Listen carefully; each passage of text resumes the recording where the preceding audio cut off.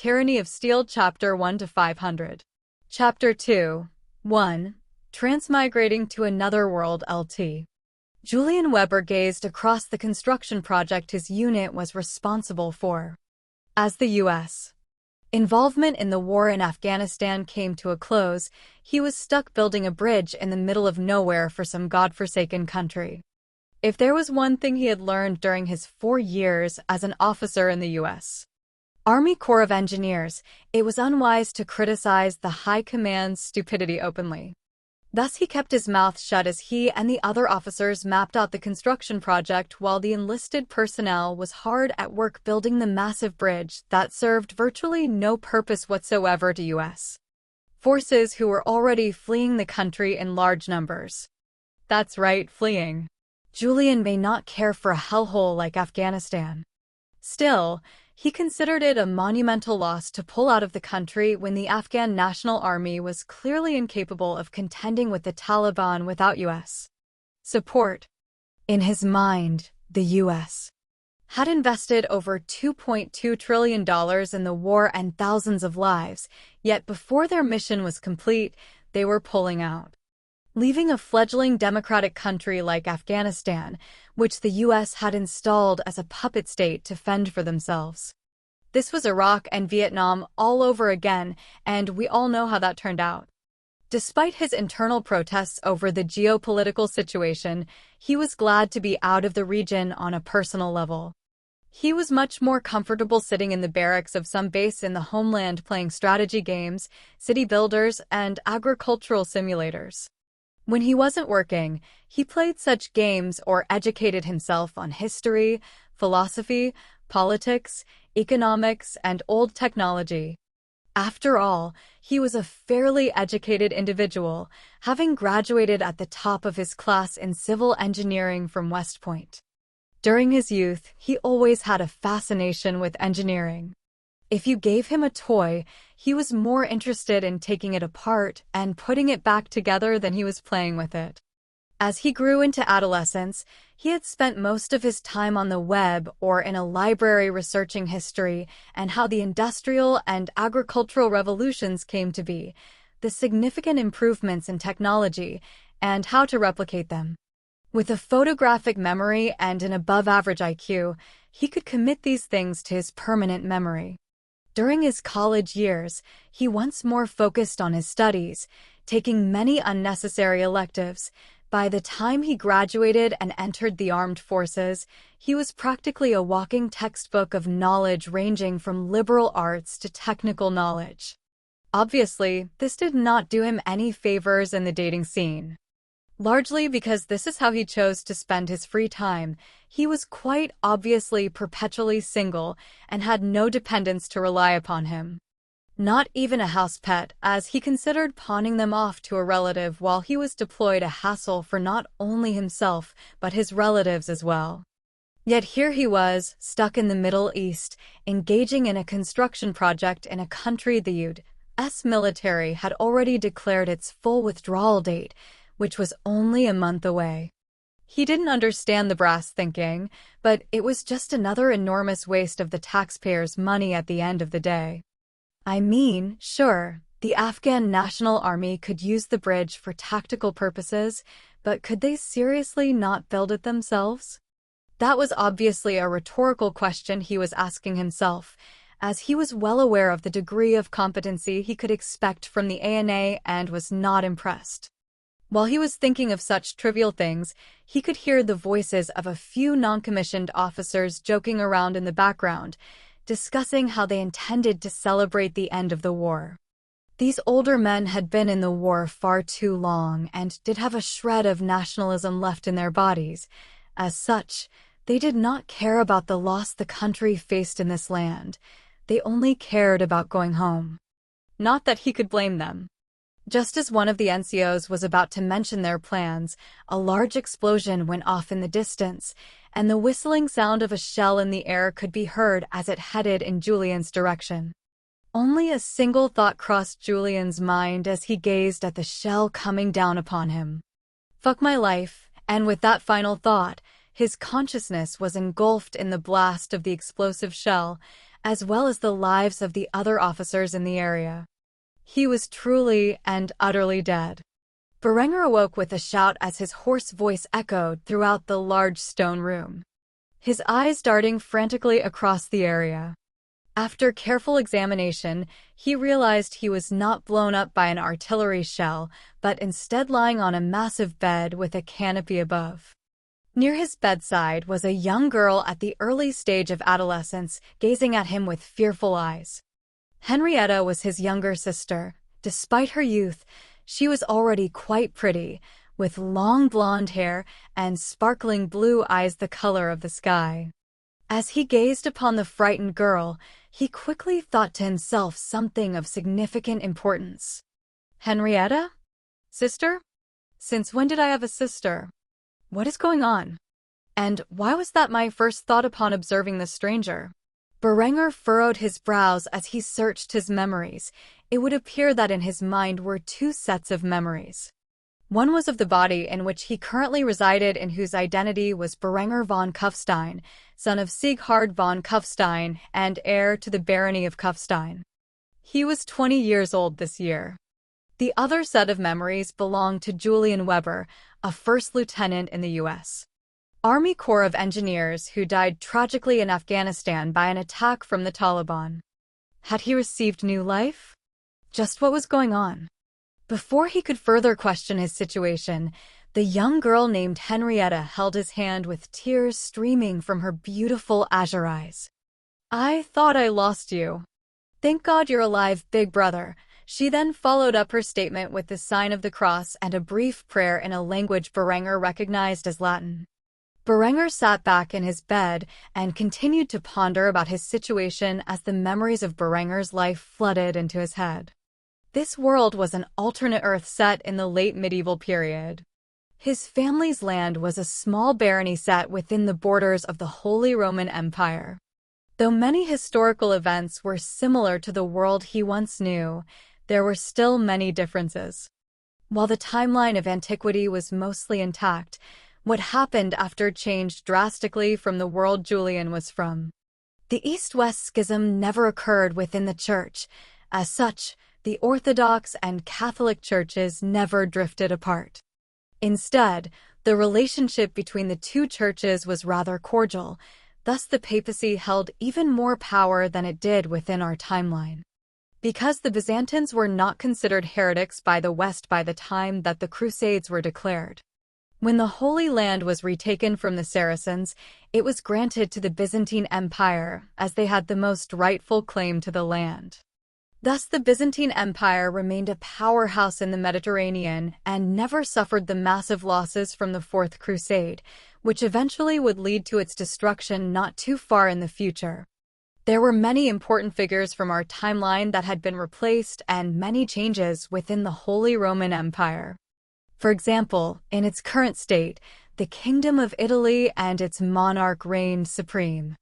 The Kingdom of Germany had become a secondary state within the empire and was on the verge of civil war as the various feudal powers contended for the throne. These were just two of the many changes to the timeline. There had been far more than Berenger could count off of the top of his head. If he truly wanted to know the major differences in the timeline and the power structure of the world, he would have to thoroughly research it in his spare time. With all these conflicts in his two sets of memories, Julian, or Berenger as he was now known, was beginning to get a headache and rubbed his temples with his fingers. Henrietta, who mistook this action as a sign of illness, immediately stopped her prayer and left the room, saying only one phrase as she rushed out the door, her fine noble dress fluttering in her escape. "I'll go get the physician." Berenger shuddered as he heard the sentence. From what he knew of medieval medicine, he was more likely to be harmed by the treatment than cured from what ailed him.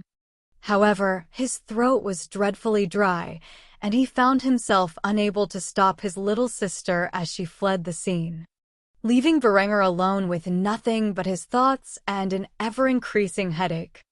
Chapter 3:2 Life as a baron's heir. Henrietta reappeared with the court physician not long after she had left. Though she wore an expression that showed a great deal of concern, the physician did not share her empathy. Berenger sat upright in bed, having a difficult time speaking due to how dry his throat was.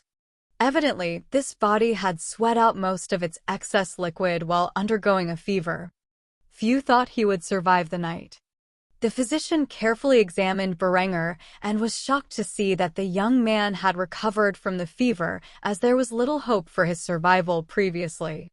Despite being a medieval physician and having virtually no knowledge of practical medicine whatsoever, the man named Ewald showed a degree of competency after making his announcement. "No need to worry, Lady Henrietta. Your brother's fever has broken, and aside from being particularly parched, he is completely healthy." After saying that, Ewald handed Berenger a glass of water and allowed the young man to drink his fill until his thirst was thoroughly quenched. After finishing the glass and wiping his mouth with his sleeve, Berenger nodded at the physician and thanked him for his service. "Thanks, Ewald. I can always count on you in my time of need." Internally, Berenger's words were insincere. However, if two lives have taught him anything, it is that it was not wise to voice your condescension aloud. Thus he acted in a civil manner befitting of a baron's heir. After hearing that her brother was healthy for the first time in a long time, Henrietta smiled ecstatically. This was wondrous news to her.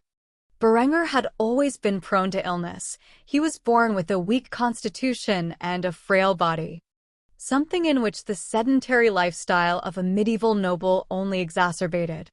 His next words startled her, as it was a question that was out of her expectations for her big brother. "Dear sister, do you mind fetching the servants and instructing them to get the bath ready? I feel as if cleansing the grime from my body would be good for my health." The physician snorted at Berenger's claims. Though baths were not uncommon for nobles, they certainly weren't as frequent of an occurrence as the modern world. Despite the physician's reaction, Berenger insisted on his request to his sister. Henrietta smiled as she responded to Berenger, "Of course, dear brother, I will go and instruct them this second." With that said, she had once more left the large stone room that belonged to Berenger and went to do as he had requested. The physician, seeing that he was no longer needed, excused himself. "I shall go and inform your father the Baron that you have recovered." Berenger nodded once more as he wore an indifferent expression. "You do that." With that having been said, Ewald left Berenger to his lonesome. Berenger sighed deeply, looking down and sniffing his clothes that reeked of sweat and filth. After grimacing from the stench, he sighed deeply. "When I inherit the title, there will be some serious changes around here." He had made up his mind that his first order of business when he came to power would be instituting laws across the barony about basic hygiene, maybe even construct some public bathhouses like the Romans used to have. Whatever was necessary to bring a degree of cleanliness to the people of his territory. After getting out of bed and stretching his limbs for a while, he heard a knock on the door, which came from one of the family servants. "My lord, the bath is ready." He quickly opened the door with an overexcited smile on his face, which startled the servant. "Lead the way." The servant recovered from their shock and nodded, as she did as the Baron's son requested. After a short walk down the hall, Berenger reached the bathroom, where he quickly barred the doors and stripped his clothes.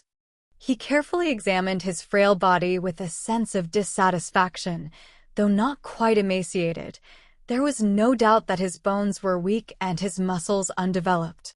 He would certainly need to change his dietary habits to one rich in protein and calcium. Until he could succeed his father and implement the changes that were already brewing in his head, he must first focus on building his body up and maintaining his health. Washing away the sweat and filth that had accumulated on his body throughout his fever was a good first step.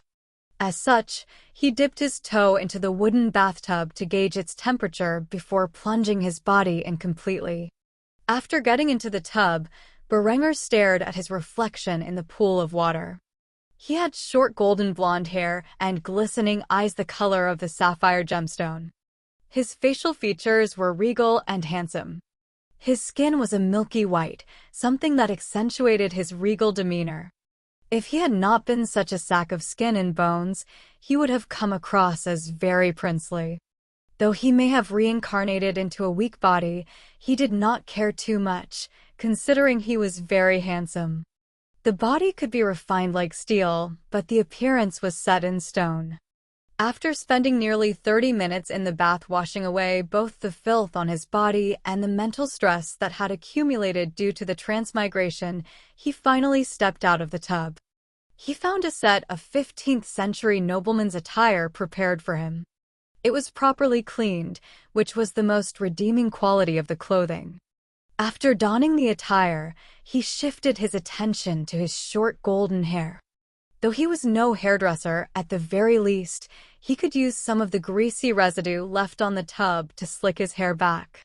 He would seriously need to invent pomade to get his hair the way he liked it. After styling his hair, he left the bathroom and saw that a servant was waiting for him. "Milord, the Baron and Baroness are awaiting you in the dining hall." Berenger nodded with a stoic expression. "Lead the way." The servant bowed concerning his request. "Yes, milord."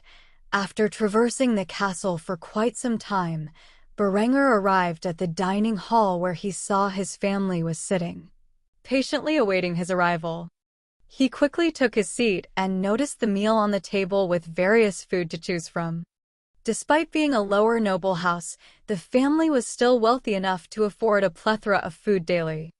After saying grace, Berenger quickly allotted steamed fish, baked chicken, a variety of nuts and leafy greens, as well as a large glass of milk to his meal. He did not even make eye contact with his family as he filled his plate to the brim. He was famished and felt the desire to dig in right away. His family gazed upon him with various expressions that he overlooked right away. It was not until he lifted his gaze from his plate that he saw their looks of concern. Berenger had already cut a piece of fish and was about to stuff it into his mouth when he saw their gazes. Feeling the awkwardness of the situation, he could not help but inquire, "What is it?" Sieghard was a tall and robust man with regal facial features. He had short blonde hair, a matching beard, and sky-blue eyes. He was also Berenger's father and the Baron of Kufstein. He gazed at his son with astonishment. Until now, the young man who was his heir had been a vegetarian. Yet half of his plate was filled with fish and poultry. When asked by his son why he was surprised, he felt the answer was obvious, and as such, he made a gesture towards Berenger's plate. Berenger had a perplexed expression spread across his face. After all, he had not fully adjusted to the memories of this body yet. "Am I not allowed to eat this?" His mother, Gisela, a blonde-haired, busted beauty, looked at him with her glistening sapphire eyes in an equally perplexed manner. "You're eating meat?" Suddenly Berenger understood the meaning behind their confused expressions as he remembered that he was a vegetarian. He was starting to understand why this body he had inherited was in such poor shape. Berenger smiled at his beautiful mother and nodded. "I've decided to make some changes in my lifestyle. Starting today, I will eat meat and get some much-needed exercise. I can't go on living life as a vegetarian wastrel." A large smile spread across Sieghard's lips as he heard his son's proclamation. For too long, the boy had used his health as an excuse to be idle. It was good that he was finally growing up.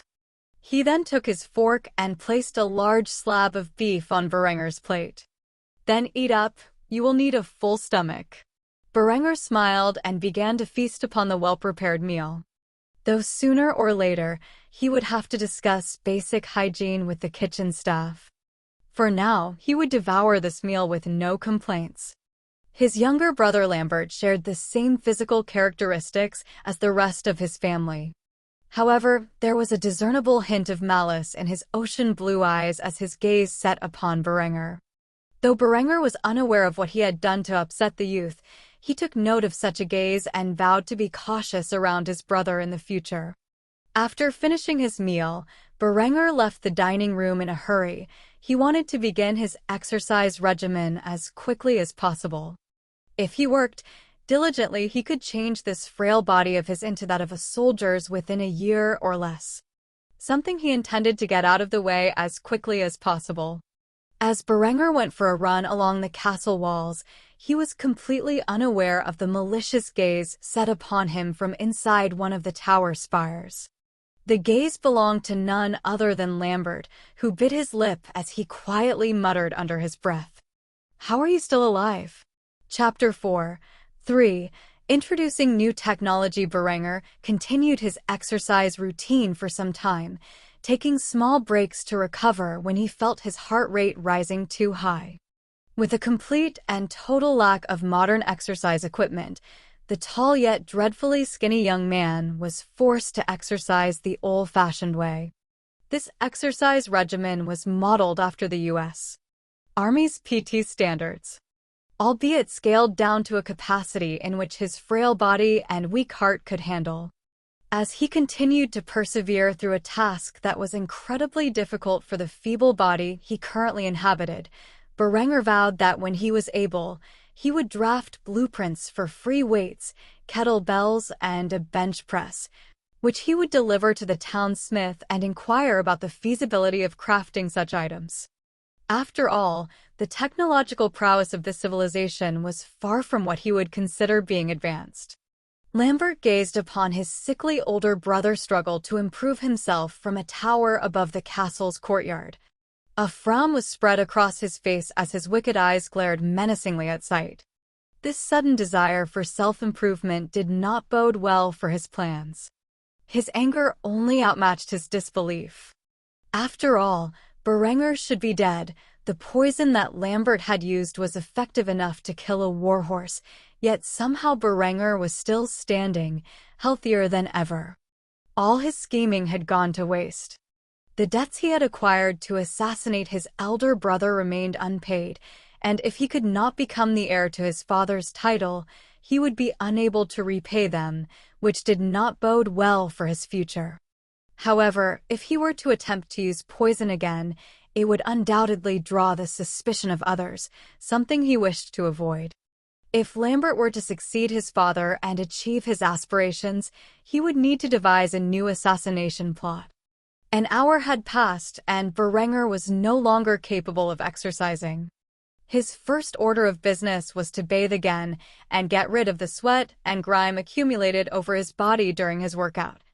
The servants were perplexed as to why he desired to bathe twice in one day, but followed his orders. After cleansing himself once more, Berenger returned to his room, where he sat at his desk, took out a piece of parchment, and began to design blueprints for several of the early innovations he intended to make to the industry. Though Berenger held limited authority within his father's land, he figured at the very least he could negotiate with his father about the implementation of such technology. If his father asked where he found such blueprints, he could simply say he acquired it from a trader from the Far East. After all, similar technologies should exist in China during this time period. The earlier the barony could mass-produce steel, the better it was for his plans. The barony of Kufstein was set in the Duchy of Austria. Mountains surrounded it, and a large tributary of the Danube River flowed through it, creating fertile valleys. It was exactly because of its geographic layout that the von Kufsteins could maintain their control over the resource-rich region. If not for the natural defensive barrier that surrounded the valley where the people dwelled, then more powerful families within the empire would surely attempt to seize the region for themselves. After some time, Berenger had finished the blueprints for one of the most important inventions in steel production. Without it, the Industrial Revolution in his previous life's timeline would have never transpired. It was known in his previous life as the Bessemer converter, or the Bessemer process. Through this process, one could manufacture 3 to 5 tons of steel in a matter of 20 minutes. The Bessemer process essentially functioned by removing impurities in the iron by oxidation. It utilized airflow through the molten material to achieve this. If one lined the interior of the converter with dolomite or limestone, they could produce a greater amount of slag as the byproduct, which could be used as a cheap phosphate fertilizer. Thus, this technology aided in not only industrialization, but also agriculture. All of the machine components could be manufactured by a late medieval society, and either horse or water wheel could power it. Obviously, as technology advanced, he could improve it to be powered by steam engines. However, that was a distant dream. He needed an early model built for now. High-quality steel was currently a rare commodity. With the introduction of the Bessemer process, he could achieve many things with it. The uses for high-quality steel were endless. Ultimately, Berenger would require a blast furnace to convert iron ore into pig iron, which was then converted into steel by the Bessemer process. Though in this day and age, the blast furnace should already be invented. He was certain a resource-rich region like Kufstein would already have one in its local town. If they didn't, he would simply convince his father to build one alongside the Bessemer converter. He developed a second set of blueprints for the blast furnace just in case there was not already one present in Kufstein. After finishing his blueprints and letting them dry, Berenger picked up the pieces of parchment and carefully held onto them as he approached his father's study. The sun was just beginning to set as he knocked on the sturdy oak doors. Shortly afterward, he could hear the deep voice of his father's reply. "Come in." Berenger took a deep breath and exhaled before entering his father's study. Inside the room was a large desk where his father sat behind, going over paperwork. A small library within the room covered the walls, mostly filled with books of direct importance to managing the realm's affairs. A small oil lamp was lit and sat on the desk, illuminating the increasingly dim room, and, more importantly, the parchment on which the Baron was writing upon. Sieghard did not even shift his glance to his son as he focused entirely on his paperwork. This better be important. Berenger cleared his throat and presented the documents to his father, which he had spent most of the afternoon drafting. "I'd like you to take a look at these. It is of dire importance to the production of steel within our realm." Sieghard paused as he heard his son's request and placed his quill down upon the desk. He looked at his son with an interrogating gaze as if questioning whether his time would be wasted by looking over the documents. Nevertheless, he grabbed a hold of them and looked them over once or twice before placing them down and sighing. "What exactly am I looking at here?" Sieghard may have been an efficient statesman and a renowned warrior, but he did not mind engineering. As such, he needed an explanation for the blueprints. Berenger gulped down the saliva which had accumulated in his mouth and began to preach to his father about the beauty of this new invention. "Father, with this device, we will be capable of producing vast amounts of high-quality steel in a short period of 20 minutes.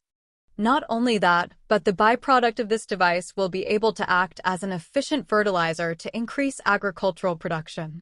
A look of shock appeared across Sieghard's face as he went over the blueprints one more time. Though he did not fully understand what he was looking at, the prospects in which Berenger boasted about were simply too good to ignore. However, a sudden question appeared in his mind as he voiced his concern. "Where did you acquire this?" Berenger was expecting such a question, and as such, spun a large tale of how he encountered some traveling merchant from the Far East who had traded the blueprints with Berenger for a small fee.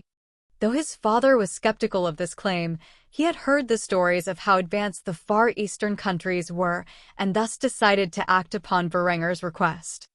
"All right, tomorrow I will summon the best engineer in the region.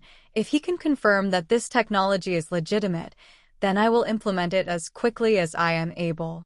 Berenger smiled and bowed to his father respectfully. Truthfully, this had gone better than he had thought. "Thank you for listening to my request, Father."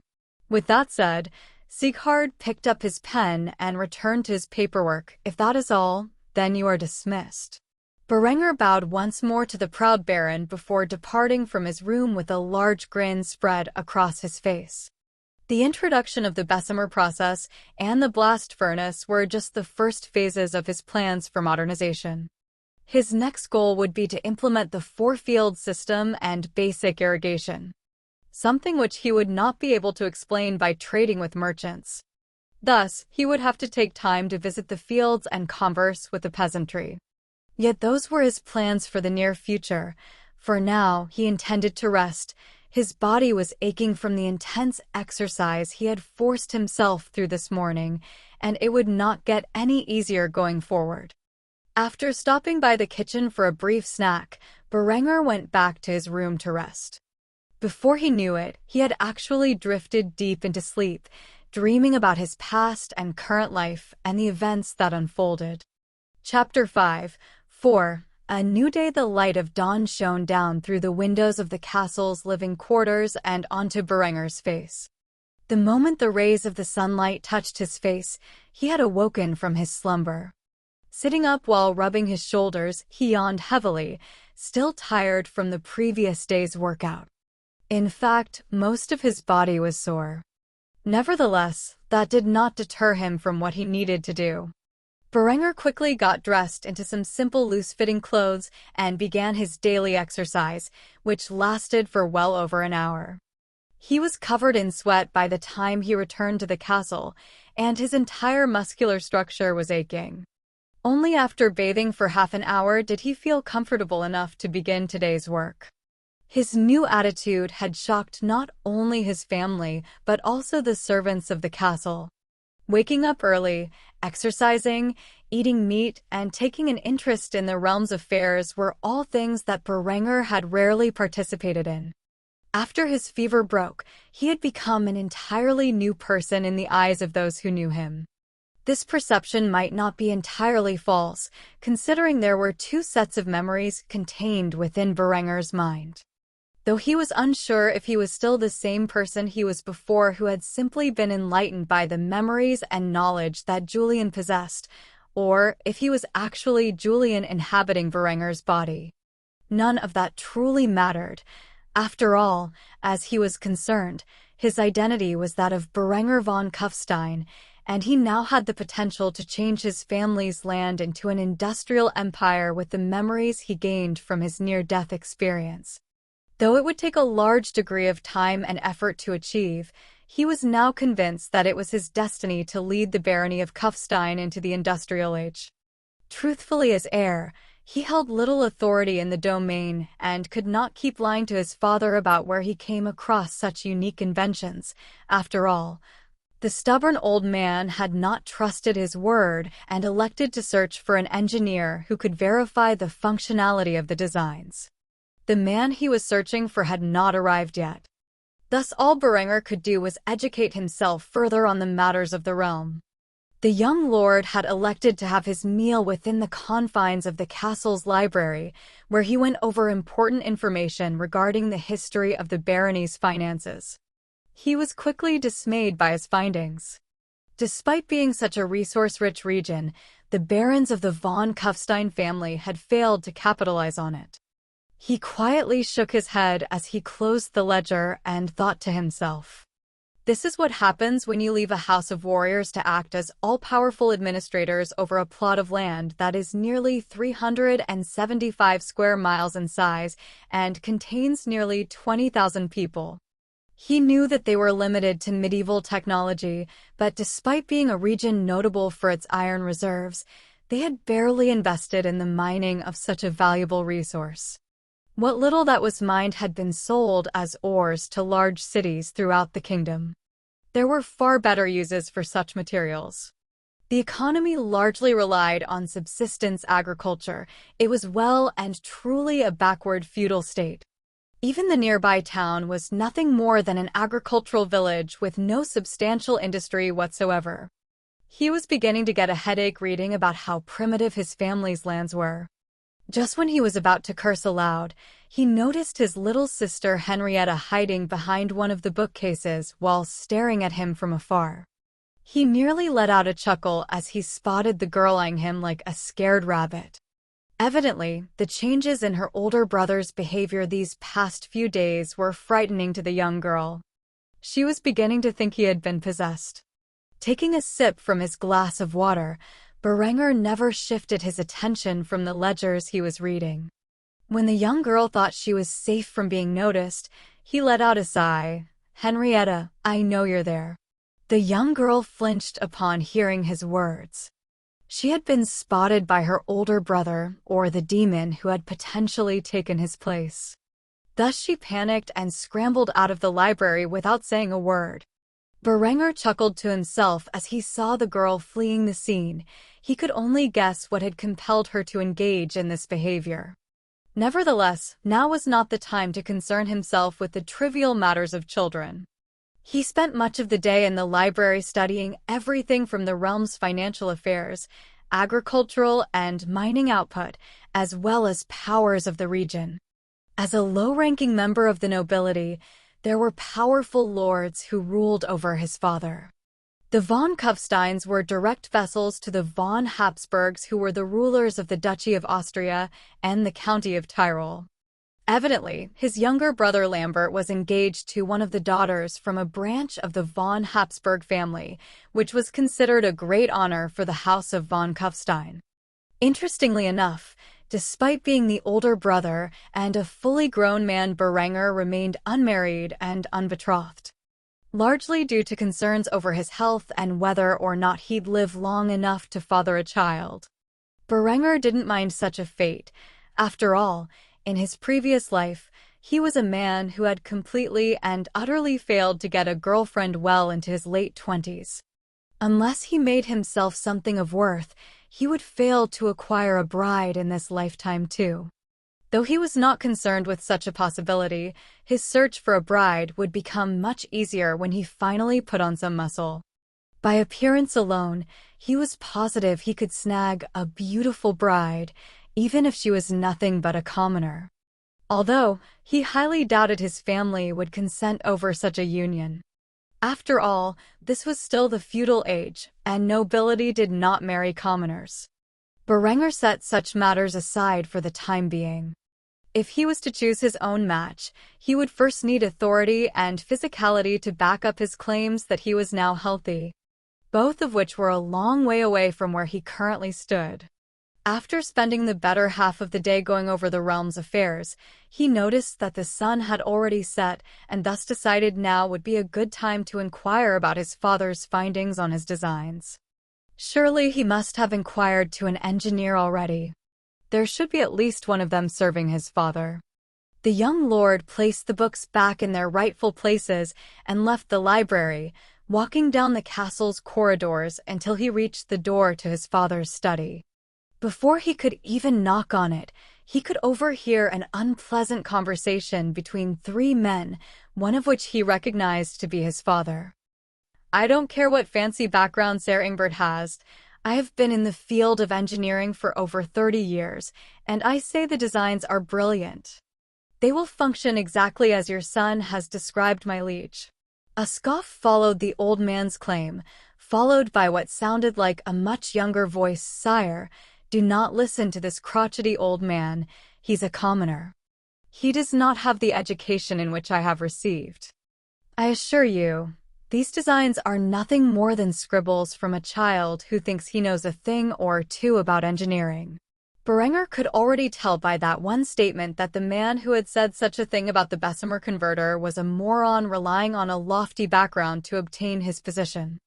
Ultimately, his father did not disappoint him. After hearing both of his engineers discuss the designs, let out a long sigh before asserting his authority. "Sir Ingbert, you may leave us now. I have much to discuss with my head engineer." Though Alex could not see it, he could guess the expression on the fool's face right now and smiled with satisfaction. Suddenly, the door swung open, and he was face to face with the man known as Sir Ingbert. The man was in his late 20s and had light brown hair in the form of a ponytail with green eyes. He dressed in an overly embellished doublet signaling the wealth he possessed. He was exactly the kind of pampered twat Berenger had expected to see. After examining the ring on his finger, which displayed a boar's head engraved upon it, Berenger could guess the identity of the man before him. The man's name was Ingbert Heltzer, and he was the son of one of Sieghard's knights. Just as Berenger had a guess, the man had achieved his position as one of his father's engineers solely because of his background. Even by this world's standards, Inberbert's knowledge of engineering was a joke. A pampered noble like him had no need to pay attention to his studies well enough to become competent in such a field. After seeing the young man he had just passively slandered, Ingbert's face turned sour. The last thing he wanted was to see the Baron's son standing outside the door, overhearing his discourteous remarks. Nevertheless, the damage had been done, and Berenger merely gazed upon Ingbert like he was looking at a fool. After Ingbert stormed off in a fit of rage, Berenger overheard his father's authoritative voice from behind the door. "You may enter." Evidently, the old Baron had been aware of his son's existence outside the study's door the entire time. Now that Berenger had entered the study, he found himself being gazed at intensely by his father and an old man within his late 50s who he understood to be the head engineer of the barony. With these two authorities staring him down, Berenger could not help but feel nervous as if he was about to be scolded. Chapter 6. 5. A prosperous friendship is born. Berenger stood firmly in front of his father and the head engineer. The two stared at him intensely. Their sharp gaze could practically penetrate Berenger's soul. Especially the shrewd eyes of the old engineer. It was as if his secret had been revealed by being inspected by those old discerning eyes.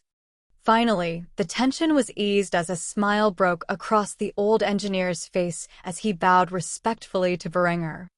"My lord, I am Ludwig, a humble servant of your family. Your father asked me here to verify the authenticity of these blueprints."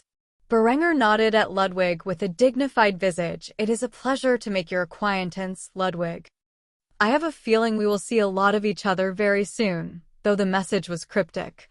Ludwig took the statement as proof of his theory that the designs presented to him by the Baron were not from a merchant from the Far East, but rather drafted by the idle and infirm heir who was almost universally scorned throughout the court. It would appear the boy was more clever than he had initially estimated. Nevertheless, the sly old man did not let his inner thoughts appear upon his face, and instead, he merely graciously returned the young lord's words to him. Likewise, seeing that his son and Ludwig had become acquainted, Sighard smiled. He had a feeling working with this stubborn old engineer would be of great benefit to Berenger's development. Completely unaware that his son was the true designer of those blueprints, Sighard decided he would allow the two of them to converse for some time without his presence. He found the subject of engineering to be dreadfully boring and usually just left such matters up to Ludwig to implement as he saw fit. "I'm quite busy with managing the realm. I suggest you answer Ludwig's questions to the best of your abilities." Berenger nodded as he replied, "Yes, father." Afterward, Sighard led the two men out of the study and secluded himself inside.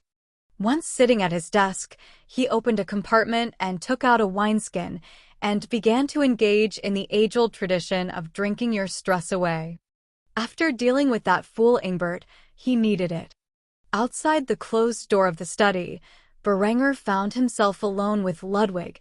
As such, he suggested they find a better place to discuss the important matters before them. "How about we go to the library? I will have some servants fetch us some food and wine. I promise to answer all the questions you have to the best of my ability." Ludwig nodded his head in approval of Berenger's suggestion. The boy proved to be more thoughtful than he had given him credit for. He looked forward to inquire about the true origins of those designs. After reaching the library and secluding themselves within, they partook of food and wine and discussed trivial matters for the first half-hour. Only after they were sufficiently buzzed did Ludwig ask about his most pressing concern. "So tell me the truth, kid, where did those designs really come from?" Berenger chuckled at the old man's question. He had suspected that the old man had guessed the true nature of the origin of the blueprints. "I made them." A serious expression appeared on Ludwig's face. As Berenger had suspected, the old man was not the least bit surprised to hear it, nor did he find the idea preposterous. However, what came from Berenger's lips next truly astounded him. "Though I surmise you already knew that." Cunning. That was the only word Ludwig could use to describe Berenger at this moment. Was this truly the weak and petty heir everyone had known? Had the boy been hiding his real intelligence all along? After taking a long sip from his wine, the old engineer inquired further, "Do you have any more brilliant designs?" Berenger tapped the lip of the chalice thrice and tilted his head to the side as he appeared to enter deep thought. After a moment had gone by, he responded honestly to Ludwig. "A few." Ludwig nearly jumped out of his chair in excitement upon hearing the news. There was only one thing the old man truly enjoyed in life, and that was engineering. To think that the boy he and many others had cast aside, believing him to be a weak and petty person, was actually so brilliant. However, before he could get out of his chair, Berenger raised his hand, signaling him to stop. "I will give you the designs to implement in the future when they're necessary. For now, we should focus on building the blast furnace and the Bessemer converter." Ludwig was perplexed for a moment as to Berenger's thinking before he realized the greatest concern. New designs were great in theory, but investing in them required significant financial support, something in which the barony of Kufstein completely lacked at the moment. After calming down his heart, he sat back in his seat and put his hands together. "So, I assume you have a plan?" Berenger took a sip from his chalice once more before a grin spread across his lips as he answered Ludwig's question with one of his own. "How much do you think 5 tons of pure steel ingots are worth?" Though he could not do that calculation off the top of his head, he knew it would be no small amount. One could even call it a small fortune. But that was just at first. The more steel they produced, the less valuable it would be over time. However, as his thoughts came to such a conclusion, he instantly knew what Berenger's intent was. "You want to sell the first batch and use the profits to invest in mining?" The smile on Berenger's lips continued to curl. Further, his assumptions about the man known as Ludwig were correct. Despite being born a commoner, the man had a quick mind and a lifetime of experience in the related fields to what Berenger wished to accomplish. He would be a valuable ally to have in the future. Precisely, once our mines are operating at full capacity, the raw materials that come out of the mountains will be used primarily for our own industrial purposes. Any surplus we may have will be turned into ingots and sold to the Empire for profit. Ludwig could not believe his ears. Iron in and of itself was a valuable and rare commodity that most regions were constantly in need of. Steel was much more difficult to produce and was mostly used to craft weapons such as swords or, in rare cases, armor for the nobility. He could not imagine having a surplus of steel, especially after taking into account their own needs. Nevertheless, Berenger's ambitions were truly great. He intended to use his family's resource-rich territory to spring his sphere of influence into an industrial age, all while making a profit from the scraps left behind by selling them at great cost to the kingdom. It would take years, but he was positive he would see such an era in his lifetime and still have enough time to enjoy it. Though he did not reveal the entirety of his plans to Ludwig, as Berenger knew without seeing it for himself, the old man would never be able to dream of a world of industry. Instead, he reached out his arm in a friendly gesture to the old engineer and asked the question on his mind. "Will you help me bring this barony into a new age of industry?" Ludwig could hardly believe his ears. The petty and weak lord he had always heard rumors about was asking a commoner like himself for help in creating a steel production industry within his family's land. Even though the boy's father valued Ludwig's opinion, the old man was still looked down upon for being a mere commoner. Yet here, Berenger stood with his hand extended, asking, not ordering him to help him in his endeavors. The old man could not help but feel a small tear welling in his right eye. If only everyone knew how wrong they were about this young lord. As such, he grasped a hold of Berenger's hand and shook it firmly. I could do that." With that, a prosperous friendship would be born between a young lord and an old engineer. A duo that together would bring many innovations in the following months, which would yield great prosperity and stability to an otherwise impoverished barony within a kingdom filled with turmoil. Chapter 7. 6. A seemingly civil discussion within a fertile valley, surrounded by the Alps mountains, lies the inhabited region of the Barony of Kufstein. A large tributary for the Danube River flowed through the valley, the crisp blue water providing life to all beings within the region. As the light of dawn shone upon the harmonious territory, the rooster's cries awoken the peasant class to the beginning of a long day of hard work. Though the nobility tended to sleep longer than the common folk in which they presided over, one young lord had risen simultaneously as the peasants to get in his morning exercise. If Berenger wished to overcome his natural infirmity, then he would have to work twice as hard as the average knight in terms of physical fitness, and so he did. The night prior, he had already discussed with Ludwig to construct a set of free weights and kettlebells to assist in his daily training. Ludwig was well respected within the local town and had contacts in every trade. Thus he did his new friend a favor and sent the designs to the local blacksmith who would craft the exercise equipment at a fair price in which Ludwig was in charge of negotiating. Though the equipment had not been constructed yet, as the technology of this feudal world was still far from developed, it would only be a matter of time before Berenger could enhance his strength training further. Nevertheless, he still did all that he could manage with his limited resources.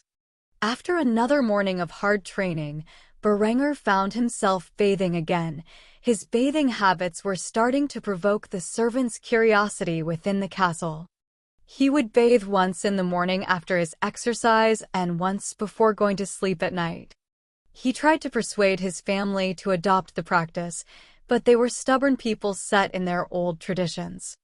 Though they would bathe relatively frequently for the time period, they still could not match Berenger's borderline germophobic tendencies. Nevertheless, he had commanded the entirety of the staff to wash their hands every time they used the restroom or engaged in any activity which might dirty one's hands. He became known for especially scolding the cooking staff when he found their cleaning habits had not matched his desires. Though the Baron did not chastise Berenger for his behavior, he became concerned about the boy's newfound habits. Henrietta was the only exception in the family. Being the obedient little sister, she took up all of Berenger's hygiene suggestions. She had even begun bathing right before she slept. This made Berenger exceptionally happy, as the likelihood of his little sister catching serious illness was significantly lower if she practiced proper hygiene. The more he thought about it, the more he knew he would have to construct public baths. It would take quite some time on his path of industrialization for the entirety of the populace within his family's domain to be able to afford a private bath.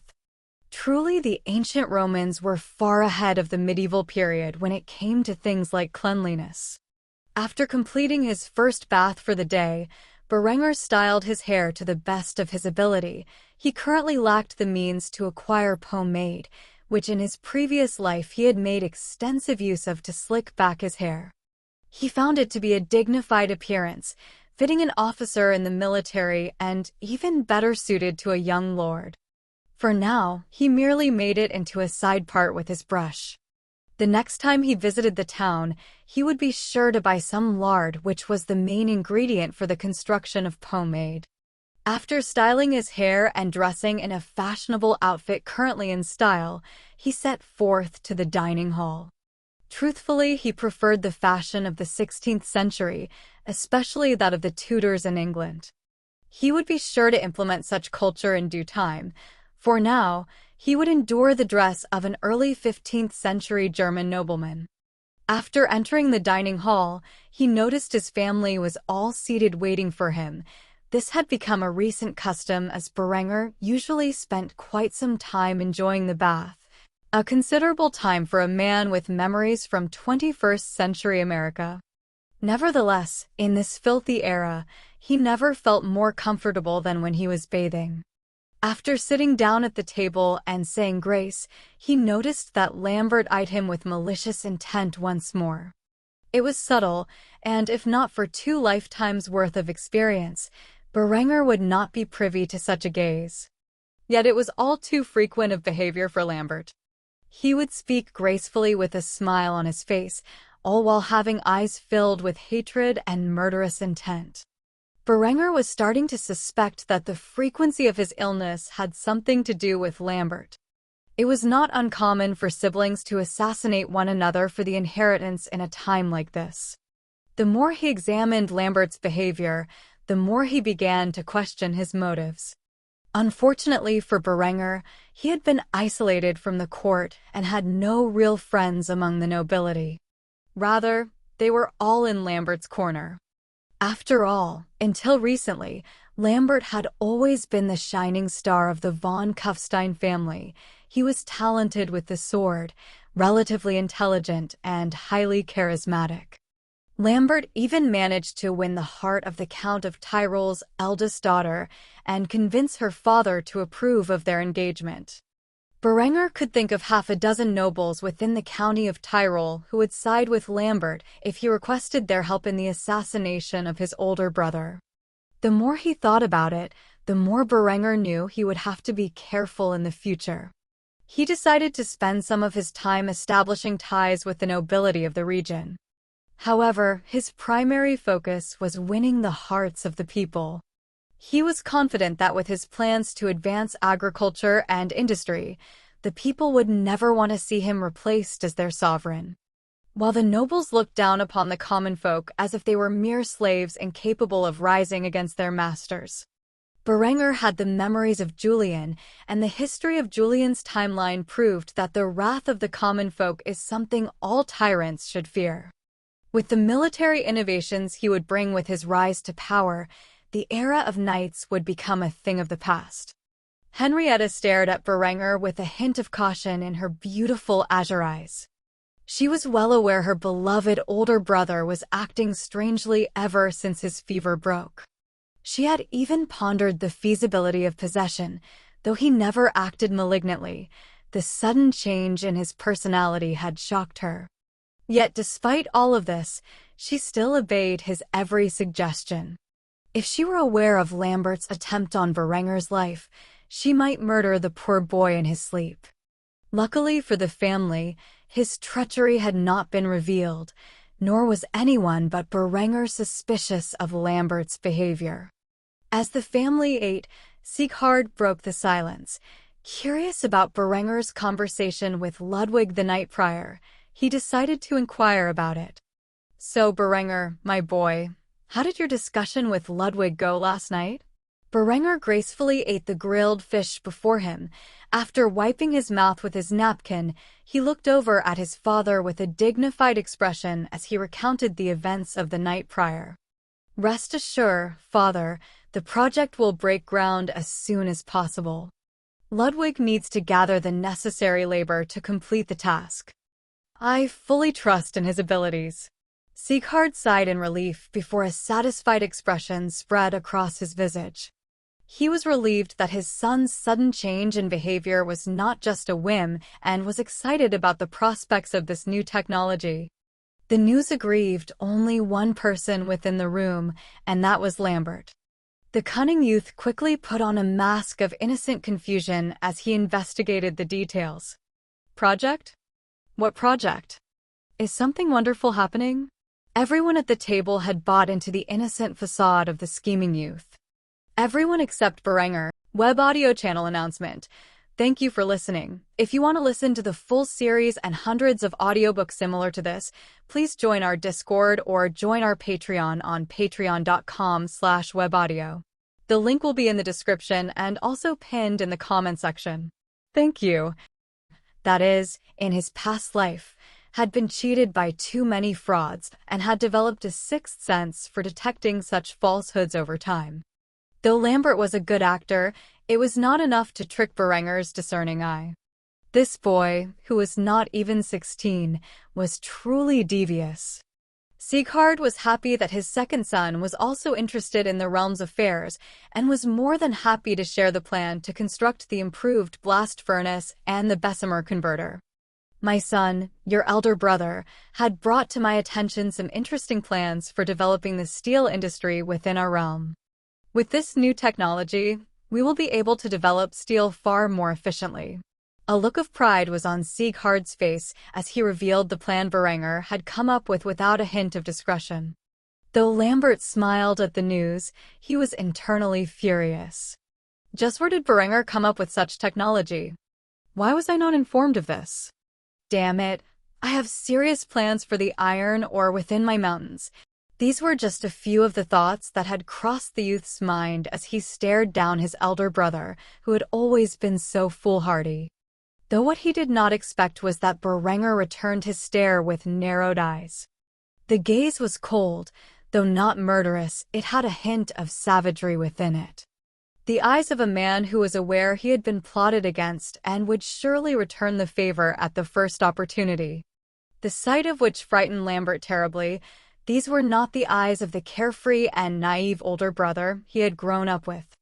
However, before he could investigate further, Berenger had finished his meal and stood up from the table. After wiping his mouth with his napkin, Berenger shifted his gaze from Lambert and put on an equally convincing facade to their father. "Father, may I be excused? I have urgent business to attend to with Ludwig." A gracious smile spread across Sieghard's face as he had no idea of the rivalry that was brewing between his two sons. "Of course, my son. Go. I wish you the best of luck with this endeavor." Berenger bowed before leaving the dining room, leaving Lambert and the family with various expressions. Lambert's right hand, which wielded the dining knife, began to tremble as his mind could not unsee the narrowed eyes of Berenger, which appeared to have seen past his facade and peered deep into his soul. The trembling of his hand did not go unnoticed by the family as his mother, Gisela, spoke up with a hint of concern on her face. "Lambert, your hand is shaking. Are you all right?" Lambert looked down at his hand and noticed it trembling for the first time. As he examined it, the cold sapphire eyes of Berenger once more entered his vision, and his hand instinctively dropped the knife. As he grabbed a hold of his hand to steady himself, he spoke up to assure his family. "I'm fine. I'm just feeling a little under the weather, is all. If you would excuse me, I think I'm going to go lie down for a bit." After being excused by his family, Lambert gracefully left the dining hall, though when he was no longer in sight, he frantically sprinted to his room and latched the door behind him. After entering the large stone room, he collapsed against the door, shielding his eyes with his hands, muttering under his breath. "What devil has possessed my brother to make him aware of my schemes?" The trembling youth could not help but feel like his plot to assassinate his older brother had succeeded and invited a demon into their midst. Chapter 8.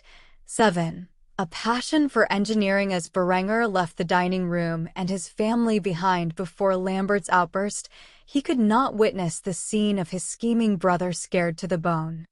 Instead, he had already headed to his room to draft new blueprints.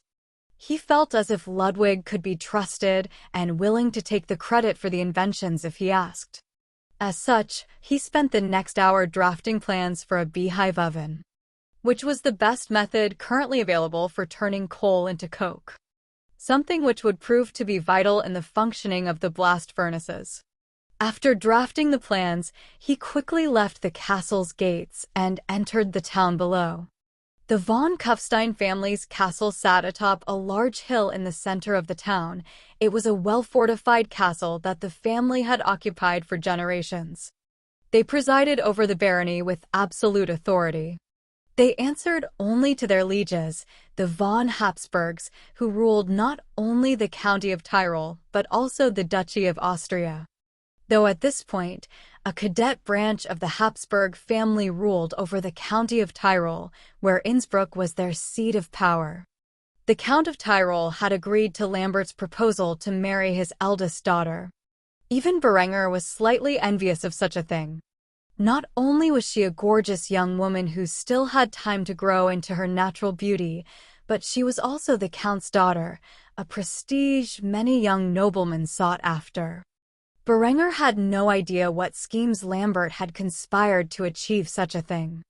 After all, it was unusual for a count to marry off one of his daughters to a lower nobleman, let alone the second son of a lowly baron. Nevertheless, the boy had achieved it. Even Berenger had to give him props. Lambert was not even 16 years old, yet he had conned a count into pledging his daughter's hand to him. Meanwhile, Berenger was single, without the slightest prospect of marriage in mind due to his feeble constitution. Though that would change soon enough, and maybe one day he too could marry a count's daughter. As soon as he thought up of such glamorous ideals, he laughed aloud. What was he thinking? He had far more important matters to attend to. Realistically speaking, the likelihood of him pulling off such a thing would be slim, and he'd rather not bother with the politics of the nobility. If Berenger could bring prosperity and power to his family's land through the might of industry and agriculture, that was good enough for him. He truly did not care for the lavish schemes of the upper nobility. His ambitions stopped at inheriting his birthright and bringing his family's territory to a better age. With his knowledge of military tactics and advanced weaponry, he would be able to defend his borders from any threat, though conquering other regions was easier said than done, and he had no desire to wage wars for the rest of his life. For now, his ambitions had to wait. He had yet to gain any authority over the barony of Kufstein, and as such, had to make do with what he was capable of. After arriving at the door to Ludwig's shop, he could overhear the old man yelling at someone else within. This was not the first time he had overheard Ludwig's temper, and if Berenger was guessing correctly, then the voice in which he was arguing with belonged to Sir Ingbert. Something which Berenger dreaded having to deal with. He was not a fan of pompous fools who overestimated their worth, especially when the reasoning for their hubris was because of some noble title they inherited from their father. Though Ingbert could not directly offend Berenger, it did not prevent him from acting like a jerk to Ludwig. As the heated discussion reached a degree of incivility that Berenger could no longer tolerate, he threw open the doors to the shop, making his presence known to all inside. Before the two men could greet him, Berenger barked his commands at Ingbert. Out! A devilish smirk appeared across Ingbert's face after mistaking Berenger's command as if it were meant for the lowly commoner beside him. You heard the young lord. Leave us. Berenger glared at Ingbert coldly. He was a man with good control of his temper, but Ingbert's incapability to read the room thoroughly agitated him. I was referring to you. The wicked smile on Ingbert's face suddenly turned into a confused expression as he pointed to himself, asking for clarification. Me? Berenger glared fiercely at Ingbert in silence, as if the young knight was trying his patience with every second he remained in the room. After a few moments of gawking at Berenger like an idiot, the young knight finally understood what he had meant and bowed his head respectfully. Though his tone was pleasant, his eyes were furious. He had never been scolded in such a way before. He would remember this humiliation until his dying breath. After bowing to Berenger, Ingbert left the shop behind where Ludwig was by himself, scratching the back of his head. You didn't need to do that. Berenger quickly approached the old man and slapped him on the back. Nonsense. His presence would only hinder our plans. Besides, I have a new set of blueprints for you. Like a child at the candy store, Ludwig's eyes glowed with excitement. He reached for the blueprints in Berenger's hands, but was taken aback when the young lord withdrew his hand out of reach. Not so fast. I have one condition. Ludwig frowned as he heard the young lord's words. For a second, he felt as if he were going to be cheated by Berenger. That is until he heard the condition. I need you to take credit for its invention. Ludwig's mouth nearly fell agape as he heard Berenger's words. He had never expected the Baron's son to request him to take the glory for inventing what he knew would most likely be a critical piece in the steel industry.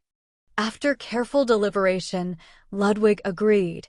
He did not need to know why Berenger shifted the invention into his hands. After all, it probably included some convoluted court schemes with which he wanted nothing to do with. If his 57 years alive had taught him anything, it's that it is best to avoid the affairs of noblemen. All right, that's fine by me. Berenger smiled, partially because the man agreed to his request, but also because he had not inquired why he wanted to shift the invention to Ludwig's name. The man was much more intelligent than a fool like Ingbert would ever be. After handing over the blueprint to Ludwig, the man could no longer contain his excitement. A huge, beaming smile spread across his face. Inside the blueprint was a series of notes about converting coal into coke and how coke was a more efficient fuel source for the blast furnace than charcoal. Luckily for them, the mountains that surrounded the barony of Kufstein were not just filled with iron, but coal as well. "You are a genius, my lord." Berenger smiled at Ludwig's response. Though he was brilliant in his past life, he was far from what he would consider a genius. But here in this primitive world, he was most likely the most knowledgeable man on the planet. He was glad to see someone appreciated his intellect. "So, how quickly can you put those 3 designs into production?" Ludwig scratched his beard at the question. He too desperately desired to make the blueprints into reality. After careful deliberation, he raised a single finger. "Give me a month, and I promise you that I will have at least one of each of these designs built within the town." Berenger was pleased with the news. It was much quicker than he had anticipated. He was fairly certain by the look on the old man's face that he would run himself ragged building these inventions. Nevertheless, Berenger did not stop him. He only left a few words of encouragement. "Make sure to take care of yourself. I will drop by every once in a while to check up on your progress. If you need any additional funding, just ask my father about it. I'm sure he will manage to find the funds needed to make this dream of ours a reality." After all, these designs greatly concern the matter of the realm's future finances.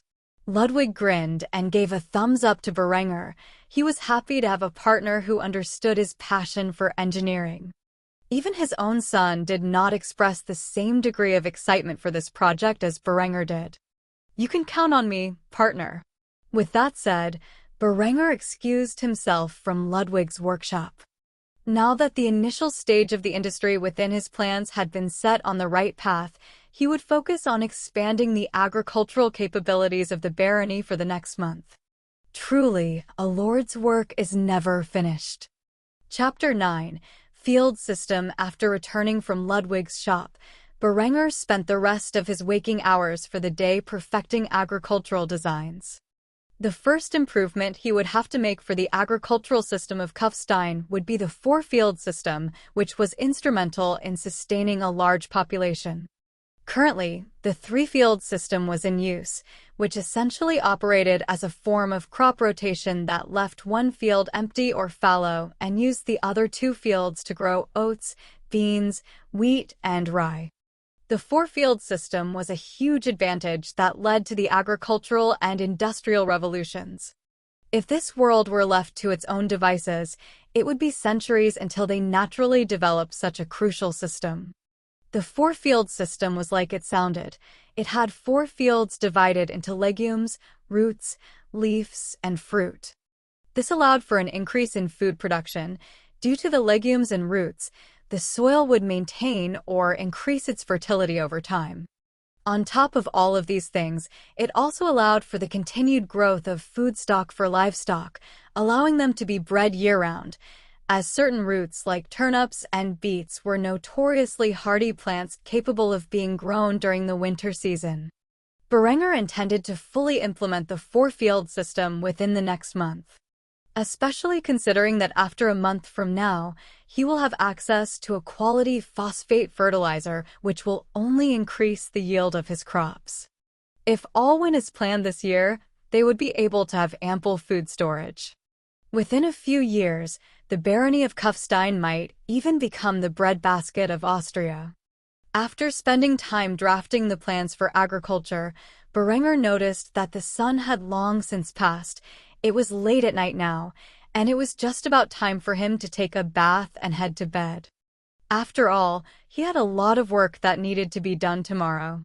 However, just as he was about to ask the servants to prepare a bath for him, Berenger heard a slight knock on his door. Cautious that it might be another ploy from his brother Lambert, Berenger inquired about the individual's identity before opening his door. "Who is it?" The response surprised him. It was a meek and feminine voice, one that still held the high-pitched tone of a child. "It's me." Berenger immediately recognized the voice to belong to his little sister Henrietta, who had only recently turned 10, thus advancing into the very beginning of adolescence. A warm smile spread across his face as Berenger approached the door and opened it. In the doorway stood a little girl dressed in an extravagant pink nightgown and holding onto an old rag doll that had been in her hands since birth. It was her favorite toy and also her best friend. Though the doll had aged poorly, the dress was of exquisite make, and Berenger immediately questioned how his family could afford such frivolities after having inspected the ledgers. It appeared his father was deeply concerned about appearances and wasted money on luxurious clothing. Nevertheless, Berenger looked at Henrietta with questionable eyes. It was late at night. She should already be asleep by now. Why was she at his doorway?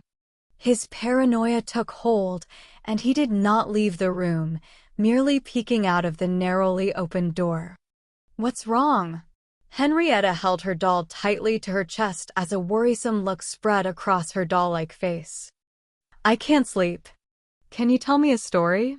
Berenger sighed. He had intended to take a bath and then get some sleep, but it appeared his little sister needed him. After all, he was grateful to have a little sister. In his previous life, Berenger, or Julian as he was known then, was an only child, so he desired to get along with his new siblings. However, Lambert had already made that an impossibility in his case. On the other hand, Henrietta was different. She appeared to have a good relationship with Berenger. As such, he was more than happy to tell her a story. After walking out of the door, he began to take off in the direction of Henrietta's room. However, he quickly noticed Henrietta had stayed behind in his doorway. Confused about her actions, he immediately turned around and asked about it. "Henrietta, why are you still standing there?" The young girl stiffened up at her big brother's response and peered down the long corridor with a petrified look on her face. The hallways are scary at night. After seeing her too scared to move, Berenger backtracked to her location and grabbed a hold of her small hand as he led the little girl to her room. Though he could not see it, the girl smiled as she walked down the hallway hand in hand with her big brother. She concluded then and there that she had been overthinking things. He was still the same kind and caring older brother she had always known. After arriving at her room, Berenger opened the door and walked the girl to her bed, where he picked her up and tucked her in. For a second, he forgot how frail his body was and struggled dearly to accomplish the deed. After tucking the girl into her bed where she was comfortable, Berenger began to spin the tale of Leonidas and the 300 Spartans who had protected Greece from a Persian invasion at Thermopylae Pass. Truthfully, he did not know if that was historically accurate in this world or not, but it did not matter. It was an interesting story of the heroism and bravery of man, regardless of if it were true or not. Only after the girl had fallen asleep did he end his story. Seeing the girl fast asleep, he kissed her on the forehead. "Sweet dreams, my dear sister." After parting from her room, he immediately informed the servants to prepare a bath for him. After they had finished, he thoroughly enjoyed it before heading back to his quarters and sleeping himself. The night would go by peacefully, the sun would rise, and the rooster would crow, awaking the peasant class, as well as Berenger, who once more engaged in his daily exercise routine. After finishing his exercise and taking his morning bath, Berenger had breakfast with his family once more. After finishing his meal, he directly headed to town. He had two purposes in his visit today. One was to form a relationship with the local farmers, and another was to buy lard and lots of it. He was going to invent pomade even if it killed him. He was sick and tired of parting his hair. He would rather slick it back like he used to do in his past life. After reaching the town, Berenger approached the nearest farm, where he saw a man in his 30s operating the plow as he began to make ready for planting. After all, it was early spring, and the time to begin planting had just begun. Berenger took notice of the man who was hard at work and decided to approach him. "Excuse me, what is your name?" The man saw that Berenger was speaking and looked around to see who he might be speaking to until he realized he was the only one in the vicinity. He carefully lifted a finger and pointed at himself with a jaw slightly ajar, gawking at Berenger as he could not fathom the Baron's son speaking to a lowly peasant like him. "Yes, you. How may I refer to you?" "My lord, my name is Gunther." Berenger reflected upon the name for a moment and smiled at the large and burly man as he complimented him. "Gunther, a strong name. It surely suits you." "I am Berenger. It is a pleasure to meet you." Gunther could not believe his ears. The Baron's son and heir said it was a pleasure to meet him, a lowly peasant? How could this be? He accidentally voiced his thoughts and immediately winced, expecting retaliation. "A pleasure to meet me? How?" Berenger's smile froze. He did not realize the peasant class had so little sense of self-worth.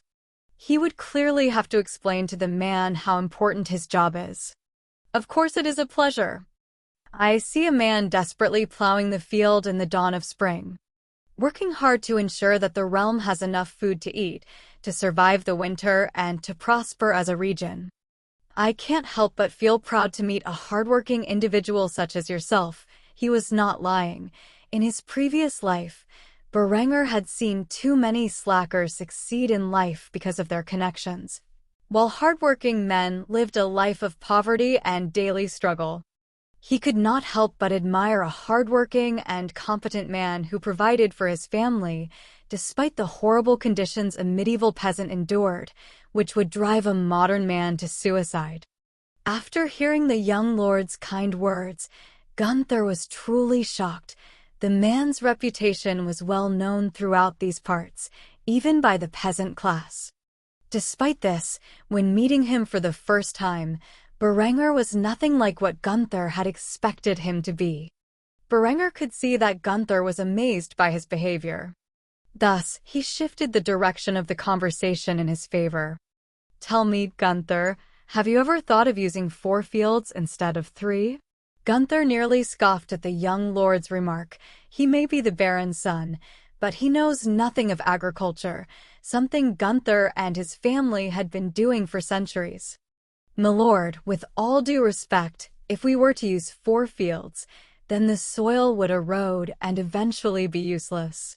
A smirk appeared on Berenger's face. This wasn't just a farmer who learned what his forefathers taught and did not understand the underlying principles of why it was so. At least in terms of his profession, this was an educated farmer, someone who clearly understood why one should not do as Berenger had suggested. If I were to tell you that if you created a 4-field rotation separated into the category wheat, turnips, barley, and clover, would it not solve such a problem? He was testing Gunther's knowledge of his craft. After all, Berenger had no use for fools who did what they were told because that was the tradition. He needed thinkers, men who could grasp a hold of new technologies and implement them on his behalf. Defying all odds, the first farmer he came across was such a man. Gunther's eyes lit up. It was already well known that legumes could enhance the soil of the fields they were planted in. Thus they were already used in the 3-field system.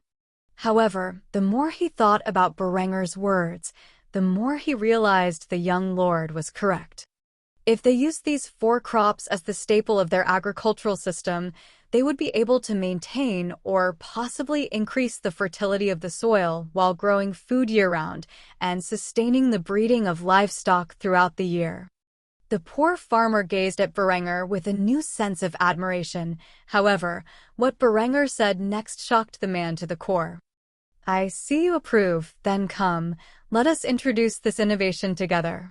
Afterward, Berenger dismounted from his horse, rolled up his sleeves, and picked up a hoe where he stood aside Gunther and worked alongside a lowly peasant to introduce the agricultural innovation that would bring the barony of Kufstein into an agricultural revolution. Despite his natural infirmity, he helped plow and seed the field throughout the entire day alongside the poor farmer. By the end of the hard day's worth of labor, the four-field system was implemented on this single farm, and Berenger was exhausted beyond his limits. Yet, he was satisfied on a deeply personal level. The life of a pampered noble was ill-suited for a man such as himself. Gunther stared at the young lord in disbelief. Nobody in the entire village, not even his wife nor his kids, would believe he had just plowed and seeded a field alongside the baron's son and heir. Thus an unlikely friendship between a lowly peasant farmer and a young lord was born, one which would last a lifetime. Chapter 10. 9. A fair day's wage for a fair day's work. After a hard day's work, Berenger sat down next to the poor farmer known as Gunther and shared a wineskin with the man as he wiped away the sweat from his brow with the sleeve of his luxurious doublet. As the two rehydrated, Berenger suddenly remembered his most important reason for entering the fields. As important as advancing the agricultural technology of his family's land was, there was one matter that truly kept him awake at night. "Hey Gunther, do you have about a pound of lard I may purchase from you?" "That's right, lard." No matter how important advancing the agricultural system of his family's land was, it was a process that would take many years, possibly even decades, to fulfill truly. Right now, he desperately needed lard to create pomade so he could get his appearance the way he desired. I mean, sure, his family probably had lard in its kitchen, but the cooks were awfully stingy about the resources he could take out on a whim. If he kept stockpiling lard sooner or later, he would have to explain to his father that he was using it to create a primitive hair gel. Only once did he use the greasy residue from his natural grime to fix his hair, and he immediately regretted it. The entire day, he felt grossed out knowing that the sweat and dirt produced by his body were used to style his hair. It was simply unsanitary. After the first day of his transmigration, he opted never to resort to such filthy habits ever again. Thus he had been parting his hair ever since and felt it did not fit of this handsome face he had acquired. Gunther had a hard time believing this young lord's behavior. Even now, after helping a lowly peasant like himself plow and seed his fields for the entire day, the baron's son was asking to purchase lard off of him instead of outright confiscating it. "My lord, all of this land belongs to your family. Everything I produce belongs to." Before Gunther could finish his thought, Berenger raised a hand and cut him off. With a dignified expression, Berenger smiled at Gunther and preached his ideology. "I'm a strong believer of the saying a fair day's wage for a fair day's work. You tell me what you think the lard you have put so much effort into producing is worth, and I will pay it." Gunther stared at Berenger with an astonished look. He had never met such an enlightened noble before, yet what Berenger said next was like a dream come true for a lowly peasant such as himself. "One day, when I rule over these lands, I will pay every man the worth of their labor, regardless of the class they were born into." A small tear formed in Gunther's eyes as he heard the pleasant words of Berenger. If this were an ordinary nobleman, he would never believe such an outrageous statement. Yet, Berenger, a man with obvious physical frailty and of noble birth, had stood side by side with him, helping him plow and seed his fields so that together they could introduce a new system of crop rotation. The noble scion did it without demanding for anything in return. After considering Berenger's offer for quite some time, raised 3 of his fingers.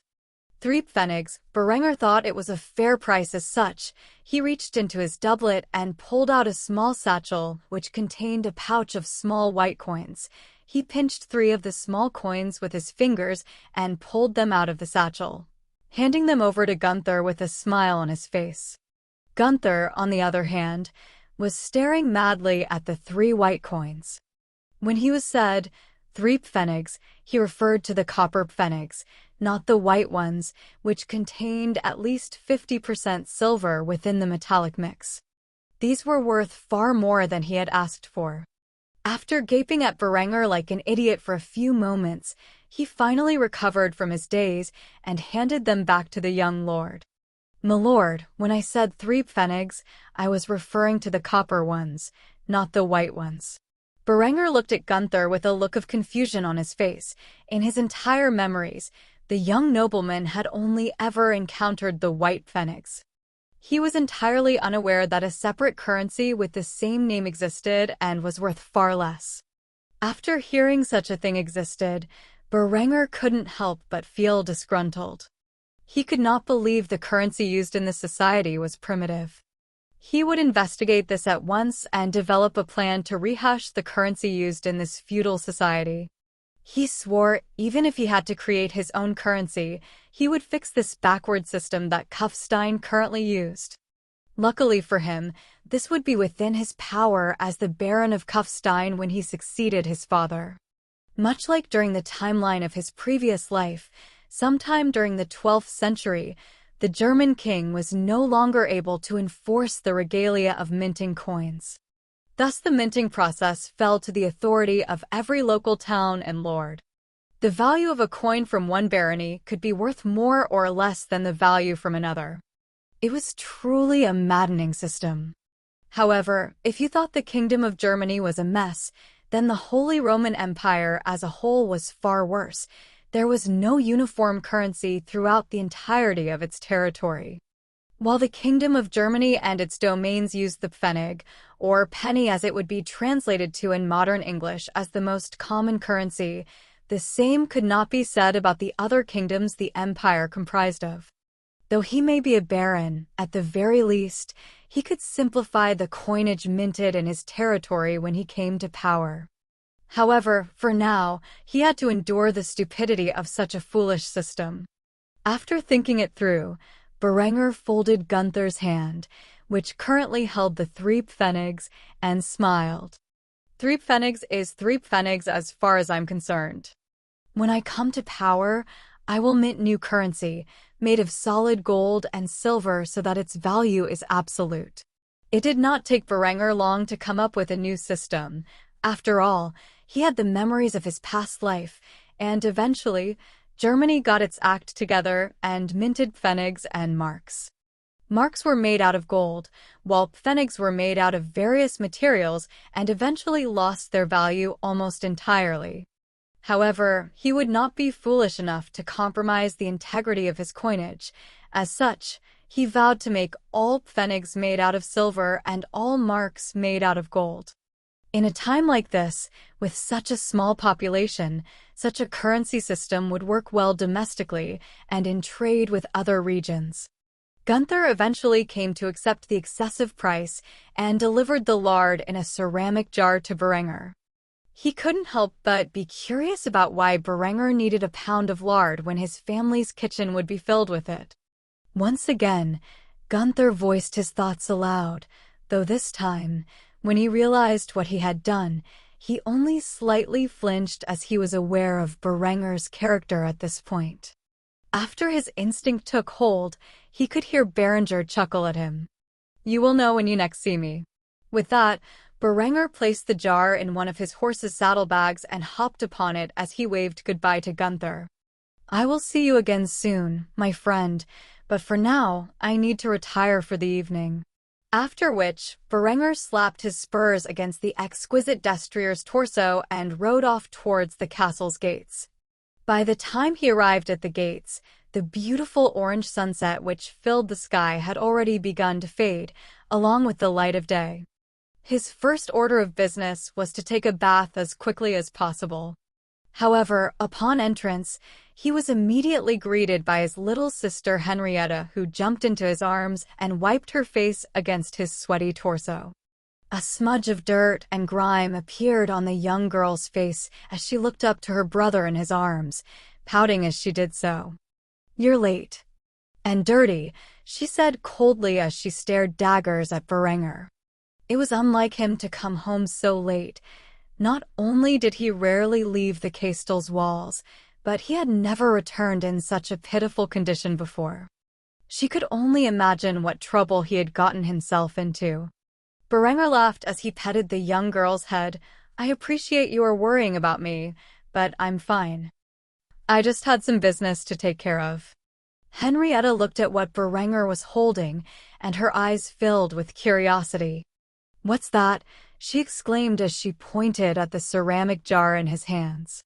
Berenger was more than happy to answer his curious little sister. "Lard." The young girl touched her lips with her finger with a questioning gaze. She had not heard the word before and was curious what it meant. "Lard?" Berenger smirked with a devilish grin. He decided to tease the little lowly pig fat. Immediately Henrietta's cute face scrunched up as she backed away from her brother with an abhorrent expression.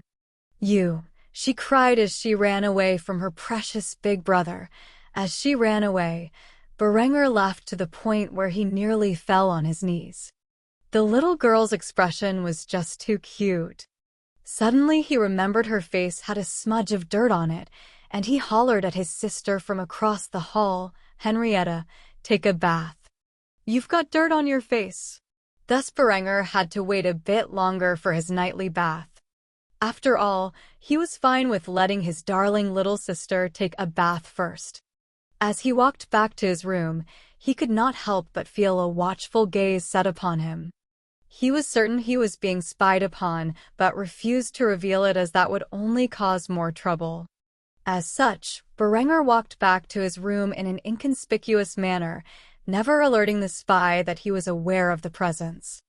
After reaching the sanctuary of his room, Berenger let out a deep sigh of relief. He would have to be more cautious going forward. It would appear Lambert had set spies upon him to watch his actions. It would not be long before that little bastard attempted to assassinate him again. Berenger refused to die so quickly after being reincarnated. If Lambert wanted to unleash spies upon him, that was fine. Two could play that game. Slowly but surely, Berenger was winning the hearts of the common folk, and they were the greatest potential spy force in the world. After all, not a single noble would expect the peasantry to report their activities to someone else.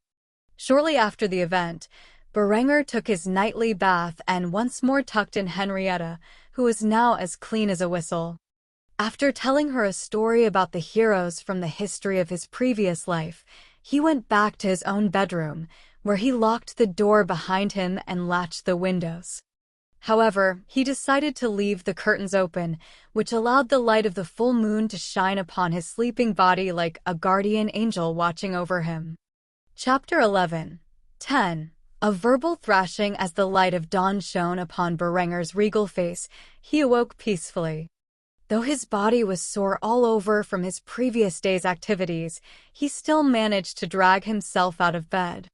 If he kept pushing himself like this, his body might give out on him before he can cure himself of his natural infirmity. Thus he decided to take a day off from excessive exercise. Instead, he spent the early morning converting the jar of lard he received from Gunther into the pomade he had so dearly desired. Using a homemade recipe, which he utilized extensively in his previous life, Berenger had finally succeeded in his endeavor. His next course of action was taking his morning bath, which was a bit earlier than usual. Afterward, he placed his fingers into the wax-like substance and slicked his hair back with it. After carefully styling his hair, he gazed at himself in the bathroom mirror. Aside from his thin and frail body, he looked very majestic with the new hairstyle. His previous attempt using grease residue from the bath to style his hair ended disastrously. It smelled bad, it kept falling out of place, and it did not meet Berenger's excessive conditions in the slightest. However, after successfully inventing pomade, his already exquisite appearance improved further. He was amazed at how much better looking his current body was than in his previous life. The golden blonde hair, which now shimmered in the light of dawn, the deep sapphire eyes, which appeared as if they had been chiseled out of gemstone, and the milky white skin which every girl dreamed of having combined perfectly into a princely appearance suiting his noble heritage. The only advantage his previous appearance had over his current one was that it had a strong and fit body. However, these things could naturally be improved over time, and he was in no hurry to impress the women of this era. He had many things to accomplish before even thinking of getting married. Besides the only members of the opposite sex he was remotely close to were his little sister and his mother, at the very least. He would have to be introduced to a proper woman before he could even attempt to woo her. After styling his appearance and gazing at himself in the mirror, Berenger had taken the time to get dressed in an opulent black doublet with gilded lining, as well as an equally luxurious set of hose and a pair of black leather shoes. He sighed heavily as he looked at himself in the mirror one last time. His family truly wasted too much money on maintaining appearances. After donning his attire, he left the bath and instinctively headed to the dining room. He was quite early by the standards of his recent routine. As such, he caught his family off guard when he arrived at the dining room, where they were all seated, having a polite conversation as they waited for him to arrive. Upon entering the dining room, his family glanced over at him with shocked expressions. They were not expecting him to have such a refined appearance. Even Lambert gazed upon Berenger with envy. Sometimes it took a change in hairstyle to reveal the full potential of one's appearance. Henrietta blushed at her brother's striking demeanor and looked away. Even his mother, Gisella's mouth, hung agape, which she quickly covered with her hand. Sieghard looked upon his son and heir with a gaze of fatherly approval. Finally, the boy he had raised appreciated his taste of the finer things in life. However, he wondered how the little bugger had managed to style his hair in such an imposing manner. Seeing his family's odd expressions, Berenger touched his face with his right hand. "What is it? Do I have something on my face?" In unison, his family members shook their heads in silence, with various emotions in their awkward gazes. After confirming his appearance was tidy, Berenger sat down at the table across from Lambert and lifted his hands as he prepared for the morning grace. However, his family was too busy examining the change in appearance to notice his posture. After a few moments of silence, Berenger looked up at his father. "Father, do you not wish to say grace this morning?" Having the memories of Julian, Berenger was now a closet atheist. Nevertheless, he still put on the appearance of a devout Catholic because he knew the consequences a man of science would endure in this primitive era. It would take decades, but maybe he could usher in the scientific revolution a bit earlier than in his own timeline if he worked hard at it. After snapping out of their trance, his father began to speak his prayer as the family listened. Afterward, the family began to dig into their meal. While cutting apart his pork sausage with his utensils, Berenger overheard Lambert reporting his previous day's activities to their father. "Father, did you know that Berenger spent the whole day plowing the fields with a peasant yesterday?" Their father, who was just about to bite into his sausage, gazed over at Berenger with a confused look on his face. "You plowed a field?" Berenger would not resort to disparaging the friend he had made the previous day to save face among the nobility. As such, he had no shame in his voice as he admitted to his day's venture.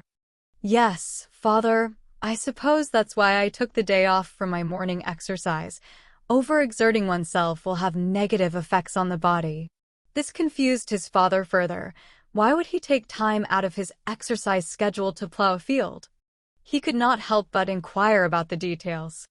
"Any reason in particular?" Lambert sneered at Berenger as if he had caused a loss of favor for Berenger with their father. However, the words that came next astounded him. "Well, you see, father, I had this brilliant idea about improving crop rotation. However, as you know, I am not a farmer, so I sought out a professional's opinion on my theory. The man turned out to know his craft quite well, and as we got to discuss the feasibility of it, we decided to try it out, and I am a man who leads by example, so I picked up a plow and got to work." Lambert scoffed at this response. How could Berenger develop a new innovation for agriculture all on his lonesome? Clearly, this was a facade his older brother was putting on to turn the situation to his advantage. As such, Lambert immediately questioned Berenger about his so-called innovation. He would catch his older brother in his lie and reveal to everyone that Berenger was a fraud. A wicked sneer curved upon Lambert's lips as he thought to himself, "Older brother, you are still too naive to play these games with me." After which he voiced his concerns aloud. "You say you invented an innovation of crop rotation, and what might that be?" Berenger stared at Lambert coldly once again, which instinctively caused the teenage boy to shiver. After staring him down, Berenger scoffed at the impertinence of his little brother's statement. "Even if I described it to you in vast detail, you would not be able to comprehend it. You do not have a mind for agriculture, little brother." Lambert was infuriated by this response. He had not expected his older brother to attack his weak point. It was true that Lambert did not know the first thing about agriculture, nor did he understand engineering. He had only ever heard the phrase crop rotation before. He hadn't the slightest clue how it functioned. That was not the responsibility of a noble scion like himself. Before he could respond to Berenger's allegations, Berenger had already seized the initiative and addressed their father with a tone of great respect. "Father, if you wish to know the details, I won't hide anything from you, but I fear it might be a waste of our time together as a family, as I'm certain I would only bore the children with the intricate details of crop rotation." Lambert was furious at this point. Did Berenger seriously place him in the same category as Henrietta? As if he was some small child? He was only a few months away from his 16th birthday, which would make him a man in the eyes of God and men. Despite his internal protests, the boys still did not manage to get a word out, as their father, Sieghard, agreed with Berenger's terms. "You're right, Berenger. There are more important matters to discuss as a family right now. For example, how did you manage to get your hair to look like that?" Lambert, who at that moment had stuffed his mouth with a slice of sausage, nearly choked upon it after hearing his father's words. Berenger was also surprised at his father's words. The old baron truly did have a fascination with fashion. Though quickly, a light flashed in Berenger's eyes as he thought of this as an opportunity to coerce his father into engaging in proper hygiene. "I'm afraid it won't work for you, father." Sieghard could practically feel his heart break as he heard such words. He could not explain why, but after gazing at his son's dignified appearance that was better suited to royalty, he needed to know how to make himself look so majestic. Of course, he unwittingly fell into Berenger's trap. "Why not?" A sound of panic had entered Sieghard's voice as he practically stood up from the head of the table after hearing such dire news. Berenger, on the other hand, had to prevent himself from smiling. Sometimes, it was too easy to manipulate his father into doing his bidding. "Because you don't bathe frequently enough." After hearing Berenger's words, hope surged in the old baron's heart. If that were the only problem, then he would bathe just as much as his son if he had to. He didn't care if people made fun of him for doing so as long as he could have the glistening golden hair of his son. Realizing that his father had thoroughly grabbed onto the bait, Berenger decided to set the hook in and reel in the catch. "The product I invented to style my hair this way only works on clean hair, though I promise you, even if you work up a sweat, with this solution, your hair will stay intact like mine. Though, you do need to clean it off again at night." This was complete and utter bullshit, but if it meant he could improve the hygiene of another member of his family, so be it. A little white lie like this never hurt anyone. By the time the breakfast had been finished, his entire family, except for Lambert, were convinced of the values of proper hygiene. The Baron had begun to draft plans for the entire servant staff to wash their hands throughout the day regularly. Berenger left the dining room with a giant smile on his face. He was one step closer to introducing a sense of modern hygiene to his family's lands. Hopefully, this clean lifestyle would catch on soon enough. He could not help but fear an epidemic breaking out because people were uneducated about disease and filth. For the time being, This was sufficient. After all, the people he regularly contacted would be forced to practice some degree of basic hygiene. His next stop was to visit Gunther. As a member of the peasant class, the man was instrumental in Berenger's plans to implement the four-field system across all farms within the barony of Kufstein. Chapter 12:11. An unwanted betrothal. Berenger was just about to step out of the castle when he heard his father's voice calling out for him. "Berenger, do you mind speaking with me in the study real quick?" Berenger let out a deep sigh. Apparently, his plans to visit Gunther and use his connections to implement the four-field system would have to wait. Steadily, Berenger strode into his father's study. As he sat down in the chair in front of his father's desk, he could see his father staring at him with a curious gaze. Berenger knew that look all too well. However, before he could protest, Sieghard let out a heavy sigh, much like his own son had done not 2 minutes prior. "Berenger, my son, you're 20 years old and still unmarried. I understand your reasons, however, a healthy glow returns to your skin with each passing day. It appears that whatever you've been doing has been good for your well-being. Now that your childhood infirmity seems to be passing, it's time to think about finding a wife." Berenger repeatedly tapped the armrest on his chair while resting his face on his right fist, a habit which he had developed in his previous life whenever he was sitting down.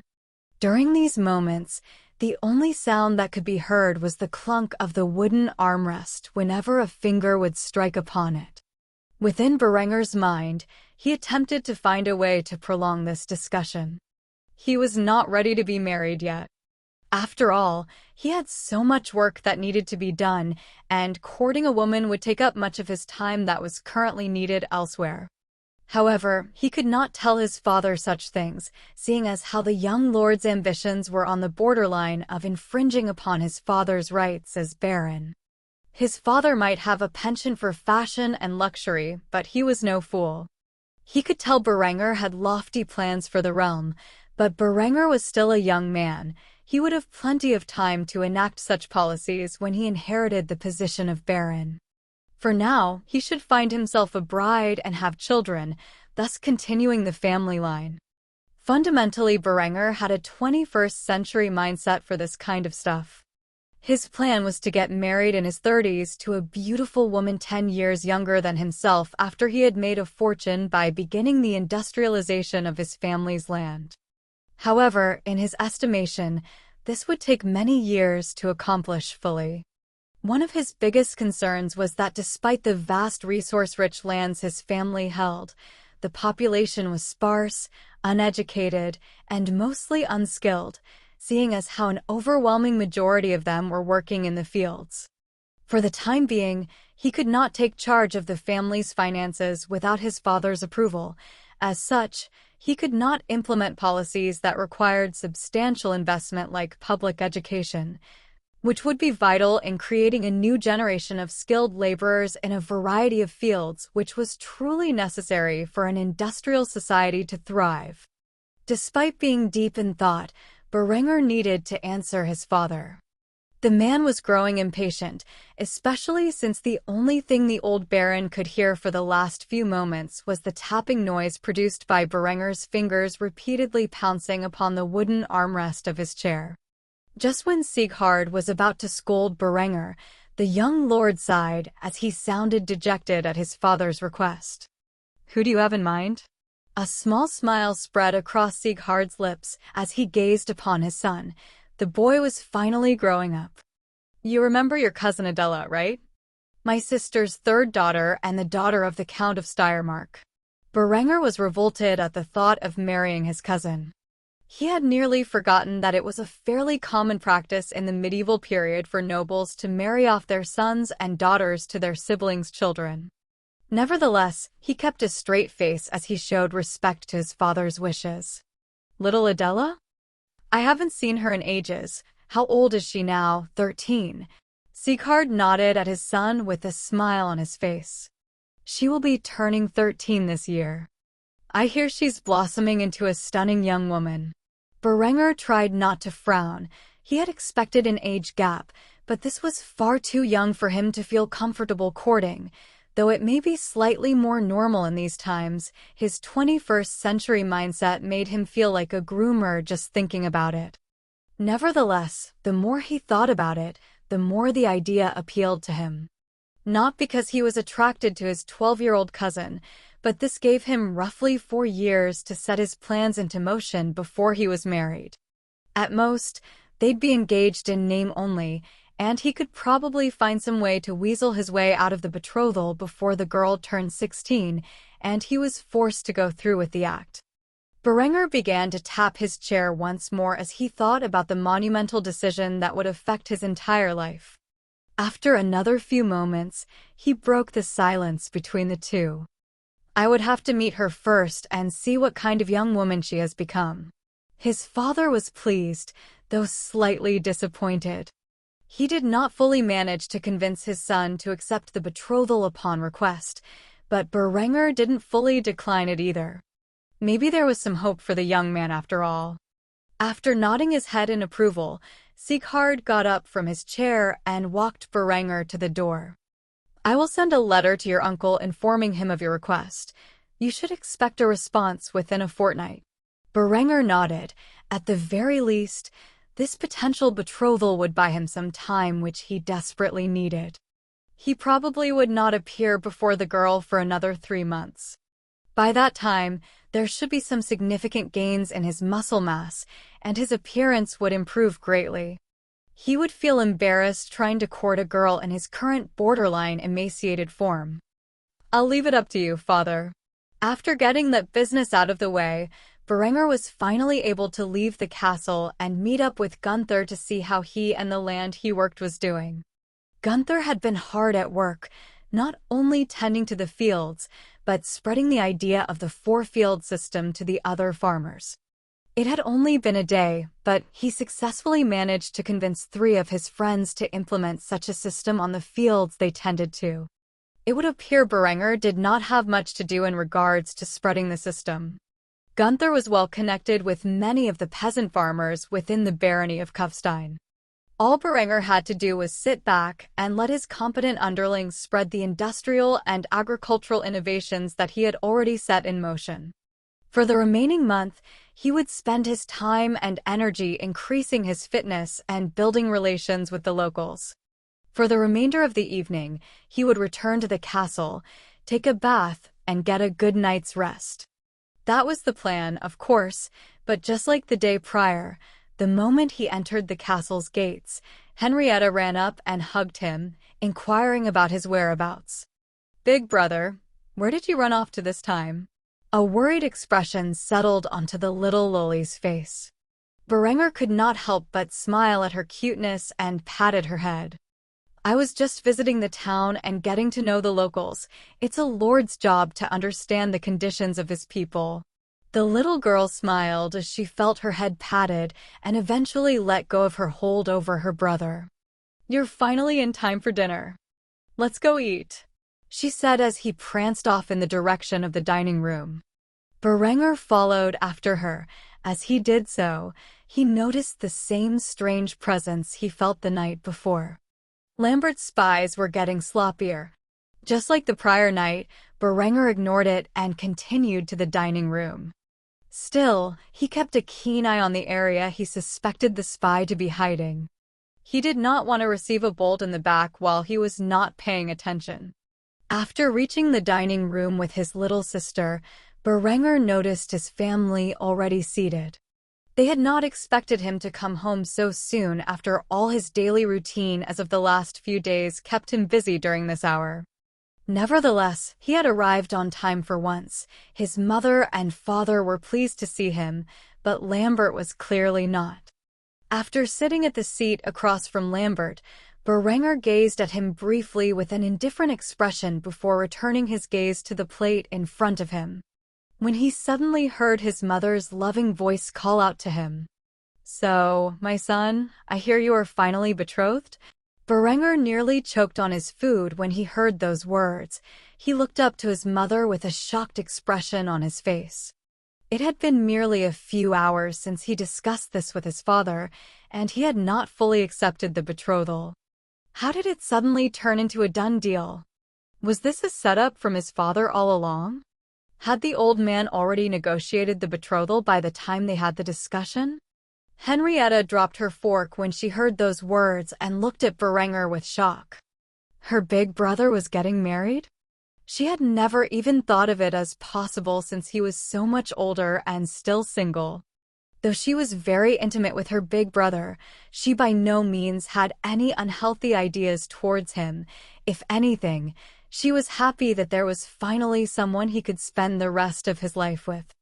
After the shock vanished, she smiled at Berenger and immediately asked him all kinds of questions. Who is it? Is she pretty? Do I know her? Henrietta sent a barrage of questions towards Berenger while still trying to comprehend what had transpired behind the scenes. Lambert was equally stunned. He did not believe a single nobleman within the region was remotely interested in setting up an engagement with Berenger. Hell, he had gone through great lengths to prevent it. Just who was acting without his knowledge, or the knowledge of the Count of Tyrol for that matter? The boy could not believe somebody within the county of Tyrol would risk angering the Count. After all, the two had been plotting together against Berenger for some time. He never expected a count of another region to personally arrange a betrothal with a wastrel that was his older brother. Berenger, finally snapping out of his shock, glared at his father menacingly, his fists curling up as he struggled to contain the urge to strike the old baron for plotting against him. Nevertheless, he was in no position to do so and calmed himself down, gritting his teeth as he chastised his father for his actions. "Father, what did you do?" Sieghard stared down his errant son. For too long, he had enabled this boy's idle behavior. The fact that he showed interest in the proposed marriage was good enough reason for him to accept it.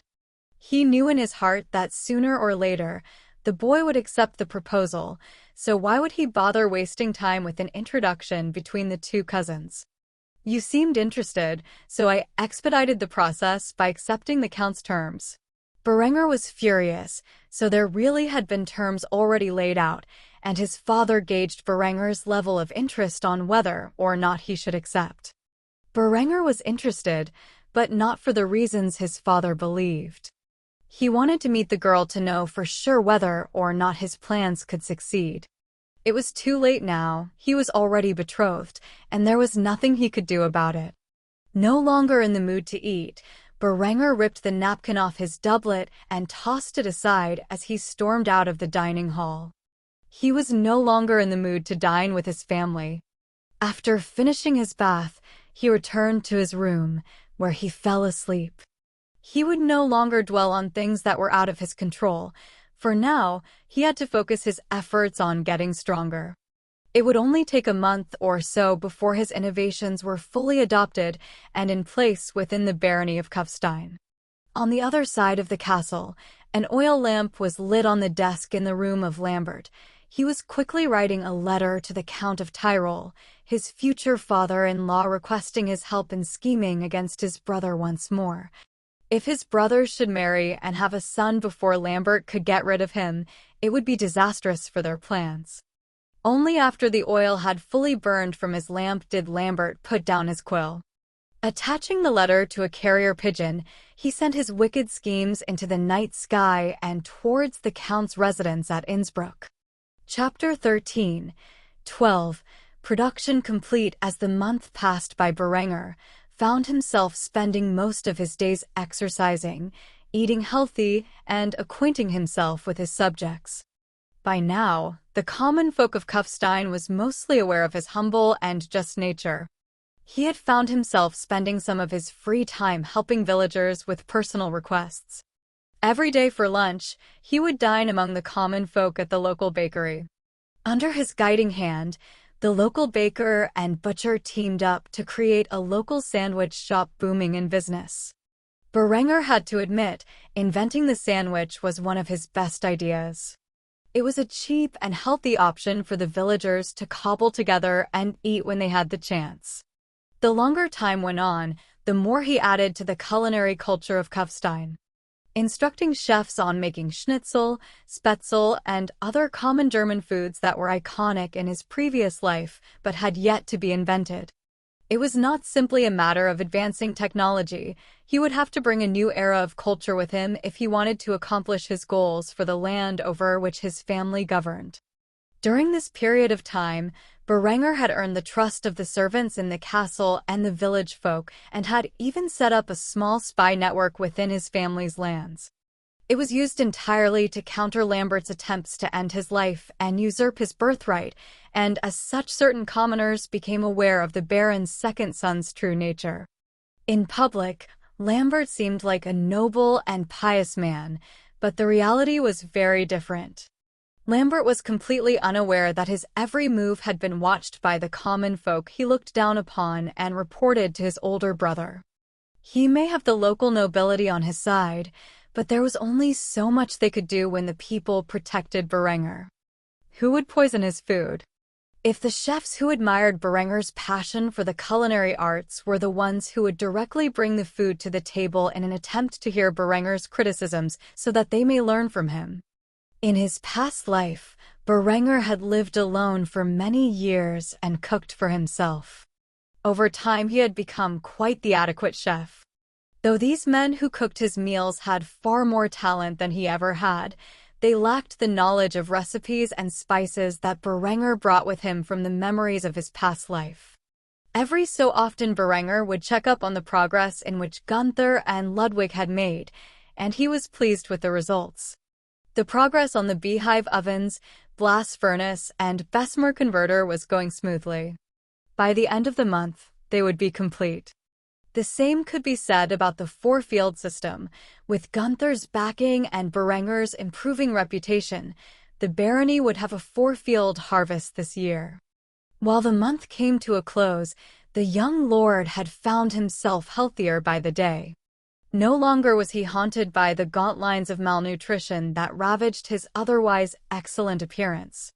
The shallow cheeks of his face had filled in nicely and had enhanced his already majestic features. The improvement to his condition was tremendous. It was amazing what a high-protein and calcium diet could do for the body. Though he was by no means a bodybuilder and had still maintained a very lean appearance, Berenger was certainly no longer sickly in the slightest. His torso no longer had the haggard appearance of a feeble old man, but shined with the vigor of youth. There were even signs of definition in the muscle on his body, and a six-pack steadily began to form. His milky white skin maintained its grace, but the unhealthy pale effect had been replaced with a healthy glow.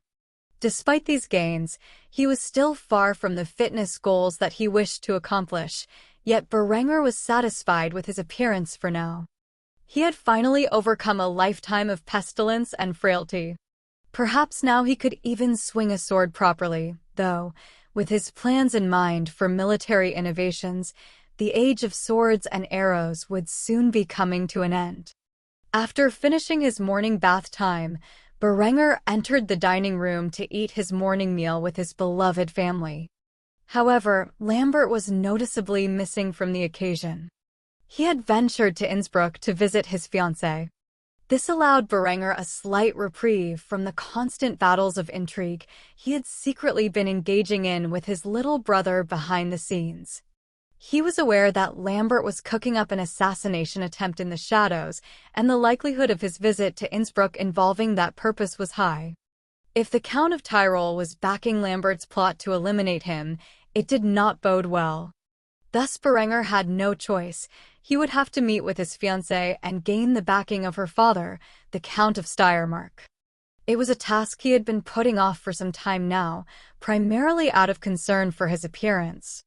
He had not seen Adela since she was a little girl. As such, this meeting would be the first time she had seen his adult appearance, and he had been waiting for satisfactory results. First impressions were key, especially when he really needed to convince the girl's father that he was not a sickly young man, of mild intellect and idle nature as the rumors had stated. He needed to prove he was healthy, determined, and cunning. If he were to be backed by a noble of equal stature, then the Count of Tyrol would have to think twice about assassinating Berenger. As long as Berenger could contain Lambert's schemes to those dwelling within the barony of Kufstein, he was positive he could foil any attempt on his life and inheritance. Eventually, though, he would need a more permanent solution to Lambert and his many schemes. Berenger could not very well have someone who intends to kill him live within his domain. The conversation at the breakfast table was delightful now that he did not have to worry about Lambert trying to affect his family's opinion of him. His father was very proud of the results of his training, and his mother could not help but smile every time she saw how healthy her baby boy had become. Henrietta, on the other hand, was happily enjoying her food without a care in the world. Berenger was snacking on a breakfast sandwich made of toasted sourdough bread, sausage, egg, ham, bacon, and cheese. It was one of his favorite breakfasts in his previous life, and it was just as great in this one. His parents did not know where the idea of sandwiches came from, but they also enjoyed the new culinary inventions over the past month. After finishing the sandwich and washing it down with a mug of milk, Berenger discussed his concerns with his father. "Father, I do believe it's time for me to meet with Adela. We've been officially betrothed for nearly a month now, and I have yet to see her face." Sieghard smiled. He knew his son would be asking about it soon enough. The reason he hadn't asserted they meet sooner is that he too shared Berenger's concerns over the boy's prior appearance, but that was no longer a factor. Truth be told, he had received several letters requesting his son's appearance, which he had been stalling for time with his replies. However, he could not ignore the last one. Apparently, the little girl got fed up waiting on Berenger to accept her requests for a meeting and had already set out for Kufstein to force an encounter with her betrothed. He had not informed his son of this yet, and he figured now was the perfect time to do so. "About that, it would appear your little cousin was too eager to meet you, and she has already set out for Kufstein. She should be arriving tomorrow morning." Berenger smiled. He truly had not expected this, but he liked the little girl's determination. Maybe they could get along after all. However, he was not too sure what he could have in common with a 12-year-old girl. Nevertheless, he was pleased to hear the news. He would not have to wait a fortnight to meet the girl, nor would he have to travel all the way to Graz, which was the capital of Steiermark and the home to its count. "Good, that fits with my plans for the upcoming days." Sieghard relaxed his shoulders and sighed after hearing Berenger's response. He thought the boy would be displeased with the news. After all, he had reacted so strongly to being engaged that he feared the boy would do something stupid in an attempt to break it off. Nevertheless, his son appeared to have accepted the betrothal. Sieghard had no idea that the only reason Berenger accepted the idea was that he needed to borrow the Count of Steiermark's power to interfere with Lambert's deadly schemes. Berenger still was not pleased with the betrothal, but necessity forced his hand. If he had to court a young girl to ensure his survival, he would do so. Luckily, the two wouldn't be married until the girl was 16, an acceptable age to Berenger. Neither of the two men knew that the girl was ahead of schedule and was already at the border of the barony. It would not be long before the couple would meet for the first time in many years. Nevertheless, because they had no way of knowing, Berenger went on with his plans for the day. Ludwig should have completed the project by now, and as such, after finishing his meal and being excused, Berenger went to the town and visited the area where Ludwig had constructed the devices. Gazing up at a series of beehive ovens which were already aflame cooking the coal mined from the mountains into coke, a wide grin spread across Berenger's face. As Berenger stood in awe at the small industrial sector that had rapidly sprung up over the past month, Ludwig snuck up behind the young lord and patted him on the shoulder. "My lord, as you can see, we have completed your designs and have already begun the process of creating the first batch of steel." Berenger looked across the small industrial sector built beside the river and saw that the blast furnace, which was powered by a water wheel, was already in the production of pig iron. The beehive ovens produced the coke, which was then used to fuel the blast furnace to create molten pig iron, which was sent into the Bessemer converter to create steel. Everything was flowing like a well-oiled machine. It would not be long until they had produced their first batch of steel, which they could sell to Innsbruck for a small fortune. Once he gained the profits, he would invest them into the mining sector of the small barony and truly begin large-scale production of steel. Berenger smiled as he slapped Ludwig on the back in a friendly gesture. "Ludwig, my friend, you have really outdone yourself." The two men smiled at each other as they stared in silence, watching the operation of the semi-modern industrial sector in which they had created together, though they had no way of knowing it.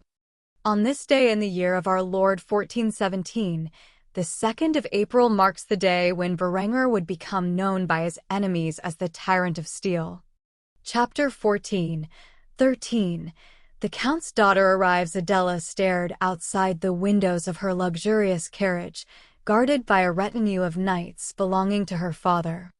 Her golden blonde hair, which was tied into twin tails, glistened under the sunlight which shone upon her face, enhancing the natural beauty of her dazzling sapphire eyes. Despite being 12 years old, she was nicely filling out the long baby blue dress which she wore. Her perfect hourglass figure would only improve further with age. A drop of sweat began to pour down from her milky white shoulders as she fanned herself off with her exquisite hand fan. She had traversed a large distance to enter this lowly barony. Adela von Graz was the third daughter of Count Otto von Graz, who was the Count of Steiermark. Against her wishes, she had been betrothed to her sickly elder cousin, which during the last time they met he appeared to be on his last limb. Somehow Berenger had managed to limp onwards in life until his 20th year. She had no idea how such a frail and unhealthy youth had endured life this long. However, because of this, she was furious with her father, who had used her as a way to get a stake in Kufstein's rich iron mines. As a girl, she was nothing more than a tool for her family to secure alliances, and she was not content with this lot in life. Nevertheless, she had to obey her family's wishes, and as such demanded to meet the man she would eventually be married to. However, to her dismay, her requests to meet with him kept being delayed. For an entire month, she had to endure this behavior until the point where she left her home and traveled across the entire Duchy of Austria to meet with him. From her perspective, the behavior of Berenger and his family was unsightly. Clearly, something was wrong with his health, otherwise, why would his family keep delaying his visit? If he was seriously too sick to travel, then she would convince her father to break the betrothal. It was no wonder that Berenger was 20 years old and still unmarried. When she entered the village of Kufstein, she took notice of the smoke rising in the air and initially thought a fire had broken out. Yet, to her surprise, the peasants rushed towards the smoky area in flocks as if something extraordinary had transpired. Curious as to what could gain the interests of so many of the common folk, the young lady ordered the driver of her carriage to approach the area to see what the commotion was about. After stepping out of the carriage and entering the industrial sector which had recently been built, her eyes were not attracted to the strange machinery which was producing the smoke, but to that of a tall and handsome young man with slicked-back golden blonde hair and sapphire eyes which matched her own perfectly. Despite the luxurious clothing he was wearing, the man stood next to an ordinary peasant, both of which had large smiles on their faces. The young lady had not paid the slightest amount of attention to the peasant next to the handsome young man, who she immediately recognized despite the many years since their last meeting. She spoke her disbelief aloud as her cheeks flushed at the sight of her elder cousin, who had grown extremely handsome since she last laid eyes upon him. Berenger. Despite voicing her thoughts, she remained unheard by the Baron's son, who was otherwise engaged with the actions of the machinery before him. It did not take long for the Bessemer converted to dump its load of molten steel into the small factory, where it was further processed into ingots. The slag, which was produced as a byproduct, was taken away and converted into a phosphate fertilizer under the instructions of Berenger. Adela was stuck in a trance and had not heard a word that escaped Berenger's lips. Her body moved on its own as it inched ever closer to Berenger's presence, who was still blissfully unaware of the contingent of knights, clearing the way for the Count's daughter. Ludwig, you did not disappoint. With this batch of steel, we can use the profits to get the mines working at full capacity. We should be able to produce an overabundance of steel within a year. However, before Ludwig could respond to Berenger's compliments, the young lord's attention shifted to the girl approaching him and the knights who protected her. He could not explain why, but he felt like he knew this beautiful young girl from somewhere. He immediately noticed the flushed cheeks and entranced gaze she was giving him as she bashfully looked away from Berenger and into the direction of the ground. She asked him the question that was on her mind. "Berenger, is that you?" Apparently, he did know this young girl, but he could not place a finger on who it was. He felt it would be improper to ask, but he truly had no choice as he could not fully remember the girl's identity no matter how much he tried. "You are." Adela instantly felt like her heart had grown 3 sizes upon seeing Berenger and then plummeted into an abyss when he failed to recognize her. This bastard had grown so handsome, and yet he did not manage to recognize her beautiful face. What was wrong with his thick head? Despite her inner fury, Adela put a smile upon her face and a graceful act as she bowed before Berenger. "It is me, Adela, your fiancé." Berenger was taken aback. He was not expecting her visit today. He thought for sure his father had told him she would arrive tomorrow. Damn it all. Did that sly old fox seriously set him up again? He was once more furious at his father. Nevertheless, there was nothing he could do about it now. Standing in front of him was his fiancée, who, if he was being honest, had developed wonderfully. In a few years, she would definitely be a knockout. Nevertheless, despite her potential beauty, he had no real attraction to her. After all, she was still a young girl, and not yet a woman. However, he smiled after knowing that his fiancée would grow into a stunning woman. After calming himself down and adjusting to the situation, Berenger put on the facade of a proper nobleman. Truthfully, Berenger had virtually no experience in charming the opposite sex, so he had to rely on his one source of infallible knowledge that explained how to win a young girl's favor. That source obviously being the many shoujo manga he had read in his previous life. Without any shame, he adopted the mannerisms of a character from some random manga in his memories, which just so happened to be a prince. "Apologies, my lady, I did not recognize you. The last time I saw you, you were but a child. Now you have become an astonishing young woman." He cringed internally at his acting, but if there was one thing shoujo manga had taught him, it is that if you wanted to win the favor of a young girl, you had to be handsome and charming, and this was the only way he knew how to act charming. If Berenger wanted this engagement to work, he at least had to make the girl feel like he was interested. It worked like a charm. Adela was fully enamored in Berenger's handsome appearance and charming act. She had completely forgotten the fury she felt not long ago when Berenger failed to recognize her. Ludwig, watching the cheap romantic display, struggled to contain his laughter while observing the boy's performance. Luckily for Berenger, this girl was but a child and could easily fall for such falsities. Though the longer he stood there watching, the more he recognized that he was no longer needed and tapped Berenger on the shoulder. "You don't need to worry, my lord. I can handle the rest of the production myself. Why don't you take your girl out for a sandwich?" Berenger gazed at Ludwig with brotherly affection. Both men knew that Berenger was more interested in staying and overseeing the production of the steel and slag, but he was limited by his noble obligations. Thus, Ludwig gave him a reasonable excuse to leave him behind. "If you insist, I will leave the matter to you. I thank you for your hard work." Adela gazed at Berenger with further interest. Despite being a baron's son, he treated the peasants almost as if they were equals. She had never heard of such a thing before.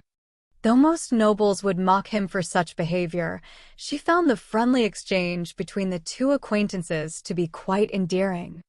Berenger offered his arm for the young lady to grab onto, which she accepted as the couple walked towards the center of the town with smiles on their faces.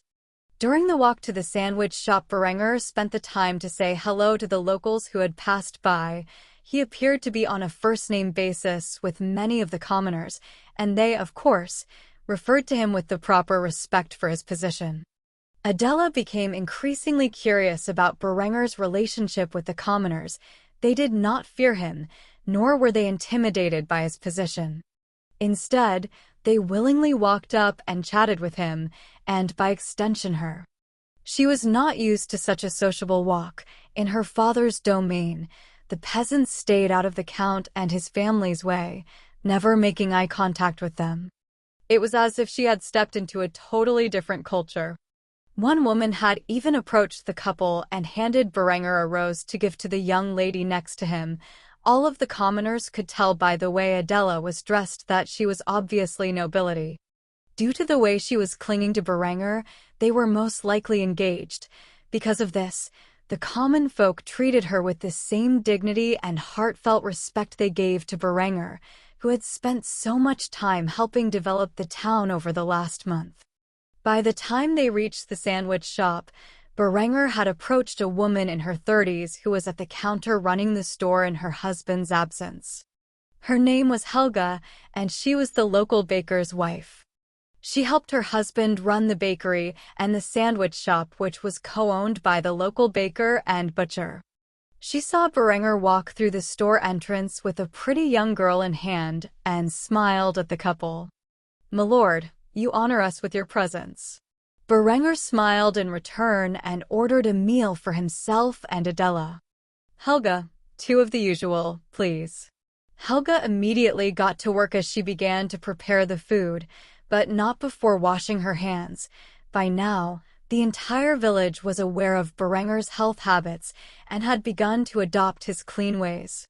After serving up 2 sandwiches, each paired with a glass of fresh milk, Berenger paid the woman with a white pfennig, which was worth more than the entire meal. "Keep the change," he said as he smiled and took the food and glasses over to a table outside the restaurant. Seeing as how it was the middle of spring in the mountains of Austria, the weather was more than acceptable to sit outside and dine. Adela had not said a word the entire time they were walking.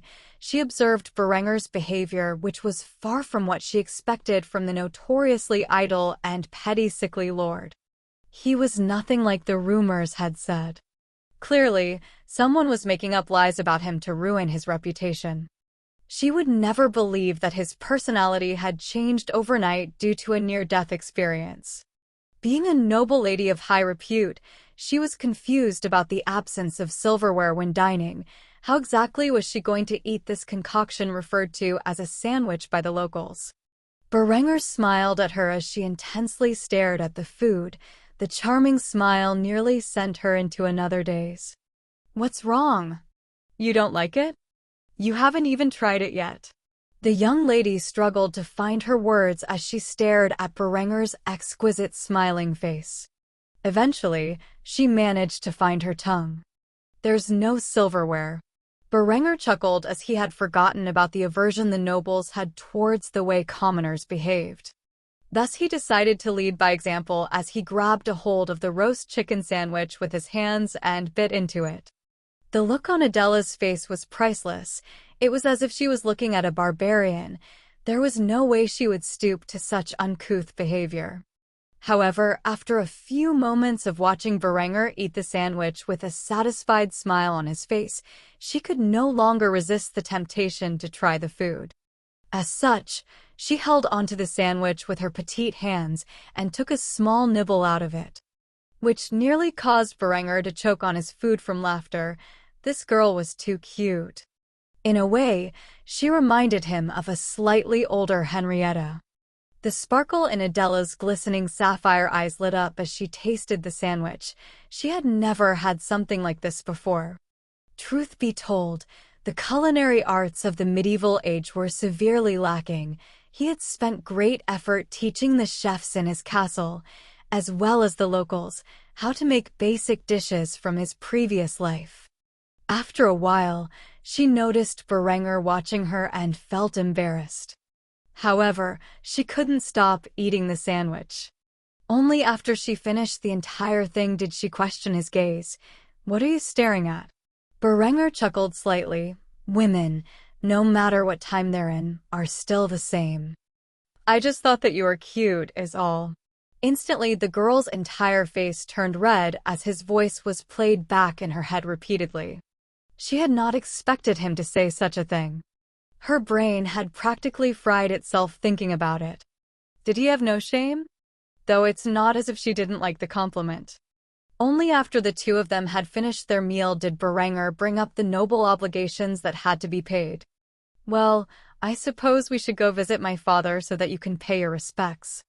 Lord knows he will be outraged by the fact that you entered his territory and failed to pay him respects upon entry." This snapped the girl out of her trance as she quickly realized she had failed to follow basic noble etiquette. She nearly slapped herself for following her curiosity rather than sticking to the schedule. By the way, Berenger spun it. She might have insulted the Baron's authority by doing so.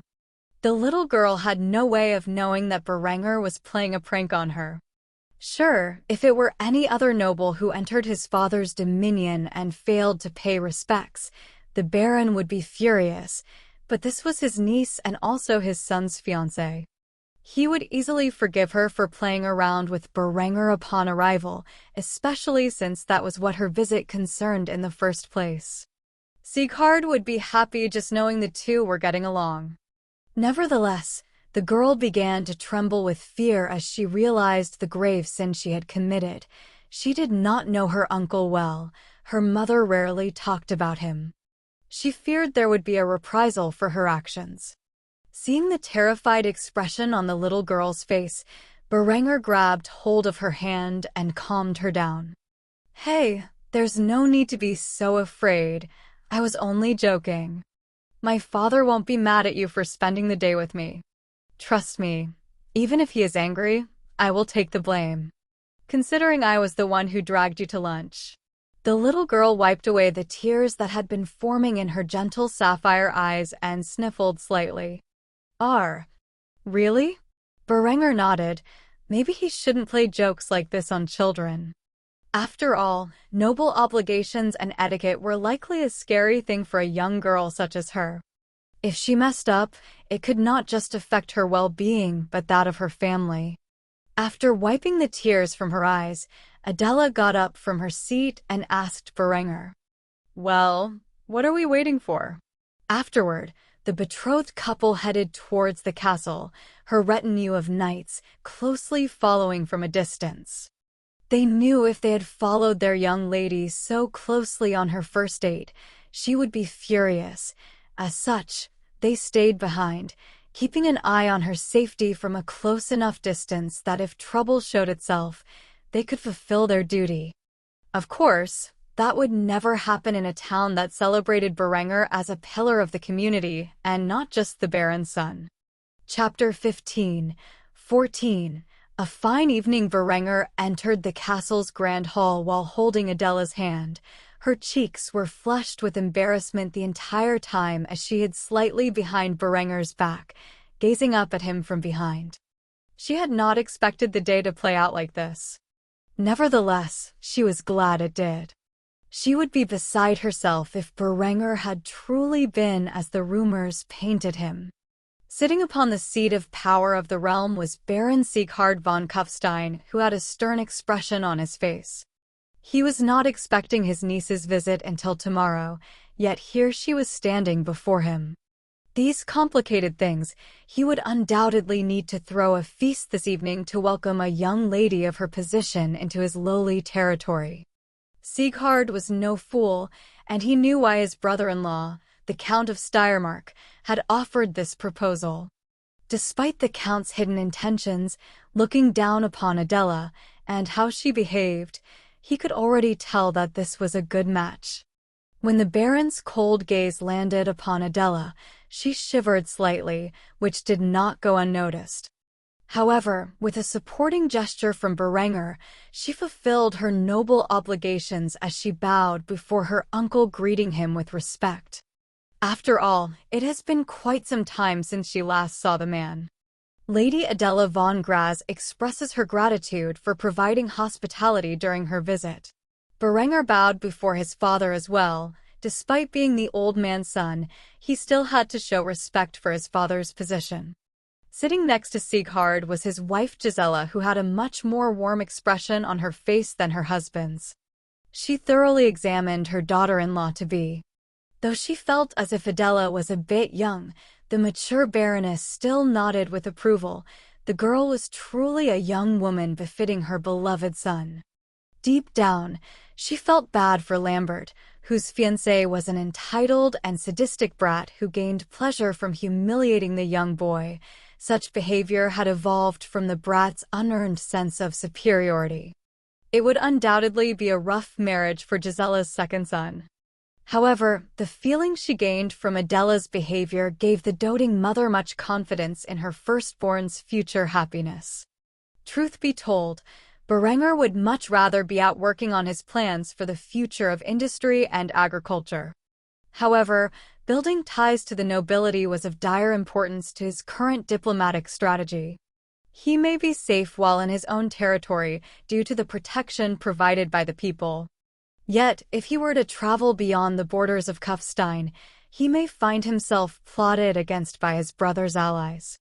Getting on good terms to his betrothed, whose father was a mighty count, provided him with a level of security necessary to deter those of a similar position. Sieghard carefully observed the relationship between his son and niece. Apparently, the two had spent some time together this afternoon. Though it spat in the face of common etiquette, he could forgive the young girl for getting tied up with Berenger. Recently his son had an aura of charisma that he severely lacked before. The boy seemed to be far more sociable than in the past. Truly, Sieghard did not know what inspired the recent changes in his son's behavior, but he was grateful for whatever caused it. Now, if only Berenger could get along with the local nobility as he did with the commoners. Despite the girl's lack of manners, the old baron would still address the matter as he wanted to gauge the girl's character. After clearing his throat, Sieghard narrowed his eyes at the young girl. While standing up from his seat of power, he began to speak in a stern voice. "It seems you and my son are already acquainted. Tell me, is this why you did not immediately come and pay respects to me, the sovereign of this land?" Adela immediately flinched upon hearing her uncle's words and looked over at Berenger for help. The minute she did so, Sieghard pounded his fist on the armrest of the chair while his voice raised to a new height. "Don't look away from me while I'm talking to you. Answer the question." Tears began to form in the young girl's eyes, which she quickly wiped away, sniffling while she responded to the Baron's request. "I'm sorry I didn't mean to."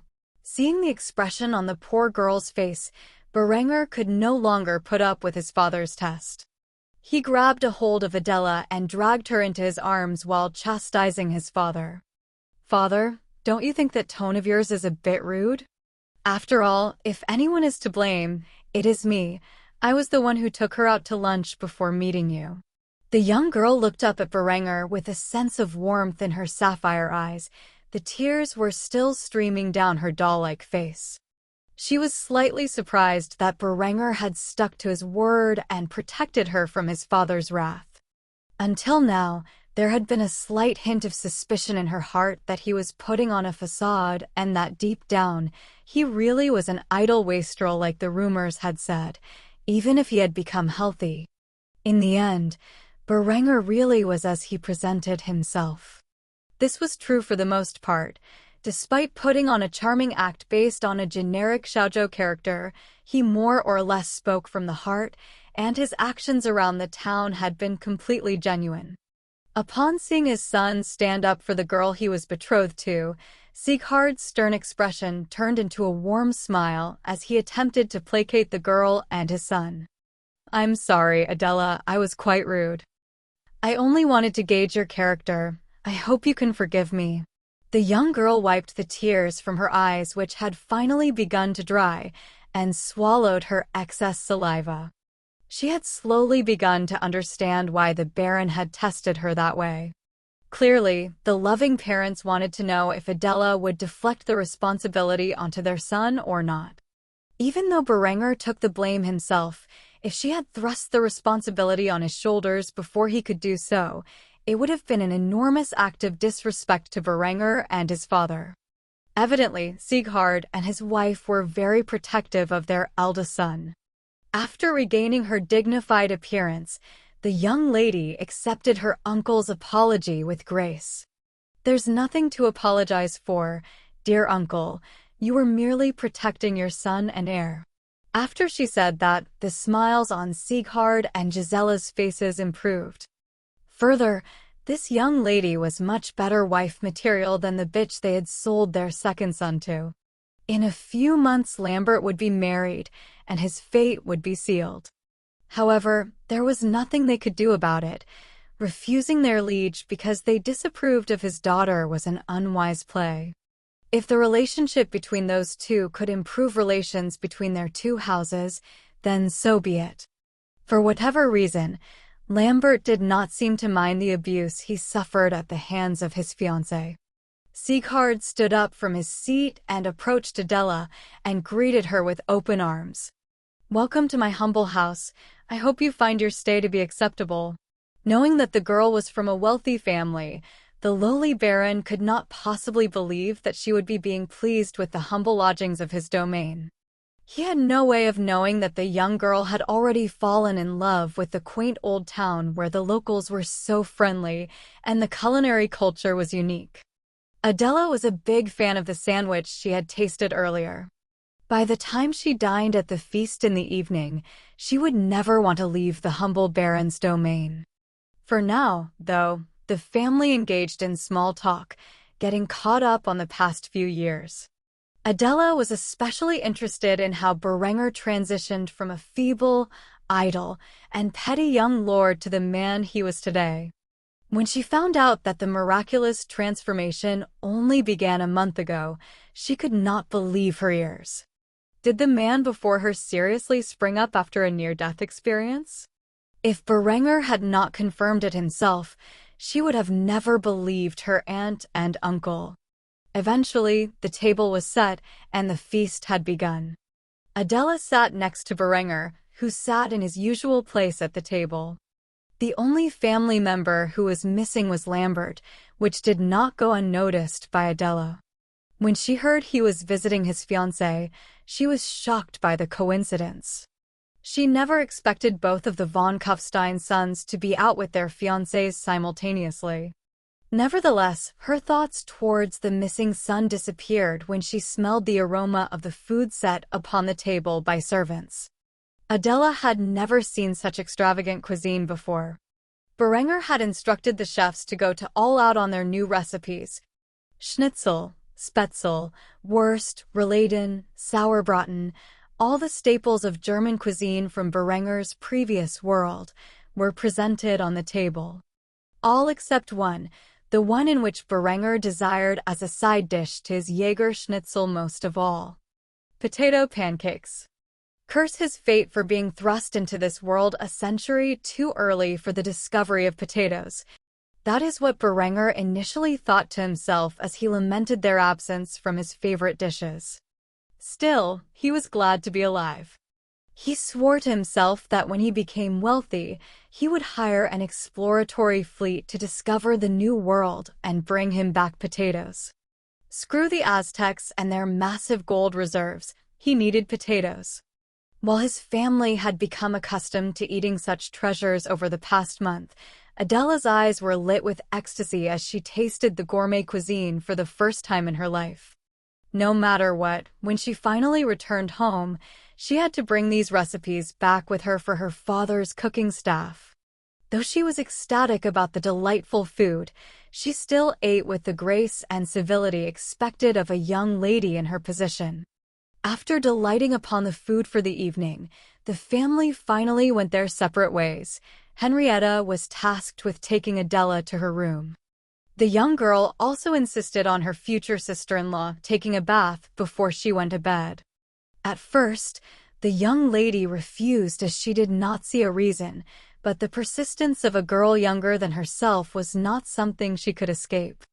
After bathing together in awkward silence, Adela finally got to her room where she could rest. As she lay down on her stomach and hugged her pillow in a baby blue nightgown, she could not help but think about Berenger's actions throughout the day. The girl fell to sleep shortly after with a loving smile on her face. Berenger, on the other hand, was burning the midnight oil, hard at work in his room drafting up plans for the expansion of the mines. There was also another matter in which he wanted to address as quickly as possible: the textile industry. Unlike Adela, he was not thinking about the day he had. Instead, the young man thought about his plans for the family's territory. Eventually, after drafting up several documents and blueprints, Berenger snuffed out the oil lamp, which provided illumination, and fell to sleep. The only thoughts on his mind were about the wonderful meal he had during the evening and the complete and total lack of potato pancakes. The young lord had no way of knowing that Adela had already fallen head over heels for him. Chapter 16. 15. Unimaginable wealth. When the light of dawn rose upon the fertile valley, once more Berenger had awoken to begin his daily exercise. Just because he was now a healthy young man did not mean he did not have to maintain said health. He began his routine with a series of push-ups, sit-ups, squats, and pull-ups. The exercise equipment he had specially ordered had arrived long ago and was kept firmly in the corner of his large stone room. As such, he could accomplish most of his objectives without leaving the comfort and safety of his own personal space. Nowadays, only his daily run was outside the confines of his bedroom. It was a truly efficient use of time and space. Once Berenger had finished his daily exercise, the first course of action he took was that of his morning bath. The young lord refused to spend the day covered in his own sweat. Though by now, everyone in the castle was aware of his bathing habits. It could practically be said that during the 30 minutes before breakfast, the bathroom was reserved for Berenger. The young lord was especially excited about today's bath, for you see, almost a month ago, after Berenger had convinced the family to begin bathing regularly, he realized the need for a more refined bathing area. As such, he successfully managed to convince his father to break ground on a grand project. During this past month, constant construction had been going on in the corner of the castle, where a private bathhouse was constructed within the castle walls. Today was the first day after its completion. As Berenger entered the new bathroom, he noticed there were 3 separate chambers for the large room. The first area was the dressing room, where the occupant would dress and undress. The second room was the lavatory, in case one needed to use it during bath time. The third area was the actual room where the bathing occurred. A large circular stone bath was fitted in the center of the room and was heated to nearly 100 degrees Fahrenheit. This was not just a bath, it was practically a hot tub. Berenger spent a good 15 minutes soaking his stress away in the large bath in which he could practically swim before finally getting out. Afterward, he dried himself off with a towel and went to the dressing room, where he properly dressed. It was only after he was fully clothed that he decided to style his hair the way he preferred it. After confirming his appearance in the mirror, he left the newly designed bathhouse and headed for the dining room, where he met his family and fiancée for breakfast. As he snacked on his favorite breakfast sandwich, he looked over at Adela, who had another ecstatic smile on her face.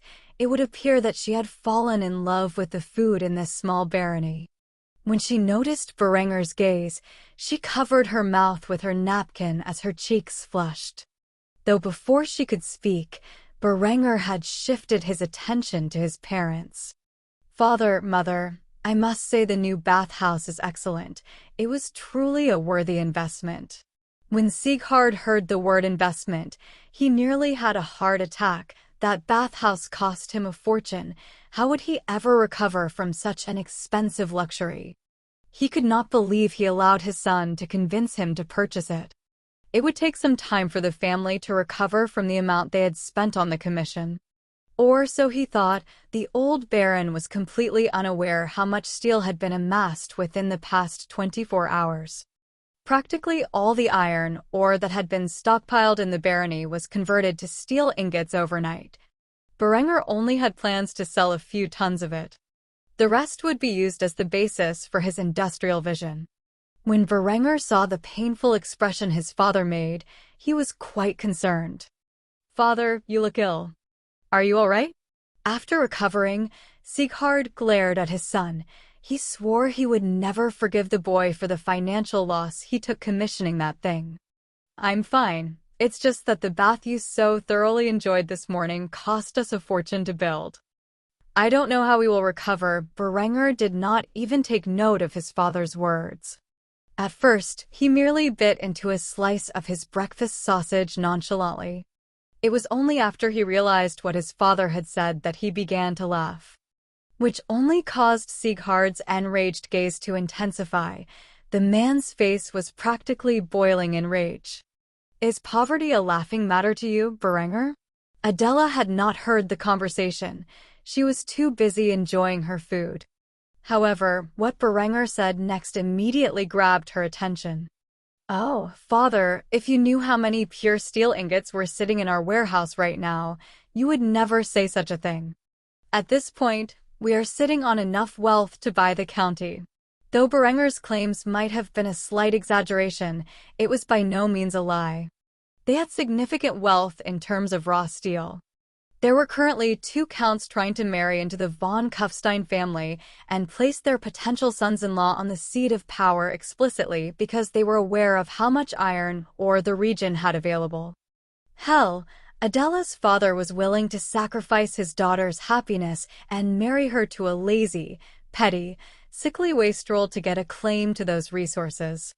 If the 2 counts had known that Berenger had turned the barony's current stockpile of iron ore into pure steel ingots overnight, they would be tempted to invade the barony and seize the wealth for themselves. Sieghard's jaw practically dropped to the floor as he heard this news. He had not been following his son's industrial and agricultural ventures too carefully. In his opinion, Berenger's claims were too wild to believe. However, he did have experts confirm there would be no downside in adopting the various ideas. So he decided to take a gamble and see if anything would come of it. If what Berenger had said was true, then there were dozens of tons of steel sitting in his warehouse right now waiting to be sold or processed. The old baron could hardly believe his ears. Adela was equally shocked. She knew her father wanted the iron mines of Kufstein. She was well aware of her father's intentions to use her to get Berenger, the son and heir, to hand them over to her family when he became baron, but now her fiancé claimed he had turned a warehouse full of iron ore into steel ingots overnight. She was equally in disbelief as Sieghard. If this were true, she would have to write to her father and convince him to change his plans for the future. Only Henrietta had a calm expression as she had no idea what any of this information meant for her or her family. Instead, she was excited to hear the new bath was finally complete. The little girl had an urge to run away from the table and take a bath this instant, though she refrained herself from such unladylike behavior. Berenger could not stop chuckling. Did his father seriously think that he would coerce him into spending the family's life savings on a private bathhouse with no plan to recuperate their losses? What they would gain from selling a fraction of the steel would be enough to fill their coffers and invest in the mining industry. What steel remained would be used to start a new age of industry. After all, steel was an important component of his plans for barony-wide irrigation, let alone the innovations to other fields of agriculture like the steel plow, combine harvester, the grain elevator, etc. These were all inventions he had planned to make in due time, but they needed a large amount of steel to implement on a realm-wide scale. The young lord estimated that the barony's fields would be filled with early forms of mechanized agriculture within a year or two, which would allow for far fewer farmers and, in turn, create more tradesmen who would be used to fuel his fledgling industry. For now, his focus was on creating steel pipes for irrigation. As long as he had the four-field system, irrigation, and phosphate fertilizer used on every farm, this year's harvest was sure to be massive. Sieghard could hardly believe what he was hearing. He decided to excuse himself from the breakfast and immediately check with Ludwig about the details. He had to see the stockpile of steel with his own eyes to believe it. "Apologies, my loving family, but it appears I have some serious business I must attend to. I will see you all at dinner." Afterward, the Baron left the dining hall and rushed to the storehouse, keeping the iron ore. Sieghard would spend the rest of the day having Ludwig walk him through the process and explain Berenger's ideas for how best to make use of such a vast quantity of steel. As Sieghard left the dining hall, Adela recovered from her shock and decided to ask Berenger a question of dire importance to her family's plans. "Berenger, what exactly is it that you plan to do with so much steel?" Berenger smiled at the young girl sitting next to him and patted her head affectionately. He knew why her father had proposed their marriage, and he was not about to give away the key to his family's success. "First, I intend to sell a portion of the ingots and use the profits to fill our coffers and invest in the mining industry to increase industrial productivity. As for the steel that remains afterward, I intend to use it to implement a system of realm-wide irrigation to improve the efficiency of our agricultural production." The young lady had no idea what irrigation was or how it affected agriculture, but it appeared Berenger's ambitions were purely domestic. He had no desire to build a large army and conquer other regions. He merely wanted to increase profits and crop yields. After listening to the Count's ambitions of becoming the Duke of Austria her entire life, she felt greatly relieved that her future husband was not a power-hungry madman like her father. Instead, everything Berenger desired was to increase the quality of life and economic productivity of the people he would one day rule over. She had never before met a single nobleman who was content with his lot in life. Everyone she had ever met, including the men in her family, all desired more than what they currently had. Berenger was different. He was fine with being a lowly baron, as long as his barony was the most advanced region in the world and could defend their sovereignty. She knew now it was best to convince her father to abandon the idea of taking over the mineral rights of the region, as Berenger would put the resources to far better use than her father would. She needed to convince her father to negotiate with Berenger, and Sieghard for that matter, on a fair price for the steel they have already produced. After all, her father would not be satisfied without the iron or steel required to equip his armies. Though the matter was of great importance, she felt like spending the rest of the afternoon with Berenger, who had his schedule open due to his father taking up Ludwig's time. As such, the two took a walk across the town and conversed with the common folk. The second time around, Adela was far more social with the villagers, who began to recognize her as their future baroness. It was not until dinner when the two had returned from their second date and entered the castle's gates. Though Berenger was anxious about getting his designs to Ludwig and introduce irrigation as soon as possible, he felt as if a day or two of rest was needed every now and then. After all, he never expected his time with Adela to be so delightful. Adela also treasured the time she spent with Berenger. She felt as if she was dreaming, for the last 2 days had been so peaceful and filled with joy, something she was not accustomed to under the yoke of her father's tyranny. After dining with her soon-to-be in-laws, she retired to the new bathhouse, where she finally understood Berenger's habit of bathing twice a day. As the day's accumulation washed away from her flawless skin, she sat in the bath thinking about her recent date with Berenger. It was not until a half-hour later when she came out of the bath and saw Berenger at the doorway entrance. Though she was fully dressed in her nightgown, her hair was let down and still wet, and for some reason, this caused her great embarrassment. Thus she fled back to the room she currently occupied, avoiding Berenger's gaze the entire time. It was only after the door was safely latched behind her that she calmed down and realized she still needed to write the letter to her father. She spent the remainder of her waking hours writing the letter. What was initially planned to be a request to purchase the steel at a fair price turned into a letter from a young girl gushing about her crush. Only the very end of the letter remotely resembled her initial intentions, as if she hastily added it on after she had written everything on her mind about Berenger. Shortly after its completion, she handed it off to one of her knights and ordered him to deliver the letter to her father as soon as possible. As soon as the task was complete, she returned to her bedchamber, where she fell asleep with a satisfied smile on her face. Berenger, on the other hand, had spent the remainder of his time bathing and drafting up blueprints for some of his agricultural designs. Though it would be a while before they could be fully implemented, it was best to have the designs drafted as soon as possible. His only regret about today was that he had failed to deliver his designs on irrigation to Ludwig. It did not matter, for he could always do so tomorrow. After all, at least Adela was happy. After finishing his work for the day, Berenger snuffed out the light of his oil lamp and crawled into bed, where he rested comfortably on his feather mattress for the rest of the night. Tomorrow was an important day in his plans for agricultural advancement. Chapter 17:16.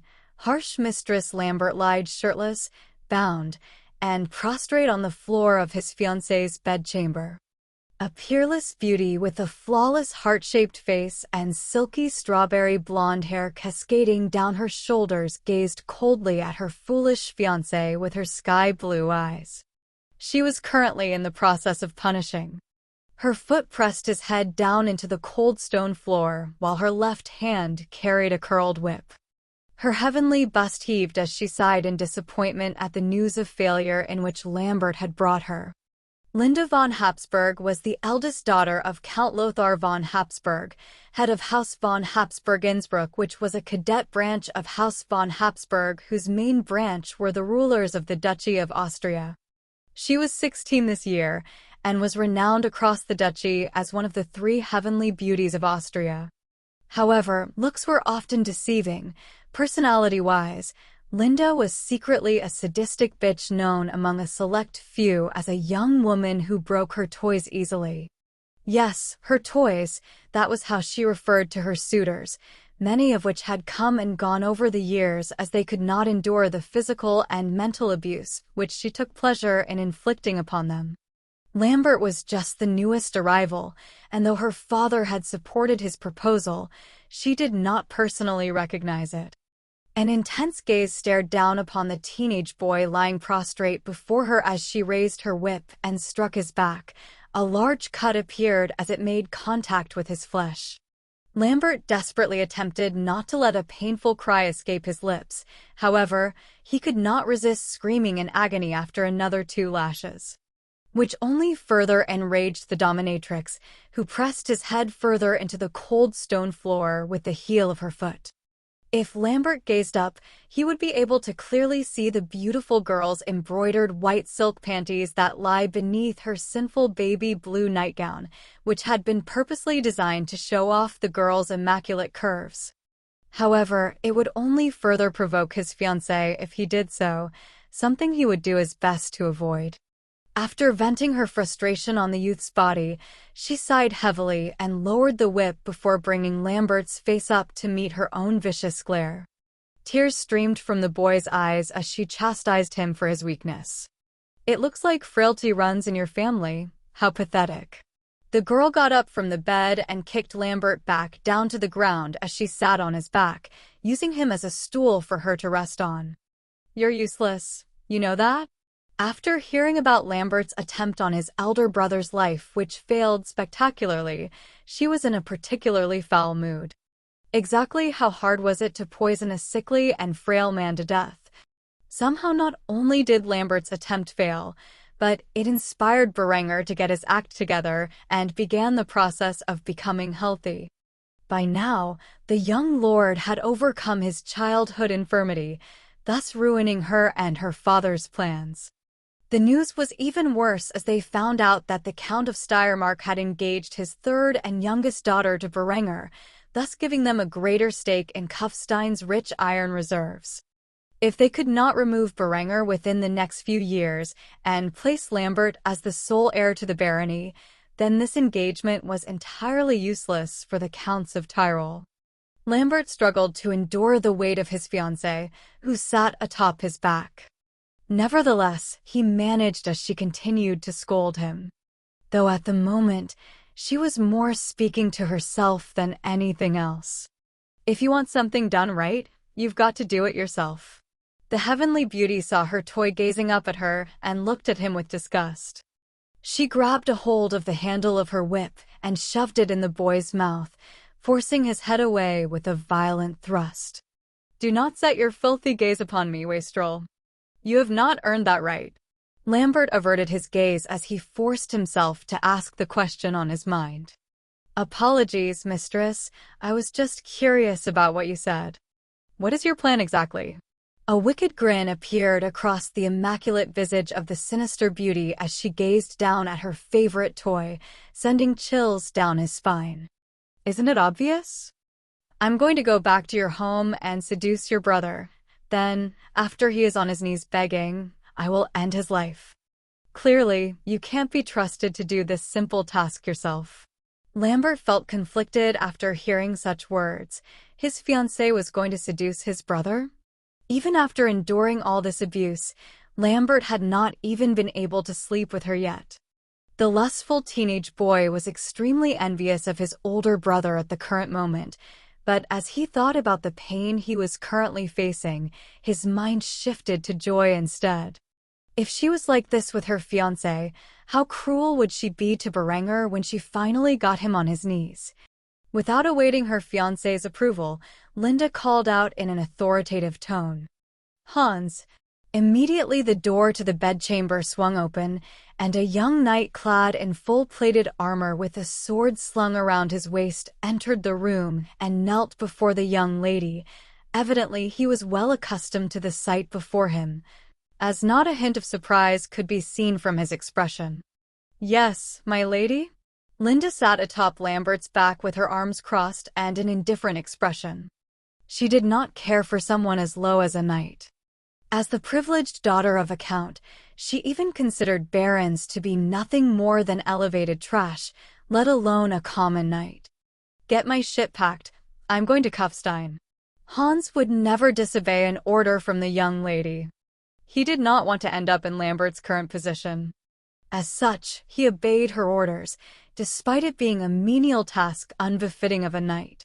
He was well aware that a servant was a servant in the eyes of the harsh mistress, and there was nothing he could do about that. "Your will is my command." Afterward, the knight quickly left the room and went to manage the task set before him. It would be a matter of hours before she set forth on the road to Kufstein with a retinue of knights to protect her and her current boy toy in tow. Meanwhile, in Kufstein, Berenger had just finished his daily breakfast and set forth on the task to begin constructing his irrigation system, which was based on a system used in his previous life commonly referred to as wheel line irrigation. In his previous life, this irrigation system provided water to vast fields across the entirety of the United States of America. With this system in place, the barony of Kufstein would efficiently water their many crops without the need for several farmers to water them by hand. Eventually, this would allow for fewer farmers while utilizing larger plots of land for growing crops. When Berenger entered the industrial district, he saw his friend and partner in the steel industry, Ludwig, currently overseeing steel production. When the old man noticed the young lord approach, he bowed respectfully. "My lord, it is wonderful to see you. I have been awaiting your instructions on what to do with all this fine steel we have amassed." Berenger smiled and mocked his friend in a jestful manner. "Oh? I thought my father visited you yesterday. Did the Baron not have any plans for the resources of his domain? Ludwig scratched his head with an awkward smile on his face as he led Berenger over to the storehouse, which currently contained all of the steel, briefly summarizing his discussion with the young lord's father the day prior. Ultimately, I managed to convince him to let you manage the steel business. He was so shocked by the amount of steel in our stockpile that he had no idea what to do with it all. Berenger chuckled. If he were in his father's position, he would be a bit overwhelmed as well. A wise move. We'll sell between 3 to 5 tons of it. I am certain that in these uncertain times, there is bound to be a buyer for that much steel. Ludwig scratched his beard while entertaining the thought. What about the rest? Berenger had a look of excitement in his eyes as he stretched out the blueprints for his irrigation system. Though it looked complicated at first glance, Ludwig quickly realized the ingenious nature of the design. This is for watering crops? The old man asked, almost in disbelief that such a thing could exist. Berenger nodded in affirmation of the statement and looked off into the distant fields of Kufstein with a determined expression on his face. Imagine it, all of our fields supplied with water through the system, not a single patch of land unquenched. Ludwig looked off into the fields, which were filled with farmers slowly watering their crops by hand. He could envision the future quite well, but a concern instantly entered his mind. Won't that put a lot of farmers out of work? Berenger smiled at Ludwig and grabbed a hold of his shoulder, out of the fields and into the factories. Of course, they will be properly compensated for their labor.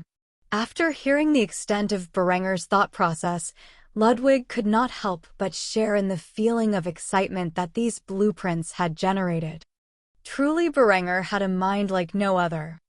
The fact that he had used the word factories proved that the young lord's ambitions for the steel industry did not end with this one factory they had just built. Ludwig was slowly starting to piece together Berenger's concept of an industrialized society. The more designs the young lord showed him, the more his understanding of the world changed. After chatting a bit more about his plans, Berenger finally allowed Ludwig to work on the irrigation system. It would take a while to produce it, but he figured it could be done in a matter of months. At most, in half a year, the fields of Kufstein would be properly irrigated, ushering in a new age of agriculture. By then, he hoped to have some of his mechanized inventions in production, like the combine harvester, seeder, as well as the steel plow. Now that he had accomplished his plans for the day Berenger returned to the castle, it was about time he began making preparations to befriend the local nobility. As such, he went back to his room and began drafting invitations for the minor lords and knights under his father's vassalage, as well as their families. After all, he had an excuse to host a party. He had recently gotten engaged to a fine young woman, and it was time to throw an official celebration and allow the world to know of his intent to marry her. Initially, he had reservations about the idea of marrying his cousin. After all, that was not a common thing in his previous life. In American society, it was outright outlawed throughout most of the country. However, Adela proved to be beyond his expectations. He honestly did not have many expectations for the young girl to begin with. At the very least, he figured she would be a noble snob who would chastise him for his friendliness with the commoners. Yet, she proved to be a kind-hearted young girl who thus far had appreciated the culture he had begun to foster in Kufstein. Maybe one day soon, he could share his vision for the future of his domain with her. Even if something happened and the engagement did not work out, he still needed an excuse to gather his father's vassals, and this was the best one he could come up with. By refusing to show, they would not be insulting him, but his father, the Baron. Something the lesser nobles beneath his rule could very well not afford. While he was drafting up the letters of invitation, Berenger heard a knock on the door. As such, he placed down his quill into the ink bottle and investigated the disturbance. After opening the door, he was surprised to see Adela with a tray full of snacks and 2 glasses of milk standing in his doorway. With flushed cheeks, The girl asked what was on her mind. "Would you like to share a snack with me?" After seeing the girl's cute expression, Berenger could not find it in good consciousness to decline her offer. Thus he parted from the doorway and led the girl to his desk, where he pulled out another chair and set it up next to his workstation. After placing down the tray of Lebkuchen and pfeffernuss cookies which the castle's chefs had recently baked for the young lady, Adela spotted the exercise equipment in the corner of Berenger's room.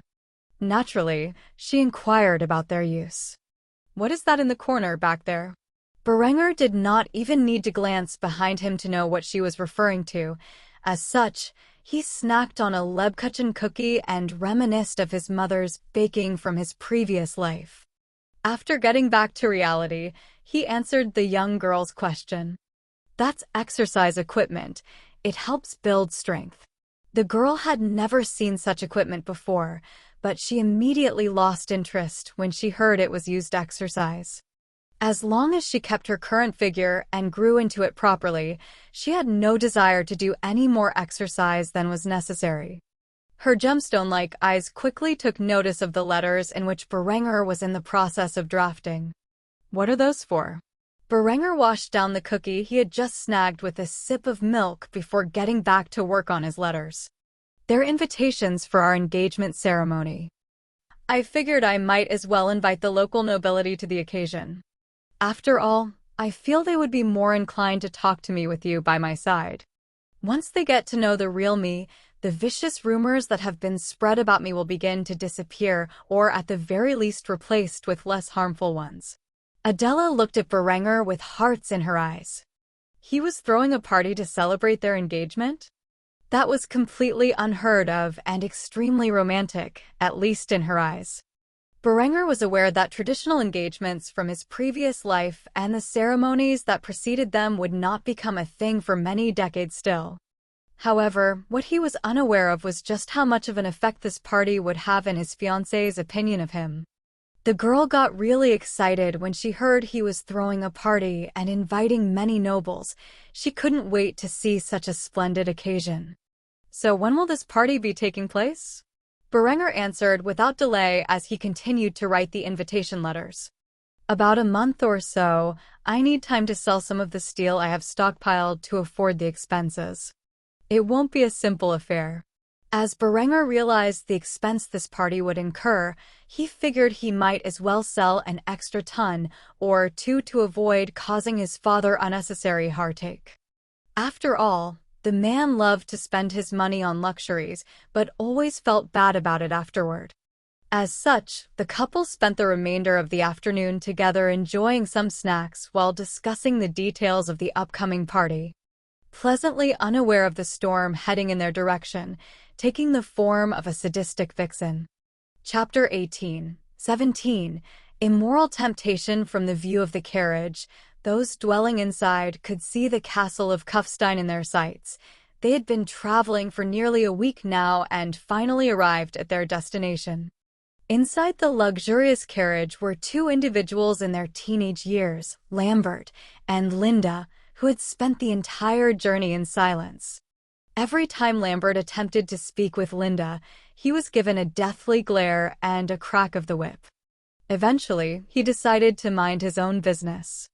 The only thing that made the trip bearable was knowing that his brother's life would soon come to an end, and he would be next in line for the title of Baron.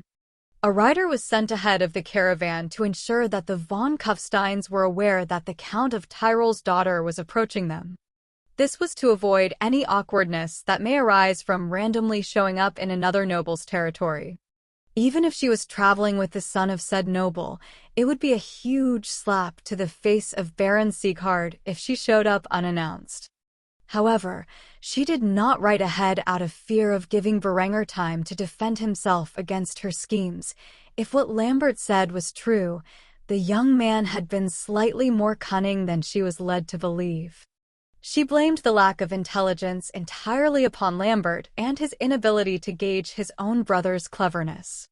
If her scheme was to work as planned, she would need to put on an act to entice Berenger into a room alone with her, where she would play with him a bit before ending his life. She wondered what his screams would sound like. Would he have the high-pitched tone of his kid brother, or the deep grunts of a man? She was beginning to get aroused, thinking about the pain she would inflict upon her victim. As the carriage arrived in the castle's courtyard, the Baron and his family came to greet the Count of Tyrole's daughter. Even Adela had been present to show her respect to Linda's position, a position in which she was equal. Yet when Linda stepped out of the carriage and gazed upon the family, her cheerful facade nearly cracked when she saw that there was no character fitting Berenger's description lined up to greet her. Did this bastard seriously not give her any face? Where could he possibly be? This was outrageous. She was his liege's daughter. She thought about the suffering she would inflict on the feeble man for this slight and managed to keep her facade up as she greeted her hosts. Lady Linda von Habsburg thanks you for your hospitality. Personally, she felt sickened showing any form of respect to the barons who in her eyes were hardly a step above commoners. Yet, due to her noble obligations, she could not poorly represent her family in front of their vassals. Sieghard and his family bowed respectfully to their liege's daughter. Adela was the only individual to remain standing, and that was because she was of equal status to Linda and would not lower her head to appear. Sieghard declared in a voice loud enough for the entire courtyard to hear. "You honor us with your presence. Welcome to our humble abode. We hope you find your stay to be adequate." Sieghard had said a similar thing to Adela, and Adela seemed to be thoroughly enjoying her stay. Still, like a shrewd man, the old baron could tell at a single glance that Linda was putting up an act to maintain face and inwardly looked down upon them for their castle, which was practically destitute compared to the lavish castle her family dwelled in. "I'm sure it will be enough," the strawberry blonde-haired vixen said in an indifferent tone. She was too preoccupied with being upset over Berenger's absence to be concerned with the inelegant trappings she found herself surrounded with. She could no longer bear the insult and inquired about Berenger's whereabouts. "Your son tells me he has an elder brother. Tell me, where is he right now? Is he not aware of my arrival?" And there it was, the uptight, snobbish attitude in which Sieghard and Gisela pitted their second son for having to deal with. If they knew what was going on behind the scenes between the couple, they would never allow the marriage to occur.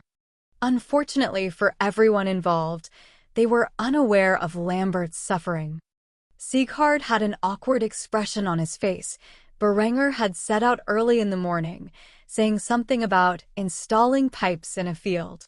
He truly did not know where his eldest son was at the moment.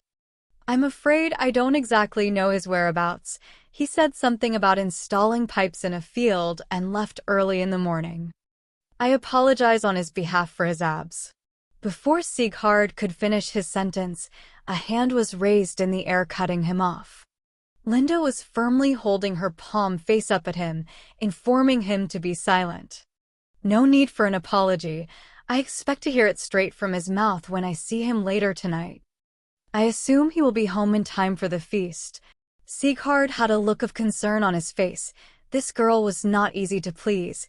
He had to be sure to lecture Berenger to apologize properly to her later that evening. They could not afford to offend their liege's family. All he could do was agree to her conditions before leading her into the castle and showing the young lady the lodgings she would be staying at during the duration of her visit. Meanwhile, in Gunther's field, Berenger and the townsfolk quickly installed the first set of irrigation pipes. He had received notice from Ludwig early in the morning that he had finished production on a set of irrigation pipes and had enough to fill up a single field.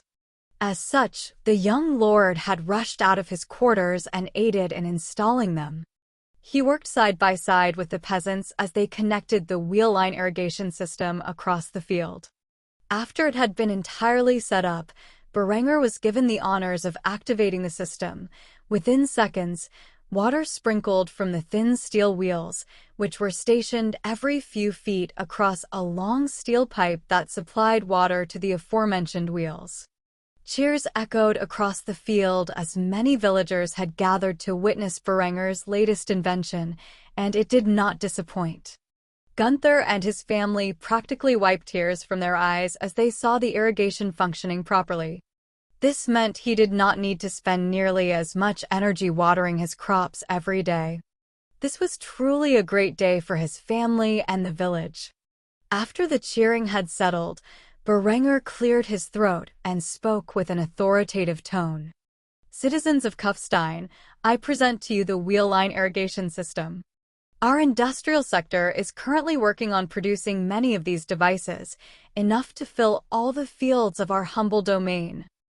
I hope this makes your lives easier in the coming days. A thunder of applause alongside cheering could be heard all the way to the castle, and it did not go unnoticed. However, now was not the time to celebrate. The true celebration would come when the harvest came into effect. With all of the recent innovations, it would be an unimaginable yield this year. After saying his farewells to the villagers, Berenger returned to the castle. He quickly engaged in his nightly bath after dressing in a particularly exquisite black velvet doublet in gold brocade and matching breeches. After all, now that he was engaged, he figured he should dress nicer, even if the attire were a bit too gaudy for his tastes. However, when he entered the dining room, all eyes were set upon him, something to which he had become accustomed to. However, the glances of Lambert and the stunning woman sitting next to him particularly caught his attention. He had not seen Lambert in over half a month. It was no surprise he was acting this way when Berenger's physical transformation had even stunned his family members who witnessed it in full. Though Berenger did not care in the slightest about his vile brother's opinion, what caught his glance was the heavenly beauty sitting next to Lambert. She had to be the most beautiful young woman he had seen in the entirety of his 2 lives. Was that Lambert's fiancée? He instantly felt envious of his younger brother and thought to himself, "Fuck, what kind of shit luck do I have to get stuck with a 12-year-old cousin when that scheming prick gets an angel like her?" Meanwhile, Linda had an even stronger reaction to Berenger's appearance. Her heart began to beat rapidly as she saw the suave appearance of the healthy young lord in front of her. He was nowhere near what Lambert had described to her. He was fashionable, he was handsome, and most of all, he was tall, unlike his kid brother. It took the sadistic vixen all of 3 seconds to change her scheme from seduction and assassination to seduction and enslavement. Why the hell should she bother with a little twit like Lambert when the heir of the von Kufstein family was the prize catch? If she could make Berenger her slave, she would be the happiest mistress in the world. Sure, Lambert was good-looking and had his boyish charms, but he could not compare to Berenger. She was furious that she had been tricked into an engagement to the second son. She began to wonder why she was constantly given misinformation these days. Who was the idiot who said that Berenger was a sickly, indolent wastrel? She would have that fool's tongue cut out for speaking such slander. The lustful glances exchanged by Berenger and Linda did not go unnoticed by those who were sitting at the dinner table. Lambert's face was beginning to turn red with fury, while Adela was pouting in silence as she thought to herself, "Just because she has a large chest, that idiot is practically drooling over her. I won't forgive him for this." Finally, Sieghard had enough of the display and grunted in displeasure, which woke the 2 strangers out of their trance. "Berenger, are you not going to sit down?" Berenger immediately recovered his calm and sat down and said grace with the family. He almost lost himself there for a second. He needed to remember that this girl was the fiancée of his little brother. Obviously, she was out to get him. If he fell for her charms, he was truly a dead man, something he did not want to repeat so soon after his previous experience with death. While he was calming himself down, the stunning young woman introduced herself. "Linda von Habsburg, daughter of Count Lothar von Habsburg, it is a pleasure to meet your acquaintance." Deep down, the girl could barely keep a straight face without fawning over Berenger. She had acted too cordially. She was never this pleasant with other people, especially of a lower house like this. She, too, had to get a grip, or else she would fall prey to her own scheme. Berenger had no choice but to introduce himself. He tried to behave himself as he could feel the deathly glare that Adela was giving him from his left side. In the end, he still sounded too flirtatious as he gave Linda his greeting. Berenger von Kufstein, son of Sighard von Kufstein and heir to the barony of Kufstein, rest assured the pleasure is all mine. Linda had no idea why, but she coquettishly laughed at his remark, thus resulting in Henrietta gagging at the display of immoral affection. She would not let this vixen steal both her big brothers. Something had to be done about the situation. Eventually, the awkward atmosphere faded as the food arrived. Linda had a similar reaction as Adela when she first tasted the fine cuisine presented by the chefs. However, hers was far more exaggerated in an attempt to seduce Berenger. Every time she moaned in ecstasy at the taste, Berenger could feel a battle of wills in his mind, as if the angel and devil on his shoulders were advising him on two different paths. Damn this girl, she was too much of a succubus for a virgin like him to handle.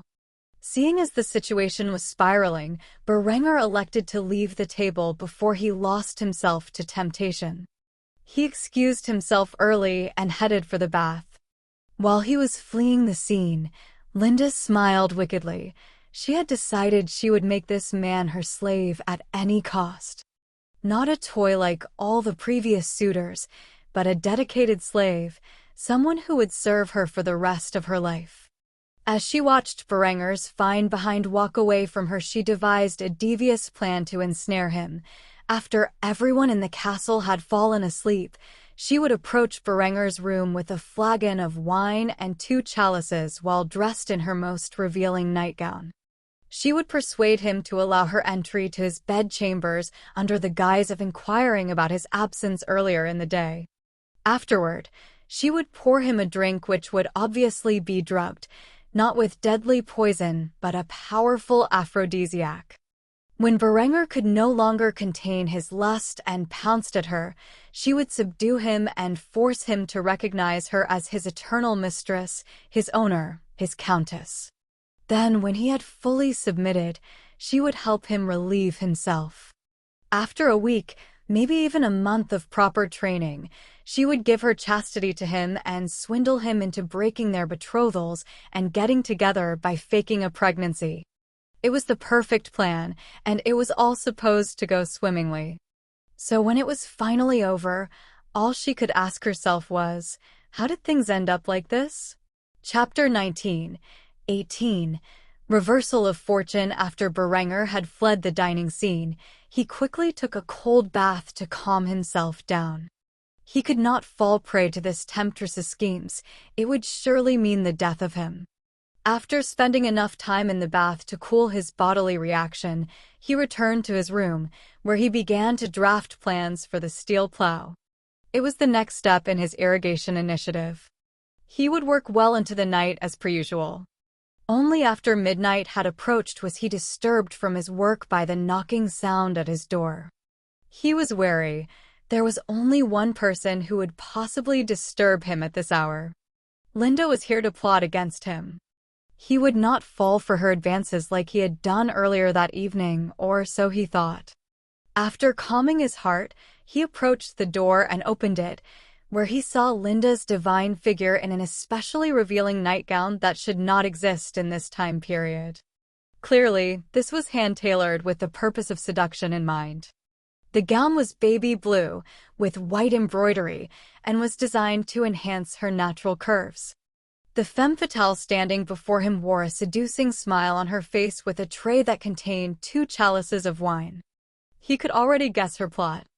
Linda's expression turned sultry as she expressed her desire to enter his bedchambers. "Can I come in? I have something to talk to you about." Berenger smiled and played along to her games. He had already figured out what she was planning and intended to turn it around on her. As such, he opened the door and allowed the young temptress into his room.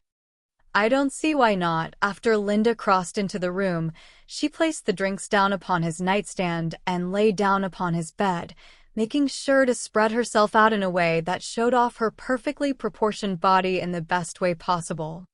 To a virgin like Berenger, a beautiful young seductress like Linda was the most potent weapon. Berenger almost fell for her charms, but he quickly reminded himself that she was sent to eliminate him, and as such, he forced himself out of his trance. Afterward, he sat down next to her on the bed, where he made sure to sit in a manner that revealed his blueprints upon his desk. Though Linda stared at Berenger's charming appearance with a rising degree of lust, her eyes were quickly drawn to the blueprints, and as such, she swiftly got off the bed and walked over to his desk while inquiring about them. "What are these?" While Linda had taken the bait, Berenger switched the drink positions so that this would-be assassin would have a taste of her own medicine. Afterward, he grabbed the non-poison drink and took a sip, explaining the nature of his designs in brief detail. "Just some simple agricultural equipment I have designed. It is really nothing important." Hearing that it was designed for agriculture, the snobbish noblewoman immediately lost interest and returned to her seat, noticing that Berenger had already taken a drink. A sinister smile spread across her immaculate lips as she sat down and took a sip from her own chalice, completely unaware that Berenger had switched the drinks. After she took the first sip, Berenger began to extend the conversation so that she would keep consuming the poisoned wine. As such, he immediately asked about why she had stopped by his quarters. "So why are you here alone so late at night? Do you not know it is inappropriate?" Linda continued to drink from her wine until the whole cup was empty before answering Berenger's question. However, as she was about to answer his question, she became incredibly dizzy. She could feel her body heat rising, and she struggled to stay sitting on the bed. Despite all of these changes, she tried to control herself and answer his questions. The heavenly beauty quickly began to feel her body becoming sensitive, to the point where the breeze from the windows blowing upon her skin raised her arousal. Something was terribly wrong. In her fugue-like state, she slowly realized that she had somehow consumed the drugged wine that she had prepared for Berenger. Realizing what Berenger had done, Linda grew furious and tried to get up so that she could reprimand him. However, all that she managed to do was fall into Berenger's arms, where he looked at her with confusion. Linda's sensitivity was greatly enhanced by the drugged wine, and by simply being touched, she felt her arousal increase. Her flawless porcelain skin had a great deal of flushing across it while glistening with sweat. Linda was breathing heavily while looking into Berenger's sapphire eyes with a longing expression. Berenger gulped heavily as he came to a sudden realization. This girl had not attempted to poison him. At least not in a lethal sense. Instead, she spiked his drink with a powerful aphrodisiac. Just what exactly did this little vixen have in mind for tonight? Realizing that this was finally his opportunity to lose his virginity, Berenger quickly began to disrobe. After taking off his shirt, the lust in Linda's body grew to an uncontrollable extent as she gazed upon his well-toned figure. After removing both of their clothes, Berenger was ready to do the deed. However, he thought of a brilliant plan and managed to control his urges for a few moments before he went in for the kill. As such, a devilish smile appeared across his face as he gazed upon Linda's heavenly figure. Noticing that Berenger was not going through with the act, Linda felt greatly offended and she began to berate him. "What are you waiting for? Put it in." Berenger, on the other hand, shook his head as he grabbed a hold of one of her exquisite breasts. The moment he did, the girl climaxed from the mere touch. The act of which shocked Berenger. He could not believe how powerful the drug she consumed was. Nevertheless, it was not enough to relive the girl of her condition, and as such Berenger began his interrogation. "What is Lambert planning by having you do this?" Though Linda was drugged and in a state of maximum arousal, she still had a strong will and attempted to resist divulging the information. However, after a little more teasing, she began to sing like a songbird. "He wanted me to seduce you and kill you." This answer shocked Berenger. Clearly, this was not a lethal substance. Just how exactly did he end up in this scenario? As such, he inquired further about this information. So how exactly did you end up like a bitch in heat? Linda pursed her lips and began to pout. However, as Berenger further toyed with her body, she quickly divulged her shameful plan. The moment I saw you, I knew you were the one. Berenger's jaw fell open. Did this girl seriously confess to him? Was this how a confession was supposed to happen? What was he, some hentai protagonist? Nevertheless, he continued to dig for an answer. What do you mean by the one? By now, Linda was in so much misery from not releasing her pent-up arousal that she no longer had any resistance to Berenger's questions. My slave. I have toys, but I have never found a proper slave. I wanted to drug you and force you to submit to me. Berenger's head was quickly filled with a variety of images while he contemplated her words. It took him a moment before he realized what kind of girl she was. Oh shit. She is a hardcore dominatrix. Wait a second. This is an opportunity. A wicked grin spread across Berenger's face as an evil plot filled his head. If he went through with it, there were only two outcomes. One of them most certainly would be his demise, but to have such a divine young woman to himself was well worth the risk. Linda could no longer contain herself and began to whimper as she began to plead with Berenger. I cannot wait any longer. Put it in now. Berenger shook his head and teased her some more before giving his command, beg. The shoe was on the other foot now, and he fully intended to take advantage of the situation. Hearing the words she had said countless times before to other men, Linda began to frown, but she was in no condition to negotiate. As such, she quickly began to beg. Please put it in. Berenger shook his head once more and wagged his finger before giving her further instructions. Call me master, and you will get what you want. Linda had grown furious. She would never submit to a man. However, the longer she waited, the more unbearable her situation became, especially as Berenger continued to play with her body. Eventually, she submitted to Berenger and voiced the words he wanted to hear. Please put it in me. Master. Berenger smiled and nodded as he expressed his agreement with her words, that's better. Before Linda could chastise him, Berenger jumped into the fray and claimed his prize. The two would go at it the entire night before Linda was finally relieved from the effects of the drug. After the light of dawn shone upon their naked figures, Berenger noticed a peculiar sight. His white bedsheets were stained with blood, which meant only one thing. However, before he could react, Linda had dug her teeth into his shoulder. It was not a vicious bite intent to harm. Instead, it was more of an affectionate nibble. Nevertheless, Berenger flicked her on the nose and chastised her. Bad girl. Linda quickly flushed in embarrassment. She was completely ashamed of herself for her actions from the night before, and she quickly put on her nightgown and rushed out of Berenger's room, where she headed for her own quarters. Berenger, on the other hand, was smiling with satisfaction in his own room, where he began to speak to himself aloud. Berenger, you finally did it. Hopefully, things won't be too awkward at the breakfast table. Chapter 20, 19. Your wish is my command. When Linda fled Berenger's bedchambers, she covered her flushed appearance with her hands. She was so embarrassed she wished she could die. Berenger was far from gentle the night before. He had taken a stern and dominant position, not allowing her control over the situation for a single moment. It greatly wounded her pride as a dominatrix to be pinned down and bred like a bitch in heat.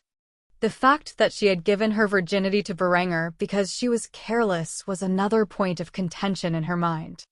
Though she had entertained herself by humiliating men through physical displays of dominance in the past, she had never engaged in any sexual activities before. For all her bluster, she was completely inexperienced until now. There was only one way she could forget this humiliation, by taking it out on her current toy. She resolved herself to be especially brutal to Lambert later today.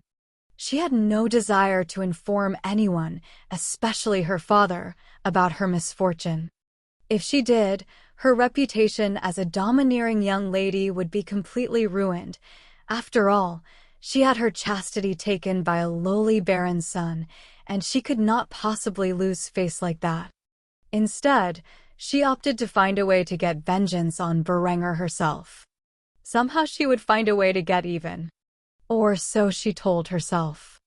The conflicted state of her subconscious thoughts told a different story. Several hours had passed, and Berenger treated the morning like any other. He had to pretend as if nothing happened. The probability of Linda informing anyone of the deed the two had done the night before was slim. As such, the likelihood of her father finding out about it and demanding he takes responsibility was practically non-existent.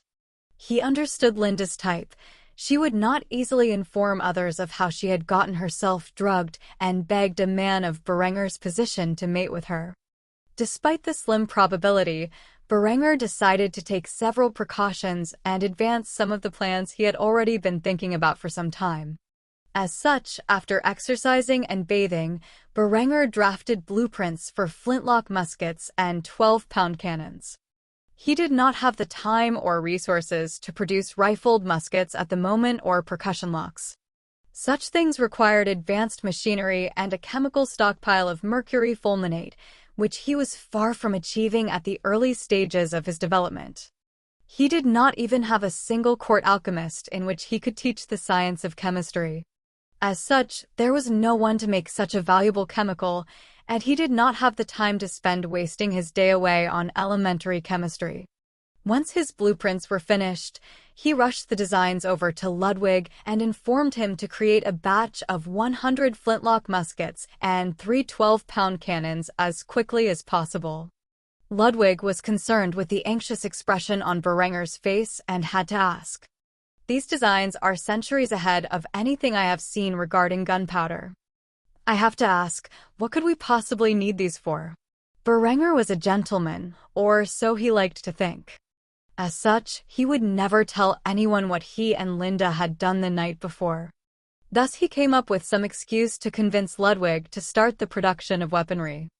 I plan to start a militia. If anything, Kufstein's defenses are quite lax, and I think it would be wise to invest in such a force. Just keep it on a need-to-know basis. I don't want details about these weapons being leaked.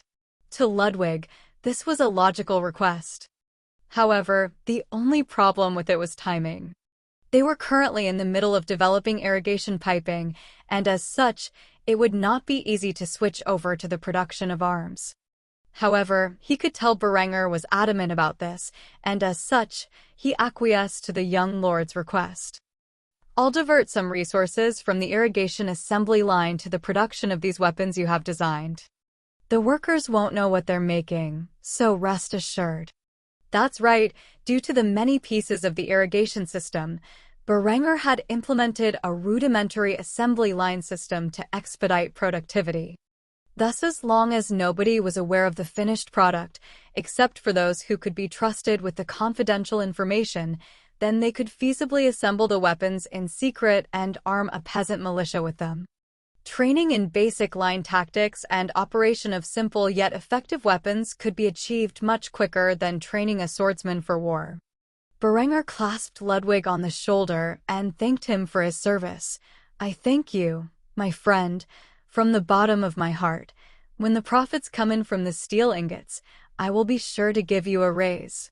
Ludwig humbly shook his head as he conversed with the young lord. No thanks is required. I'm just doing what I must for the realm. Berenger released his grip on Ludwig's shoulder and wiped the sweat from his brow. All right, I'm needed at the castle. Inform me when the weapons are fully manufactured. Ludwig bowed at Berenger as he departed. Of course, my lord. With that, Berenger re-entered the castle grounds and found his way to the dining room, where the family was sitting calmly as if they were completely unaware of Berenger's scandalous activities he had committed the night before. Even Linda seemed to have partially recovered from the debacle and was seated peacefully next to Lambert. It was only when she spotted Berenger did she glare menacingly at him. Sure enough, The young temptress would not bend to his will easily, but that was fine. Berenger would enjoy the process. After sitting down at the table and eating breakfast with his family and fiancé, he felt the anxiety in the pit of his stomach slowly fade away. However, Linda's cold sky blue eyes never allowed Berenger out of her sight, as if she was watching him, wary that he might try something then and there. However, when she saw Berenger's tranquil expression as he ignored her completely and conversed with his little fiancé as if nothing had happened during the night, she was inwardly outraged. This bastard won't even give me the slightest attention after what happened last night. Was it completely meaningless to him? How could he treat me this way? I swear on my ancestors' graves you will bend to my will before the week is done. Unknowingly, she had bit her lips and crossed her legs as she examined Berenger's loving expression towards Adela with fire and fury in her heart. However, there was something else mixed in with her scorn. Was that jealousy she felt? How could she possibly be jealous of that little girl? Clearly, her mind was playing tricks on her. After drinking from her chalice, she nearly choked on it when she realized it was wine, the same flavor of wine that had caused her to lose herself to lust the night before. Despite it being ordinary wine, she began to feel flustered and dizzy, which did not go unnoticed by the others. Gisela, with ever the watchful eye, inquired with a concerned tone. "Are you okay, my lady?" With flushed cheeks, Linda responded to the curious gazes of the others in the most dignified manner she could. "I'm afraid I've had too much wine with my breakfast. Lambert, can you be a doll and take me to my quarters?" Lambert tensed up when he heard those words. He was completely unaware that Linda had changed her plot attempting to drug and enslave Berenger last night. He figured she would at least wait a few weeks before she tried to scheme against the man. After being chastised for his failure, he was certain she would be wise about her attempt to assassinate his brother.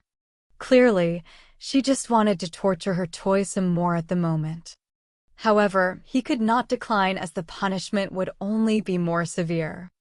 Thus he left the table with Linda and dragged the heavenly beauty to her quarters. It wasn't until she left the dining room where her wary gaze finally dropped its focus on Berenger. After entering her room, Linda took out her conflicted emotions on Lambert, who acted as a target for her frustrations. However, what confused Linda most was that she no longer found pleasure in abusing the young boy. Instead, every time she heard the crack of the whip, she could not help but remember the rough treatment she endured the night before, and before long, she found herself aroused by her memories and desiring more. Soon enough, she began to feel a crisis in her identity. A proud dominatrix like herself should not be feeling this way over such memories. Before long, she threw the whip across the room in a fit of rage and screamed at Lambert, venting her own conflicted emotions on the poor boy as she did so. Instinctively, she shouted a set of words designed to hurt him. "Get the hell out. I don't want to see your ugly face for a long time." Lambert was perplexed. The girl had never acted this way before, but after taking her lash multiple times, he bit his tongue and quickly fled the scene while thinking to himself, "Crazy bitch, you are lucky that you're pretty." After Lambert had slammed the door on his way out, Linda latched the lock behind him and crawled up onto her bed as she hugged her knees while staring out the window in deep thought. What is happening to me? Why am I suddenly like this?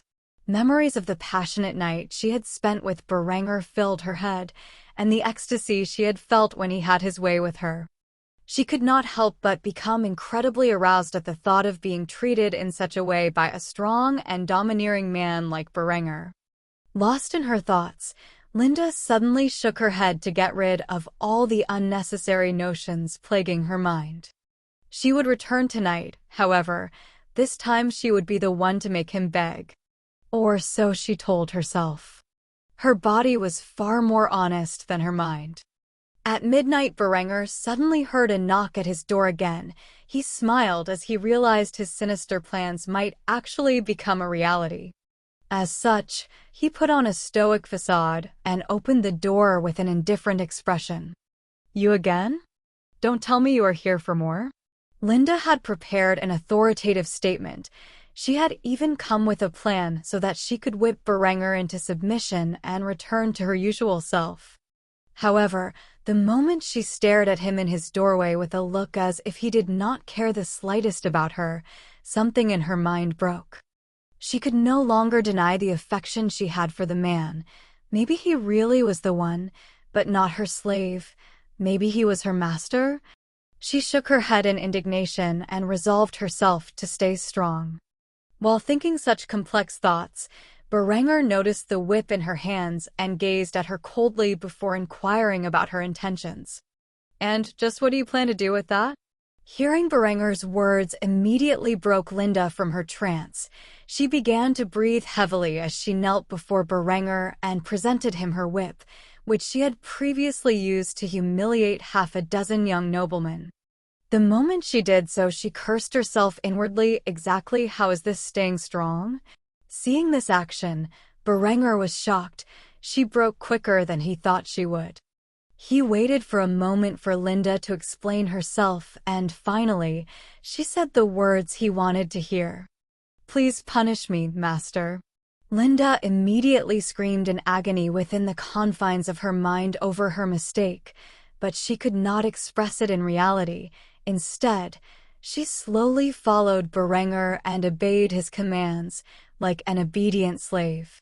A wicked grin appeared on Berenger's face.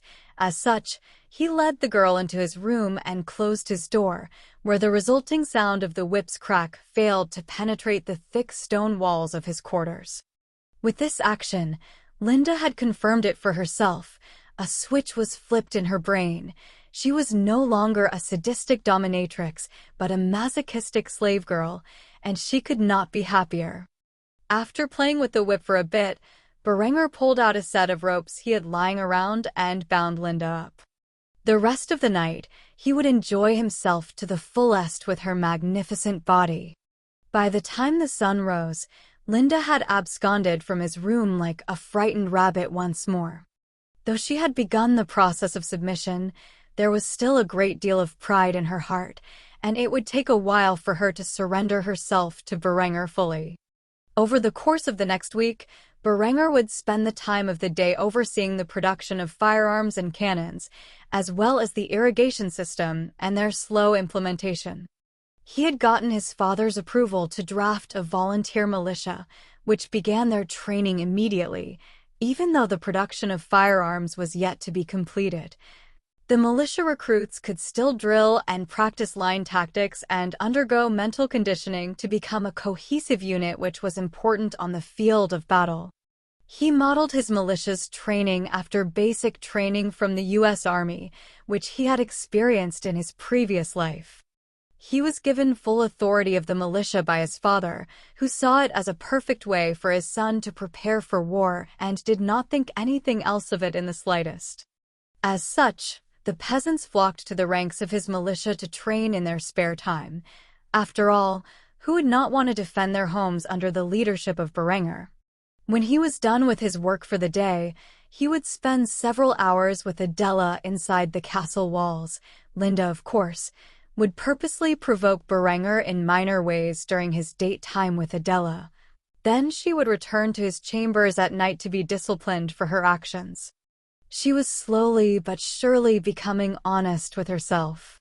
By the end of the week, her heart and soul had finally submitted to her desires, and by extension, Berenger. As the dawn rose on the first day of the new week, Linda did not flee out of the grasp of Berenger, but cuddled closely in his arms, a warm smile on her face as she prodded his chest with her finger. So what now, master? Berenger looked at her in shock. Did she seriously call him master of her own free will? Normally, she would only call him that when she was aroused, and she was clearly in a very calm state at the moment.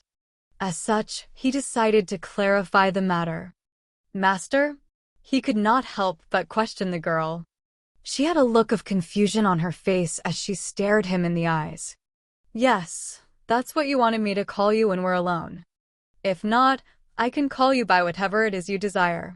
Berenger could not help but chuckle. He had finally done it.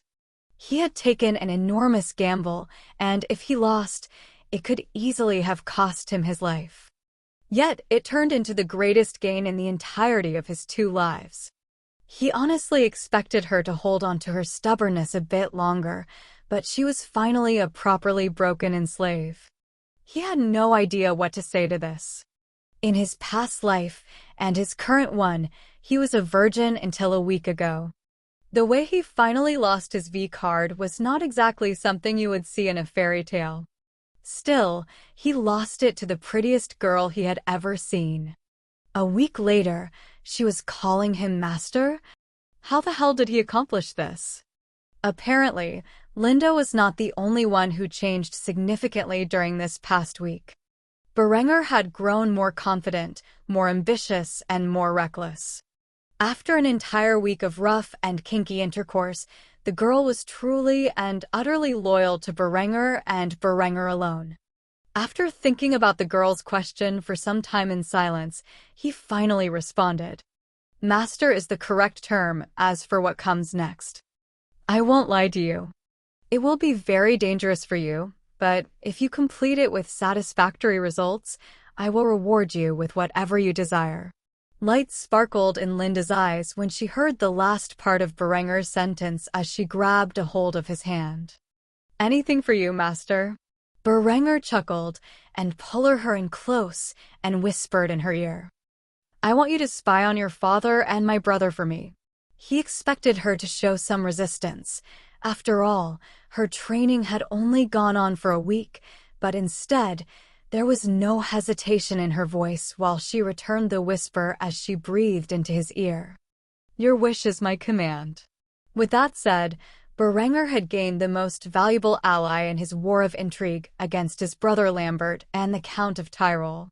They would not become aware that every plot they came up with to conspire against Berenger was secretly leaked to him by the most trusted member of their inner circle until it was too late. Though he would not know it now, one day, Linda would become the director of Berenger's extensive spy network and his personal concubine. A relationship in which a dynasty would be built upon. Chapter 21:20. Raising an army. The sun rose in the clear blue sky above and shone through the open window of the Berenger's bedchamber, illuminating the scene of Berenger cuddling intimately with Linda. It would not be for many more hours before the rest of the castle awoke and began clambering about. As such, Berenger spent the time playing with his new slave and asking her many of his queries. Some he already knew the answer to and was merely testing her loyalty. When she honestly answered all of his questions, he was satisfied with the results of her training. Now that he had begun to trust her loyalty, Berenger had a peculiar interest in a rumor he heard recently. As the daughter of the Count of Tyrol, which was a region dominated by the Habsburg family and bordered the territory of the Duchy of Bavaria, Linda was in a much better position to gather intelligence than Berenger was. He was curious if she was aware of the inner workings of the royal court of Germany. Though the title King of Germany and its sovereign territory still existed at this point, it was far from what you would call a unified kingdom. Currently, the Duke of Luxembourg held the title King of Germany, though, over the centuries, the title had passed through many families' hands. Berenger had heard rumors about the kingdom facing a succession crisis. When the current king died, there was a high possibility of internal conflict. Yet, he had no details about what was happening at the highest court of his country. However, Linda might know the details. Thus, Berenger decided to see what she knew about it. Is it true the kingdom is on the brink of civil war? Linda looked up at him with a concerned expression and thought to herself, is the Baron and his family not aware of the current calamity that looms over the kingdom? Having fully accepted Berenger as her master, she would not hide anything from the young lord. Whatever he wanted to know, as long as she knew an answer, she would unhesitantly give it to him. Of course. Why do you think my father is so interested in Kufstein's iron reserves? He wants to build an army second to none for the upcoming war. Berenger narrowed his eyes at the attractive girl currently pressing her bare chest into his own as she clung to him. What exactly does he need such a powerful army for? A gorgeous smile appeared across the peerless beauty's face as she swiped the bangs of her strawberry blonde hair out of her eyes. She stared at Berenger with her sky-blue pupils, expecting a reward for her answer. He wants to become the Duke of Austria. When the main family presses its claim to the throne, he will turn on them and seize Vienna as his own. Berenger patted the girl's head softly as if she were a pet and complimented her. Good girl. What else can you tell me about the current succession crisis? Linda could not stop smiling as Berenger stroked her red gold hair with his firm but loving hand. She had no idea that being complimented by a master was so satisfying. She began to question why she had wasted her time as a dominatrix when being the slave felt so much more rewarding. Currently, the King of Germany is a feeble old man with no rightful heirs. He fathered no sons and only one daughter in his lifetime. The current claimants to the throne are his nephew, the legitimized bastard son of the king's younger brother, who recently passed. The problem is, even if he is a legitimized bastard, he's still a bastard, and few people support his claim to the throne. Berenger nodded at the information. This was valuable intel. He decided to reward the girl by playing with her well-endowed chest, which startled Linda at first, but her face quickly became flushed as she closed her eyes, enjoying the treatment. However, after Berenger stopped, she realized he was waiting for her to finish her analysis. The second claimant to the throne is the Duke of Bavaria. His claim essentially relies on the fact that before the House von Luxembourg took over, his house the von Wittelsbachs were the monarchs. The divine seductress stopped her sentence after explaining the second claimant to the throne of Germany. She clearly wanted to be rewarded for each piece of information. Feeling the intel she provided was worth it, and in good faith, Berenger decided to indulge her as he pressed his lips against her own and twirled their tongues together for a few seconds before releasing. If she wanted to go any further, she would have to finish providing her report. Taking the hint, Linda quickly revealed the last bit of information she knew about the ongoing fight for the throne. Lastly, there's the Duke of Austria. He married the current king's only daughter and wants to install his teenage son as King of Germany. As you know, my family is merely a cadet branch of the von Habsburgs who rule Austria. Thus my father plans to betray them when they march on Munich and seize the duchy for himself. Linda immediately blushed upon revealing the last of her knowledge regarding the current political situation the kingdom was facing, clearly expecting Berenger to finish what he started with her. However, the next statement that came from Berenger's mouth immediately triggered the discipline he had brutally installed in the young woman over the past week. A wicked smile appeared across Berenger's face as he saw the girl eyeing him up, waiting for him to conquer her. He wanted to see how far she had been conditioned at this point. As such, he gave a command in the most authoritative voice he could muster. Beg. The face of the youthful enchantress immediately became beet red as she followed his command and got on her knees, spreading her lower lips for Berenger to see in all of its splendor. Please. Reward me, master.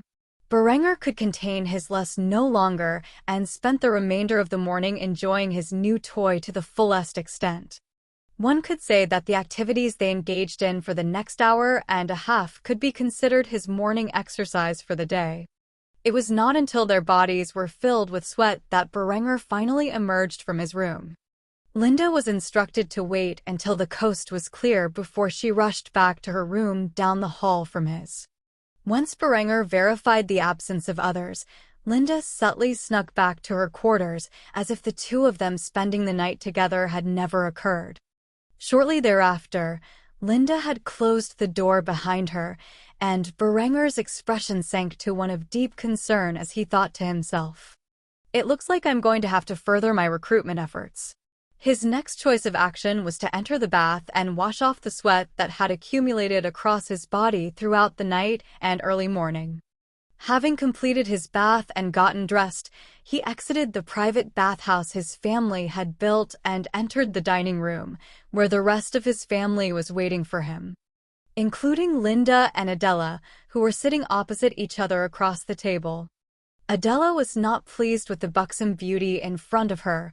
Over the past week, this strawberry blonde-haired bimbo had interrupted all of her dates with Berenger and purposely attempted to provoke him. What could be the reason for Linda to have a conflict with Berenger?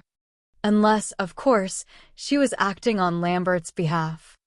Were the two brothers really so estranged that Lambert had to send his fiancée to instigate strife? Adela had begun to realize something the rest of Berenger's family was blissfully unaware of with only basic conjecture. There was a war of intrigue going on between the two siblings over the inheritance. The more she thought of it as a possibility, the more it began to make sense to her. She decided that she would have to ask Berenger about it later when she had the chance. When Berenger sat down at the table next to Adela, he could feel the intense gaze of envy coming from Linda and began to question whether this slave of his had any sense of self-restraint. He instantly gave the unrivaled bombshell a glare signaling for her to act normal. If the rest of his family caught on to their current relationship, it would not end well for the two of them. Once more, Berenger entertained breakfast with his family. Nothing of importance happened.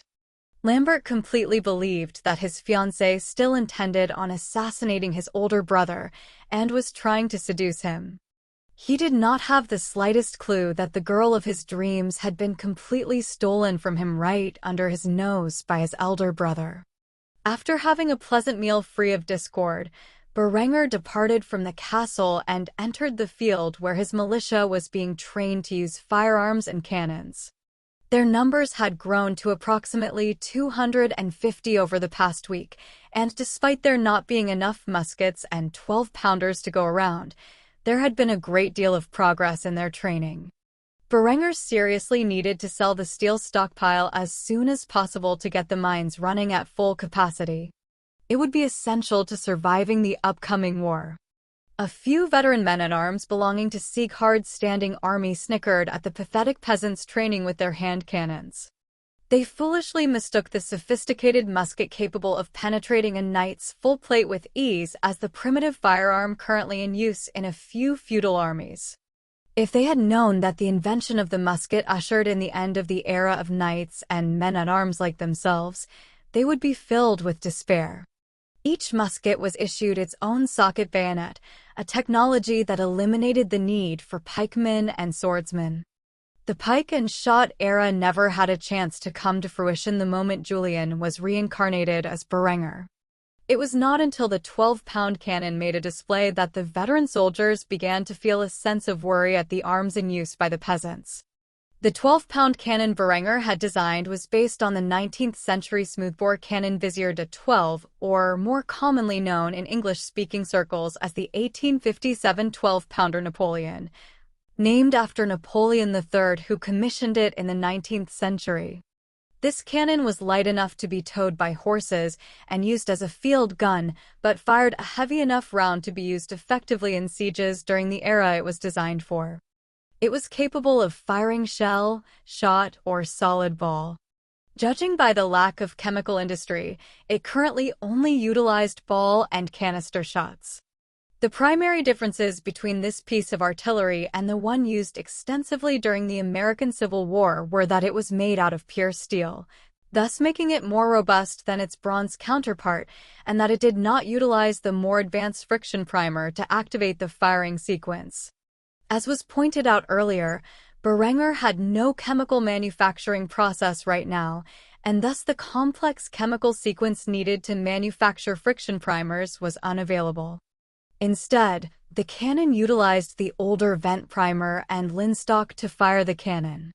It was a slower and less reliable process, but it was still used for centuries before the friction primer was invented, and it was the best option Berenger currently had.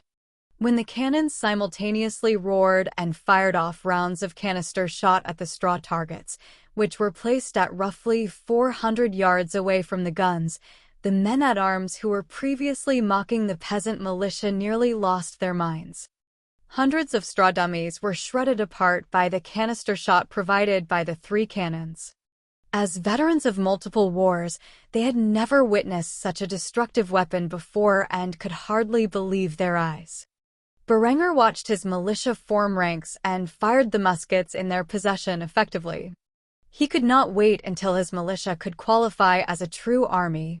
Despite being unarmored, the 250-man militia would soon be capable of providing a line of defense for the secluded mountain barony against its potential enemies. Berenger wanted to armor them in munitions-grade half-plate, but could not get the approval. His father would never waste the production of armor on what he deemed to be mere peasant levies. If the peasant militia found themselves facing muskets, the armor would be practically useless. However, against armies equipped with bows, crossbows, and hand cannons, the armor Berenger had in mind was more than capable of defending against such threats. Munitions-grade plate was an invention that would normally be invented in the next century. Unlike current plate armor designs, it was not hand-fitted to the individual.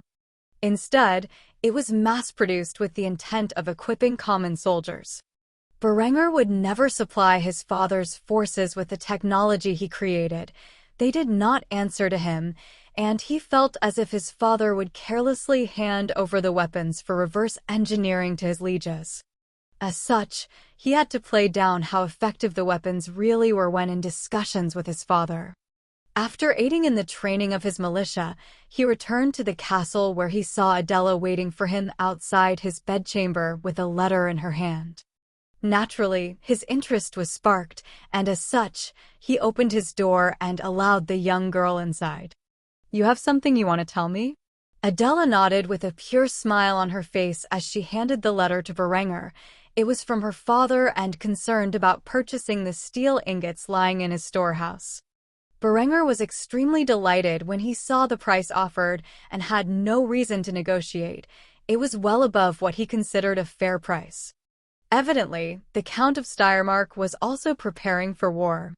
Berenger was so excited by the news that he picked the young belle up in the air and kissed her on the cheek, which instantly caused her to blush. However, before she could protest, Berenger placed her down and patted her head. "You just made me a delighted young man. I haven't even found a potential buyer yet, and you have already done the work for me." Linda may have the appearance of a goddess and was the perfect slave, but she was far from wife material. On the other hand, Adela played that role perfectly, and Berenger was confident that she, too, would be as gorgeous as Linda one day. Berenger was completely satisfied with his romantic side of life. All he needed was 2 girls by his side, any more, and it would become a hassle. He had no desire to become another shitty harem protagonist. Berenger spent the rest of the evening walking around the courtyard with Adela. Lately, he had been too preoccupied with training Linda, and he could not afford to neglect the relationship with his future wife. After a long evening of walking and enjoying the sunset, the two finally parted ways when the sun went down. She was still too young to be involved in Berenger's nightlife.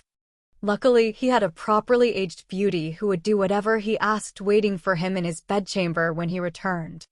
The master and slave spent another night enjoying each other's warmth, and the rest of the family was none the wiser.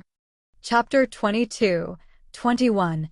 Forming a battalion. It had been over a week since Linda first arrived, and as far as Lambert knew, she still had not made an attempt at Berenger's life.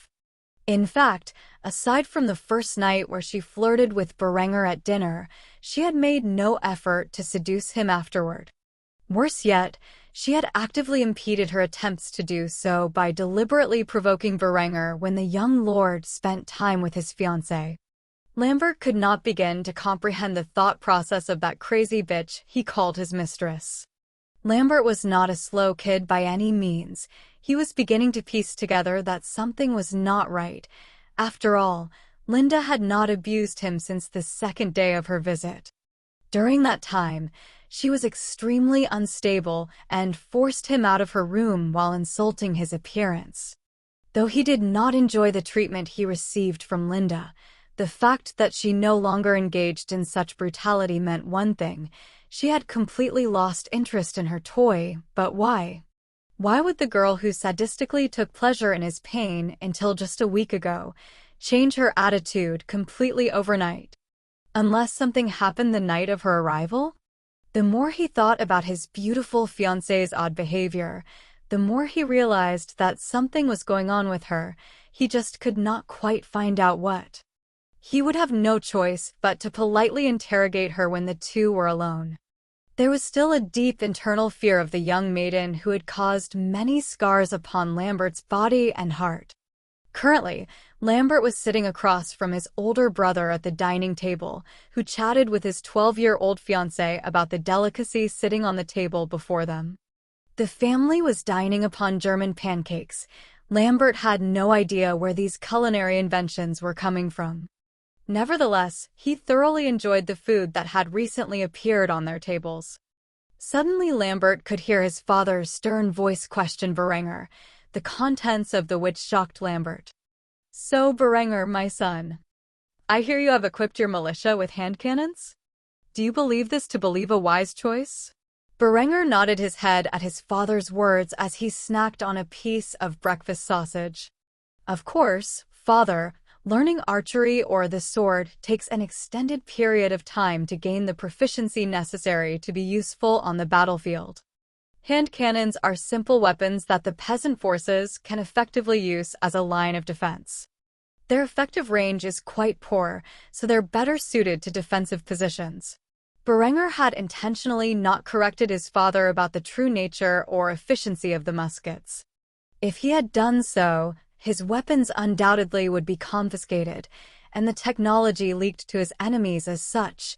Berenger emphasized their defensive ability, but not offense. Sieghard still had many questions about the weapons used by Berenger's militia. They were not ordinary hand cannons and artillery, but he trusted his son's word. As such, when he heard they were defensive in use, he lost interest in the muskets. They were best suited to a local militia after all. However, the cannons, on the other hand, he had heard remarkable things about and needed to know if they could be used efficiently in the field. "What about those cannons they're using?" "I heard they have the remarkable ability to fire many balls at once." Berenger had already prepared an answer for his father. Seeing as cannons of the time were mainly static weapons used in sieges, he decided to lie about the mobility of his 12-pounder cannons and highlight that they were exactly the opposite. "A strictly defensive weapon. Have you seen the size of my designs? They are far too large and far too heavy to be used effectively on the field or even during a siege. They're best suited to be mounted on the castle's walls and used as a means of defending our home from any potential threat." At first, Lambert was concerned about such sophisticated weapons falling into the hands of Berengar and his peasant rabble. Still, when he heard his brother say they were entirely defensive in nature, he had no desire to report such useless products to his partner in crime, Count Lothar of Tyrol. The Count needed weapons of war, not weapons of defense. Little did Lambert know that this was all a ploy by Berenger to keep his revolutionary designs as confidential as possible. The likelihood of Lambert or Sieghard having the desire to test the weapons themselves was virtually zero. Eventually, the Baron lost interest in the topic as he heard their use was solely for defending their territory. It appears Berenger was truly content with his position as a Baron's heir and had no loftier ambitions than that. Something in which Sieghard could agree with. Minor noblemen like themselves had no place getting involved in the affairs of the great families. The Baron decided he would leave the peasant militia Berenger had founded as defenders of his family's territory should he ever be called to war again in his lifetime. After all, according to his son, they were practically useless in an offensive manner. Only Berenger was aware of how efficient his forces would become on the field of battle during a siege, engaging in guerrilla warfare and especially defense. Yet, he would never inform anyone of their effective capacity to do so. Only when his forces were truly needed would Berenger display the overwhelming power of steel and shot to this feudal world. After finishing breakfast, the family dispersed, and Lambert found time to approach Linda about her recent behavior, something he would utterly regret doing. Berenger had already given her orders to maintain her relationship with Lambert. She would continue to abuse, punish, and degrade him, though she could not sleep with him, nor did she desire to. When Lambert approached the young temptress and grabbed a hold of her wrist, she instinctively slapped him in the face. Her flawless sky-blue eyes contained the fire of a woman's rage as she scolded her toy for touching her perfect skin without her approval. The sound of the slap could be heard throughout the courtyard, which briefly drew the attention of the servants working nearby. "How dare you touch me without my permission? Who do you think you are?" Linda was furious, and it was not just a facade. Only her master could touch her without her consent. Though she no longer held her previous sadistic personality, she was still ordered to abuse the boy, and as such, she would do as her master had commanded. The violent slap left a red handprint on Lambert's face. Now, this was the mistress he knew and lusted after. The truth is that Lambert despised Linda's personality, but he could not help but forgive her many transgressions, for, in his eyes, she was the incarnation of physical perfection. Some men would do anything to please a beautiful woman, and Lambert was one of them. As such, he kneeled before her and apologized. "I'm sorry, mistress. I did not mean to offend. I just wanted to inquire about your progress with Berenger." Linda kept a calm facade. However, she was internally furious that this little punk wanted to assassinate her master. Nevertheless, she had to put her feelings aside and play the part. After all, Berenger had tasked her with spying on Lambert and her father. He even promised her a reward if she did so successfully. "I have not found the ability to be alone with him. He is very wary of my actions and is always around others when I approach him. He's far more cunning than you give him credit for." Lambert felt his heart stinging. Did this bitch seriously compliment his accursed brother? She had never done such a thing for him. This was outrageous, but he could not deny the fact that recently his brother had become quite cunning. It would not surprise him if Berenger had become aware of his plot to use Linda to assassinate him. Eventually, Lambert decided to ask Linda for her plans. After all, she was the one who insisted on getting rid of his brother herself. "So, what exactly is your plan to deal with him?" Linda looked at Lambert as if he was a pitiful fool before giving her a response. "I will keep approaching him as I have been and improve my attempts at seduction, but if he keeps avoiding being alone with me, we will eventually just have to face the potential reality that your brother is too crafty to be caught in a honeypot." A strong frown appeared across Lambert's face as he heard Linda compliment Berenger once more. It seemed she had begun to admire her prey for avoiding her womanly wiles for so long. Lambert began to wonder if there was something wrong with Berenger's head. How could a hot-blooded male in the prime of his youth possibly fail to be seduced by a goddess like Linda? He started to suspect Berenger was a leprechaun based upon how he acted towards Adela. If that were the case, it would explain how his brother showed no outward interest towards Linda as the days went on. Only on that first night was there any semblance of lust in Berenger's gaze towards the immaculate young woman. As Lambert was deep in thought, he fled an iron grip on his shoulder and a wicked smile from Linda as she whispered in his ear. "More importantly, it seems to me that you have gotten unruly after going undisciplined for so long. It appears I will have to teach you a proper lesson for your sins." Immediately Lambert's expression sank as all the doubts he had about Linda's recent behavior were washed away at that moment. How could he be so foolish as to believe the sadistic dominatrix had changed her colors so easily? It only became apparent now that she was testing him throughout the last week, to see if he would behave differently on his home turf. The young boy began to question every decision he had made since he returned home as he was dragged off to Linda's quarters to be punished severely for his actions. Meanwhile, Berenger continued drilling the peasant militia in the fields, which was increasing in numbers by the day. The magnificent weapons Berenger displayed had attracted the attention of the common population. Those who had survived the battlefield previously as peasant levies could see the age of knights coming to an end as they witnessed the volley fire being followed by an organized bayonet charge which Berenger had commanded his troops to enact as they stabbed their bayonets into the straw dummies. The commander gazed at his troops respectfully. With each day, they were progressing closer to a true army. Ludwig had worked overtime to produce enough arms to keep up with the growing demands of the militia. In the last day alone, they received 50 recruits, making their numbers stand at a firm 300. This was practically half the size of his father's army during a time of war.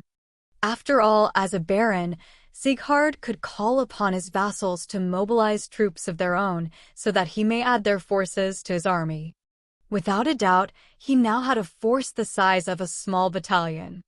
Though mostly infantry, there were still a total of 3 cannons, one for every 100 infantry. Albeit a small team of men typically operated cannons, so currently, the ratio was not exact, but it would be soon enough. He looked upon his forces as if they were his own beloved sons, knowing that as long as he did so they would stand by him even unto death.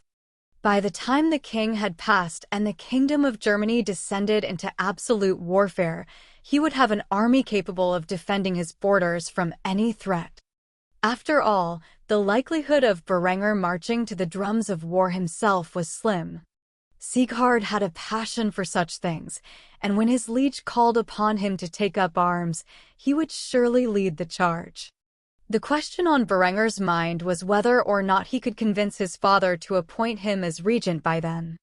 If his plans succeeded, he would wield absolute power in his family's territory for an extended period of time, and he could get many of his more important reformations underway. If his father returned from the conflict alive, he would be welcomed to a completely transformed land. For now, Berenger had many tasks at hand which included, but were not limited to raising an army, installing his irrigation system across the fields, selling the steel stockpile to the Count of Steiermark, investing the profits into the mining industry, as well as gaining the support of the local nobility and their entitled offspring. Truly an ambitious man like himself never had time to rest. Chapter 23-22 A diamond in the rough. After observing and instructing the peasant militia, Berenger returned to the village. For now, their training was done for the day, and the young lord had business to attend to elsewhere. The baron's son had to say goodbye temporarily to his fiancée, who would be returning to her homeland with 10 tons of steel. 5 more than Berenger had initially estimated. After all, as his plans became more ambitious, his family needed a larger treasury. Though the Count's daughter would not be gone for long, she would return with the transport containing the gold and silver bars, which were the promised form of compensation for such a massive stockpile of steel ingots. A small portion of the money gained from the transaction would go towards the engagement ceremony that Berenger had planned. Seeing as he was far from beginning preparations for it, he had not sent out the invitations yet. Due to unforeseen circumstances, primarily involving Linda's arrival and the things that occurred afterward, Berenger was far behind schedule on preparing for the party he had promised Adela. Currently, it was his notable lack of funds that hindered his progress in that regard. After arriving at the castle, the young lord approached his fiancée, whose retinue of knights were loading the steel ingots into the convoy which Berenger had prepared for her. He trusted her to keep her father's side of the bargain intact. The cute girl who was at the cusp of her teenage years played with her twin tails as she waited patiently for Berenger to arrive. When she finally spotted him, she dashed over into his arms and embraced him firmly. She had grown quite fond of her fiancé since their initial meeting. After several moments had passed, the young girl let go of her hold over her betrothed and pouted.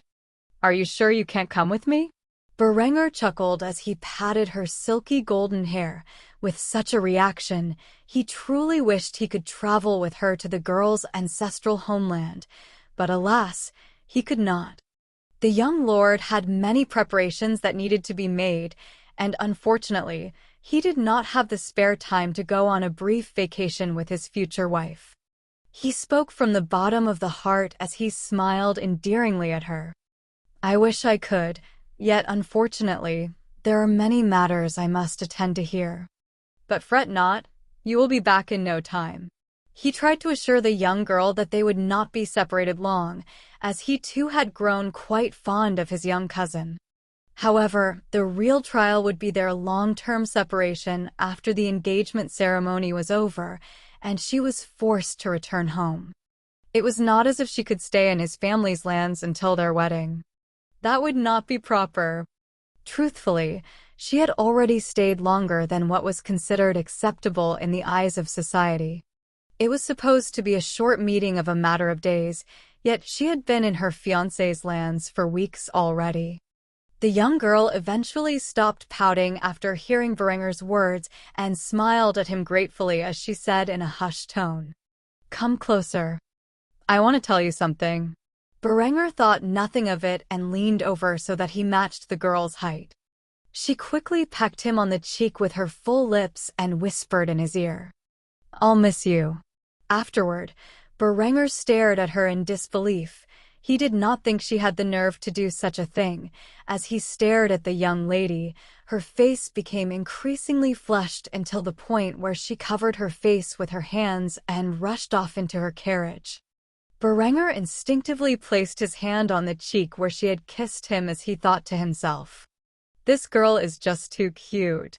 As his thoughts began to shift back to the wonderful memories he had made with the Count's daughter over the past weeks, the convoy began to ride off into the distance, leaving Berenger standing alone in the courtyard as the sunset came to a close. It was only after he could no longer see the carriage which contained his fiancée that Berenger decided to walk back inside and take a bath. Berenger sat in the large circular stone pool, the hot water soothing his milky white skin as he washed away the stress accumulated throughout the day. He was completely unaware of the creaking of the door and the sound of footsteps approaching. It was not until he felt the soft and bouncy mounds of his lover press against the back of his neck that he realized someone had intruded on his private time. The girl covered his eyes with her hands from behind as she asked in a playful tone, "Guess who?" Berenger chuckled as he grabbed a hold of the dainty hands and pulled the buxom beauty into the bath with him. Linda was not expecting such behavior and screamed as she splashed into the hot water, her alabaster skin instantly reddening as the heat began to affect her complexion. After climbing into the young lord's lap and pressing her chest against his, she looked at him while pouting. "You got my hair wet." Berenger wrapped his arms around the girl and kissed her. Only after a minute had gone by did he break away from her enticing lips. "It's the bath, of course. Your hair is going to get wet." The young temptress continued to pout as Berenger lectured her, but he paid it no mind. Initially, he was worried somebody might have spotted her sneak in here. After all, people were still wide awake at this hour and roaming across the castle, and thus he could not help but inquire about the girl's recklessness. "Did anyone see you enter here?" She shook her head as she buried it into Berenger's shoulder. Afterward, she pecked him on the opposite cheek that Adela had left her mark and expressed the concerns that were on her mind. "There, now there's no more space for another girl to mark her claim." The young lord nearly broke out in laughter as he heard such a childish remark from the young woman who had just a week prior boldly tried to seduce and enslave him. Was she jealous of his relationship with Adela? This would not do. Clearly, he had to discipline her further. As such, he spent an unusually long and energetic bath with the naked bombshell who lay next to him. It would not be for close to an hour before the couple retreated from the confines of the bathhouse and entered Berenger's chambers where the real fun began. He spent an entire night further training his slave. After all, her jealousy was unbefitting of a proper slave. It was not her place to question whether or not her master spent time with another woman. By the time the sun rose, the couple was well and truly exhausted. Berenger began to regret his decisions in life as he knew there was still a matter of lifting weights to attend to. Though intercourse was great for cardio, it was far from enough to increase his muscle mass further. After sending his lover back to her chambers, he spent the rest of the morning getting in his old exercise routine, which he had been slacking on lately. It did not surprise him that it took him longer than usual to complete his sets after an entire night of lovemaking. He would need to fit power naps into his schedule if he continued to behave in this manner at night. Nevertheless, he had plenty of work to do, so after his exercise for the day was concluded, as well as the morning bath, he had once more dined with his family. The meal was uneventful and mainly included small talk. Afterward, Berenger returned to the fledgling industrial district where he checked on the progress of the irrigation pipes. Things were going smoothly, and truthfully all he had to do at this point was wait for production to be complete. His workforce was already stretched thin on the production of arms, munitions, and irrigation piping. At this point, there was no way for him to increase their workload to produce more designs. It was not until the irrigation piping was finished that he would see more peasants enter the industrial sector. After all, with the innovation fully fielded, there was no longer a need for so many farmers to water their crops by hand, and they would need a new occupation. Most would be delegated to the mines, while others would be working in the factories. It was not a glamorous life, but they would be paid a fair wage under Berenger's management and be allotted a proper 40-hour workweek with paid vacation time and sick days. It was best not to overwork your employees. If you were foolish enough to do so, you would see decreased productivity. These were lessons that could only be learned through experience.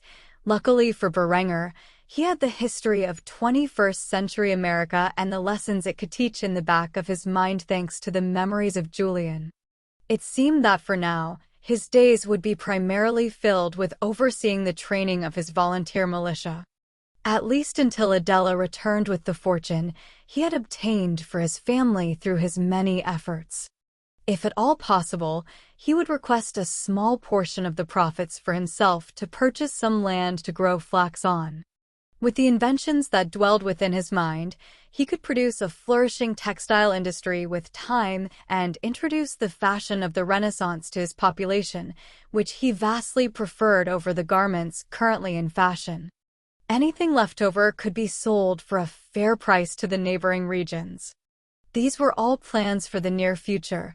For now, nothing of significance could be achieved without the wealth to invest in it, which he severely lacked at the moment, though within a few weeks, that would no longer be a concern. He supposed he should enjoy the spare time he had available to him at the moment, but for some reason, if he did not fill his schedule with meaningful and productive activities, he felt like an idle wastrel. After checking on the progress of his industrial sector, he returned to the peasant militia, which was currently going over basic formations. Berenger had specifically chosen some veterans from the peasant population who had served in previous wars as levies to act as the officer class. They had true experience in the horrors of war. After being personally educated in line infantry tactics by Berenger himself, they had begun to form their own ranks. Of course, Berenger oversaw the daily training in tactics as much as possible to correct any errors. After all, these were revolutionary strategies and tactics in which had never been seen before. As such, he needed to lead the growth of his unit personally. His second-in-command was actually a knight-errant who had chosen to settle in Kufstein and lays about after many years of war. If one were to compare his situation to feudal Japan, he was essentially a ronin, a member of the military class whose lord had perished in battle, and with it his prosperity and land rights. The knight-errant named Eckhard von Hallstatt had lived in Kufstein for nearly 5 years, and essentially lived as a beggar and a drunkard during that duration. It was not until he saw the militia and its unique weaponry and tactics that he decided to clean up his act and make something of his life. He had a keen eye for strategy and tactics, and unlike the other knights and men at arms in Kufstein, he was intelligent enough to realize that Berenger's militia was the future of warfare. As an old and grizzled veteran, Eckhard had many insights to which he could contribute. He had approached Berenger earlier in the week and offered the young lord his own rusty sword in fealty. After hearing the old veteran's story, Berenger appointed him major of the battalion and his right-hand man. Berenger had spent many hours of the night writing a military treatise on his vision of the future of warfare and the necessary strategies, tactics. Web audio channel announcement. Thank you for listening. If you want to listen to the full series and hundreds of audiobooks similar to this, please join our Discord or join our Patreon on patreon.com/webaudio. The link will be in the description and also pinned in the comment section. Thank you. And logistics to conduct it. Eckhard had practically treated this text as a holy book, and the more he read about Berenger's vision, the more he believed the young lord to be a military genius. Though Berenger was by no means a military genius, as a longtime veteran of various strategy games set in numerous eras and a graduate of West Point Academy, he could confidently say his skills were at the very least advanced for the time period. Eckhard did not disappoint Berenger's expectations. The man in his mid-40s had quickly grasped everything he was taught and was not simply following the book but effectively improvising when it was called for. If anything, Eckhard was the true military genius. It was a pity that his previous lord did not recognize the knight's talents in strategy and instead sent him to fight on the front lines. As far as Berenger could tell, it was likely to be a factor in the foolish lord's death. Truly, Eckhard was a diamond in the rough. Though the militia was entirely volunteer-based, they still received pay for their training and activity. Essentially, they would act in a fashion similar to America's National Guard in Berenger's previous life. The men who comprised its ranks would go through basic and specialized training, and after they had completed it, they would be normal civilians who would meet up on weekends to continue their training. The primary difference is that Berenger wanted his militia training every weekend instead of just once a month. In a time of need, they would be called upon to fulfill their duty and be held to the same standards as a professional force, with the same penalties for desertion or other crimes. Berenger treated the men of his militia exceptionally well. He supplied them with proper meals during their training, and soon he would give them proper uniforms. Once his textile industry was up and running, the men would be outfitted in the attire of the Landsknechts of the 16th century from Berenger's previous life. The young lord was beginning to develop a flamboyant fashion sense, much like his father. For now, the volunteer militia still wore their everyday ensemble, which, truth be told, was not very professional. After guiding the battalion's training for the day, Berenger departed back to the castle where he intended to spend the rest of his waking hours drafting the plans for his soon-to-be textile industry. Time waited for no man, and soon he would acquire the funds to make his dream a reality. Thus he had to work hard and not be tempted by any worldly desires. Of course, after several hours of drafting blueprints, Berenger heard a knock on his door and could not resist the temptation to play with his favorite toy for the remainder of the night.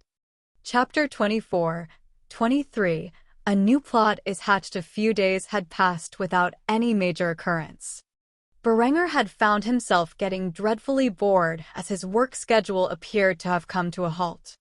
Due to the trustworthy and competent people he had placed in implementing his innovations, he had recently acquired an asinine amount of free time. If Adela were still within the confines of his family's territory, then he would currently be enjoying her company. Unfortunately, she would not return to Kufstein for a few weeks.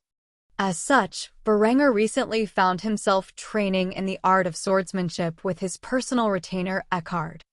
The two men were currently sparring with a pair of wooden arming swords, in which Eckhard was thoroughly beating the young lord who had never picked up a sword until a few days ago. Swordsmanship was an art that took many years to master, and unlike the flintlock musket, required a great deal of physical strength, stamina, and finesse to become adequate. Despite its age coming to an end, Berenger still felt it a necessity to learn how to properly wield a sword. After all, as an officer leading the army that he was creating, it was only proper for him to wield a sword and pistol. Though the more he trained in the sword, the more he realized he would probably break the tradition from his old world and just use a musket. At the moment, Berenger found himself parrying the oncoming wooden sword currently wielded by Eckhard before unleashing a counterattack of his own. However, just when he was about to land his strike, Eckhard dodged in the nick of time and followed up with a thrust of his own, pointing the blade directly at Berenger's neck. Seeing that all was lost, Berenger fully surrendered to his instructor. "I yield." With that said, the middle-aged man retracted his sword with a smile on his face and placed it back with the others. "You're a quick learner, and you have the potential to become a competent swordsman. It's just a shame that its era will be coming to an end so soon." Berenger placed his sword alongside Eckhard's as he sighed heavily in response to the knight's words. "The true shame is that I was incapable of training with the sword until now." The middle-aged knight nodded in agreement to Berenger's statement. He had become aware of the difficulties Berenger faced throughout his years, particularly about his health. It was a miracle that he overcame such an illness and became the man he is today.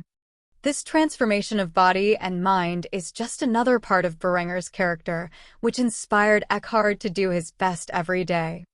After placing away the swords and stripping out of the training gear they currently equipped, the two men walked together back to the fields, which were being used as a training ground for the militia.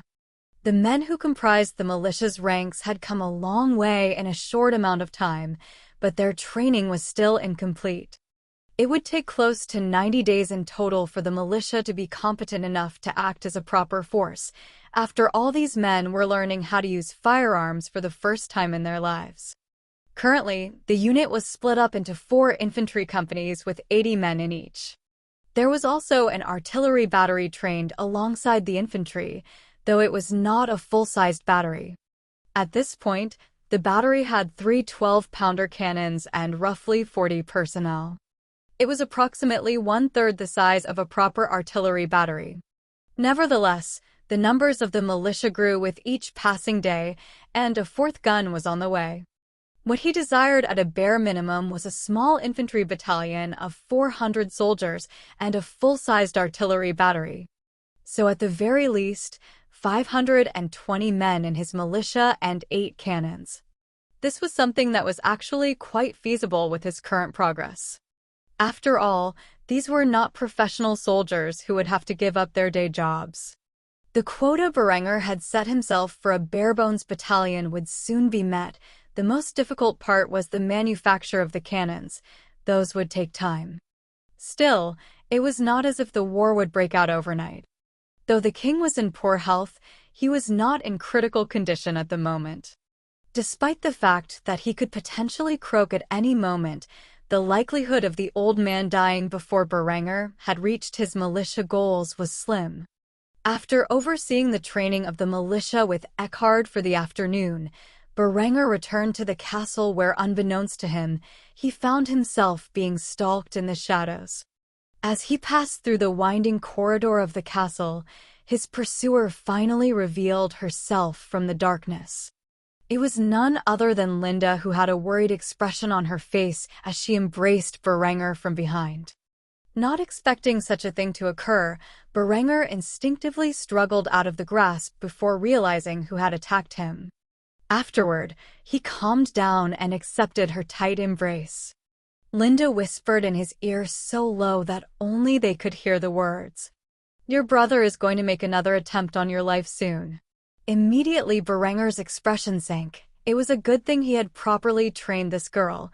Here he was walking around carelessly, expecting himself to be safe from Lambert's schemes, and yet the boy had already plotted his death. He was immediately intrigued by the information she provided him. How does he plan to do it? Linda revealed Lambert's secrets without a second of hesitation. She had long since turned on the boy and her father. He has grown tired of my attempts to stall him and has impatiently contacted my father for aid. Apparently, your father is planning a hunting trip. Lambert and my father have arranged for assassins to lie in wait for you in the mountains. They will appear as brigands, but they will secretly be men at arms under my father's command. Berenger patted the girl's silky strawberry blonde hair and comforted her. She was aware that Berenger was not much of a fighter and could not defend himself adequately against such a force. As such, she had a distraught expression across her face that soured her natural beauty, and Berenger hated to see such a thing. The young lord grabbed a hold of her chin and kissed her passionately in the empty corridors of the large stone castle. After releasing her, he whispered in her tender ear, "You don't need to worry so much. I'm stronger than I look." Linda's cheeks immediately flushed after Berenger had so brazenly kissed her in the middle of the hallway. Sure, there was nobody around, but what if somebody nearby had chanced upon them during their little affair? It was a reckless move on his part, but she could not help but feel excited. The thrill of potentially being discovered was something that made her heart race. However, she realized now was not the moment to engage in her desires with her master. Instead, she bowed respectfully to Berenger, who had noticed the complicated expression on the girl's face. His brain instantly connected the dots as he realized the girl might be developing a new fetish. A wicked smile appeared across the young lord's face as he pushed the exquisite young lady against the wall and began to partake of her flesh. Luckily for him, nobody came nearby as the couple engaged in scandalous behavior openly in the middle of the castle's corridors. By the time they were finished, the sun had already begun to set, and they realized their absence would soon be noticed. As such, they parted ways until they were capable of meeting up again at dinner. This time the atmosphere at the dinner table was quite tense, as Lambert eyed Berenger like a hungry wolf, and Berenger sneered inwardly at the boy like an all-seeing owl. Lambert had no way of knowing that his scheme had already been revealed to his most hated brother, who was already concocting a plan to deal with the plot against him. It was not until their father had spoken up that the silence was broken. "Berenger, my son, now that you are healthy and fit, I think it is about time I take you on a hunting trip. What do you say?" Berenger had an innocent smile on his face, like a kid at the candy store, as he expressed his interest in joining up with his father as they explored the mountains which bordered their family's territory and hunted some wild game. "Of course, father, that sounds splendid. Now that I eat meat, I can't wait to feel what it is like to dine on the flesh of my own kill." Despite his innocent facade, Berenger was inwardly snickering at his brother Lambert, who had bought into the display and expected his plan to function flawlessly. On the other hand, Sieghard had no way of knowing the battle of intrigue that was transpiring at this very moment between his two sons. Instead, he felt happy knowing that Berenger was so welcome to the idea. After all, until recently, Berenger was a vegetarian who had a soft spot for animals. To see the boys so excited about hunting truly brought joy to the Baron's heart. He may be getting older, and his son may be an adult now, but the two still had the potential to grow closer. Lambert was pleased. His brother was falling right into the trap he had prepared. After all, he could no longer sit idly by and allow Linda constantly to fail at seducing his brother. Berenger was either impotent, gay, or a lilycon. That was the conclusion Lambert had come to. If he had known that his gorgeous fiancée he was so proud of had been ravaged openly in the hallway by his brother just an hour earlier, the boy would probably attempt to claim Berenger's life on the spot. The young lord had no way of knowing that Berenger had planned to bring a rifle to a sword fight. That's right, a rifle. In his spare time over the past few days, he had drawn designs for a barrel-boring bench and presented them to Ludwig. This invention would be instrumental to the effectiveness of his army. Currently, Ludwig was in the process of making a long rifle-style gun that was used effectively by American militias during the Revolutionary War in Berenger's previous life. For now, Berenger's militia would be equipped with smoothbores. After all, he really could not reveal the effectiveness of the rifled musket without garnering suspicion about such a design. However, if he were alone and separated from his father in the mountains, he could easily kill the assassins from a distance of 200 to 300 yards with a long rifle. He may be useless in the sword, but in his past life as Julian, he had earned his expert marksman badge during his tenure in the army. By the time the hunting trip began, Berenger would be well equipped to deal with the assassins, as long as he spotted them first, that is. If they got close to him for whatever reason, he had specifically designed this rifle to be capable of using a bayonet, something with which he also had ample experience training in. For now, he just had to act like he had no idea what Lambert was scheming behind his back and go along with the ploy. The two brothers had a pleasant conversation with their father about the finer details of hunting and all Berenger should know about it. It was only after dinner that Berenger returned to his quarters to get some work done. Currently, he was drafting designs or keeping track of ledgers, the usual administrative operations he had been engaging in at night ever since his father gave him jurisdiction over the fledgling industrial sector. When he was not signing documents related to the industry, he oversaw reports of military spending and training. Everything was currently within his budget, and the troops seemed to be progressing well. So there were no immediate concerns he had to deal with there. It was not until midnight that he heard the knock on his door that he had grown so accustomed to over the last couple of weeks. This girl was voracious. Even after having fun in the middle of the day, she still came for more at night. Well, he supposed he should take a break from reports and relieve a little stress. As such, he spent part of the night training his slave before the couple fell asleep in each other's arms. It would not be until the crack of dawn where they awoke from their slumber. Chapter 25-24 It is not a hunt if you are properly sober over the next few days.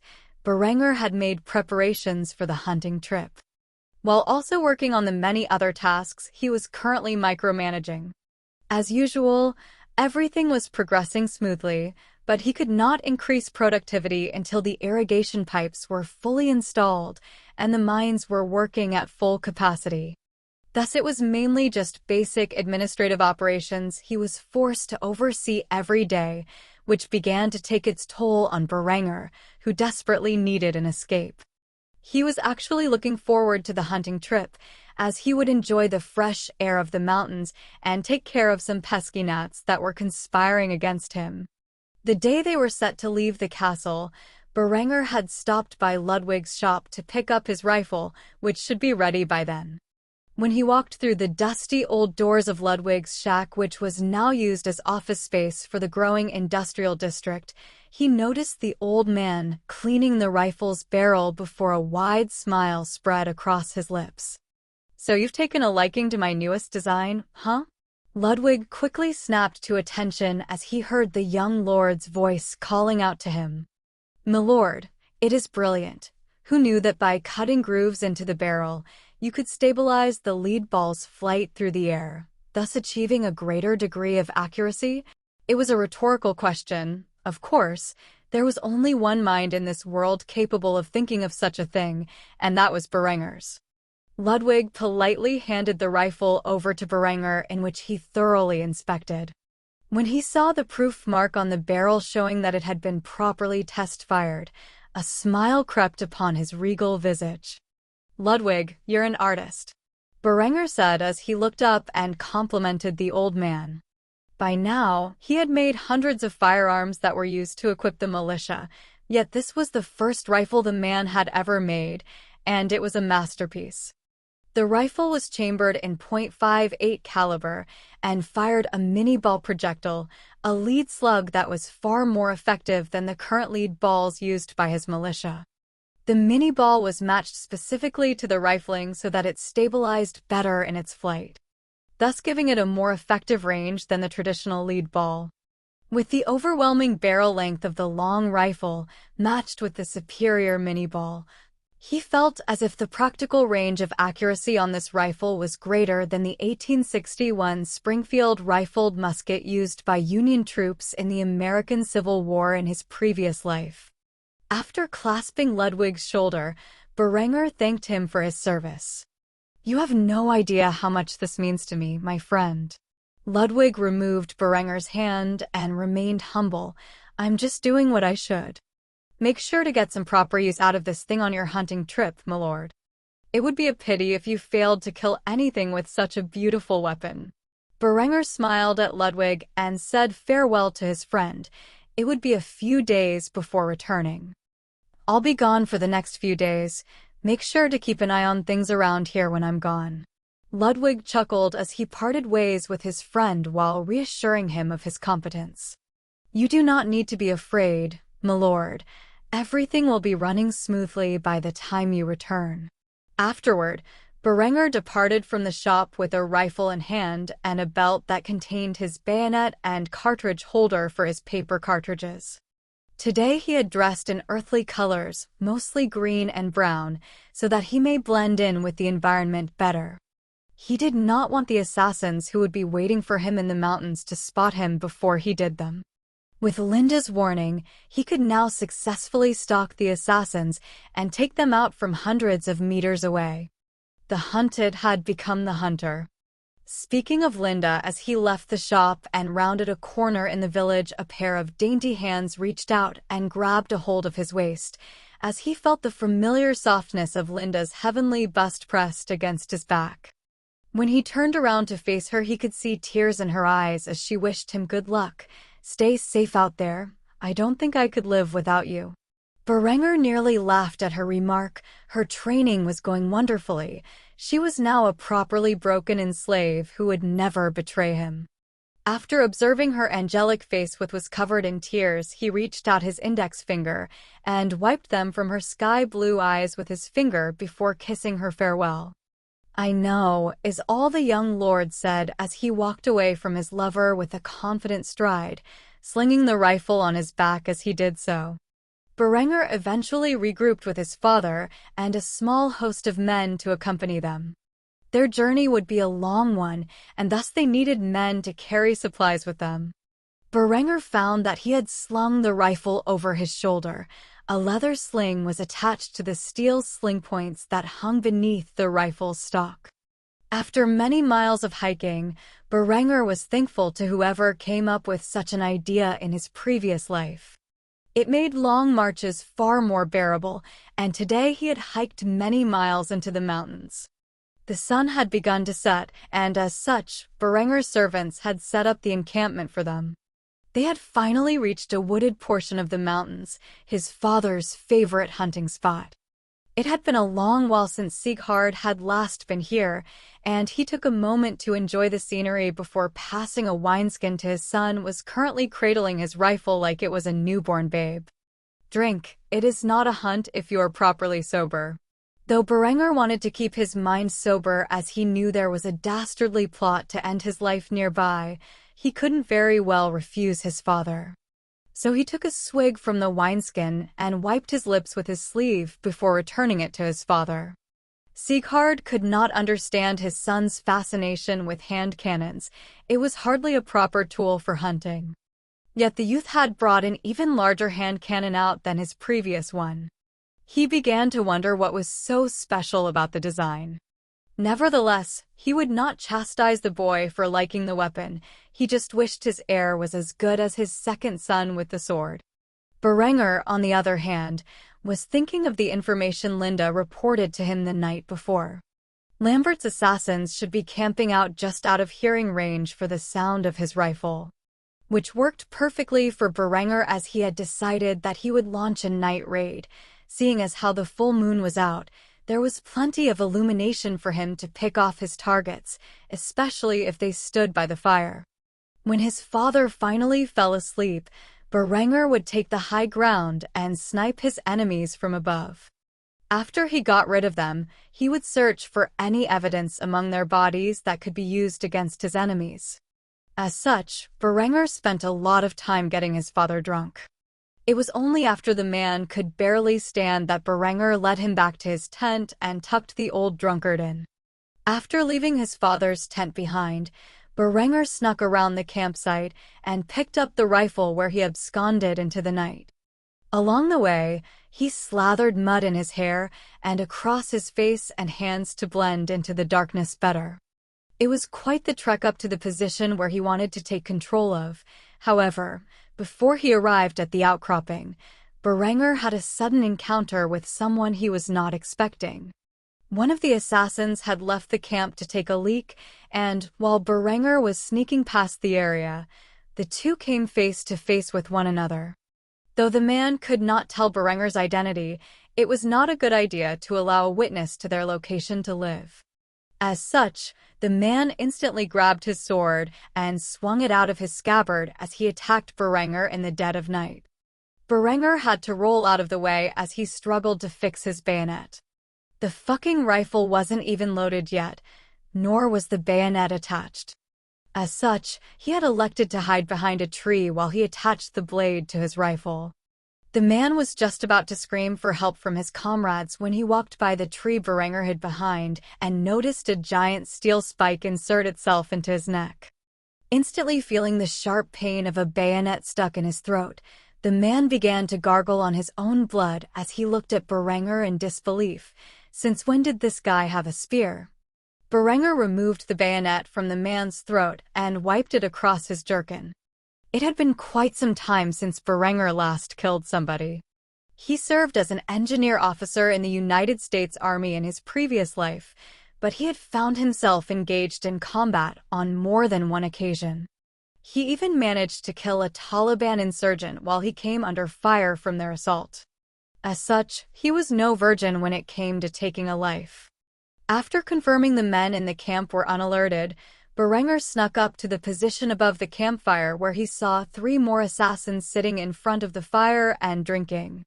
After acquiring his targets, Berenger took out a paper cartridge and bit off its top before pouring its contents into his muzzle and packing it down with the ramrod.